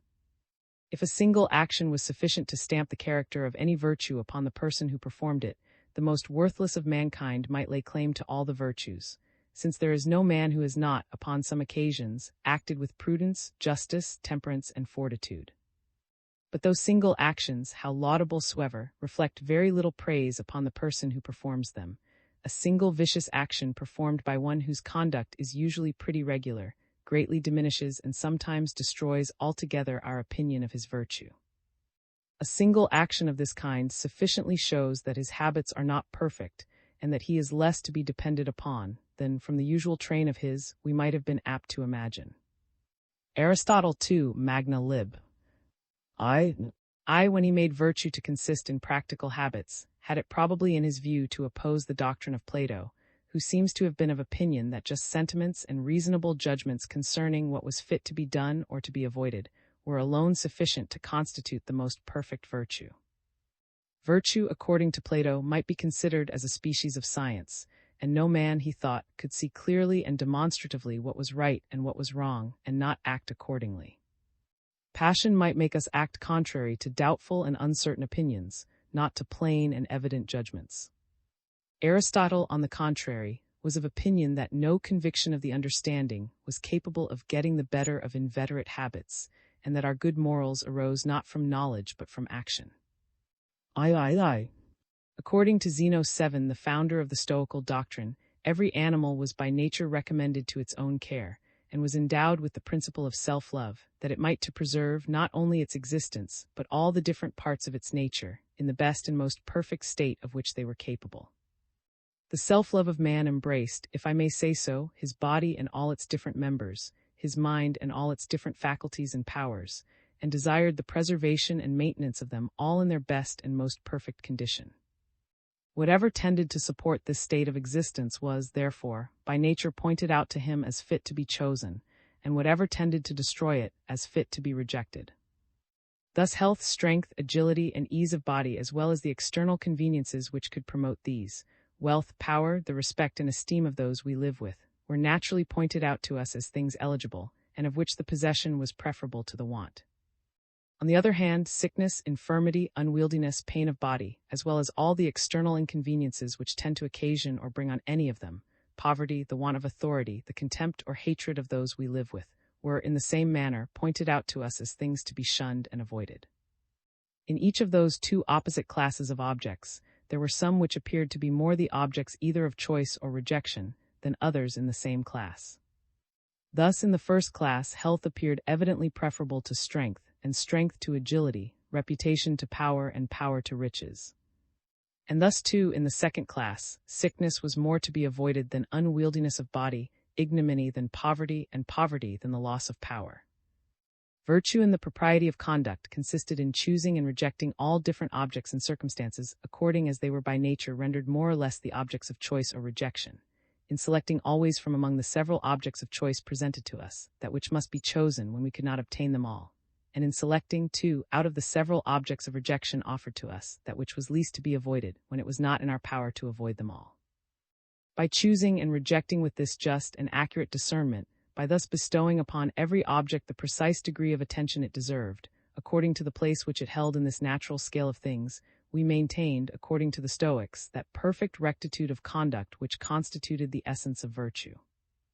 This was what they called to live consistently, to live according to nature, and to obey those laws and directions which nature, or the author of nature, had prescribed for our conduct.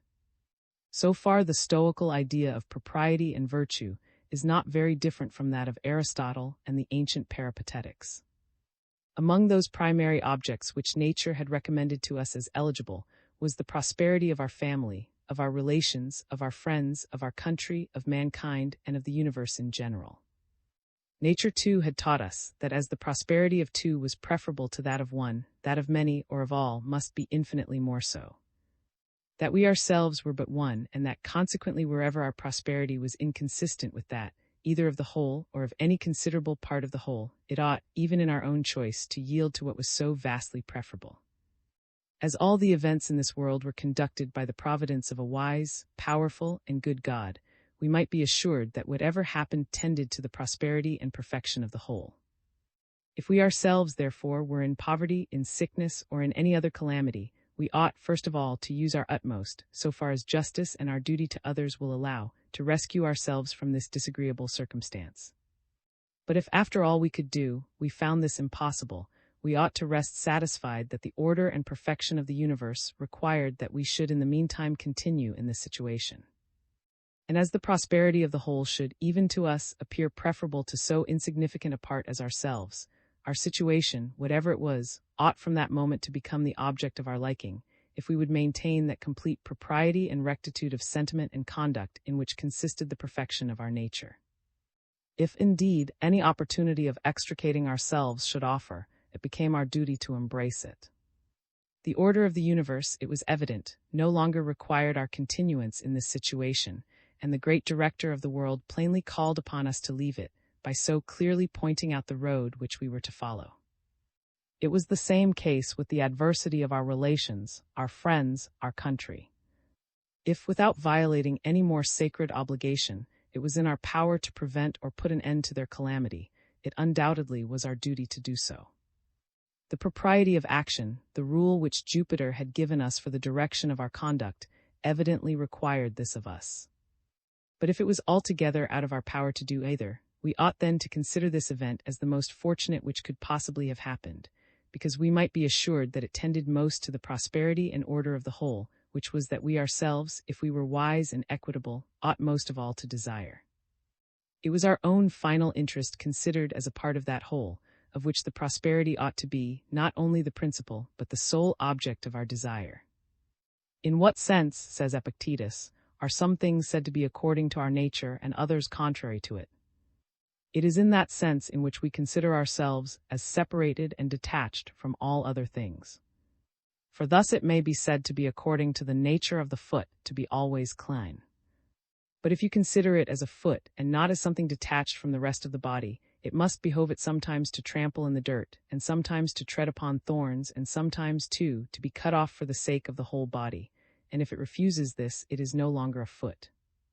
Thus, too, ought we to conceive with regard to ourselves. What are you? A man.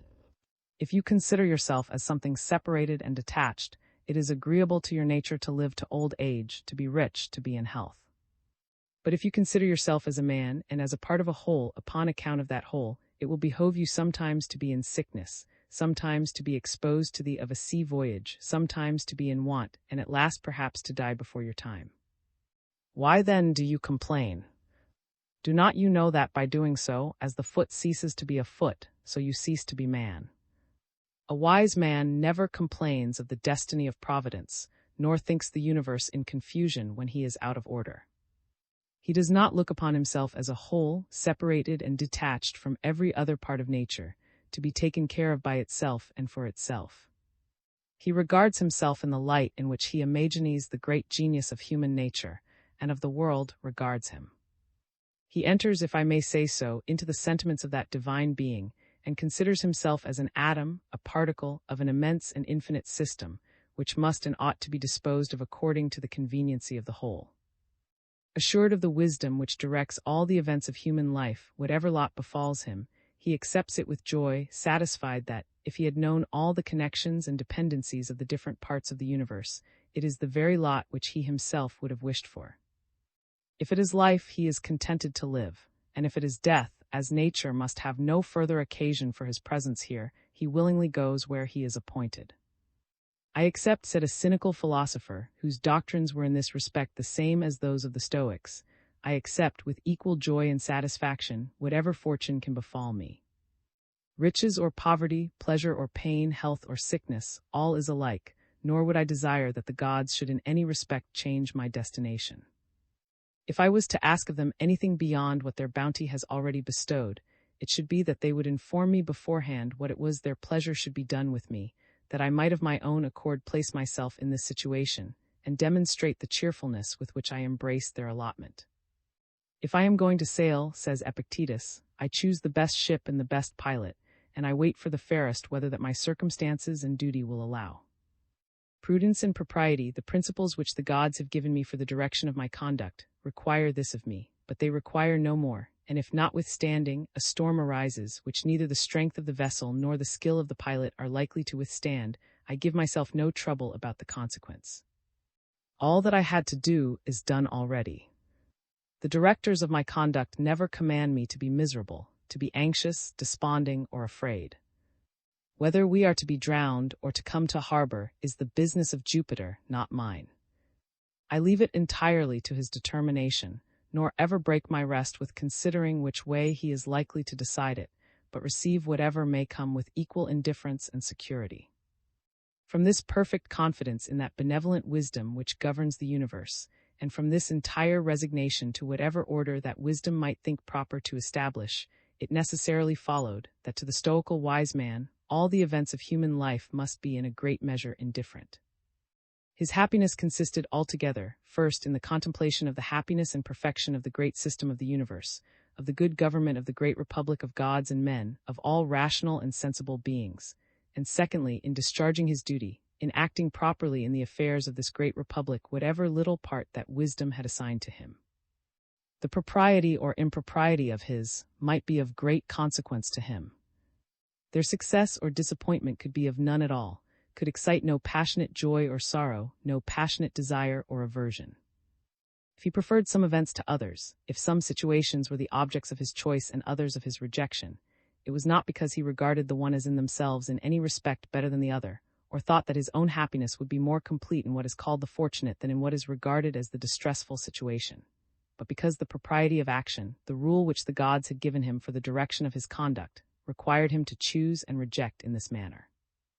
All his affections were absorbed and swallowed up in two great affections, in that for the discharge of his own duty, and in that for the greatest possible happiness of all rational and sensible beings. For the gratification of this latter affection, he rested with the most perfect security upon the wisdom and power of the great superintendent of the universe. His sole anxiety was about the gratification of the former, not about the event, but about the propriety of his own. Whatever the event might be, he trusted to a superior power and wisdom for turning it to promote that great end which he himself was most desirous of promoting. This propriety of choosing and rejecting, though originally pointed out to us, and as it were recommended and introduced to our acquaintance by the things, and for the sake of the things, chosen and rejected. Yet when we had once become thoroughly acquainted with it, the order, the grace, the beauty which we discerned in this conduct, the happiness which we felt resulted from it, necessarily appeared to us of much greater value than the actual obtaining of all the different objects of choice, or the actual avoiding of all those of rejection. From the observation of this propriety arose the happiness and the glory, from the neglect of it, the misery and the disgrace of human nature. But to a wise man, to one whose passions were brought under perfect subjection to the ruling principles of his nature, the exact observation of this propriety was equally easy upon all occasions. Was he in prosperity, he returned thanks to Jupiter for having joined him with circumstances which were easily mastered, and in which there was little temptation to do wrong. Was he in adversity, he equally returned thanks to the director of this spectacle of human life, for having opposed to him a vigorous athlete, over whom, though the contest was likely to be more violent, the victory was more glorious and equally certain. Can there be any shame in that distress which is brought upon us without any fault of our own, and in which we behave with perfect propriety? There can, therefore, be no evil, but on the contrary, the greatest good and advantage. A brave man exults in those dangers in which, from no rashness of his own, his fortune has involved him. They afford an opportunity of exercising that heroic intrepidity, whose exertion gives the exalted delight which flows from the consciousness of superior propriety and deserved admiration. One who is master of all his exercises has no aversion to measure his strength and activity with the strongest. And in the same manner, one who is master of all his passions does not dread any circumstance in which the superintendent of the universe may think proper to place him. The bounty of that divine being has provided him with virtues which render him superior to every situation. If it is pleasure, he has temperance to refrain from it. If it is pain, he has constancy to bear it. If it is danger or death, he has magnanimity and fortitude to despise it. The events of human life can never find him unprepared, or at a loss how to maintain that propriety of sentiment and conduct which, in his own apprehension, constitutes at once his glory and his happiness. Human life the Stoics appear to have considered as a game of great skill, in which, however, there was a mixture of chance, or of what is vulgarly understood to be chance. In such games the stake is commonly a trifle, and the whole pleasure of the game arises from playing well, from playing fairly and playing. If notwithstanding all his skill, however, the good player should by the influence of chance happen to lose, the loss ought to be a matter, rather of merriment than of serious sorrow.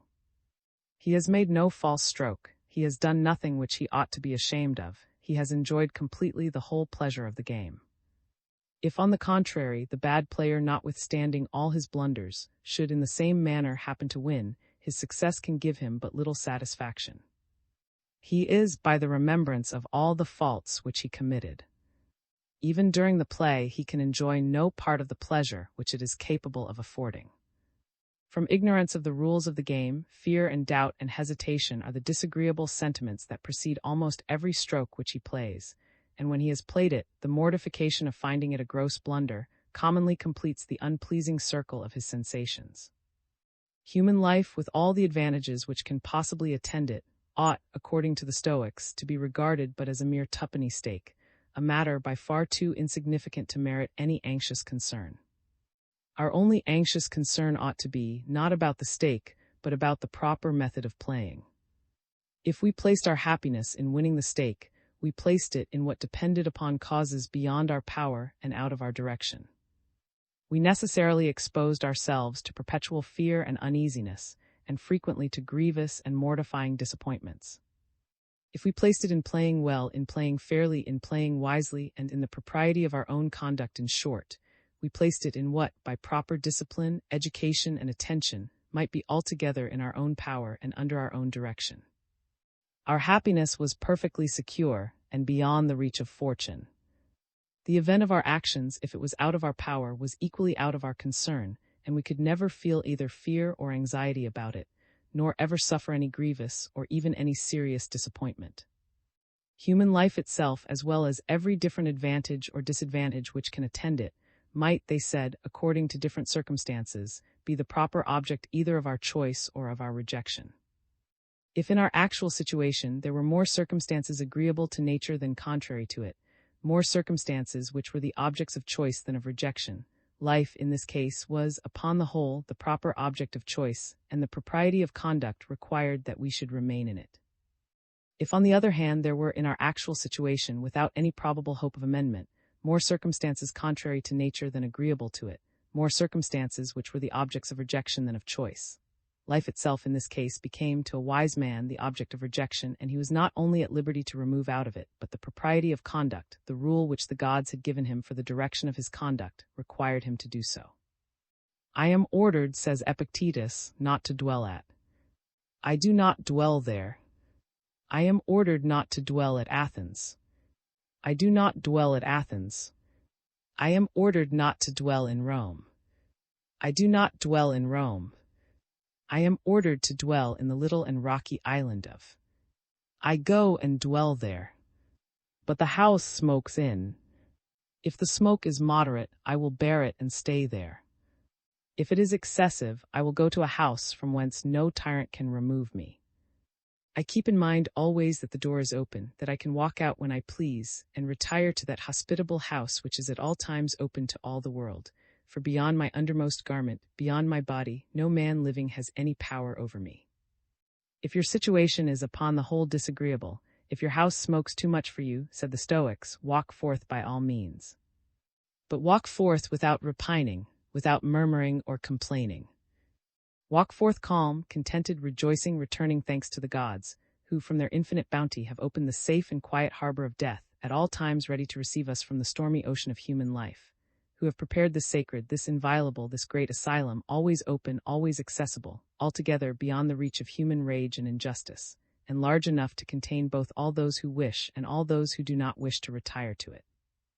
An asylum which takes away from every man every of complaining, or even of fancying that there can be any evil in human life, except such as he may suffer from his own folly and weakness. The Stoics, in the few fragments of their philosophy which have come down to us, sometimes talk of leaving life with a gaiety, and even with a levity, which, were we to consider those passages by themselves, might induce us to believe that they imagined we could with propriety leave it whenever we had a mind, wantonly and capriciously, upon the slightest disgust or uneasiness. When you sup with such a person, says Epictetus, you complain of the long stories which he tells you about his Mysian wars. Now, my friend, says he, having told you how I took possession of an eminence at such a place, I will tell you how I was besieged in such another place. But if you have a mind not to be troubled with his long stories, do not accept of his supper. If you accept of his supper, you have not the least to complain of his long stories. It is the same case with what you call the evils of human life. Never complain of that of which it is, at all times, in your power to rid yourself. Notwithstanding this gaiety and even levity of expression, however, the alternative of leaving life or of remaining in it was, according to the Stoics, a matter of the most serious and important deliberation. We ought never to leave it till we were distinctly called upon to do so by that superintending power which had originally placed us in it. But we were to consider ourselves as called upon to do so, not merely at the appointed and unavoidable term of human life. Whenever the providence of that superintending power had rendered our condition in life upon the whole the proper object rather of rejection than of choice, the great rule which he had given us for the direction of our conduct then required us to leave it. We might then be said to hear the awful and benevolent voice of that divine being distinctly calling upon us to do so. It was upon this account that, according to the Stoics, it might be the duty of a wise man to remove out of life though he was perfectly happy, while on the contrary, it might be the duty of a weak man to remain in it, though he was necessarily miserable. If in the situation of the wise man there were more circumstances which were the natural objects of rejection than of choice, the whole situation became the object of rejection, and the rule which the gods had given him for the direction of his conduct required that he should remove out of it as speedily as particular circumstances might render convenient. He was, however, perfectly happy, even during the time that he might think proper to remain in it. He had placed his happiness, not in obtaining the objects of his choice or in avoiding those of his rejection, but in always choosing and rejecting with exact propriety, not in the success but in the fitness of his and exertions. If in the situation of the weak man, on the contrary, there were more circumstances which were the natural objects of choice than of rejection, his whole situation became the proper object of choice, and it was his duty to remain in it. He was unhappy, however, from not knowing how to use those circumstances. Let his cards be ever so good, he did not know how to play them, and could enjoy no sort of real satisfaction, either in the progress or in the event of the game, in whatever manner it might happen to turn out. Cicero, Lib. 3, say 13. The propriety, upon some occasions, of voluntary death, though it was perhaps more insisted upon by the Stoics than by any other sect of ancient philosophers, was, however, a doctrine common to them all, even to the peaceable and indolent Epicureans. During the age in which flourished the founders of all the principal sects of ancient philosophy, during the war and for many years after its conclusion, all the different republics of Greece were, at home, almost always distracted by the most furious factions, and abroad involved in the most sanguinary wars in which each fought not merely for superiority or dominion, but either completely to extirpate all its enemies, or what was not less cruel, to reduce them into the vilest of all states, that of domestic slavery, and to sell them, man, woman, and child, like so many herds of cattle, to the highest bidder in the market. The smallness of the greater part of those states, too, rendered it to each of them no very improbable event that it might itself fall into that very calamity which it had so frequently, either perhaps actually inflicted, or at least attempted to inflict upon some of its neighbors. In this disorderly state of things, the most perfect innocence, joined to both the highest rank and the greatest public services, could give no security to any man that, even at home and among his own relations and fellow citizens, he was not, at some time or another, from the prevalence of some hostile and furious faction, to be condemned to the most cruel and ignominious punishment. If he was taken prisoner in war, or if the city of which he was a member was conquered, he was exposed, if possible, to still greater injuries and insults. But every man naturally, or rather necessarily, familiarizes his imagination with the distresses to which he foresees that his situation may frequently expose him. It is impossible that a sailor should not frequently think of storms and shipwrecks and foundering at sea, and of how he himself is likely both to feel and to act upon such occasions. It was impossible, in the same manner, that a Grecian patriot or hero should not familiarize his imagination with all the different calamities to which he was sensible his situation must frequently, or rather constantly, expose him. As an American savage prepares his death song, and considers how he should act when he has fallen into the hands of his enemies, and is by them put to death in the most lingering tortures, and amidst the insults and derision of all the spectators, so a Grecian patriot or hero could not avoid frequently employing his thoughts in considering what he ought both to suffer and to do in banishment, in captivity, when reduced to slavery, when put to the torture, when brought to the scaffold.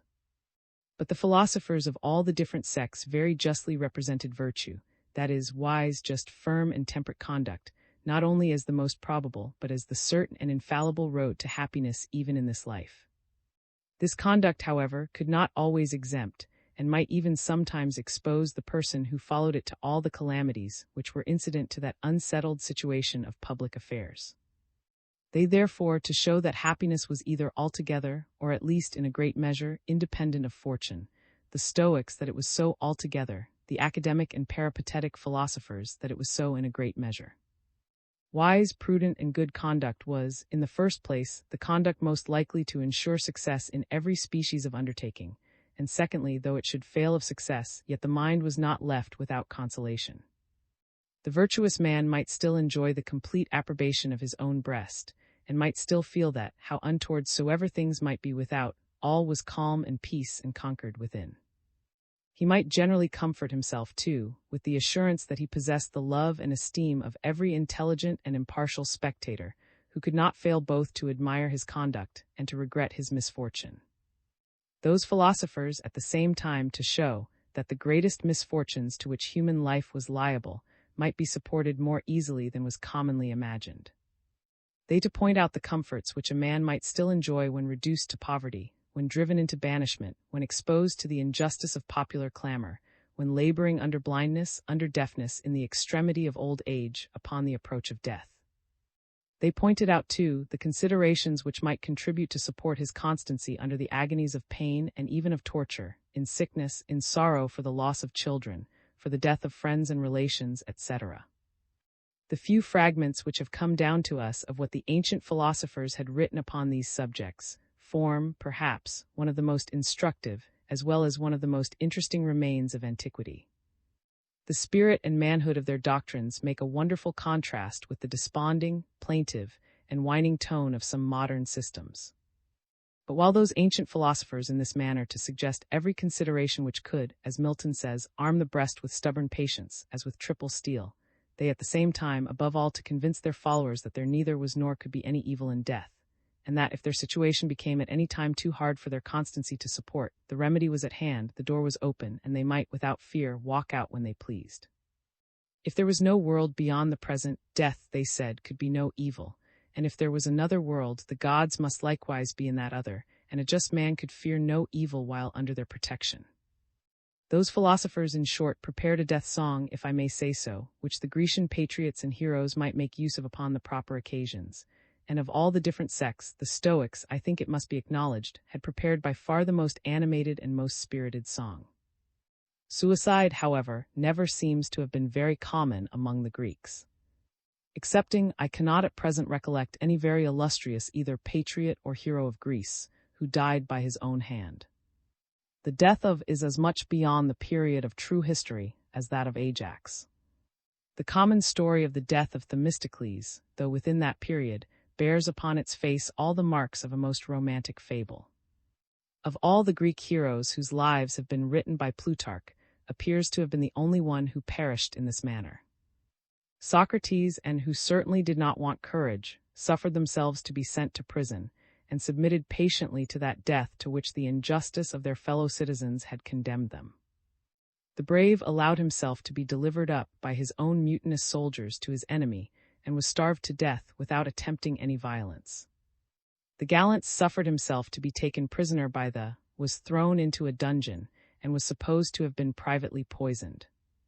Several of the philosophers, indeed, are said to have died in this manner, but their lives have been so very foolishly written that very little credit is due to the greater part of the tales which are told of them. 3 different accounts have been given of the death of Zeno, the Stoic. One is that after enjoying, for 98 years, the most perfect state of health, he happened in going out of his school to fall, and though he suffered no other damage than that of breaking or dislocating one of his fingers, he struck the ground with his hand, and in the words of the Niobe of Euripides said, "I come, why doest thou call me?" and immediately went home and hanged himself. At that great age, one should think, he might have had a little more patience. Another account is that at the same age, and in consequence of a like accident, he starved himself to death. The third account is that at 72 years of age he died in the natural way, by far the most probable account of the 3, and supported too by the authority of who must have had every opportunity of being well informed, of originally the slave and afterwards the friend and disciple of Zeno.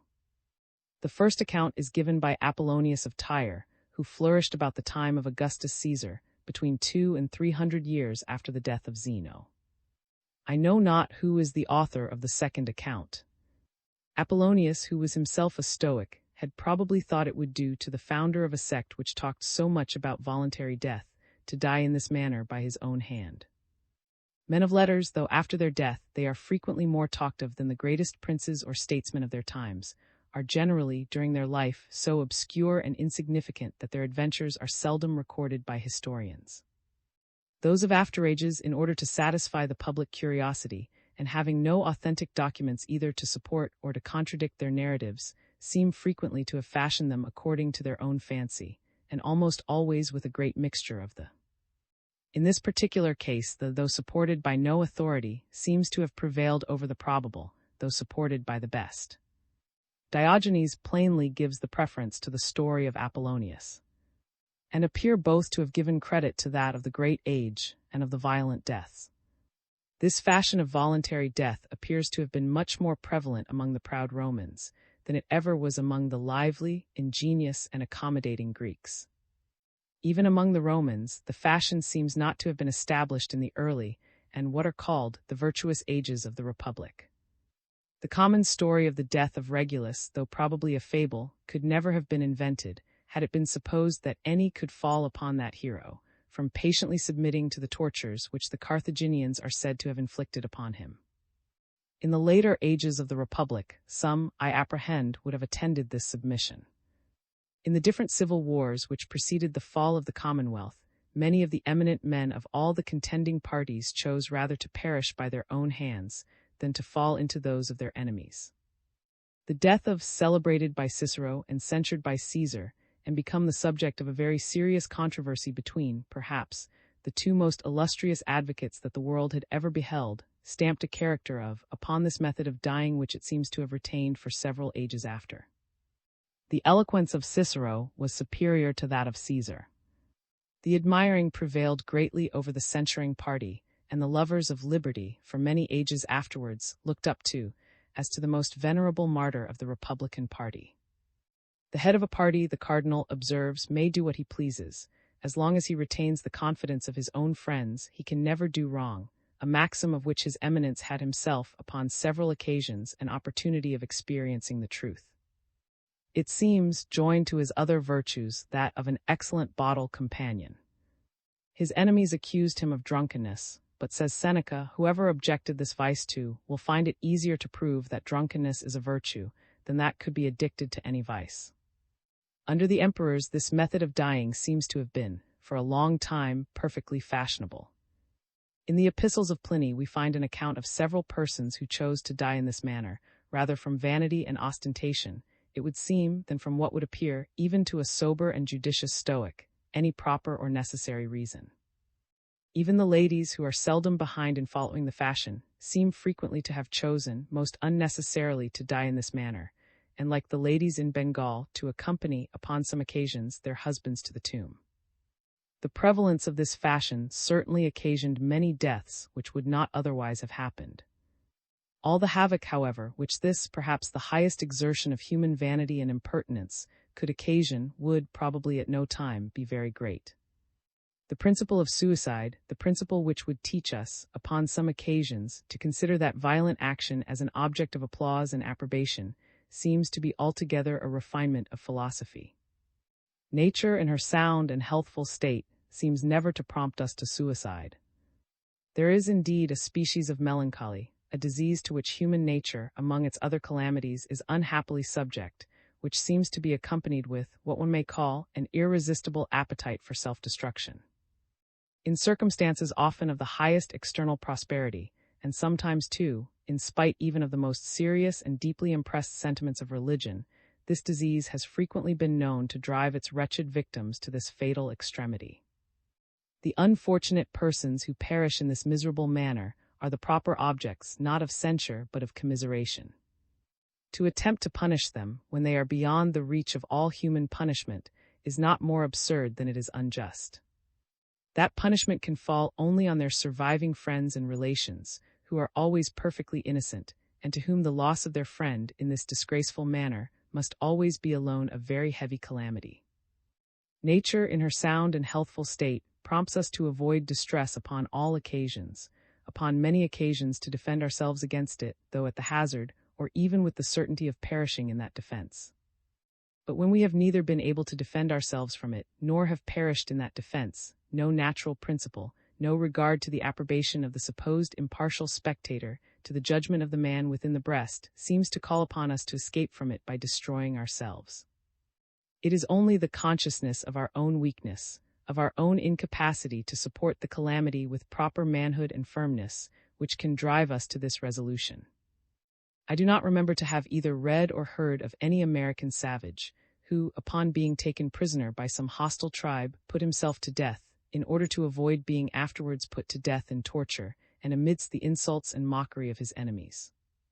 He places his glory in supporting those torments with manhood, and in retorting those insults with tenfold contempt and derision.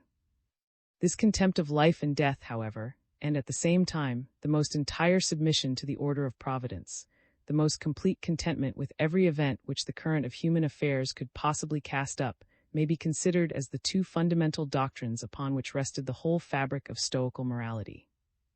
The independent and spirited, but often harsh Epictetus may be considered as the great apostle of the first of those doctrines, the mild, the humane, the benevolent of the second. The emancipated slave who, in his youth, had been subjected to the insolence of a brutal master, who, in his riper years, was, by the jealousy and caprice of Domitian, banished from Rome and Athens and obliged to dwell at, and who, by the same tyrant, might expect every moment to be sent to, or perhaps to be put to death, could preserve his own tranquility only by fostering in his mind the most sovereign contempt of human life. He never exults so much, accordingly, his eloquence is never so animated as when he represents the futility and nothingness of all its pleasures and all its pains. The good-natured emperor, the absolute sovereign of the whole civilized part of the world, who certainly had no peculiar reason to complain of his own allotment, delights in expressing his contentment with the ordinary course of things, and in pointing out beauties even in those parts of it where vulgar observers are not apt to see any. There is a propriety and even an engaging grace, he observes, in old age as well as in youth, and the weakness and decrepitude of the one state are as suitable to nature as the bloom and of the other. Death, too, is just as proper a termination of old age, as youth is of childhood or manhood of youth. As we frequently say, he remarks upon another occasion, that the physician has ordered to such a man to ride on horseback, or to use the cold bath, or to walk barefooted, so ought we to say that nature, the great conductor and physician of the universe, has ordered to such a man a disease, or the amputation of a limb, or the loss of a child. By the prescriptions of ordinary physicians, the patient swallows many a bitter potion, undergoes many a painful operation. From the very uncertain hope, however, that health may be the consequence, he gladly submits to all. The harshest prescriptions of the great physician of nature, the patient may in the same manner hope will contribute to his own health, to his own final prosperity and happiness, and he may be perfectly assured that they not only contribute, but are indispensably necessary to the health, to the prosperity and happiness of the universe, to the furtherance and advancement of the great plan of Jupiter. Had they not been so, the universe would never have produced them, its all-wise architect and conductor would never have suffered them to happen. As all, even the smallest of the coexistent parts of the universe, are exactly fitted to one another, and all contribute to compose one immense and connected system, so all, even apparently the most insignificant of the successive events which follow one another, make parts and necessary parts of that great chain of causes and effects which had no beginning, and which will have no end, and which, as they all necessarily result from the original arrangement and contrivance of the whole.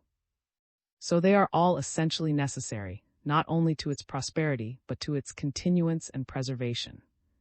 Whoever does not cordially embrace whatever befalls him, whoever is sorry that it has befallen him, whoever wishes that it had not befallen him, wishes, so far as in him lies, to stop the motion of the universe, to break that great chain of succession, by the progress of which that system can alone be continued and preserved, and for some little conveniency of his own, to disorder and discompose the whole machine of the world.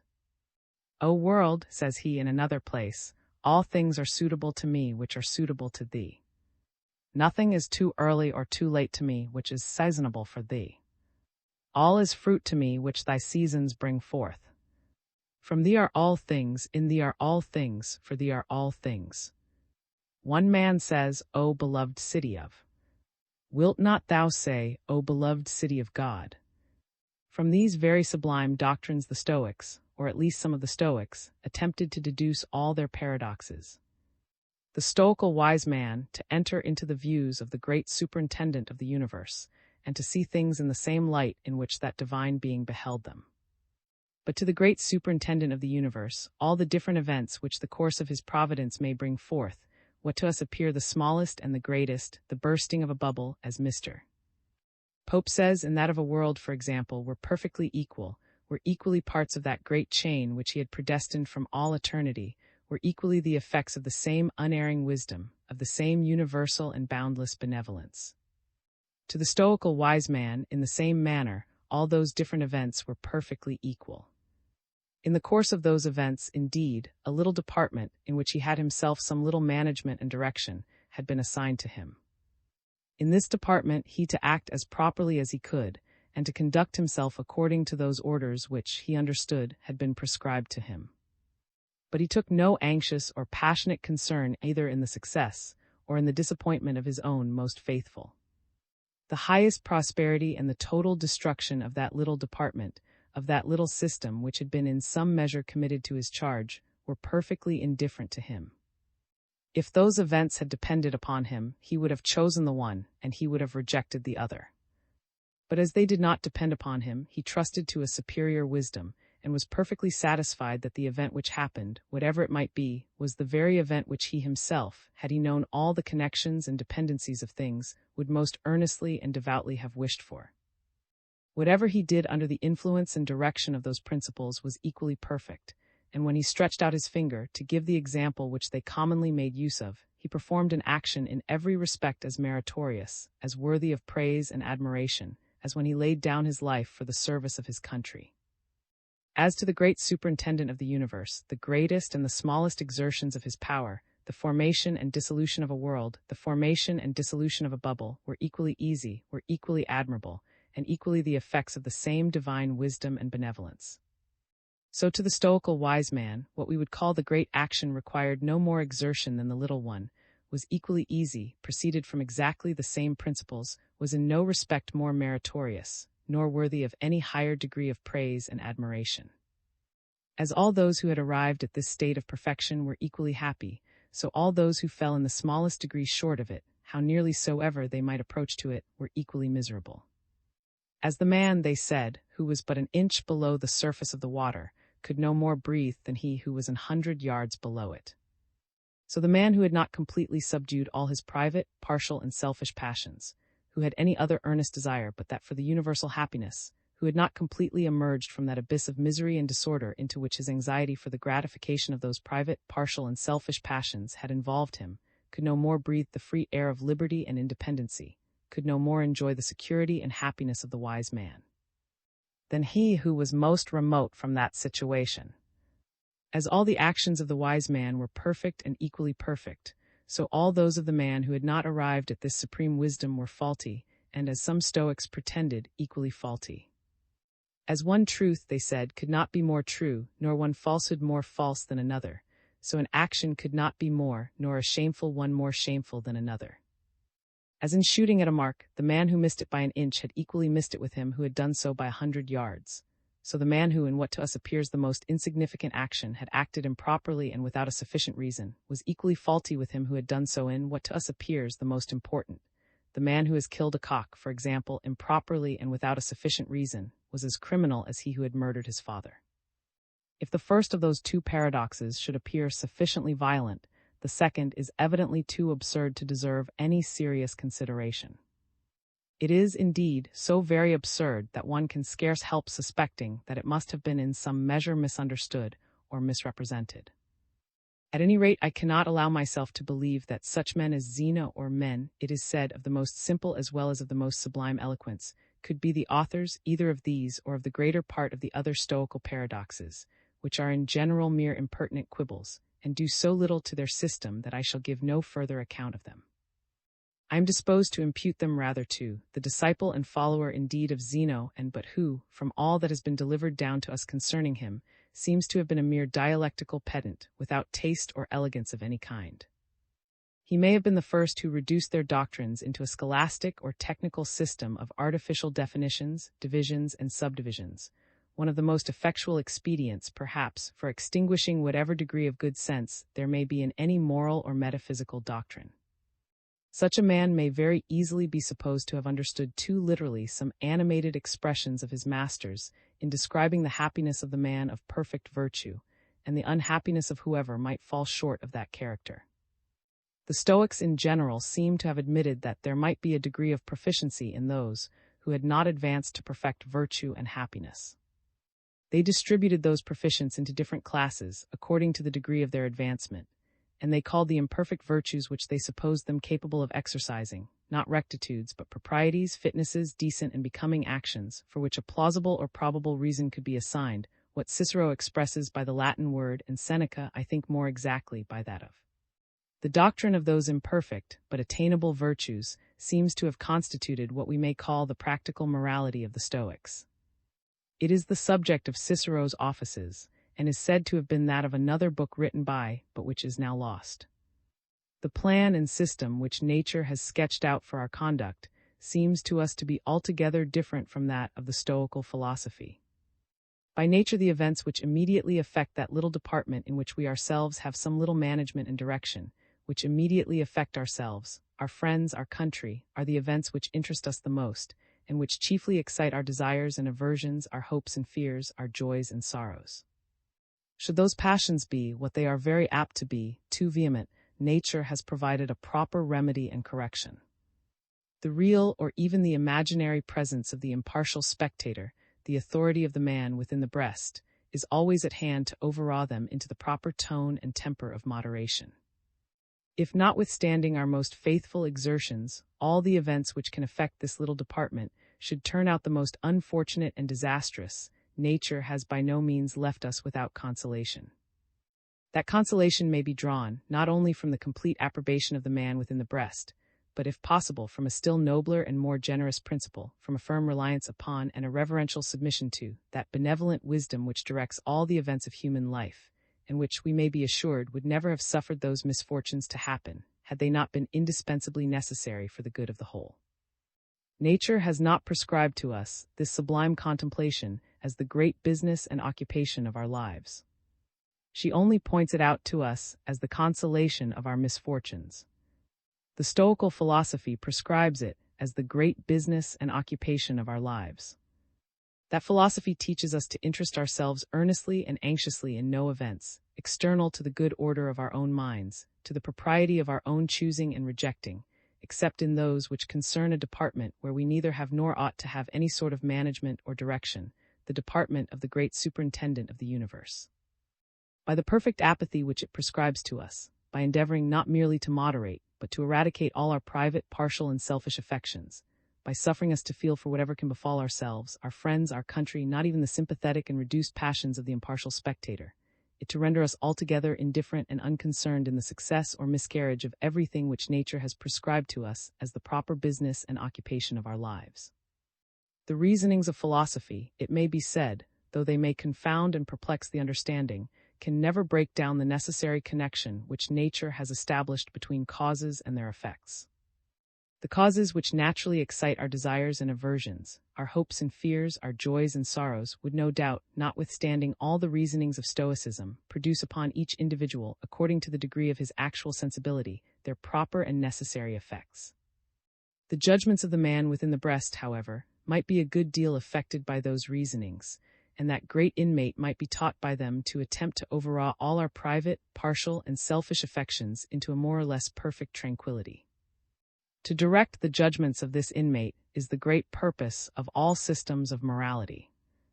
That the Stoical philosophy had very great influence upon the character and conduct of its followers cannot be doubted, and that, though it might sometimes incite them to unnecessary violence, its general tendency was to animate them to actions of the most heroic magnanimity and most extensive benevolence. IV. Besides these ancient, there are some modern systems, according to which virtue consists in propriety, or in the suitableness of the affection from which we act to the cause or object which excites it. The system of Dr.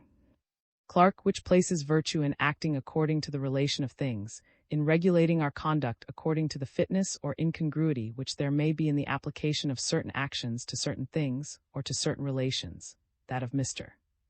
which places it in acting according to the truth of things, according to their proper nature and essence, or in treating them as what they really are and not as what they are not, that of my Lord, which places it in maintaining a proper balance of the affections and in allowing no passion to go beyond its proper sphere, are all of them more or less inaccurate descriptions of the same fundamental idea.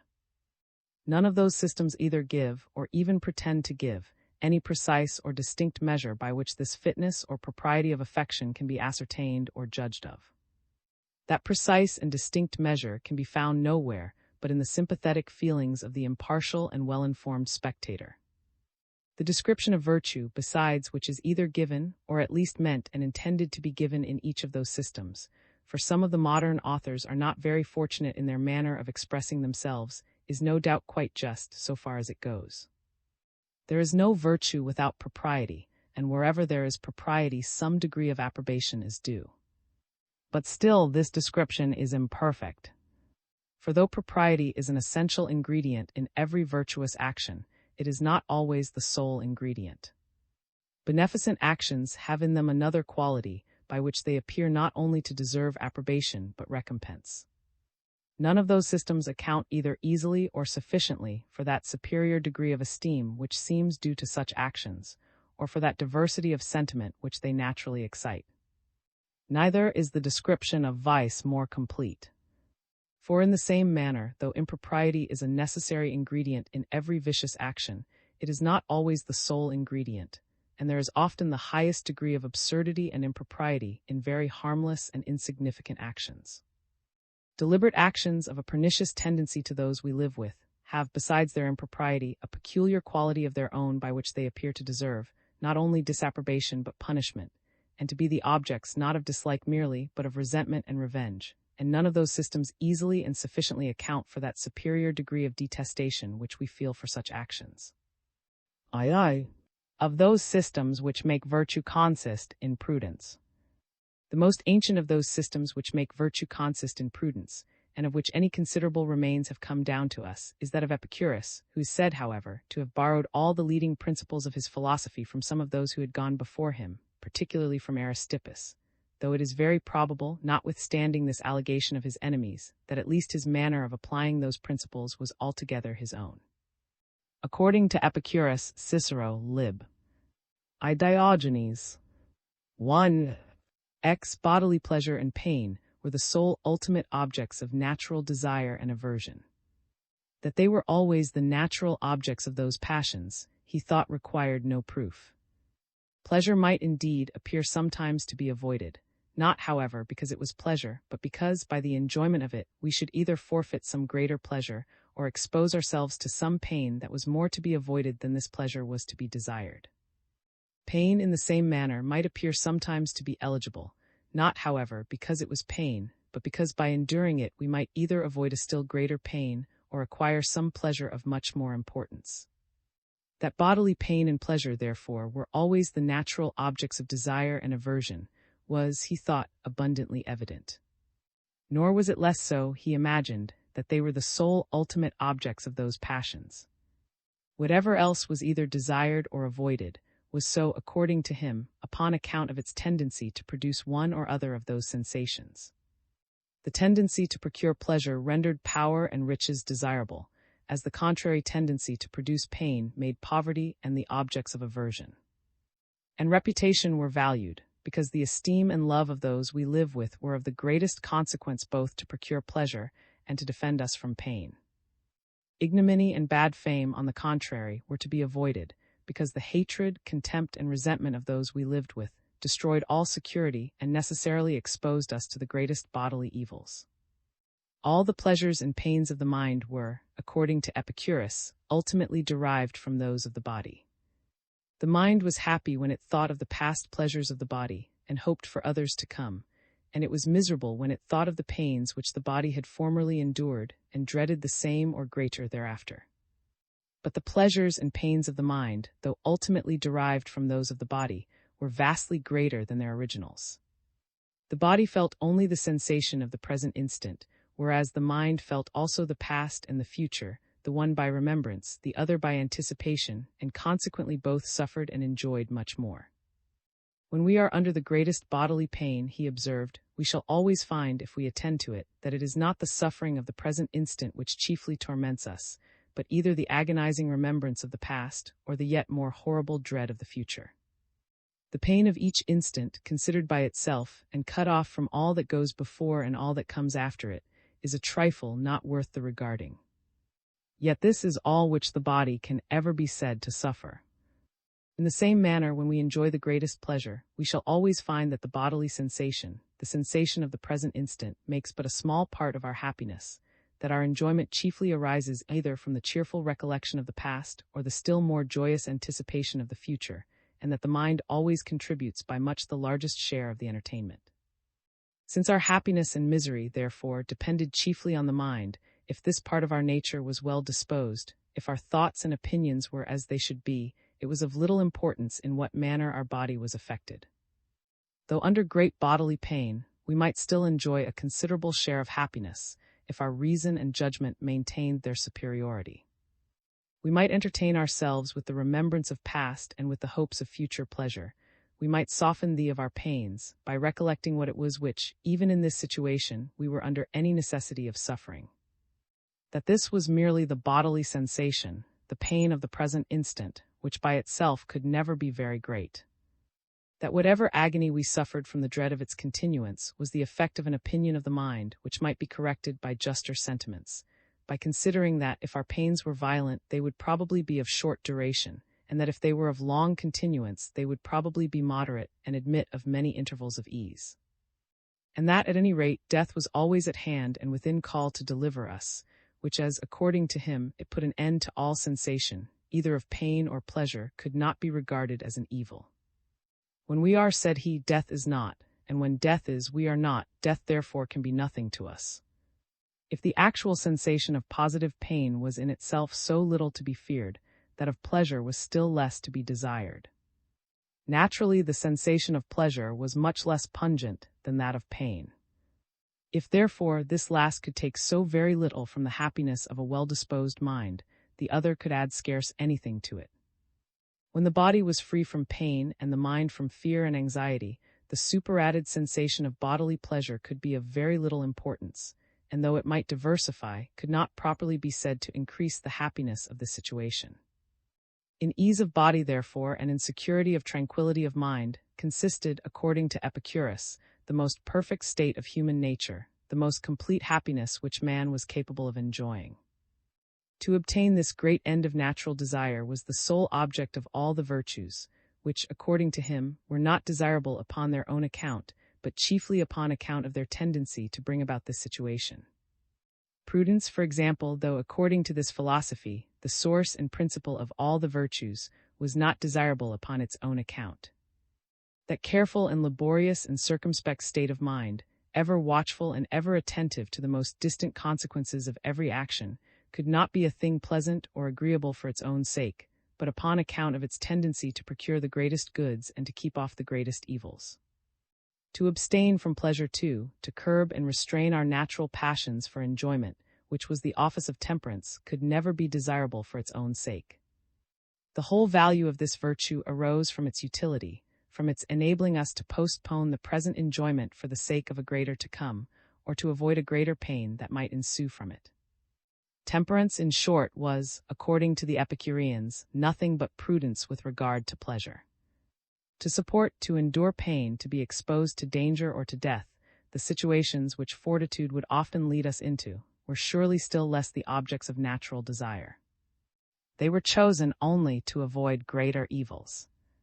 We submitted to, in order to avoid the greater shame and pain of poverty, and we exposed ourselves to danger and to death in defense of our liberty and property, the means and instruments of pleasure and happiness, or in defense of our country, in the safety of which our own was necessarily comprehended. Fortitude enabled us to do all this cheerfully, as the best which, in our present situation, could possibly be done, and was in reality no more than prudence, good judgment, and presence of mind in properly appreciating pain and danger, always choosing the less in order to avoid the greater evil. It is the same case with justice. To abstain from what is another's was not desirable on its own account, and it could not surely be better for you that I should possess what is my own than that you should possess it.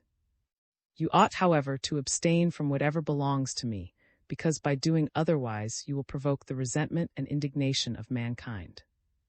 The security and tranquillity of your mind will be entirely destroyed. You will be filled with fear and consternation at the thought of that punishment which you will imagine that men are at all times ready to inflict upon you, and from which no power, no art, no concealment will ever, in your own fancy, be sufficient to protect you. The other species of justice, which consists in doing proper good offices to different persons, according to the various relations of neighbors, kinsmen, friends, benefactors, superiors, or equals, which they may stand in to us, is recommended by the same reasons. To act properly in all these different relations procures us the esteem and love of those we live with, as to do otherwise excites their contempt and hatred. By the one we naturally secure, by the other we necessarily endanger our own ease and tranquility, the great and ultimate objects of all our desires. The whole virtue of justice, therefore, the most important of all the virtues, is no more than discreet and prudent conduct with regard to our neighbors. Such is the doctrine of Epicurus concerning the nature of virtue. It may seem extraordinary that this philosopher, who is described as a person of the most amiable manners, should never have observed that whatever may be the tendency of those virtues, or of the contrary vices with regard to our bodily ease and security, the sentiments which they naturally excite in others are the objects of a much more passionate desire or aversion than all their other consequences. That to be amiable, to be respectable, to be the proper object of esteem, is by every well-disposed mind more valued than all the ease and security which love, respect, and esteem can procure us. That, on the contrary, to be odious, to be contemptible, to be the proper object of indignation, is more dreadful than all that we can suffer in our body from hatred, contempt, or indignation. And that consequently our desire of the one character, and our aversion to the other, cannot arise from any regard to the effects which either of them may produce upon the body. This system is, no doubt, altogether inconsistent with that which I have been endeavoring to establish. It is not difficult, however, to discover from what, if I may say so, from what particular view or aspect of nature, this account of things derives its probability. By the wise contrivance of the author of nature, virtue is upon all ordinary occasions, even with regard to this life, real wisdom, and the readiest means of obtaining both safety and advantage. Our success or disappointment in our undertakings must very much depend upon the good or bad opinion which is commonly entertained of us, and upon the general disposition of those we live with, either to assist or to oppose us. But the best, the easiest, and the readiest way of obtaining the advantageous, and of avoiding the judgments of others, is undoubtedly to render ourselves the proper objects of the former and not of the latter. Do you desire, said Socrates, the reputation of a good musician? The only sure way of obtaining it is to become a good musician. Would you desire in the same manner to be thought capable of serving your country either as a general or as a statesman? The best way in this case, too, is really to acquire the art and experience of war and government, and to become really fit to be a general or a statesman. And in the same manner, if you would be reckoned sober, temperate, just, and equitable, the best way of acquiring this reputation is to become sober, temperate, just, and equitable. If you can really render yourself amiable, respectable, and the proper object of esteem, there is no fear of your not soon acquiring the love, the respect, and esteem of those you live with. Since the practice of virtue, therefore, is in general so advantageous, and that of vice so contrary to our interest, the consideration of those opposite tendencies undoubtedly stamps an additional beauty and propriety upon the one, and a new deformity and impropriety upon the other. Temperance, magnanimity, justice, and beneficence come thus to be approved of, not only under their proper characters, but under the additional character of the highest wisdom and most real prudence. And in the same manner, the contrary vices of intemperance, pusillanimity, injustice, and either malevolence or sordid selfishness come to be disapproved of, not only under their proper characters, but under the additional character of the most short-sighted folly and weakness. Epicurus appears in every virtue to have attended to this species of propriety only. It is that which is most apt to occur to those who are endeavoring to persuade others to regularity of conduct. When men by their practice, and perhaps too by their maxims, manifestly show that the natural beauty of virtue is not like to have much effect upon them, how is it possible to move them but by representing the folly of their conduct, and how much they themselves are in the end likely to suffer by it? By running up all the different virtues to this one species of propriety, Epicurus indulged a propensity which is natural to all men, but which philosophers in particular are apt to cultivate with a peculiar fondness, as the great means of displaying their ingenuity, the propensity to account for all appearances from as few principles as possible. And he, no doubt, indulged this propensity still further, when he referred all the primary objects of natural desire and aversion to the pleasures and pains of the body. The great patron of the atomical philosophy, who took so much pleasure in deducing all the powers and qualities of bodies from the most obvious and familiar, the figure, motion, and arrangement of the small parts of matter, felt no doubt a similar satisfaction, when he accounted, in the same manner, for all the sentiments and passions of the mind from those which are most obvious and familiar. The system of Epicurus agreed with those of Plato, Aristotle, and Zeno, in making virtue consist in acting in the most suitable manner to obtain primary objects of natural desire. It differed from all of them in two other respects: first, in the account which it gave of those primary objects of natural desire, and secondly, in the account which it gave of the excellence of virtue, or of the reason why that quality ought to be esteemed. The primary objects of natural desire consisted, according to Epicurus, in bodily pleasure and pain, and in nothing else, whereas, according to the other three philosophers, there were many other objects, such as knowledge, such as the happiness of our relations, of our friends, and of our country, which were ultimately desirable for their own sakes. Virtue, too, according to Epicurus, did not deserve to be pursued for its own sake, nor was itself one of the ultimate objects of natural appetite, but was eligible only upon account of its tendency to prevent pain and to procure ease and pleasure. In the opinion of the other three, on the contrary, it was desirable, not merely as the means of procuring the other primary objects of natural desire, but as something which was in itself more valuable than them all. Man, they thought, being born for action, his happiness must consist, not merely in the agreeableness of his passive sensations, but also in the propriety of his active exertions. Of the manner in which we judge of the propriety or impropriety of the affections of other men, by their concord or dissonance with our own. When the original passions of the person principally concerned are in perfect concord with the sympathetic emotions of the spectator, they necessarily appear to this last just and proper and suitable to their objects. And on the contrary, when upon bringing the case home to himself, he finds that they do not coincide with what he feels, they necessarily appear to him unjust and improper, and unsuitable to the causes which excite them. To approve of the passions of another, therefore, as suitable to their objects, is the same thing as to observe that we entirely sympathize with them, and not to approve of them as such, is the same thing as to observe that we do not entirely sympathize with them. The man who resents the injuries that have been done to me, and observes that I resent them precisely as he does, necessarily approves of my resentment. The man whose sympathy keeps time to my grief cannot but admit the reasonableness of my sorrow. He who admires the same poem or the same picture, and admires them exactly as I do, must surely allow the justness of my admiration. He who laughs at the same joke and laughs along with me cannot well deny the propriety of my laughter. On the contrary, the person who, upon these different occasions, either feels no such emotion as that which I feel, or feels none that bears any proportion to mine, cannot avoid disapproving my sentiments on account of their dissonance with his own. If my animosity goes beyond what the indignation of my friend can correspond to, if my grief exceeds what his most tender compassion can go along with, if my admiration is either too high or too low to tally with his own, if I laugh loud and heartily when he only smiles, or, on the contrary, only smile when he laughs loud and heartily.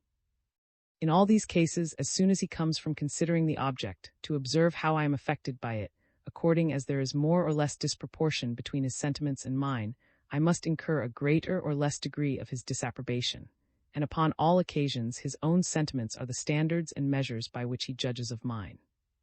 To approve of another man's opinions is to adopt those opinions, and to adopt them is to approve of them. If the same arguments which convince you convince me likewise, I necessarily approve of your conviction, and if they do not, I necessarily disapprove of it, neither can I possibly conceive that I should do the one without the other. To approve or disapprove, therefore, of the opinions of others is acknowledged by everybody to mean no more than to observe their agreement or disagreement with our own. But this is equally the case with regard to our approbation or disapprobation of the sentiments or passions of others. There are indeed some cases in which we seem to approve without any sympathy or correspondence of sentiments, and in which, consequently, the sentiment of approbation would seem to be different from the perception of this coincidence. A little attention, however, will convince us that even in these cases our approbation is ultimately founded upon a sympathy or correspondence of this kind. I shall give an instance in things of a very frivolous nature, because in them the judgments of mankind are less apt to be perverted by wrong systems. We may often approve of a jest, and think the laughter of the company quite just and proper, though we ourselves do not laugh because, perhaps, we are in a grave, or happen to have our attention engaged with other objects. We have learned, however, from experience, what sort of pleasantry is upon most occasions capable of making us laugh, and we observe that this is one of that kind. We approve, therefore, of the laughter of the company, and feel that it is natural and suitable to its object, because, though in our present mode we cannot easily enter into it, we are sensible that upon most occasions we should very heartily join in it. The same thing often happens with regard to all the other passions. A stranger passes by us in the street with all the marks of the deepest affliction, and we are immediately told that he has just received the news of the death of his father. It is impossible that, in this case, we should not approve of his grief. Yet it may often happen, without any defect of humanity on our part, that so far from entering into the violence of his sorrow, we should scarce conceive the first movements of concern upon his account. Both he and his father, perhaps, are entirely unknown to us, or we happen to be employed about other things, and do not take time to picture out in our imagination the different circumstances of distress which must occur to him. We have learned, however, from experience that such a misfortune naturally excites such a degree of sorrow, and we know that if we took time to consider his situation, fully in all its parts, we should, without doubt, most sincerely sympathize with him. It is upon the consciousness of this conditional sympathy that our approbation of his sorrow is founded, even in those cases in which that sympathy does not actually take place, and the general rules derived from our preceding experience of what our sentiments would commonly correspond with, correct upon this, as upon many other occasions, the impropriety of our present emotions. The sentiment or affection of the heart from which any action proceeds, and upon which its whole virtue or vice must ultimately depend, may be considered under two different aspects or in two different relations. First, in relation to the cause which excites it or the motive which gives occasion to it, and secondly, in relation to the end which it proposes or the effect which it tends to produce. In the suitableness or unsuitableness, in the proportion or disproportion which the affection seems to bear to the cause or object which excites it, consists the propriety or impropriety, the decency or ungracefulness of the consequent action. In the beneficial or hurtful nature of the effects which the affection aims at or tends to produce, consists the merit or demerit of the action, the qualities by which it is entitled to reward or is deserving of punishment. Philosophers have, of late years, considered chiefly the tendency of affections, and have given little attention to the relation which they stand in to the cause which excites them. In common life, however, when we judge of any person's conduct and of the sentiments which directed it, we constantly consider them under both these aspects. When we blame in another man the excesses of love, of grief, of resentment, we not only consider the ruinous effect which they tend to produce, but the little occasion which was given for them. The merit of his, we say, is not so great, his misfortune is not so dreadful, his provocation is not so extraordinary, as to justify so violent a passion. We should have indulged, we say, perhaps have approved of the violence of his emotion, had the cause been in any respect proportioned to it. When we judge in this manner of any affection as proportioned or disproportioned to the cause which excites it, it is scarce possible that we should make use of any other rule or canon but the correspondent affection in ourselves. If upon bringing the case home to our own breast, we find that the sentiments which it gives occasion to coincide and tally with our own, we necessarily approve of them as proportioned and suitable to their objects. If otherwise, we necessarily disapprove of them as extravagant and out of proportion. Every faculty in one man is the measure by which he judges of the like faculty in another. I judge of your sight by my sight, of your ear by my ear, of your reason by my reason, of your resentment by my resentment, of your love by my love. I neither have nor can have any other way of judging about them. I. Of those systems which make virtue consist in benevolence. The system which makes virtue consist in benevolence, though I think not so ancient as all those which I have already given an account of, is, however, of very great antiquity. It seems to have been the doctrine of the greater part of those philosophers who, about and after the age of Augustus, called themselves eclectics, who pretended to follow chiefly the opinions of Plato and Pythagoras, and who upon that account are commonly known by the name of the later Platonists. In the divine nature, according to these authors, benevolence or love was the sole principle of action, and directed the exertion of all the other attributes. The wisdom of the deity was employed in finding out the means for bringing about those ends which his goodness suggested, and his infinite power was exerted to execute them.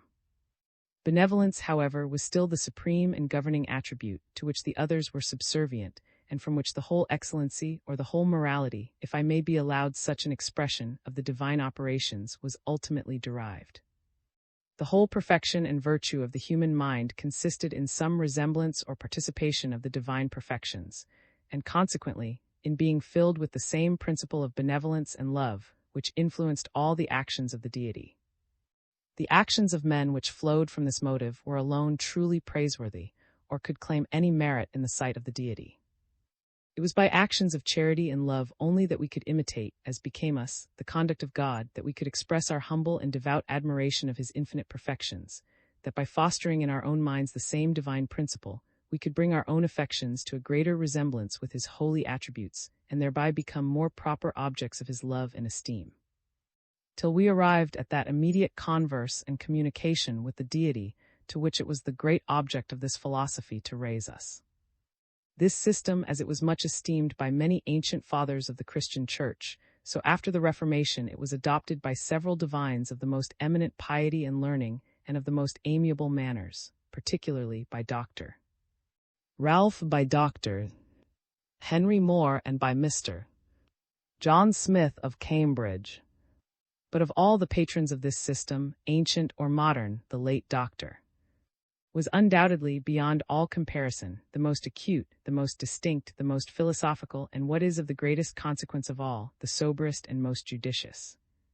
That virtue consists in benevolence is a notion supported by many appearances in human nature. It has been observed already that proper benevolence is the most graceful and agreeable of all the affections, that it is recommended to us by a double sympathy, that as its tendency is necessarily beneficent, it is the proper object of gratitude and reward, and that upon all these accounts it appears to our natural sentiments to possess a merit superior to any other. It has been observed, too, that even the weaknesses of benevolence are not very disagreeable to us, whereas those of every other passion are always extremely disgusting. Who does not abhor excessive malice, excessive selfishness, or excessive resentment? But the most excessive indulgence, even of partial friendship, is not so offensive. It is the benevolent passions only which can exert themselves without any regard or attention to propriety, and yet retain something about them which is engaging. There is something pleasing even in mere instinctive goodwill, which goes on to do good offices without once reflecting whether by this conduct it is the proper object either of blame or approbation.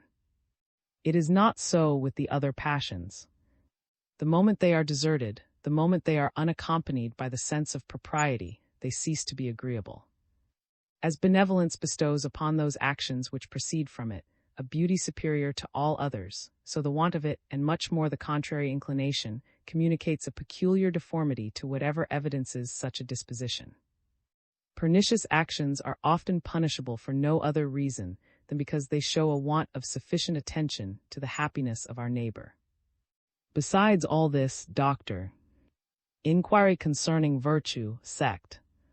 1 and 2, observed that whenever in any action, supposed to proceed from benevolent affections, some other motive had been discovered, our sense of the merit of this action was just so far diminished as this motive was believed to have influenced it.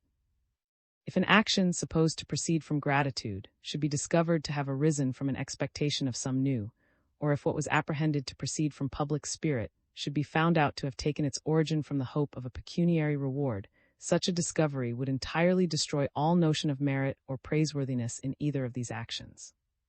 Since therefore the mixture of any selfish motive, like that of an alloy, diminished or took away altogether the merit which would otherwise have belonged to any action, it was evident, he imagined, that virtue must consist in pure and disinterested benevolence alone. When those actions, on the contrary, which are commonly supposed to proceed from a selfish motive, are discovered to have arisen from a benevolent one, it greatly enhances our sense of their merit.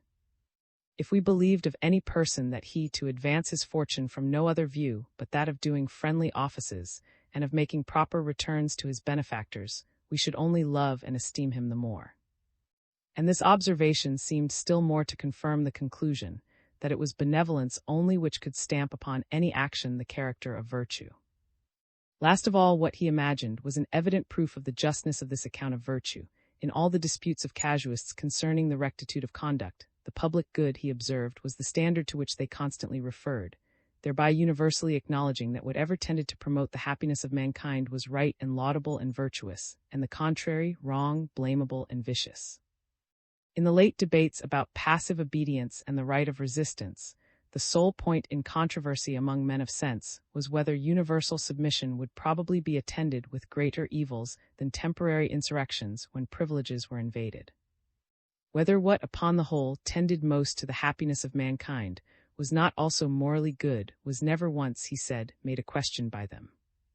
Since benevolence, therefore, was the only motive which could bestow upon any action the character of virtue, the greater the benevolence which was evidenced by any action, the greater the praise which must belong to it. Those actions which aimed at the happiness of a great community, as they demonstrated a more enlarged benevolence than those which aimed only at that of a smaller system, so were they, likewise, proportionally the more virtuous. The most virtuous of all affections, therefore, was that which embraced as its object the happiness of all intelligent beings. The least virtuous, on the contrary, of those to which the character of virtue could in any respect belong, was that which aimed no further than at the happiness of an individual, such as a son, a brother, a friend. In directing all our actions to promote the greatest possible good, in submitting all inferior affections to the desire of the general happiness of mankind, in regarding one's self but as one of the many, whose prosperity was to be pursued no further than it was consistent with or conducive to that of the whole, consisted the perfection of virtue. Self-love was a principle which could never be virtuous in any degree or in any direction. It was vicious whenever it obstructed the general good. When it had no other effect than to make the individual take care of his own happiness, it was merely innocent, and though it deserved no praise, neither ought it to incur any blame. Those benevolent actions which were performed, notwithstanding some strong motive from self-interest, were the more virtuous upon that account. They demonstrated the strength and of the benevolent principle. Dr. 8 was so far from allowing self-love to be in any case a motive of virtuous actions, that even a regard to the pleasure of self-approbation, to the comfortable applause of our own consciences, according to him, diminished the merit of a benevolent action. This was a selfish motive, he thought, which, so far as it contributed to any action, demonstrated the weakness of that pure and disinterested benevolence which could alone stamp upon the conduct of man the character of virtue.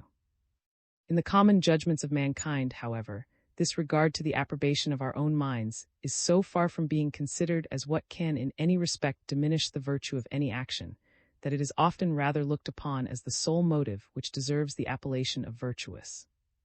Such is the account given of the nature of virtue in this amiable system, a system which has a peculiar tendency to nourish and support in the human heart the noblest and the most agreeable of all affections, and not only to check the injustice of self-love, but in some measure to discourage that principle altogether, by representing it as what could never reflect any upon those who were influenced by it. As some of the other systems which I have already given an account of do not sufficiently explain from whence arises the peculiar excellency of the supreme virtue of beneficence, so this system seems to have the contrary defect, of not sufficiently explaining from whence arises our approbation of the inferior virtues of prudence, vigilance, circumspection, temperance, constancy, firmness.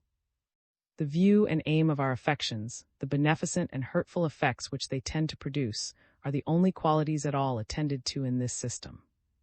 Their propriety and impropriety, their suitableness and unsuitableness to the cause which excites them, are disregarded altogether. Regard to our own private happiness and interest, too, appear upon many occasions very laudable principles of action. The habits of economy, industry, discretion, attention, and application of thought are generally supposed to be cultivated from self-interested motives, and at the same time are apprehended to be very praiseworthy qualities, which deserve the esteem and approbation of everybody. The mixture of a selfish motive, it is true, seems often to sully the beauty of those actions which ought to arise from a benevolent affection.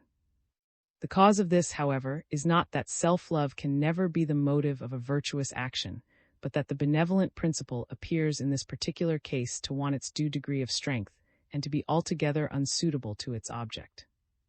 The character, therefore, seems evidently imperfect, and upon the whole to deserve blame rather than praise. The mixture of a benevolent motive in an action to which self-love alone ought to be sufficient to prompt us, is not so apt indeed to diminish our sense of its propriety, or of the virtue of the person who performs it. We are not ready to suspect any person of being defective in selfishness. This is by no means the weak side of human nature, or the failing of which we are apt to be suspicious. If we could really believe, however, of any man that, was it not from a regard to his family and friends, he would not take that proper care of his health, his life, or his fortune, to which self-preservation alone ought to be sufficient to prompt him, it would undoubtedly be a failing, though one of those amiable failings which render a person rather the object of pity than of contempt or hatred. It would still, however, somewhat diminish the dignity and of his character. Carelessness and want of economy are universally disapproved of, not, however, as proceeding from a want of benevolence, but from a want of proper attention to the objects of self-interest. Though the standard by which casuists frequently determine what is right or wrong in human conduct be its tendency to the welfare or disorder of society, it does not follow that a regard to the welfare of society should be the sole virtuous motive of action, but only that in competition it ought to cast the balance against all other motives. Benevolence may, perhaps, be the sole principle of action in the deity, and there are several not improbable arguments which tend to persuade us that it is so. It is not easy to conceive what other motive an independent and all-perfect being, who stands in need of nothing external, and whose happiness is complete in himself, can act from. But whatever may be the case with the deity, so imperfect a creature as man, the support of whose existence requires so many things external to him, must often act from many other motives. The condition of human nature were peculiarly hard if those affections, which, by the very nature of our being, ought frequently to influence our conduct, could upon no occasion appear virtuous or deserve esteem and commendation from anybody. Those three systems, that which places virtue in propriety, that which places it in prudence, and that which makes it consist in benevolence, are the principal accounts which have been given of the nature of virtue. To one or other of them, all the other descriptions of virtue, how different soever they may appear, are easily reducible. That system which places virtue in obedience to the will of the deity may be accounted either among those which make it consist in prudence, or among those which make it consist in propriety.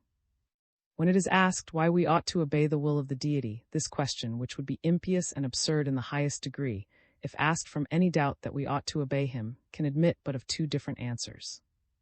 It must either be said that we ought to obey the will of the deity because he is a being of infinite power, who will reward us eternally if we do so, and punish us eternally if we do otherwise. Or it must be said that, independent of any regard to our own happiness or to rewards and punishments of any kind, there is a congruity and fitness that a creature should obey its creator, that a limited and imperfect being should submit to one of infinite and incomprehensible perfections. Besides one or other of these two, it is impossible to conceive that any other answer can be given to this question. If the first answer be the proper one, virtue consists in prudence, or in the proper pursuit of our own final interest and happiness, since it is upon this account that we are obliged to obey the will of the deity. If the second answer be the proper one, virtue must consist in propriety, since the ground of our obligation to obedience is the suitableness or congruity of the sentiments of humility and submission to the superiority of the object which excites them. That system which places virtue in utility coincides too with that which makes it consist in propriety. According to this system, all those qualities of the mind which are agreeable or advantageous, either to the person himself or to others, are approved of as virtuous, and the contrary are disapproved of as vicious. But the agreeableness or utility of any affection depends upon the degree which it is allowed to subsist in. Every affection is useful when it is confined to a certain degree of moderation, and every affection is disadvantageous when it exceeds the proper bounds. According to this system, therefore, virtue consists not in any one affection, but in the proper degree of all the affections. The only difference between it and that which I have been endeavoring to establish is that it makes utility, and not sympathy or the correspondent affection of the spectator, the natural and original measure of this proper degree. IV. Of licentious systems. All those systems which I have hitherto given an account of suppose that there is a real and essential distinction between vice and virtue, whatever these qualities may consist in. There is a real and essential difference between the propriety and impropriety of any affection, between benevolence and any other principle of action, between real prudence and short-sighted folly or precipitate rashness. In the main, too, all of them contribute to encourage the praiseworthy and to discourage the blamable disposition. It may be true, perhaps, of some of them that they tend in some measure to break the balance of the affections and to give the mind a particular bias to some principles of action, beyond the proportion that is due to them. The ancient systems which place virtue and propriety seem chiefly to recommend the great, the awful, and the respectable virtues, the virtues of self-government and self-command, fortitude, magnanimity, independency upon fortune, the contempt of all outward accidents, of pain, poverty, exile, and death. It is in these great exertions that the noblest propriety of conduct is displayed.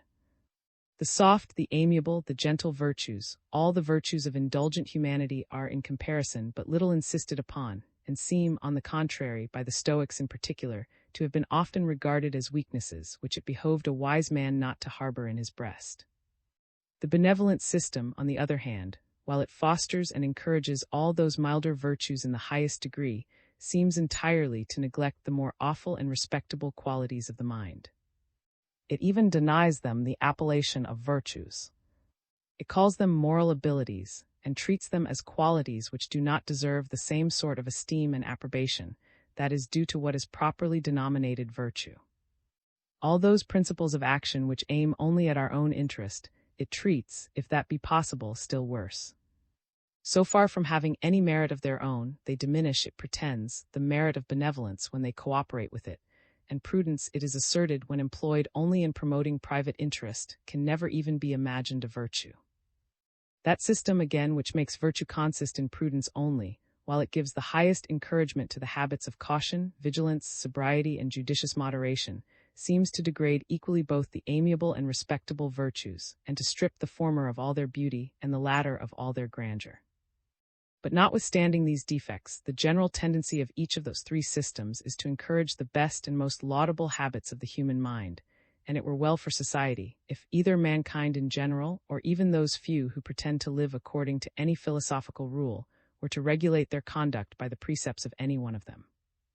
We may learn from each of them something that is both valuable and peculiar. If it was possible, by precept and exhortation, to inspire the mind with fortitude and magnanimity, the ancient systems of propriety would seem sufficient to do this. Or if it was possible, by the same means, to soften it into humanity, and to awaken the affections of kindness and general love towards those we live with, some of the pictures which the benevolent system presents us might seem capable of producing this effect. We may learn from the system of Epicurus, though undoubtedly the most imperfect of all the three, how much the practice of both the amiable and respectable virtues is conducive to our own interest, to our own ease and safety and quiet even in this life. As Epicurus placed happiness in the attainment of ease and security, he exerted himself in a particular manner to show that virtue was, not merely the best but the only means of acquiring those invaluable possessions. The good effects of virtue upon our inward tranquility and peace of mind are what other philosophers have chiefly celebrated. Epicurus, without neglecting this topic, has chiefly insisted upon the influence of that amiable quality on our outward prosperity and safety. It was upon this account that his writings were so much studied in the ancient world by men of all different philosophical parties. It is from him that Cicero, the great enemy of the Epicurean system, borrows his most agreeable proofs that virtue alone is sufficient to secure happiness. Seneca, though a Stoic, the sect most opposite to that of Epicurus, yet quotes this philosopher more frequently than any other.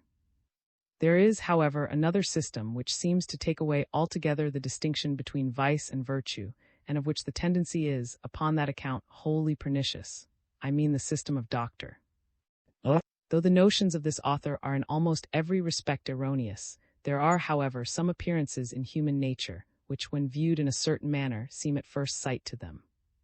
These described and exaggerated by the lively and humorous, though coarse and rustic eloquence of Doctor, have thrown upon his doctrines an air of truth and probability which is very apt to impose upon the Doctor. Considers whatever is done from a sense of propriety, from a regard to what is commendable and praiseworthy, as being done from a love of praise and commendation, or as he calls it, from vanity. Man, he observes, is naturally much more interested in his own happiness than in that of others, and it is impossible that in his heart he can ever really prefer their prosperity to his own. Whenever he appears to do so, we may be assured that he imposes upon us, and that he is then acting from the same selfish motives as at all other times. Among his other selfish passions, vanity is one of the strongest, and he is always easily flattered and greatly delighted with the applauses of those about him. When he appears to sacrifice his own interest to that of his companions, he knows that this conduct will be highly agreeable to their self-love, and that they will not fail to express their satisfaction by bestowing upon him the most extravagant praises. The pleasure which he expects from this overbalances, in his opinion, the interest which he abandons in order to procure it. His conduct, therefore, upon this occasion, is in reality just as selfish, and arises from just as mean a motive as upon any other. He is flattered, however, and he flatters himself with the belief that it is entirely disinterested, since, unless this was supposed, it would not seem to merit any commendation either in his own eyes or in those of others. All public spirit, therefore, all preference of public to private interest, is, according to him, a mere cheat and imposition upon mankind, and that human virtue which is so much boasted of, and which is the occasion of so much emulation among men, is the mere offspring of flattery begot upon pride. Whether the most generous and public-spirited actions may not, in some sense, be regarded as proceeding from self-love, I shall not at present examine. The decision of this question is not, I apprehend, of any importance towards establishing the reality of virtue, since self-love may frequently be a virtuous motive of action. I shall only to show that the desire of doing what is and noble, of rendering ourselves the proper objects of esteem and approbation, cannot with any propriety be called vanity. Even the love of well-grounded fame and reputation, the desire of acquiring esteem by what is really estimable, does not deserve that name. The first is the love of virtue, the noblest and the best passion of human nature. The second is the love of true glory, a passion inferior no doubt to the former, but which in dignity appears to come immediately after it. He is guilty of vanity who desires praise for qualities which are either not praiseworthy in any degree, or not in that degree in which he expects to be praised for them, who sets his character upon the frivolous ornaments of dress and equipage, or upon the equally frivolous accomplishments of ordinary.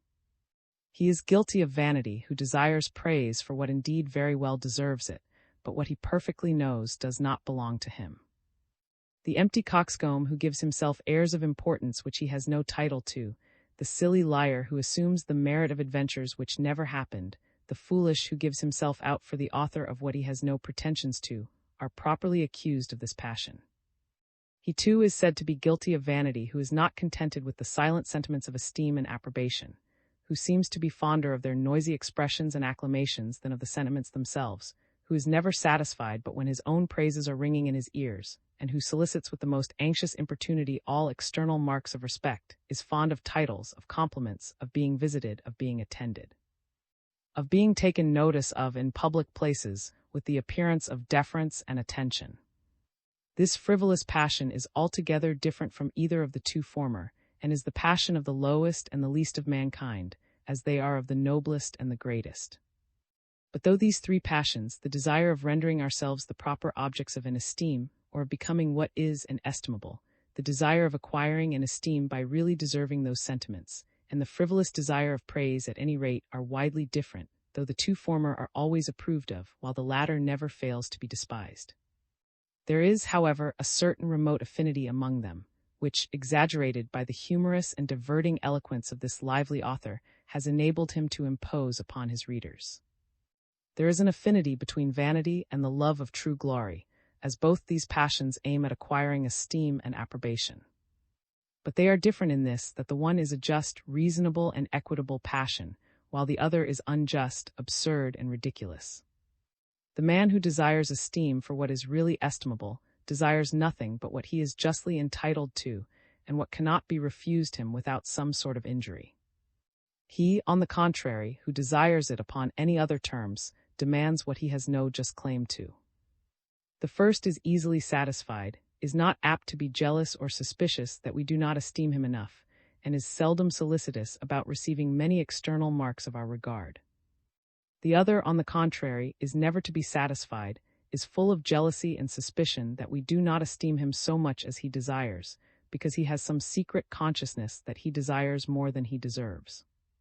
The least neglect of ceremony he considers as a mortal affront, and as an expression of the most determined contempt. He is restless and impatient, and perpetually afraid that we have lost all respect for him, and is upon this account always anxious to obtain new expressions of our esteem, and cannot be kept in temper but by continual attendance and adulation. There is an affinity, too, between the desire of becoming what is and estimable and the desire of and esteem, between the love of virtue and the love of true glory.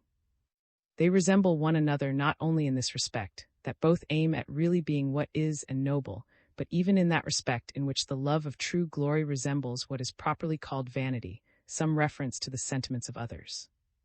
The man of the greatest magnanimity, who desires virtue for its own sake, and is most indifferent about what actually are the opinions of mankind with regard to him, is still, however, delighted with the thoughts of what they should be, with the consciousness that though he may neither be nor applauded, he is still the proper object of an applause, and that if mankind were cool and candid and consistent with themselves, and properly informed of the motives and circumstances of his conduct, they would not fail to and applaud him. Though he despises the opinions which are actually entertained of him, he has the highest value for those which ought to be entertained of him. That he might think himself worthy of those sentiments, and whatever was the idea which other men might conceive of his character, that when he should put himself in their situation, and consider not what was, but what ought to be their opinion, he should always have the highest idea of it himself, was the great and exalted motive of his conduct. As even in the love of virtue, therefore, there is still some reference, though not to what is, yet to what in reason and propriety ought to be, the opinion of others, there is even in this respect some affinity between it and the love of true glory. There is, however, at the same time, a very great difference between them. The man who acts solely from a regard to what is right and fit to be done, from a regard to what is the proper object of esteem and approbation, though these sentiments should never be bestowed upon him, acts from the most sublime and godlike motive which human nature is even capable of conceiving. The man, on the other hand, who, while he desires to merit approbation, is at the same time anxious to obtain it, though he too is laudable in the main, yet his motives have a greater mixture of human infirmity. He is in danger of being by the ignorance and injustice of mankind, and his happiness is exposed to the envy of his rivals and the folly of the public. The happiness of the other, on the contrary, is altogether secure and independent of fortune, and of the caprice of those he lives with. The contempt and hatred which may be thrown upon him by the ignorance of mankind, he considers as not belonging to him, and is not at all by it. Mankind despise and hate him from a false notion of his character and conduct. If they knew him better, they would esteem and love him. It is not him whom, properly speaking, they hate and despise, but another person whom they mistake him to be. Our friend, whom we should meet at a masquerade in the garb of our enemy, would be more diverted than, if under that disguise, we should vent our indignation against him. Such are the sentiments of a man of real magnanimity, when exposed to unjust censure. It seldom happens, however, that human nature arrives at this degree of firmness. Though none but the weakest and most worthless of mankind are much delighted with false glory, yet, by a strange inconsistency, false ignominy is capable of mortifying those who appear the most resolute and determined. Dr. is not satisfied with representing the frivolous motive of vanity as the source of all those actions which are commonly accounted virtuous. He to point out the imperfection of human virtue in many other respects. In every case he pretends, it falls short of that complete self-denial which it pretends to, and instead of a conquest, is commonly no more than a concealed indulgence of our passions. Wherever our reserve with regard to pleasure falls short of the most ascetic abstinence, he treats it as gross luxury and sensuality. Everything, according to him, is luxury which exceeds what is absolutely necessary for the support of human nature, so that there is vice even in the use of a clean shirt or of a convenient habitation.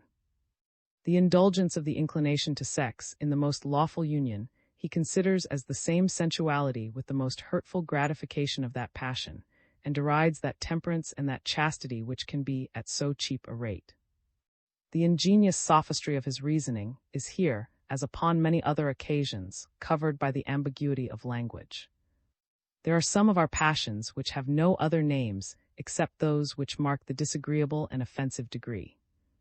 The spectator is more apt to take notice of them in this degree than in any other. When they shock his own sentiments, when they give him some sort of antipathy and uneasiness, he is necessarily obliged to attend to them, and is from thence naturally led to give them a name. When they fall in with the natural state of his own mind, he is very apt to overlook them altogether, and either gives them no name at all, or if he gives them any, it is one which marks rather the subjection and restraint of the passion than the degree which it still is allowed to subsist in, after it is so subjected and restrained.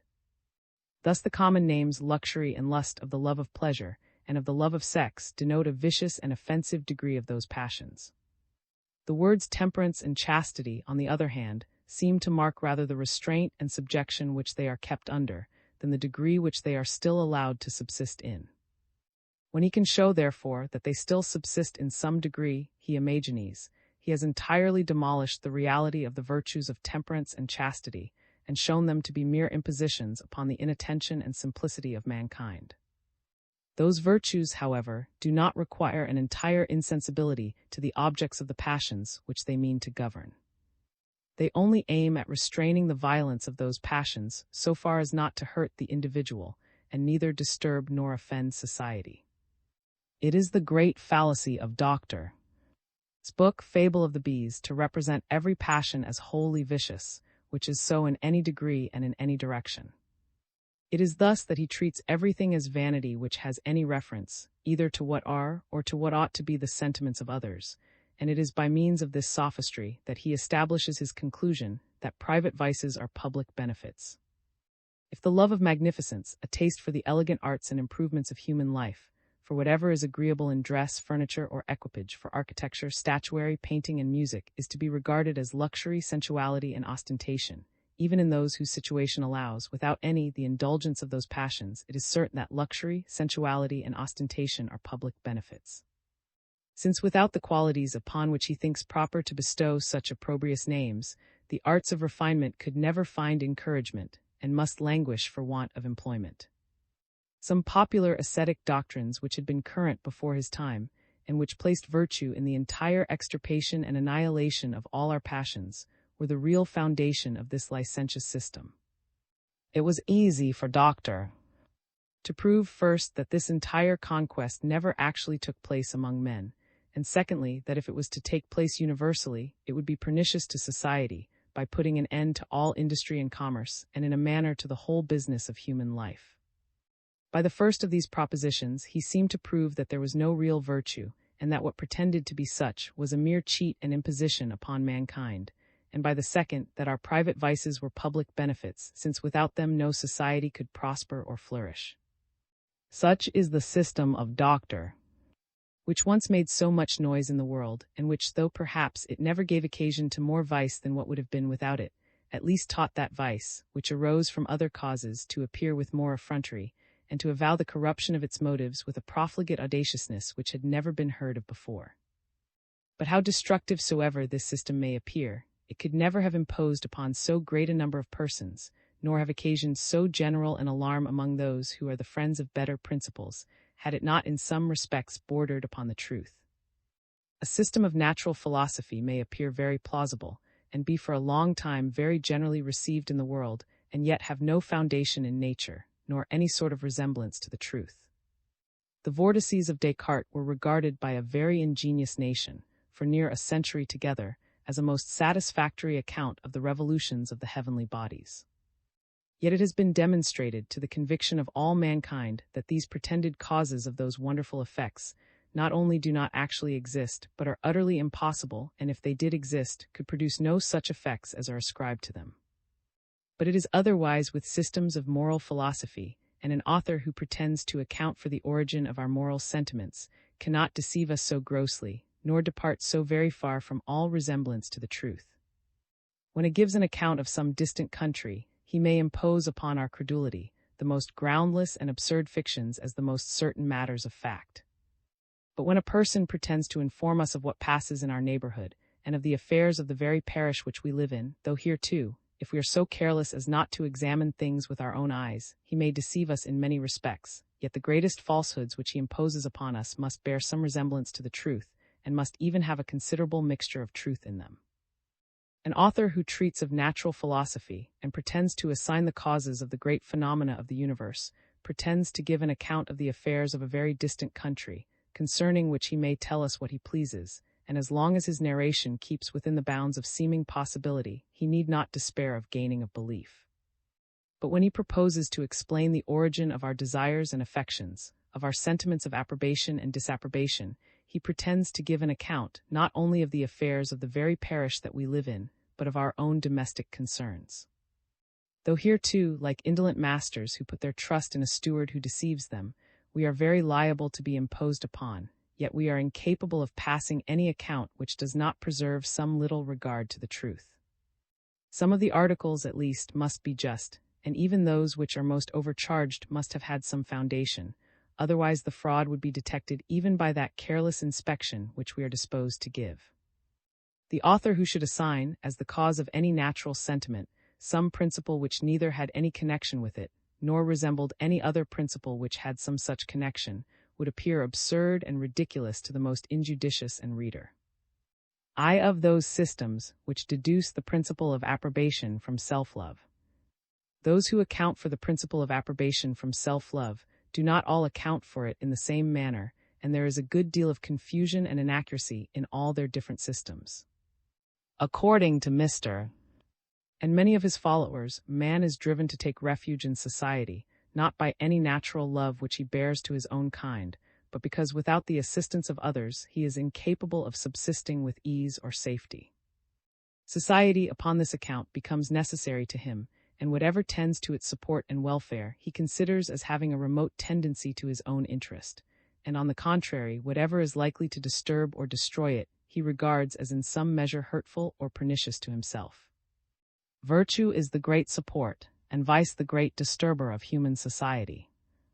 The former, therefore, is agreeable, and the latter offensive to every man, as from the one he foresees the prosperity, and from the other the ruin and disorder of what is so necessary for the comfort and the security of his existence. That the tendency of virtue to promote, and of vice to disturb the order of society, when we consider it coolly and philosophically, reflects a very great beauty upon the one and a very great deformity upon the other, cannot, as I have observed upon a former occasion, be called in question. Human society, when we contemplate it in a certain abstract and philosophical light, appears like a great, an immense machine, whose regular and harmonious movements produce 1,000 agreeable effects. As in any other beautiful and noble machine that was the production of human art, whatever tended to render its movements more smooth and easy would derive a beauty from this effect, and on the contrary, whatever tended to obstruct them would displease upon that account. So virtue, which is, as it were, the fine polish to the wheels of society, necessarily pleases, while vice, like the vile rust which makes them jar and grate upon one another, is as necessarily offensive. This account, therefore, of the origin of approbation and disapprobation, so far as it derives them from a regard to the order of society, runs into that principle which gives beauty to utility, and which I have explained upon a former occasion, and it is from thence that this system derives all that appearance of probability which it possesses. When those authors describe the innumerable advantages of a cultivated and social, above a savage and solitary life, when they expatiate upon the necessity of virtue and good order for the maintenance of the one, and demonstrate how infallibly the prevalence of vice and disobedience to the laws tend to bring back the other, the reader is charmed with the novelty and grandeur of those views which they open to him. He sees plainly a new beauty in virtue, and a new deformity in vice which he had never taken notice of before, and is commonly so delighted with the discovery that he seldom takes time to reflect that this political view, having never occurred to him in his life before, cannot possibly be the ground of that approbation and disapprobation with which he has been accustomed to consider those different qualities. When those authors, on the other hand, deduce from self-love the interest which we take in the welfare of society, and the esteem which upon that account we bestow upon virtue, they do not mean that when we in this age applaud the virtue of and detest the of, our sentiments are influenced by the notion of any benefit we receive from the one, or of any detriment we suffer from the other. It was not because the prosperity or subversion of society in those remote ages and nations was apprehended to have any influence upon our happiness or misery in the present times, that according to those philosophers we esteemed the virtuous and blamed the disorderly character. They never imagined that our sentiments were influenced by any benefit or damage which we supposed actually to redound to us from either, but by that which might have redounded to us had we lived in those distant ages and countries, or by that which might still redound to us if in our own times we should meet with characters of the same kind. The idea, in short, which those authors were groping about, but which they were never able to unfold distinctly, was that indirect sympathy which we feel with the gratitude or resentment of those who received the benefit or suffered the damage resulting from such opposite characters. And it was this which they were indistinctly pointing at when they said that it was not the thought of what we had gained or suffered which prompted our applause or indignation, but the conception or imagination of what we might gain or suffer if we were to act in society with such associates. Sympathy, however, cannot in any sense be regarded as a selfish principle. When I sympathize with your sorrow or your indignation, it may be pretended indeed that my emotion is founded in self-love, because it arises from bringing your case home to myself, from putting myself in your situation, and thence conceiving what I should feel in the like circumstances. But though sympathy is very properly said to arise from an imaginary change of situations with the person principally concerned, yet this imaginary change is not supposed to happen to me in my own person and character, but in that of the person with whom I sympathize.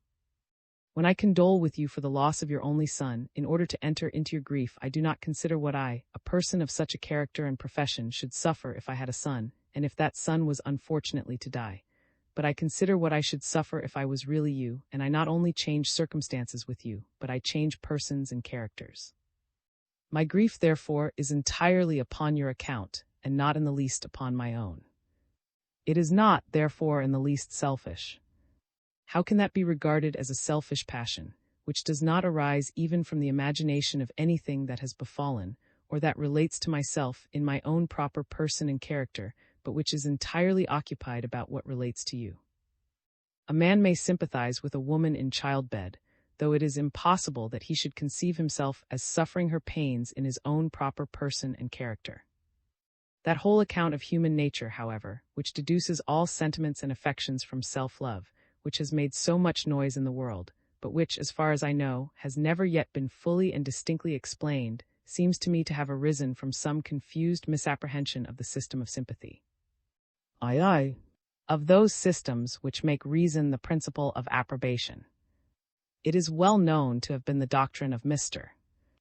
that a state of nature is a state of war, and that antecedent to the institution of civil government there could be no safe or peaceable society among men.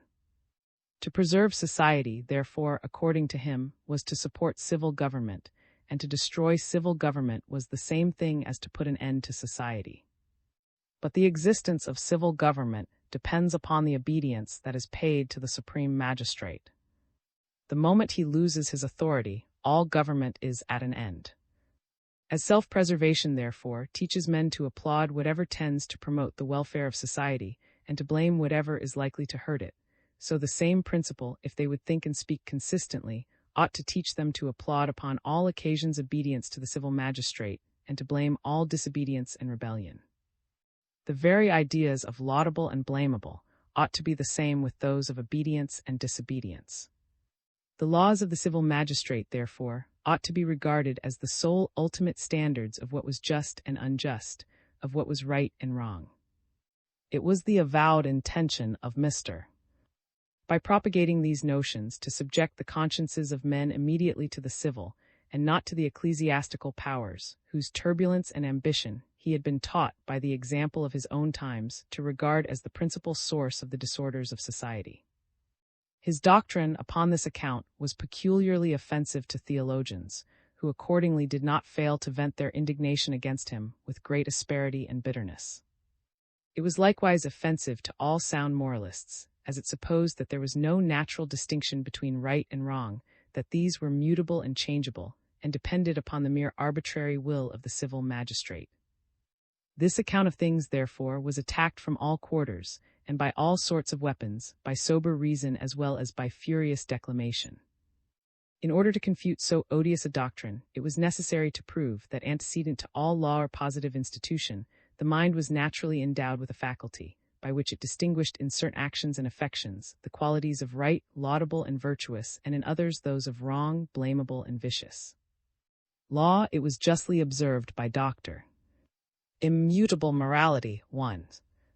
I could not be the original source of those distinctions, since upon the supposition of such a law, it must either be right to obey it, and wrong to disobey it, or indifferent whether we obeyed it or disobeyed it.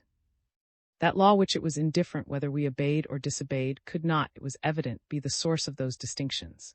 Neither could that which it was right to obey and wrong to disobey, since even this still supposed the antecedent notions or ideas of right and wrong, and that obedience to the law was conformable to the idea of right and disobedience to that of wrong. Since the mind, therefore, had a notion of those distinctions antecedent to all law, it seemed necessarily to follow that it derived this notion from reason, which pointed out the difference between right and wrong, in the same manner in which it did that between truth and falsehood. And this conclusion, which, though true in some respects, is rather hasty in others, was more easily received at a time when the abstract science of human nature was but in its infancy, and before the distinct offices and powers of the different faculties of the human mind had been carefully examined and distinguished from one another. When this controversy with Mr. was carried on with the greatest warmth and keenness, no other faculty had been thought of from which any such ideas could possibly be supposed to arise.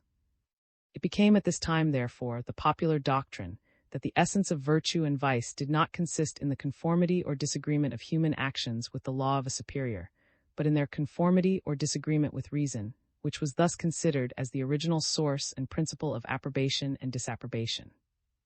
That virtue consists in conformity to reason is true in some respects, and this faculty may very justly be considered as, in some sense, the source and principle of approbation and disapprobation, and of all solid judgments concerning right and wrong. It is by reason that we discover those general rules of justice by which we ought to regulate our actions, and it is by the same faculty that we form those more vague and indeterminate ideas of what is prudent, of what is decent, of what is generous or noble, which we carry constantly about with us, and according to which we, as well as we can, to model the tenor of our conduct. The general maxims of morality are formed, like all other general maxims, from experience and induction. We observe in a great variety of particular cases what pleases or displeases our moral faculties, what these approve or disapprove of, and by induction from this experience we establish those general rules. But induction is always regarded as one of the operations of reason. From reason, therefore, we are very properly said to derive all those general maxims and ideas. It is by these, however, that we regulate the greater part of our moral judgments, which would be extremely uncertain and precarious if they depended altogether upon what is liable to so many variations as immediate sentiment and feeling, which the different states of health and are capable of altering so essentially.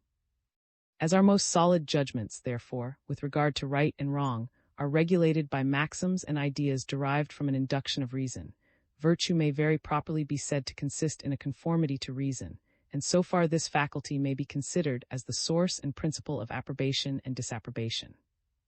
But though reason is undoubtedly the source of the general rules of morality, and of all the moral judgments which we form by means of them, it is altogether absurd and unintelligible to suppose that the first perceptions of right and wrong can be derived from reason, even in those particular cases upon the experience of which the general rules are formed. These first perceptions, as well as all other experiments upon which any general rules are founded, cannot be the object of reason, but of immediate sense and feeling. It is by finding in a vast variety of instances that one tenor of conduct constantly pleases in a certain manner, and that another as constantly displeases the mind, that we form the general rules of morality. But reason cannot render any particular object either agreeable or disagreeable to the mind for its own sake.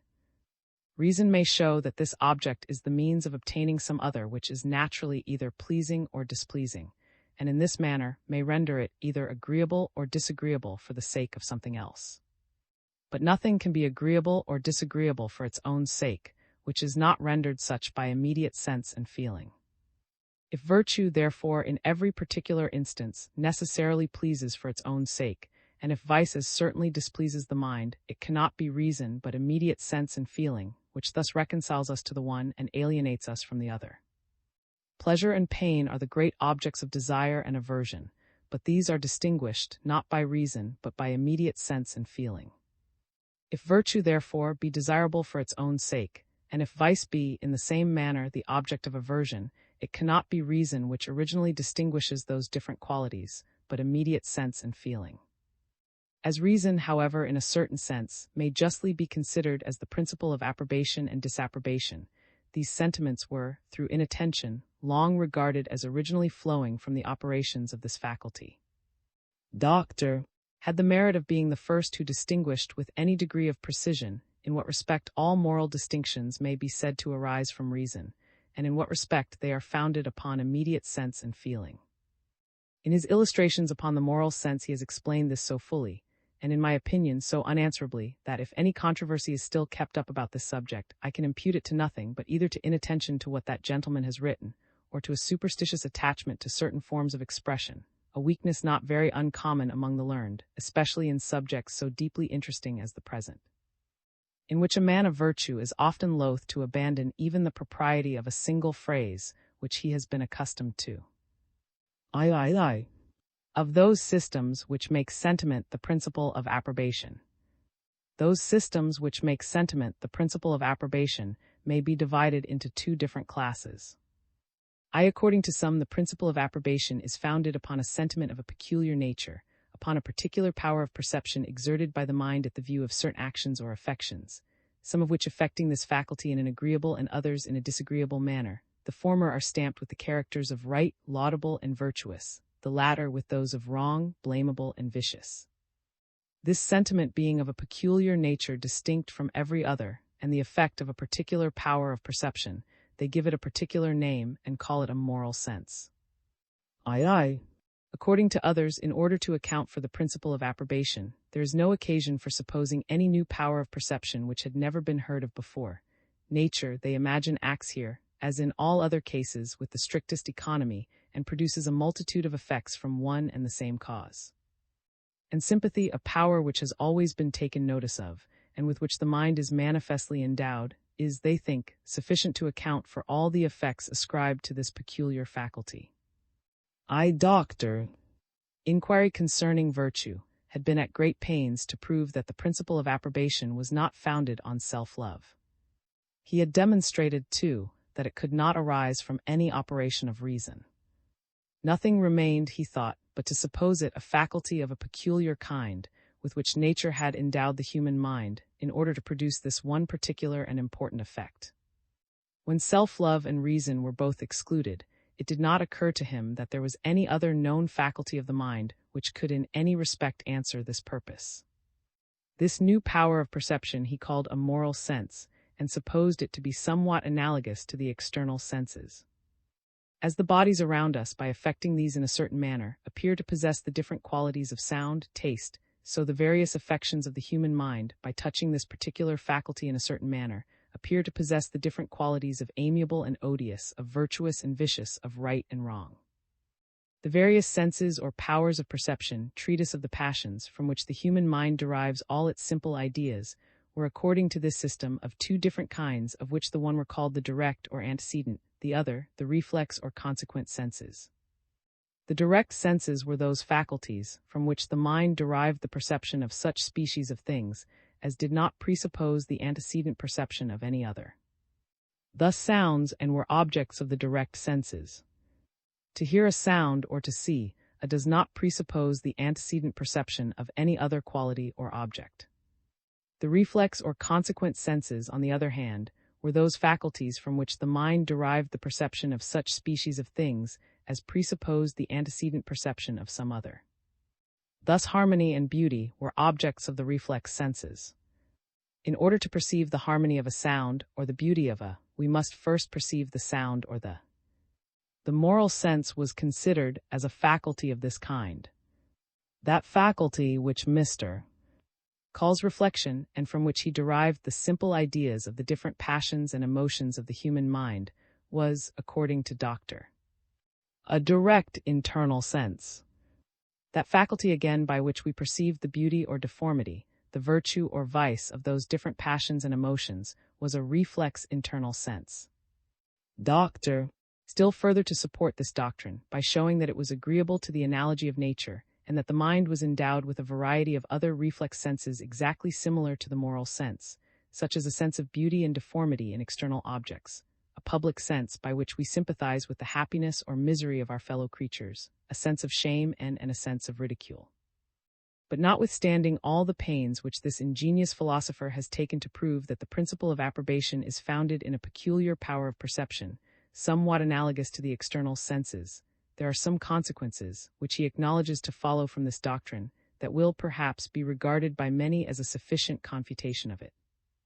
The qualities he allows 9 which belong to the objects of any sense, cannot, without the greatest absurdity, be ascribed to the sense itself. Who ever thought of calling the sense of seeing black or white, the sense of hearing loud or low, or the sense of tasting sweet or bitter? And according to him, it is equally absurd to call our moral faculties virtuous or vicious, morally good or evil. These qualities belong to the objects of those faculties, not to the faculties themselves. If any man, therefore, was so absurdly constituted as to approve of cruelty and injustice as the highest virtues, and to disapprove of equity and humanity as the most pitiful vices, such a constitution of mind might indeed be regarded as inconvenient both to the individual and to the society, and likewise as strange, surprising, and unnatural in itself. But it could not, without the greatest absurdity, be denominated vicious or morally evil.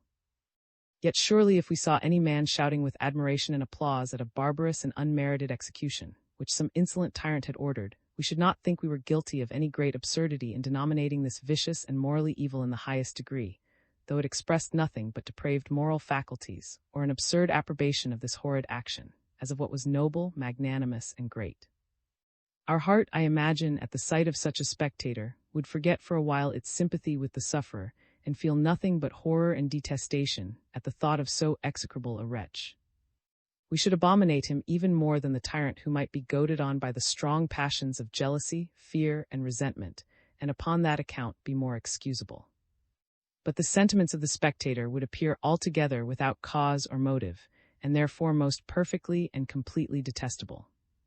There is no perversion of sentiment or affection which our heart would be more averse to enter into, or which it would reject with greater hatred and indignation than one of this kind.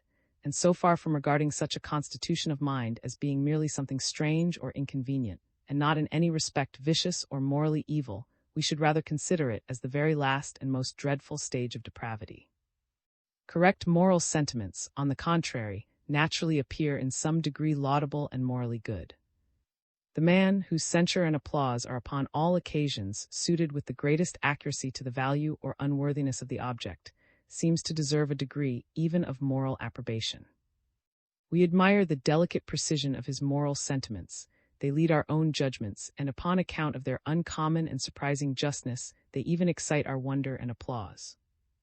We cannot indeed be always sure that the conduct of such a person would be in any respect correspondent to the precision and accuracy of his judgment concerning the conduct of others. Virtue requires habit and resolution of mind, as well as delicacy of sentiment, and unfortunately the former qualities are sometimes wanting, where the latter is in the greatest perfection. This disposition of mind, however, though it may sometimes be attended with imperfections, is incompatible with anything that is grossly criminal, and is the happiest foundation upon which the superstructure of perfect virtue can be built. There are many men who mean very well and seriously purpose to do what they think their duty, who notwithstanding are disagreeable because of the coarseness of their moral sentiments. It may be said, perhaps, that though the principle of approbation is not founded upon any perception that is in any respect analogous to the external senses, it may still be founded upon a peculiar sentiment which answers this one particular purpose and no other. Approbation and disapprobation, it may be pretended, are certain feelings or emotions which arise in the mind upon the view of different characters and actions, and as resentment might be called a sense of injuries, or gratitude a sense of benefits, so these may very properly receive the name of a sense of right and wrong, or of a moral sense. But this account of things, though it may not be liable to the same objections with the foregoing, is exposed to others which may be equally unanswerable. First of all, whatever variations any particular emotion may undergo, it still preserves the general features which distinguish it to be an emotion of such a kind, and these general features are always more striking and remarkable than any variation which it may undergo in particular cases. Thus anger is an emotion of a particular kind, and accordingly its general features are always more distinguishable than all the variations it undergoes in particular cases. Anger against a man is, no doubt, somewhat different from anger against a woman, and that again from anger against a child. In each of those three cases, the general passion of anger receives a different modification from the particular character of its object, as may easily be observed by the attentive. But still the general features of the passion predominate in all these cases. To distinguish these requires no nice observation. A very delicate attention, on the contrary, is necessary to discover their variations, everybody takes notice of the former, scarce anybody observes the latter. If approbation and disapprobation, therefore, were, like gratitude and resentment, emotions of a particular kind, distinct from every other, we should expect that in all the variations which either of them might undergo, it would still retain the general features which mark it to be an emotion of such a particular kind, clear, plain, and easily distinguishable. But in fact, it happens quite otherwise. If we attend to what we really feel when upon different occasions we either approve or disapprove, we shall find that our emotion in one case is often totally different from that in another, and that no common features can possibly be discovered between them. Thus the approbation with which we view a tender, delicate, and humane sentiment is quite different from that with which we are struck by one that appears great, daring, and magnanimous. Our approbation of both may, upon different occasions, be perfect and entire, but we are softened by the one and we are elevated by the other, and there is no sort of resemblance between the emotions which they excite in us. But according to that system which I have been endeavoring to establish, this must necessarily be the case. As the emotions of the person whom we approve of are, in those two cases, quite opposite to one another, and as our approbation arises from sympathy with those opposite emotions, what we feel upon the one occasion can have no sort of resemblance to what we feel upon the other. But this could not happen if approbation consisted in a peculiar emotion which had nothing in common with the sentiments we approved of, but which arose at the view of those sentiments, like any other passion at the view of its proper object. The same thing holds true with regard to disapprobation. Our horror for cruelty has no sort of resemblance to our contempt for mean-spiritedness. It is quite a different species of discord which we feel at the view of those two different vices, between our own minds and those of the person whose sentiments and we consider. Secondly, I have already observed that not only the different passions or affections of the human mind which are approved or disapproved of appear morally good or evil, but that proper and improper approbation appear, to our natural sentiments, to be stamped with the same characters. I would ask, therefore, how it is that, according to this system, we approve or disapprove of proper or improper approbation. To this question there is, I imagine, but one reasonable answer which can possibly be given. It must be said that when the approbation with which our neighbor regards the conduct of a third person coincides with our own, we approve of his approbation, and consider it as in some measure morally good, and that, on the contrary, when it does not coincide with our own sentiments, we disapprove of it, and consider it as in some measure morally evil. It must be allowed, therefore, that, at least in this one case, the coincidence or opposition of sentiment between the observer and the person observed constitutes moral approbation or disapprobation. And if it does so in this one case, I would ask, why not in every other? To what purpose imagine a new power of perception in order to account for those sentiments? Against every account of the principle of approbation, which makes it depend upon a peculiar sentiment distinct from every other, I would object that it is strange that this sentiment, which Providence undoubtedly intended to be the governing principle of human nature, should hitherto have been so little taken notice of as not to have got a name in any language. The word moral sense is of very late formation, and cannot yet be considered as making part of the English tongue. The word approbation has, but within these few years, been appropriated to denote peculiarly anything of this kind. In propriety of language, we approve of whatever is entirely to our satisfaction, of the form of a building, of the contrivance of a machine, of a dish of meat. The word conscience does not immediately denote any moral faculty by which we approve or disapprove. Conscience supposes, indeed, the existence of some such faculty, and properly signifies our consciousness of having acted agreeably or contrary to its directions. When love, hatred, joy, sorrow, gratitude, resentment, with so many other passions which are all supposed to be the subjects of this principle, have made themselves considerable enough to get titles to know them by, is it not surprising that the sovereign of them all should hitherto have been so little heeded, that, a few philosophers excepted, nobody has yet thought it worth while to bestow a name upon that principle?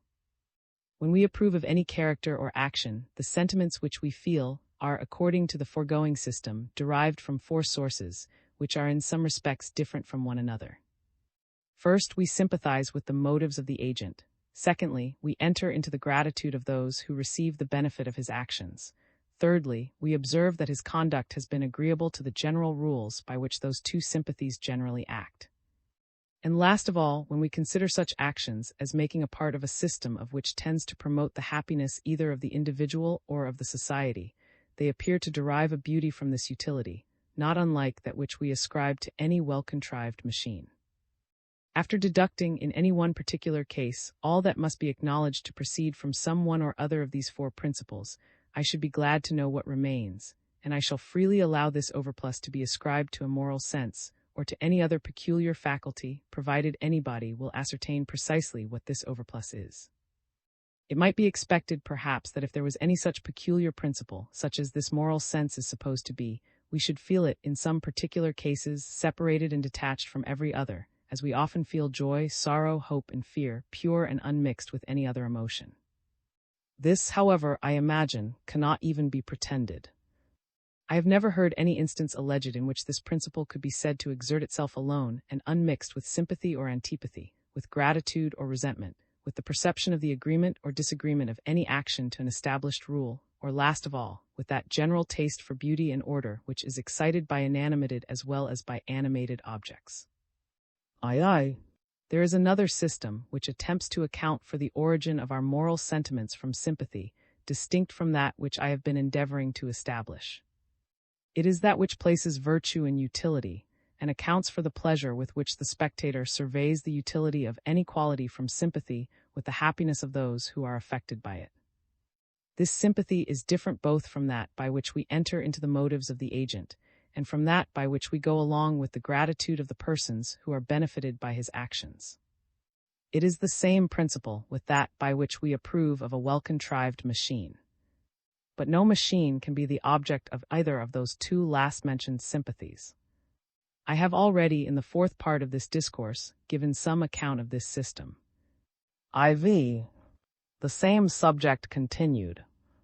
We may judge of the propriety or impropriety of the sentiments of another person by their correspondence or disagreement with our own, upon two different occasions. Either first, when the objects which excite them are considered without any peculiar relation, either to ourselves or to the person whose sentiments we judge of, or secondly, when they are considered as peculiarly affecting one or other of us. 1. With regard to those objects which are considered without any peculiar relation either to ourselves or to the person whose sentiments we judge of, wherever his sentiments entirely correspond with our own, we ascribe to him the qualities of taste and good judgment. The beauty of a plain, the greatness of a mountain, the ornaments of a building, the expression of a picture, the composition of a discourse, the conduct of a third person, the proportions of different quantities and numbers, the various appearances which the great machine of the universe is perpetually exhibiting, with the secret wheels and springs which produce them, all the general subjects of science and taste, are what we and our companions regard as having no peculiar relation to either of us. We both look at them from the same point of view, and we have no occasion for sympathy, or for that imaginary change of situations from which it arises, in order to produce, with regard to these, the most perfect harmony of sentiments and affections. If notwithstanding we are often differently affected, it arises either from the different degrees of attention, which our different habits of life allow us to give easily to the several parts of those complex objects, or from the different degrees of natural acuteness in the faculty of the mind to which they are addressed.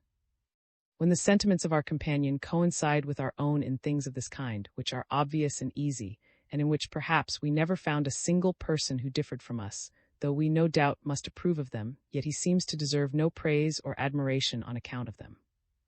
But when they not only coincide with our own, but lead and direct our own, when in forming them he appears to have attended to many things which we had overlooked, and to have adjusted them to all the various circumstances of their objects, we not only approve of them, but wonder and are surprised at their uncommon and unexpected acuteness and comprehensiveness, and he appears to deserve a very high degree of admiration and applause. For approbation heightened by wonder and surprise constitutes the sentiment which is properly called admiration, and of which applause is the natural expression.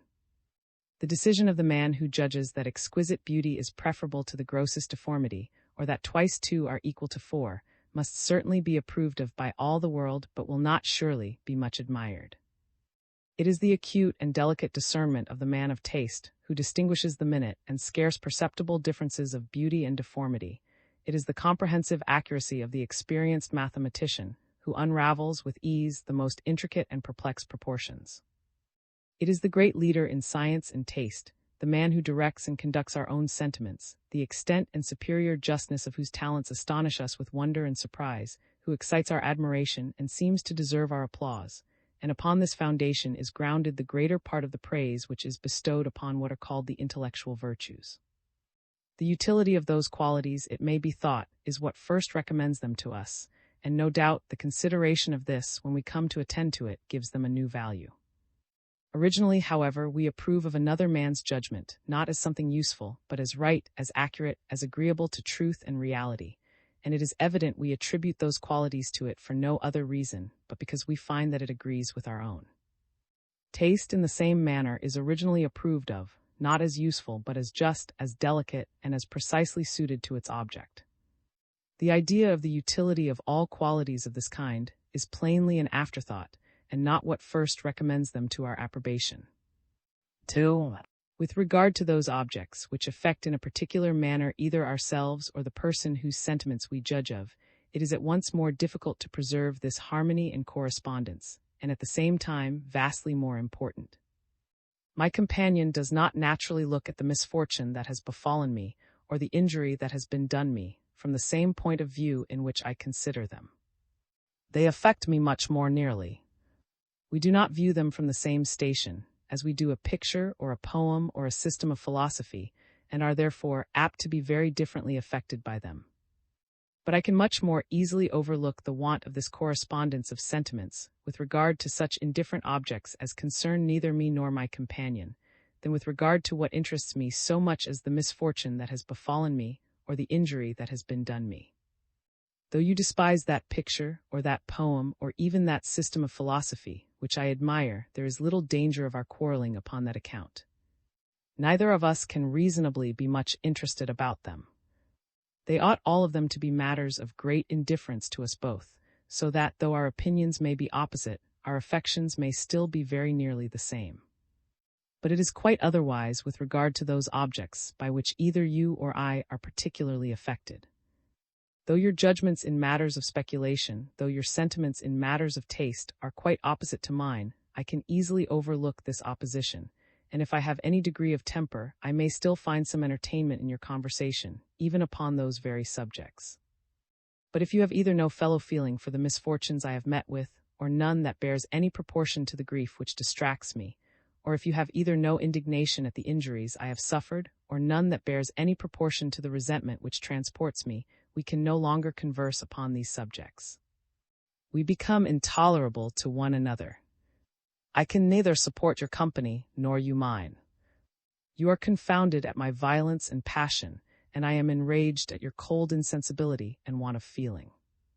In all such cases that there may be some correspondence of sentiments between the spectator and the person principally concerned, the spectator must, first of all, as much as he can, to put himself in the situation of the other, and to bring home to himself every little circumstance of distress which can possibly occur to the sufferer. He must adopt the whole case of his companion with all its minutest incidents, and strive to render as perfect as possible that imaginary change of situation upon which his sympathy is founded. After all this, however, the emotions of the spectator will still be very apt to fall short of the violence of what is felt by the sufferer.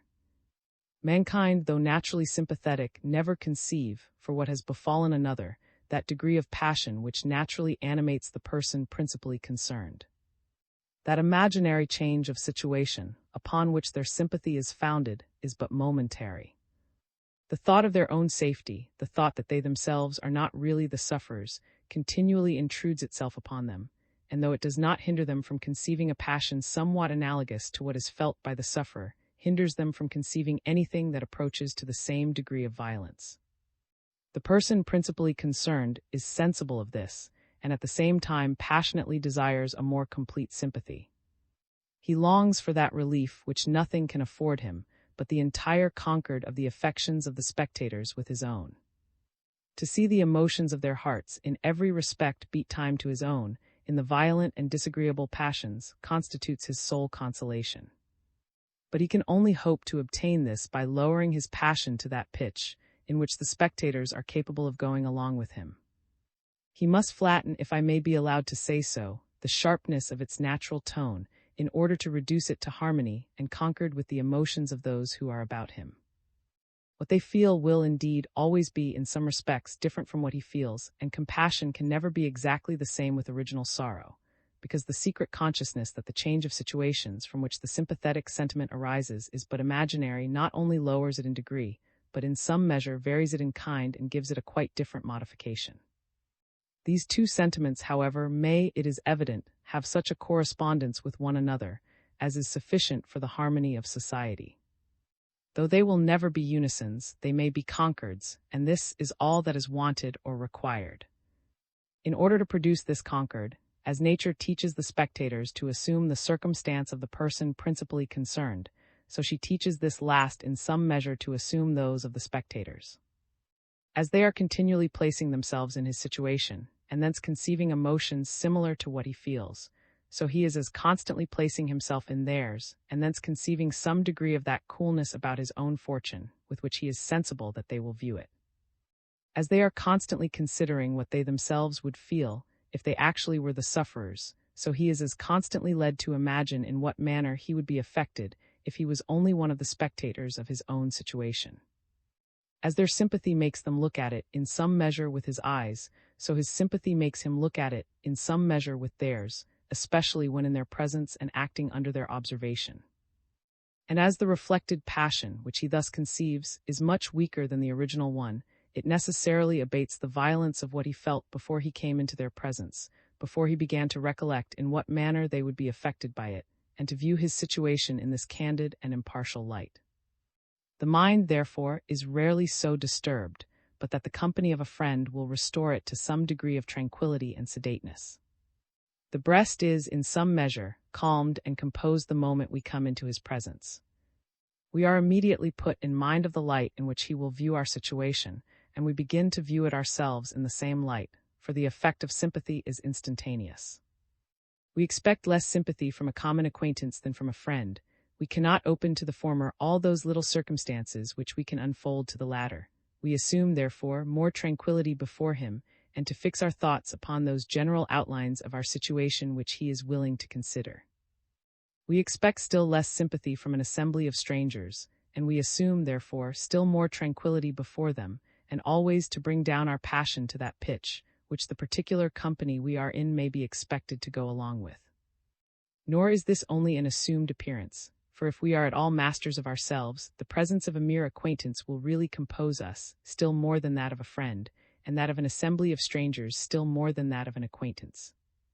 Society and conversation, therefore, are the most powerful remedies for restoring the mind to its tranquillity, if at any time it has unfortunately lost it, as well as the best preservatives of that equal and happy temper, which is so necessary to self-satisfaction and enjoyment. Men of retirement and speculation, who are apt to sit brooding at home over either grief or resentment, though they may often have more humanity, more generosity, and a nicer sense of, yet seldom possess that equality of temper which is so common among men of the world. V. Of the amiable and respectable virtues.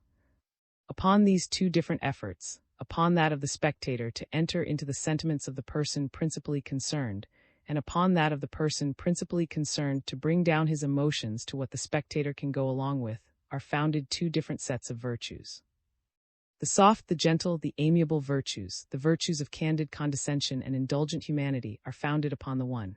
The great, the awful and respectable, the virtues of self-denial, of self-government, of that command of the passions which subjects all the movements of our nature to what our own dignity and the propriety of our own conduct require, take their origin from the other. How amiable does he appear to be, whose sympathetic heart seems to all the sentiments of those with whom he converses, who grieves for their calamities, who resents their injuries, and who rejoices at their good fortune. When we bring home to ourselves the situation of his companions, we enter into their gratitude, and feel what consolation they must derive from the tender sympathy of so affectionate a friend. And for a contrary reason, how disagreeable does he appear to be, whose hard and obdurate heart feels for himself only, but is altogether insensible to the happiness or misery of others. We enter in this case, too, into the pain which his presence must give to every mortal with whom he converses, to those especially with whom we are most apt to sympathize, the unfortunate and the injured. On the other hand, what noble propriety and grace do we feel in the conduct of those who, in their own case, exert that recollection and self-command which constitute the dignity of every passion, and which bring it down to what others can enter into. We are disgusted with that clamorous grief, which, without any delicacy, calls upon our compassion with sighs and tears and importunate lamentations. But we reverence that reserved, that silent and majestic sorrow, which discovers itself only in the swelling of the eyes, in the quivering of the lips and cheeks, and in the distant but affecting coldness of the whole. It imposes the like silence upon us. We regard it with respectful attention, and watch with anxious concern over our whole, lest by any impropriety we should disturb that concerted tranquillity which it requires so great an effort to support. The insolence and brutality of anger, in the same manner, when we indulge its fury without check or restraint, is of all objects the most detestable. But we admire that noble and generous resentment which governs its pursuit of the greatest injuries, not by the rage which they are apt to excite in the breast of the sufferer, but by the indignation which they naturally call forth in that part of the impartial spectator, which allows no word, no gesture, to escape it beyond what this more equitable sentiment would dictate, which never, even in thought, attempts any greater vengeance, nor desires to inflict any greater punishment than what every indifferent person would rejoice to see executed. And hence it is that to feel much for others and little for ourselves, that to restrain our selfish, and to indulge our benevolent affections, constitutes the perfection of human nature, and can alone produce among mankind that harmony of sentiments and passions in which consists their whole grace and propriety. As to love our neighbor as we love ourselves is the great law of Christianity, so it is the great precept of nature to love ourselves only as we love our neighbor, or what comes to the same thing, as our neighbor is found capable of loving us. As taste and good judgment, when they are considered as qualities which deserve praise and admiration, are supposed to imply a delicacy of sentiment and an acuteness of understanding not commonly to be met with, so the virtues of sensibility and self-command are not apprehended to consist in the ordinary, but in the uncommon degrees of those qualities. The amiable virtue of humanity requires, surely, a sensibility much beyond what is possessed by the rude vulgar of mankind. The great and exalted virtue of magnanimity undoubtedly demands much more than that degree of self-command, which the weakest of mortals is capable of exerting. As in the common degree of the intellectual qualities there is no ability, so in the common degree of the moral there is no virtue. Virtue is excellence, something uncommonly great and beautiful, which rises far above what is vulgar and ordinary. The amiable virtues consist in that degree of sensibility, which surprises by its exquisite and unexpected delicacy and tenderness. The awful and respectable, in that degree of self-command, which astonishes by its amazing superiority over the most ungovernable passions of human nature. There is, in this respect, a considerable difference between virtue and mere propriety, between those qualities and actions which deserve to be admired and celebrated, and those which simply deserve to be approved of. Upon many occasions, to act with the most perfect propriety requires no more than that common and ordinary degree of sensibility or self-command which the most worthless of mankind are of, and sometimes even that degree is not necessary. Thus, to give a very low instance, to eat when we are hungry is certainly, upon ordinary occasions, perfectly right and proper, and cannot miss being approved of as such by everybody. Nothing, however, could be more absurd than to say it was virtuous. On the contrary, there may frequently be a considerable degree of virtue in those actions which fall short of the most perfect propriety, because they may still approach nearer to perfection than could well be expected upon occasions in which it was so extremely difficult to attain it, and this is very often the case upon those occasions which require the greatest exertions of self-command. There are some situations which bear so hard upon human nature that the greatest degree of self-government which can belong to so imperfect a creature as man is not able to stifle altogether the voice of human weakness or reduce the violence of the passions to that pitch of moderation in which the impartial spectator can entirely enter into them. Though in those cases, therefore, the of the sufferer falls short of the most perfect propriety, it may still deserve some applause, and even in a certain sense may be denominated virtuous. It may still manifest an effort of generosity and magnanimity of which the greater part of men are wholly incapable, and though it fails of absolute perfection, it may be a much nearer approximation towards perfection than what, upon such trying occasions, is commonly either to be found or to be expected. In cases of this kind, when we are determining the degree of blame or applause which seems due to any action, we very frequently make use of two different standards. The first is the idea of complete propriety and perfection, which in those difficult situations, no human conduct ever did or ever can come up to, and in comparison with which the actions of all men must forever appear blamable and imperfect. The second is the idea of that degree of proximity or distance from this complete perfection, which the actions of the greater part of men commonly arrive at. Whatever goes beyond this degree, how far soever it may be removed from absolute perfection, seems to deserve applause, and whatever falls short of it to deserve blame. It is in the same manner that we judge of the productions of all the arts which address themselves to the imagination. When a critic examines the work of any of the great masters in poetry or painting, he may sometimes examine it by an idea of perfection, in his own mind, which neither that nor any other human work will ever come up to, and as long as he compares it with this standard, he can see nothing in it but faults and imperfections. But when he comes to consider the rank which it ought to hold among other works of the same kind, he necessarily compares it with a very different standard, the common degree of excellence which is usually attained in this particular art, and when he judges of it by this new measure, it may often appear to deserve the highest applause, upon account of its approaching much nearer to perfection than the greater part of those works which can be brought into competition with it. I of the passions which take their origin from the body. 1.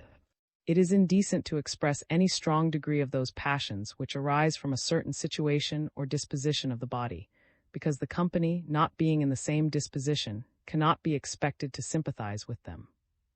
Violent hunger, for example, though upon many occasions not only natural but unavoidable, is always indecent, and to eat voraciously is universally regarded as a piece of ill manners.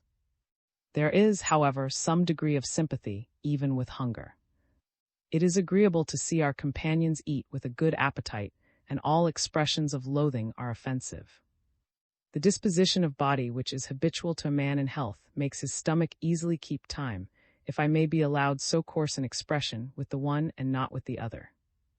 We can sympathize with the distress which excessive hunger occasions when we read the description of it in the journal of a siege, or of a sea voyage. We imagine ourselves in the situation of the sufferers, and thence readily conceive the grief, the fear, and consternation, which must necessarily distract them. We feel ourselves some degree of those passions and therefore sympathize with them, but as we do not grow hungry by reading the description, we cannot properly, even in this case, be said to sympathize with their hunger. It is the same case with the passion by which nature unites the two sexes. Though naturally the most furious of all the passions, all strong expressions of it are upon every occasion indecent, even between persons in whom its most complete indulgence is acknowledged by all laws, both human and divine, to be perfectly innocent. There seems, however, to be some degree of sympathy even with this passion. To talk to a woman as we should to a man is improper. It is expected that their company should inspire us with more gaiety, more pleasantry, and more attention, and an entire insensibility to the fair sex renders a man contemptible in some measure even to the men. Such is our aversion for all the appetites which take their origin from the body. All strong expressions of them are loathsome and disagreeable. According to some ancient philosophers, these are the passions which we share in common with the brutes, and which, having no connection with the qualities of human nature, are upon that account beneath its dignity. But there are many other passions which we share in common with the brutes, such as resentment, natural affection, even gratitude, which do not, upon that account, appear to be so brutal. The true cause of the peculiar disgust which we conceive for the appetites of the body when we see them in other men is that we cannot enter into them. To the person himself who feels them, as soon as they are, the object that excited them ceases to be agreeable, even its presence often becomes offensive to him. He looks round to no purpose for the charm which transported him the moment before, and he can now as little enter into his own passion as another person. When we have dined, we order the covers to be removed, and we should treat in the same manner the objects of the most ardent and passionate desires, if they were the objects of no other passions but those which take their origin from the body. In the command of those appetites of the body consists that virtue which is properly called temperance.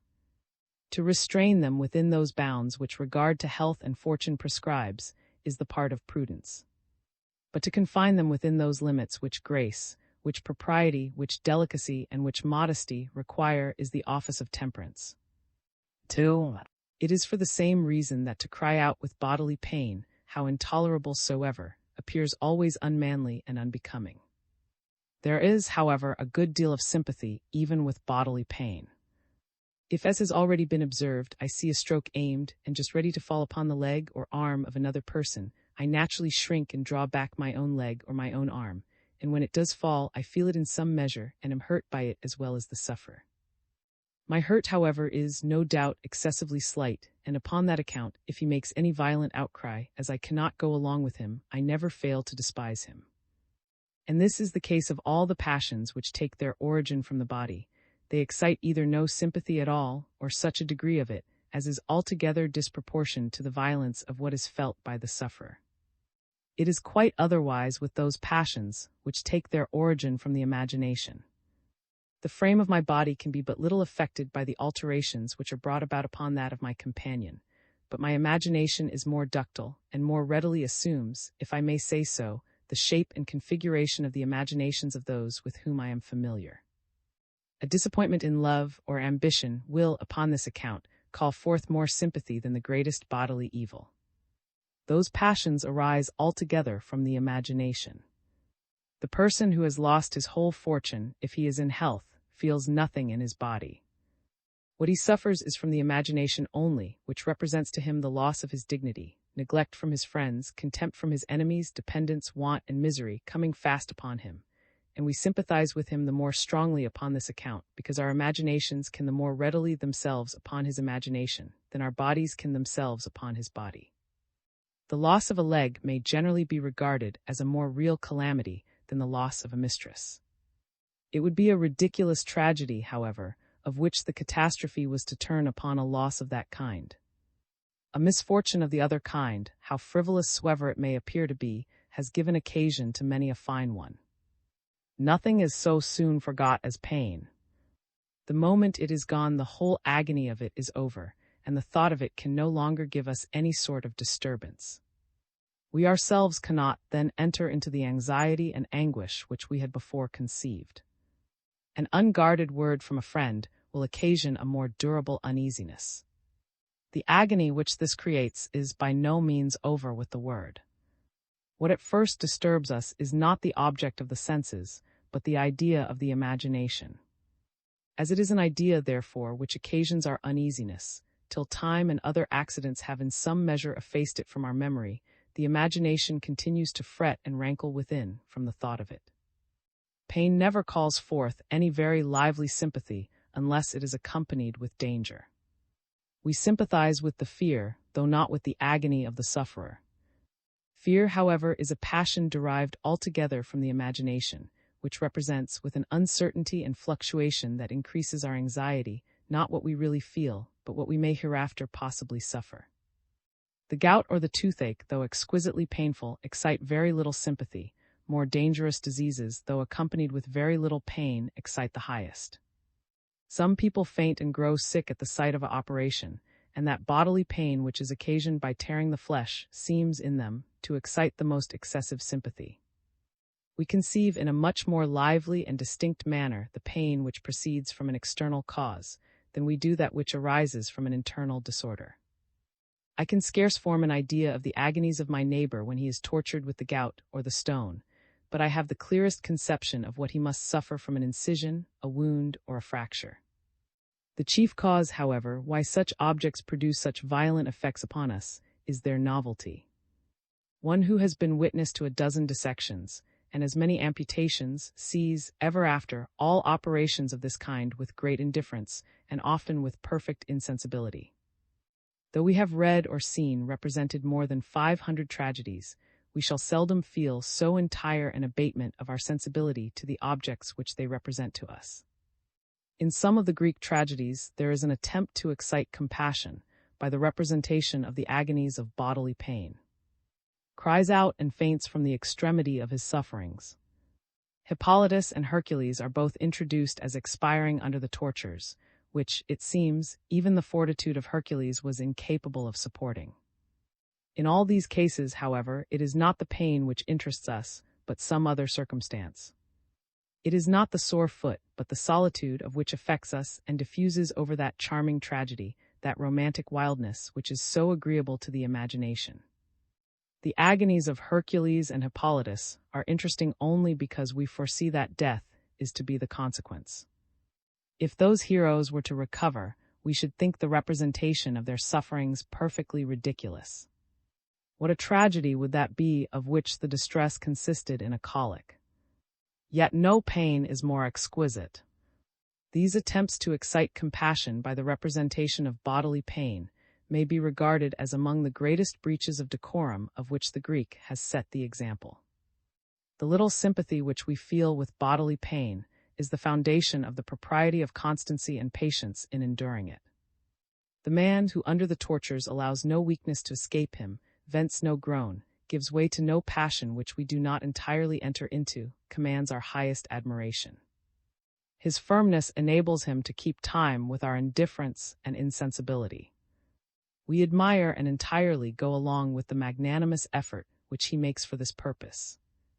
We approve of his, and from our experience of the common weakness of human nature, we are surprised and wonder how he should be able to act so as to deserve approbation. Approbation, mixed and animated by wonder and surprise, constitutes the sentiment which is properly called admiration, of which applause is the natural expression, as has already been observed. Aye. Of those passions which take their origin from a particular turn or habit of the imagination. Even of the passions derived from the imagination, those which take their origin from a peculiar turn or habit it has acquired, though they may be acknowledged to be perfectly natural, are, however, but little sympathized with. The imaginations of mankind, not having acquired that particular turn, cannot enter into them, and such passions, though they may be allowed to be almost unavoidable in some part of life, are always in some measure ridiculous. This is the case with that strong attachment which naturally grows up between two persons of different sexes, who have long fixed their thoughts upon one another.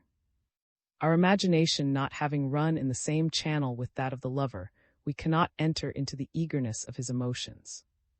If our friend has been injured, we readily sympathize with his resentment, and grow angry with the very person with whom he is angry. If he has received a benefit, we readily enter into his gratitude, and have a very high sense of the merit of his benefactor. But if he is in love, though we may think his passion just as reasonable as any of the kind, yet we never think ourselves bound to conceive a passion of the same kind, and for the same person for whom he has conceived it. The passion appears to everybody, but the man who feels it, entirely disproportioned to the value of the object, and love, though it is pardoned in a certain age because we know it is natural, is always laughed at because we cannot enter into it. All serious and strong expressions of it appear ridiculous to a third person, and though a lover may be good company to his mistress, he is so to nobody else. He himself is sensible of this, and as long as he continues in his sober senses, to treat his own passion with raillery and ridicule. It is the only style in which we care to hear of it, because it is the only style in which we ourselves are disposed to talk of it. We grow weary of the grave, pedantic, and long-sentenced love of, and who never have done with exaggerating the violence of their attachments, but the gaiety of Ovid and the gallantry of Horace are always agreeable. But though we feel no proper sympathy with an attachment of this kind, though we never approach even in imagination towards conceiving a passion for that particular person, yet as we either have conceived, or may be disposed to conceive, passions of the same kind, we readily enter into those high hopes of happiness which are proposed from its gratification, as well as into that exquisite distress which is feared from its disappointment. It interests us not as a passion, but as a situation that gives occasion to other passions which interest us, to hope, to fear, and to distress of every kind. In the same manner as in a description of a sea voyage, it is not the hunger which interests us, but the distress which that hunger occasions. Though we do not properly enter into the attachment of the lover, we readily go along with those expectations of romantic happiness which he derives from it. We feel how natural it is for the mind, in a certain situation, relaxed with indolence, and fatigued with the violence of desire, to long for serenity and quiet, to hope to find them in the gratification of that passion which distracts it, and to frame to itself the idea of that life of pastoral tranquility and retirement which the elegant, the tender, and the passionate takes so much pleasure in describing. A life like what the poets describe in the Fortunate Islands, a life of friendship, liberty, and repose, free from and from care, and from all the turbulent passions which attend them. Even scenes of this kind interest us most, when they are painted rather as what is hoped than as what is enjoyed. The grossness of that passion which mixes with, and is perhaps the foundation of love, disappears when its gratification is far off and at a distance, but renders the whole offensive when described as what is immediately possessed. The happy passion, upon this account, interests us much less than the fearful and the melancholy. We tremble for whatever can disappoint such natural and agreeable hopes, and thus enter into all the anxiety and concern and distress of the lover. Hence it is that in some modern tragedies and romances, this passion appears so wonderfully interesting. It is not so much the love of and which attaches us in the orphan, as the distress which that love occasions. The author who should introduce two lovers in a scene of perfect security, expressing their mutual fondness for one another, would excite laughter and not sympathy. If a scene of this kind is ever admitted into a tragedy, it is always in some measure improper and is endured not from any sympathy with the passion that is expressed in it, but from concern for the dangers and difficulties with which the audience foresee that its gratification is likely to be attended. The reserve which the laws of society impose upon the fair sex with regard to this weakness renders it more peculiarly distressful in them, and upon that very account more deeply interesting. We are charmed with the love of Phaedra, as it is expressed in the French tragedy of that name, notwithstanding all the extravagance and guilt which attend it. That very extravagance and guilt may be said, in some measure, to recommend it to us. Her fear, her shame, her remorse, her horror, her despair, become thereby more natural and interesting. All the secondary passions, if I may be allowed to call them so, which arise from the situation of love, become necessarily more furious and violent, and it is with these secondary passions only that we can properly be said to sympathize. Of all the passions, however, which are so extravagantly disproportioned to the value of their objects, love is the only one that appears, even to the weakest minds, to have anything in it that is either graceful or agreeable. In itself, first of all, though it may be ridiculous, it is not naturally odious, and though its consequences are often fatal and dreadful, its intentions are seldom mischievous. And then, though there is little propriety in the passion itself, there is a good deal in some of those which always accompany it. There is in love a strong mixture of humanity, generosity, kindness, friendship, esteem, passions with which of all others, for reasons which shall be explained immediately, we have the greatest propensity to sympathize, even notwithstanding we are sensible that they are, in some measure, excessive. The sympathy which we feel with them renders the passion which they accompany less disagreeable, and supports it in our imagination, notwithstanding all the vices which commonly go along with it, though in the one sex it necessarily leads to the last ruin and infamy, and though in the other, where it is apprehended to be least fatal, it is almost always attended with an incapacity for, a neglect of duty, a contempt of fame, and even of common reputation. Notwithstanding all this, the degree of sensibility and generosity with which it is supposed to be accompanied renders it to many the object of vanity, and they are fond of appearing capable of feeling what would do them no if they had really felt it. It is for a reason of the same kind that a certain reserve is necessary when we talk of our own friends, our own studies, our own professions. All these are objects which we cannot expect should interest our companions in the same degree in which they interest us. And it is for want of this reserve that the one half of mankind make bad company to the other. A philosopher is company to a philosopher only, the member of a club to his own little knot of companions. I. Of the unsocial passions, there is another set of passions, which though derived from the imagination, yet before we can enter into them, or regard them as graceful or becoming, must always be brought down to a pitch much lower than that to which undisciplined nature would raise them. These are hatred and resentment, with all their different modifications. With regard to all such passions, our sympathy is divided between the person who feels them and the person who is the object of them. The interests of these two are directly opposite. What our sympathy with the person who feels them would prompt us to wish for, our fellow feeling with the other would lead us to fear. As they are both men, we are concerned for both, and our fear for what the one may suffer damps our resentment for what the other has suffered. Our sympathy, therefore, with the man who has received the provocation necessarily falls short of the passion which naturally animates him, not only upon account of those general causes which render all sympathetic passions inferior to the original ones, but upon account of that particular cause which is peculiar to itself, our opposite sympathy with another person. Before resentment, therefore, can become graceful and agreeable, it must be more humbled and brought down below that pitch to which it would naturally rise than almost any other passion. Mankind, at the same time, have a very strong sense of the injuries that are done to another. The villain in a tragedy or romance is as much the object of our indignation as the hero is that of our sympathy and affection. We detest as much as we esteem, and delight as much in the punishment of the one as we are grieved at the distress of the other. But though mankind have so strong a fellow feeling with the injuries that are done to their brethren, they do not always resent them the more that the sufferer appears to resent them. Upon most occasions, the greater his patience, his mildness, his humanity, provided it does not appear that he wants spirit, or that fear was the motive of his forbearance, the higher the resentment against the person who injured him. The amiableness of the character exasperates their sense of the atrocity of the injury. These passions, however, are regarded as necessary parts of the character of human nature. A person becomes contemptible who tamely sits still and submits to insults without attempting either to repel or to revenge them. We cannot enter into his indifference and insensibility. We call his mean-spiritedness, and are as really provoked by it as by the insolence of his adversary. Even the mob are enraged to see any man submit patiently to affronts and ill usage. They desire to see this insolence resented, and resented by the person who suffers from it. They cry to him with fury to defend or to revenge himself. If his indignation rouses at last, they heartily applaud and sympathize with it. It enlivens their own indignation against his enemy, whom they rejoice to see him attack in turn, and are as really by his revenge, provided it is not immoderate, as if the injury had been done to themselves.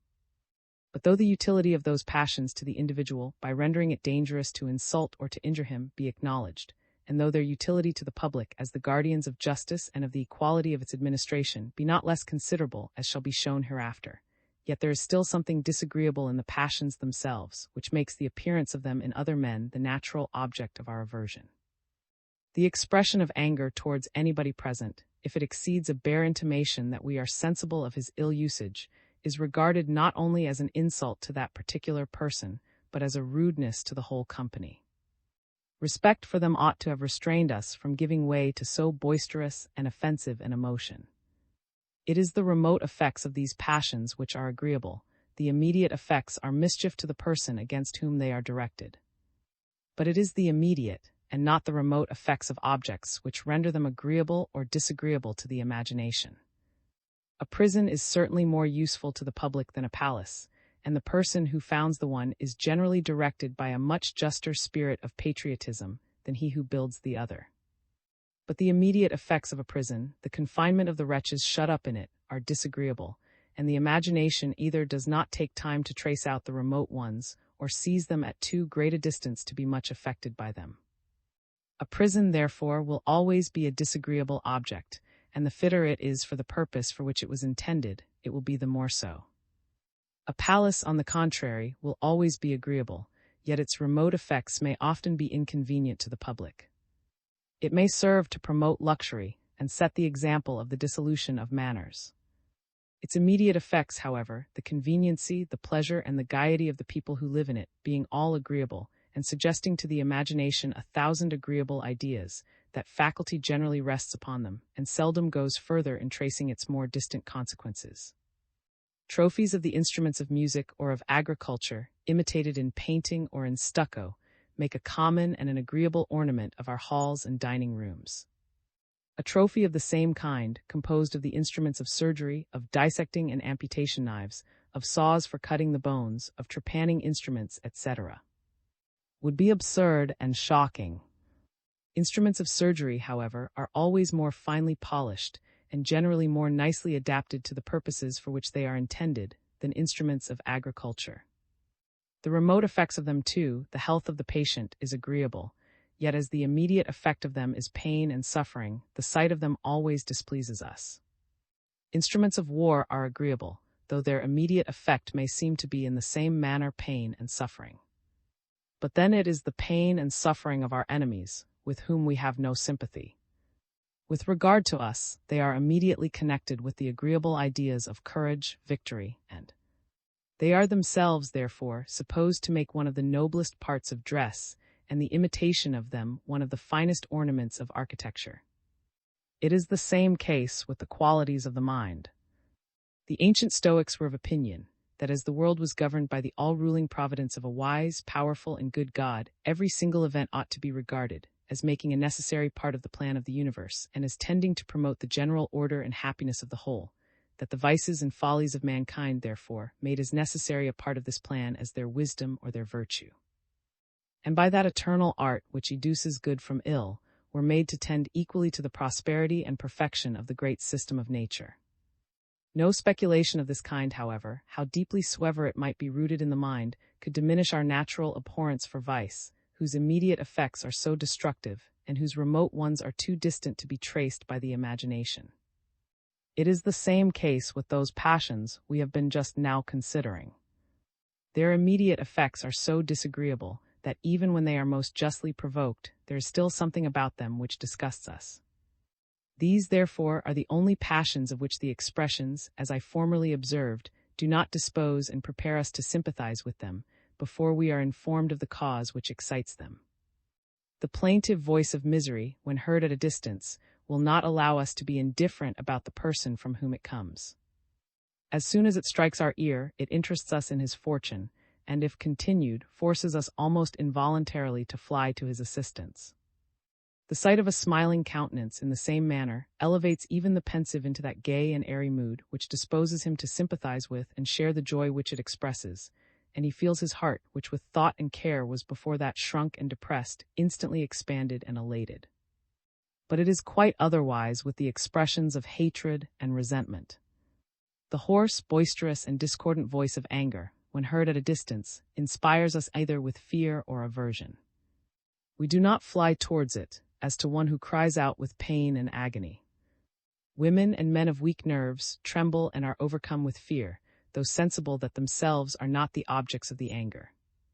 They conceive fear, however, by putting themselves in the situation of the person who is so. Even those of stouter hearts are disturbed, not indeed enough to make them afraid, but enough to make them angry, for anger is the passion which they would feel in the situation of the other person.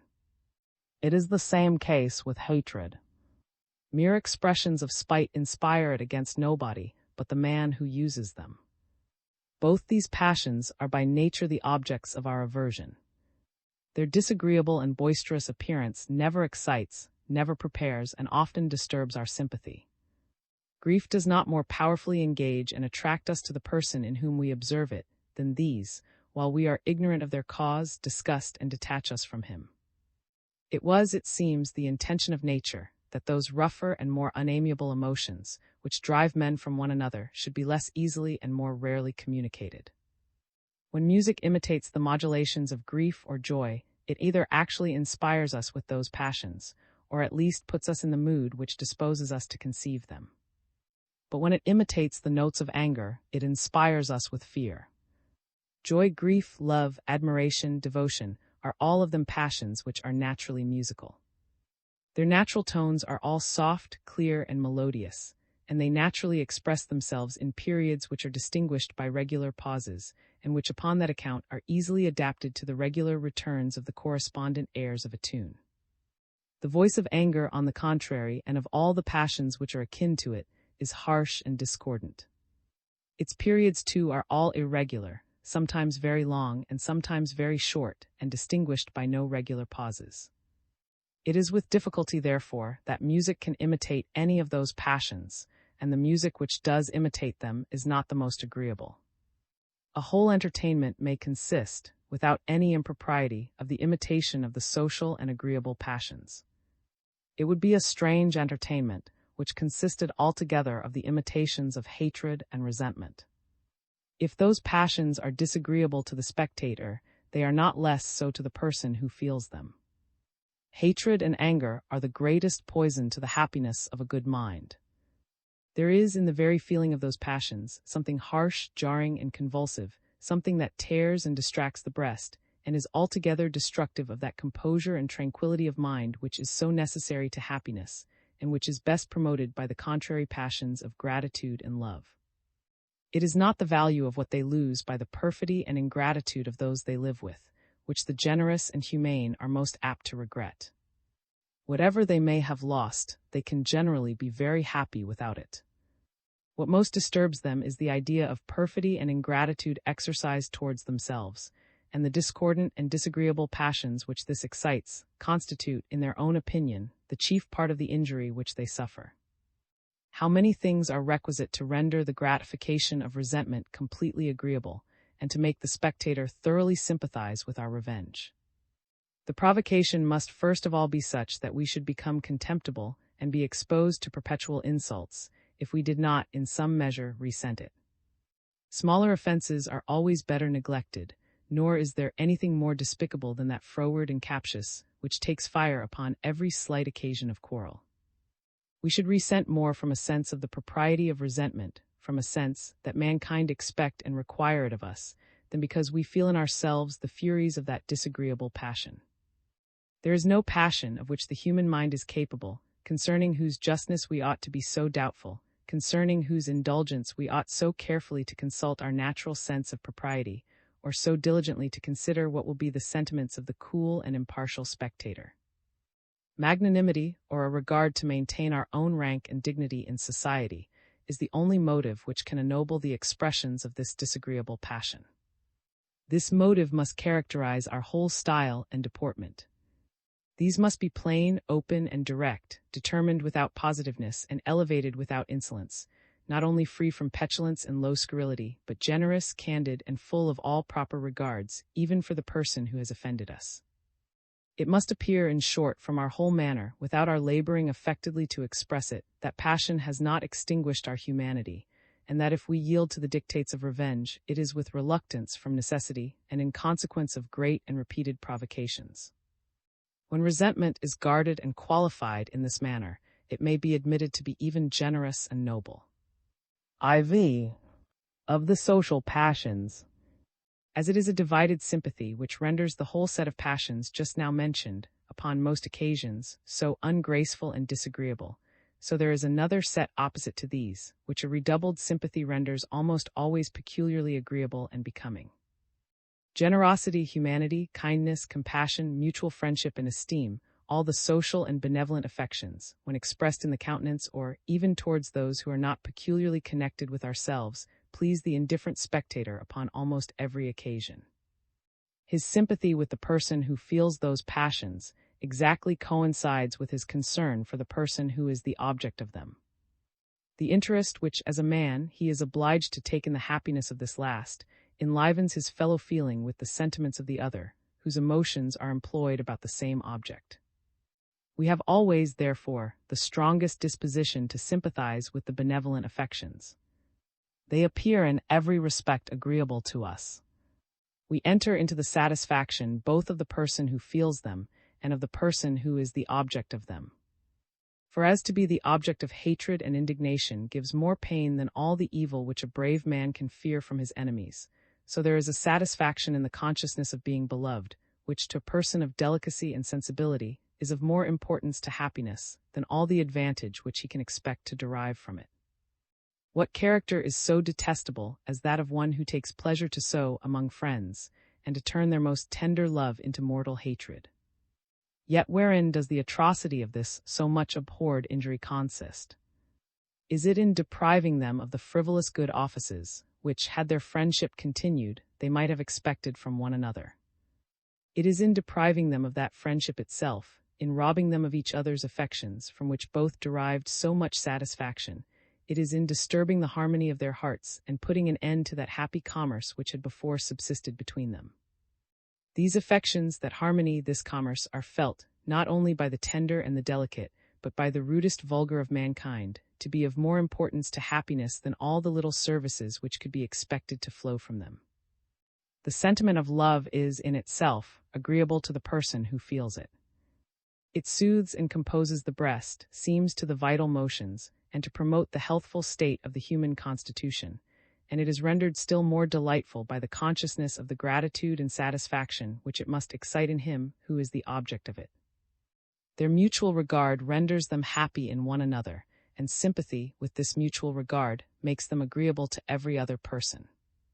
With what pleasure do we look upon a family, through the whole of which reign mutual love and esteem, where the parents and children are companions for one another, without any other difference than what is made by respectful affection on the one side and kind indulgence on the other.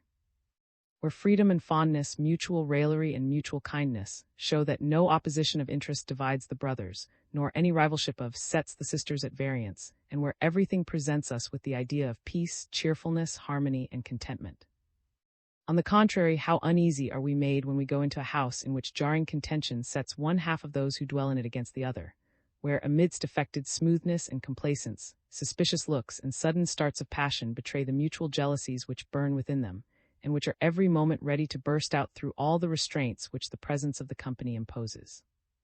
Those amiable passions, even when they are acknowledged to be excessive, are never regarded with aversion.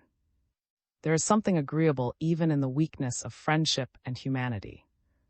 The too tender mother, the too indulgent father, the too generous and affectionate friend may sometimes, perhaps on account of the softness of their natures, be looked upon with a species of pity, in which, however, there is a mixture of love, but can never be regarded with hatred and aversion, nor even with contempt, unless by the most brutal and worthless of mankind. It is always with concern, with sympathy and kindness, that we blame them for the extravagance of their attachment. There is a helplessness in the character of extreme humanity which more than anything interests our pity. There is nothing in itself which renders it either ungraceful or disagreeable. We only regret that it is unfit for the world because the world is unworthy of it, and because it must expose the person who is endowed with it as a prey to the perfidy and ingratitude of insinuating falsehood, and to 1,000 pains and uneasinesses, which of all men he the least deserves to feel, and which generally too he is of all men the least capable of supporting. It is quite otherwise with hatred and resentment. Too violent a propensity to those detestable passions renders a person the object of universal dread and abhorrence, who, like a wild beast, ought, we think, to be hunted out of all civil society.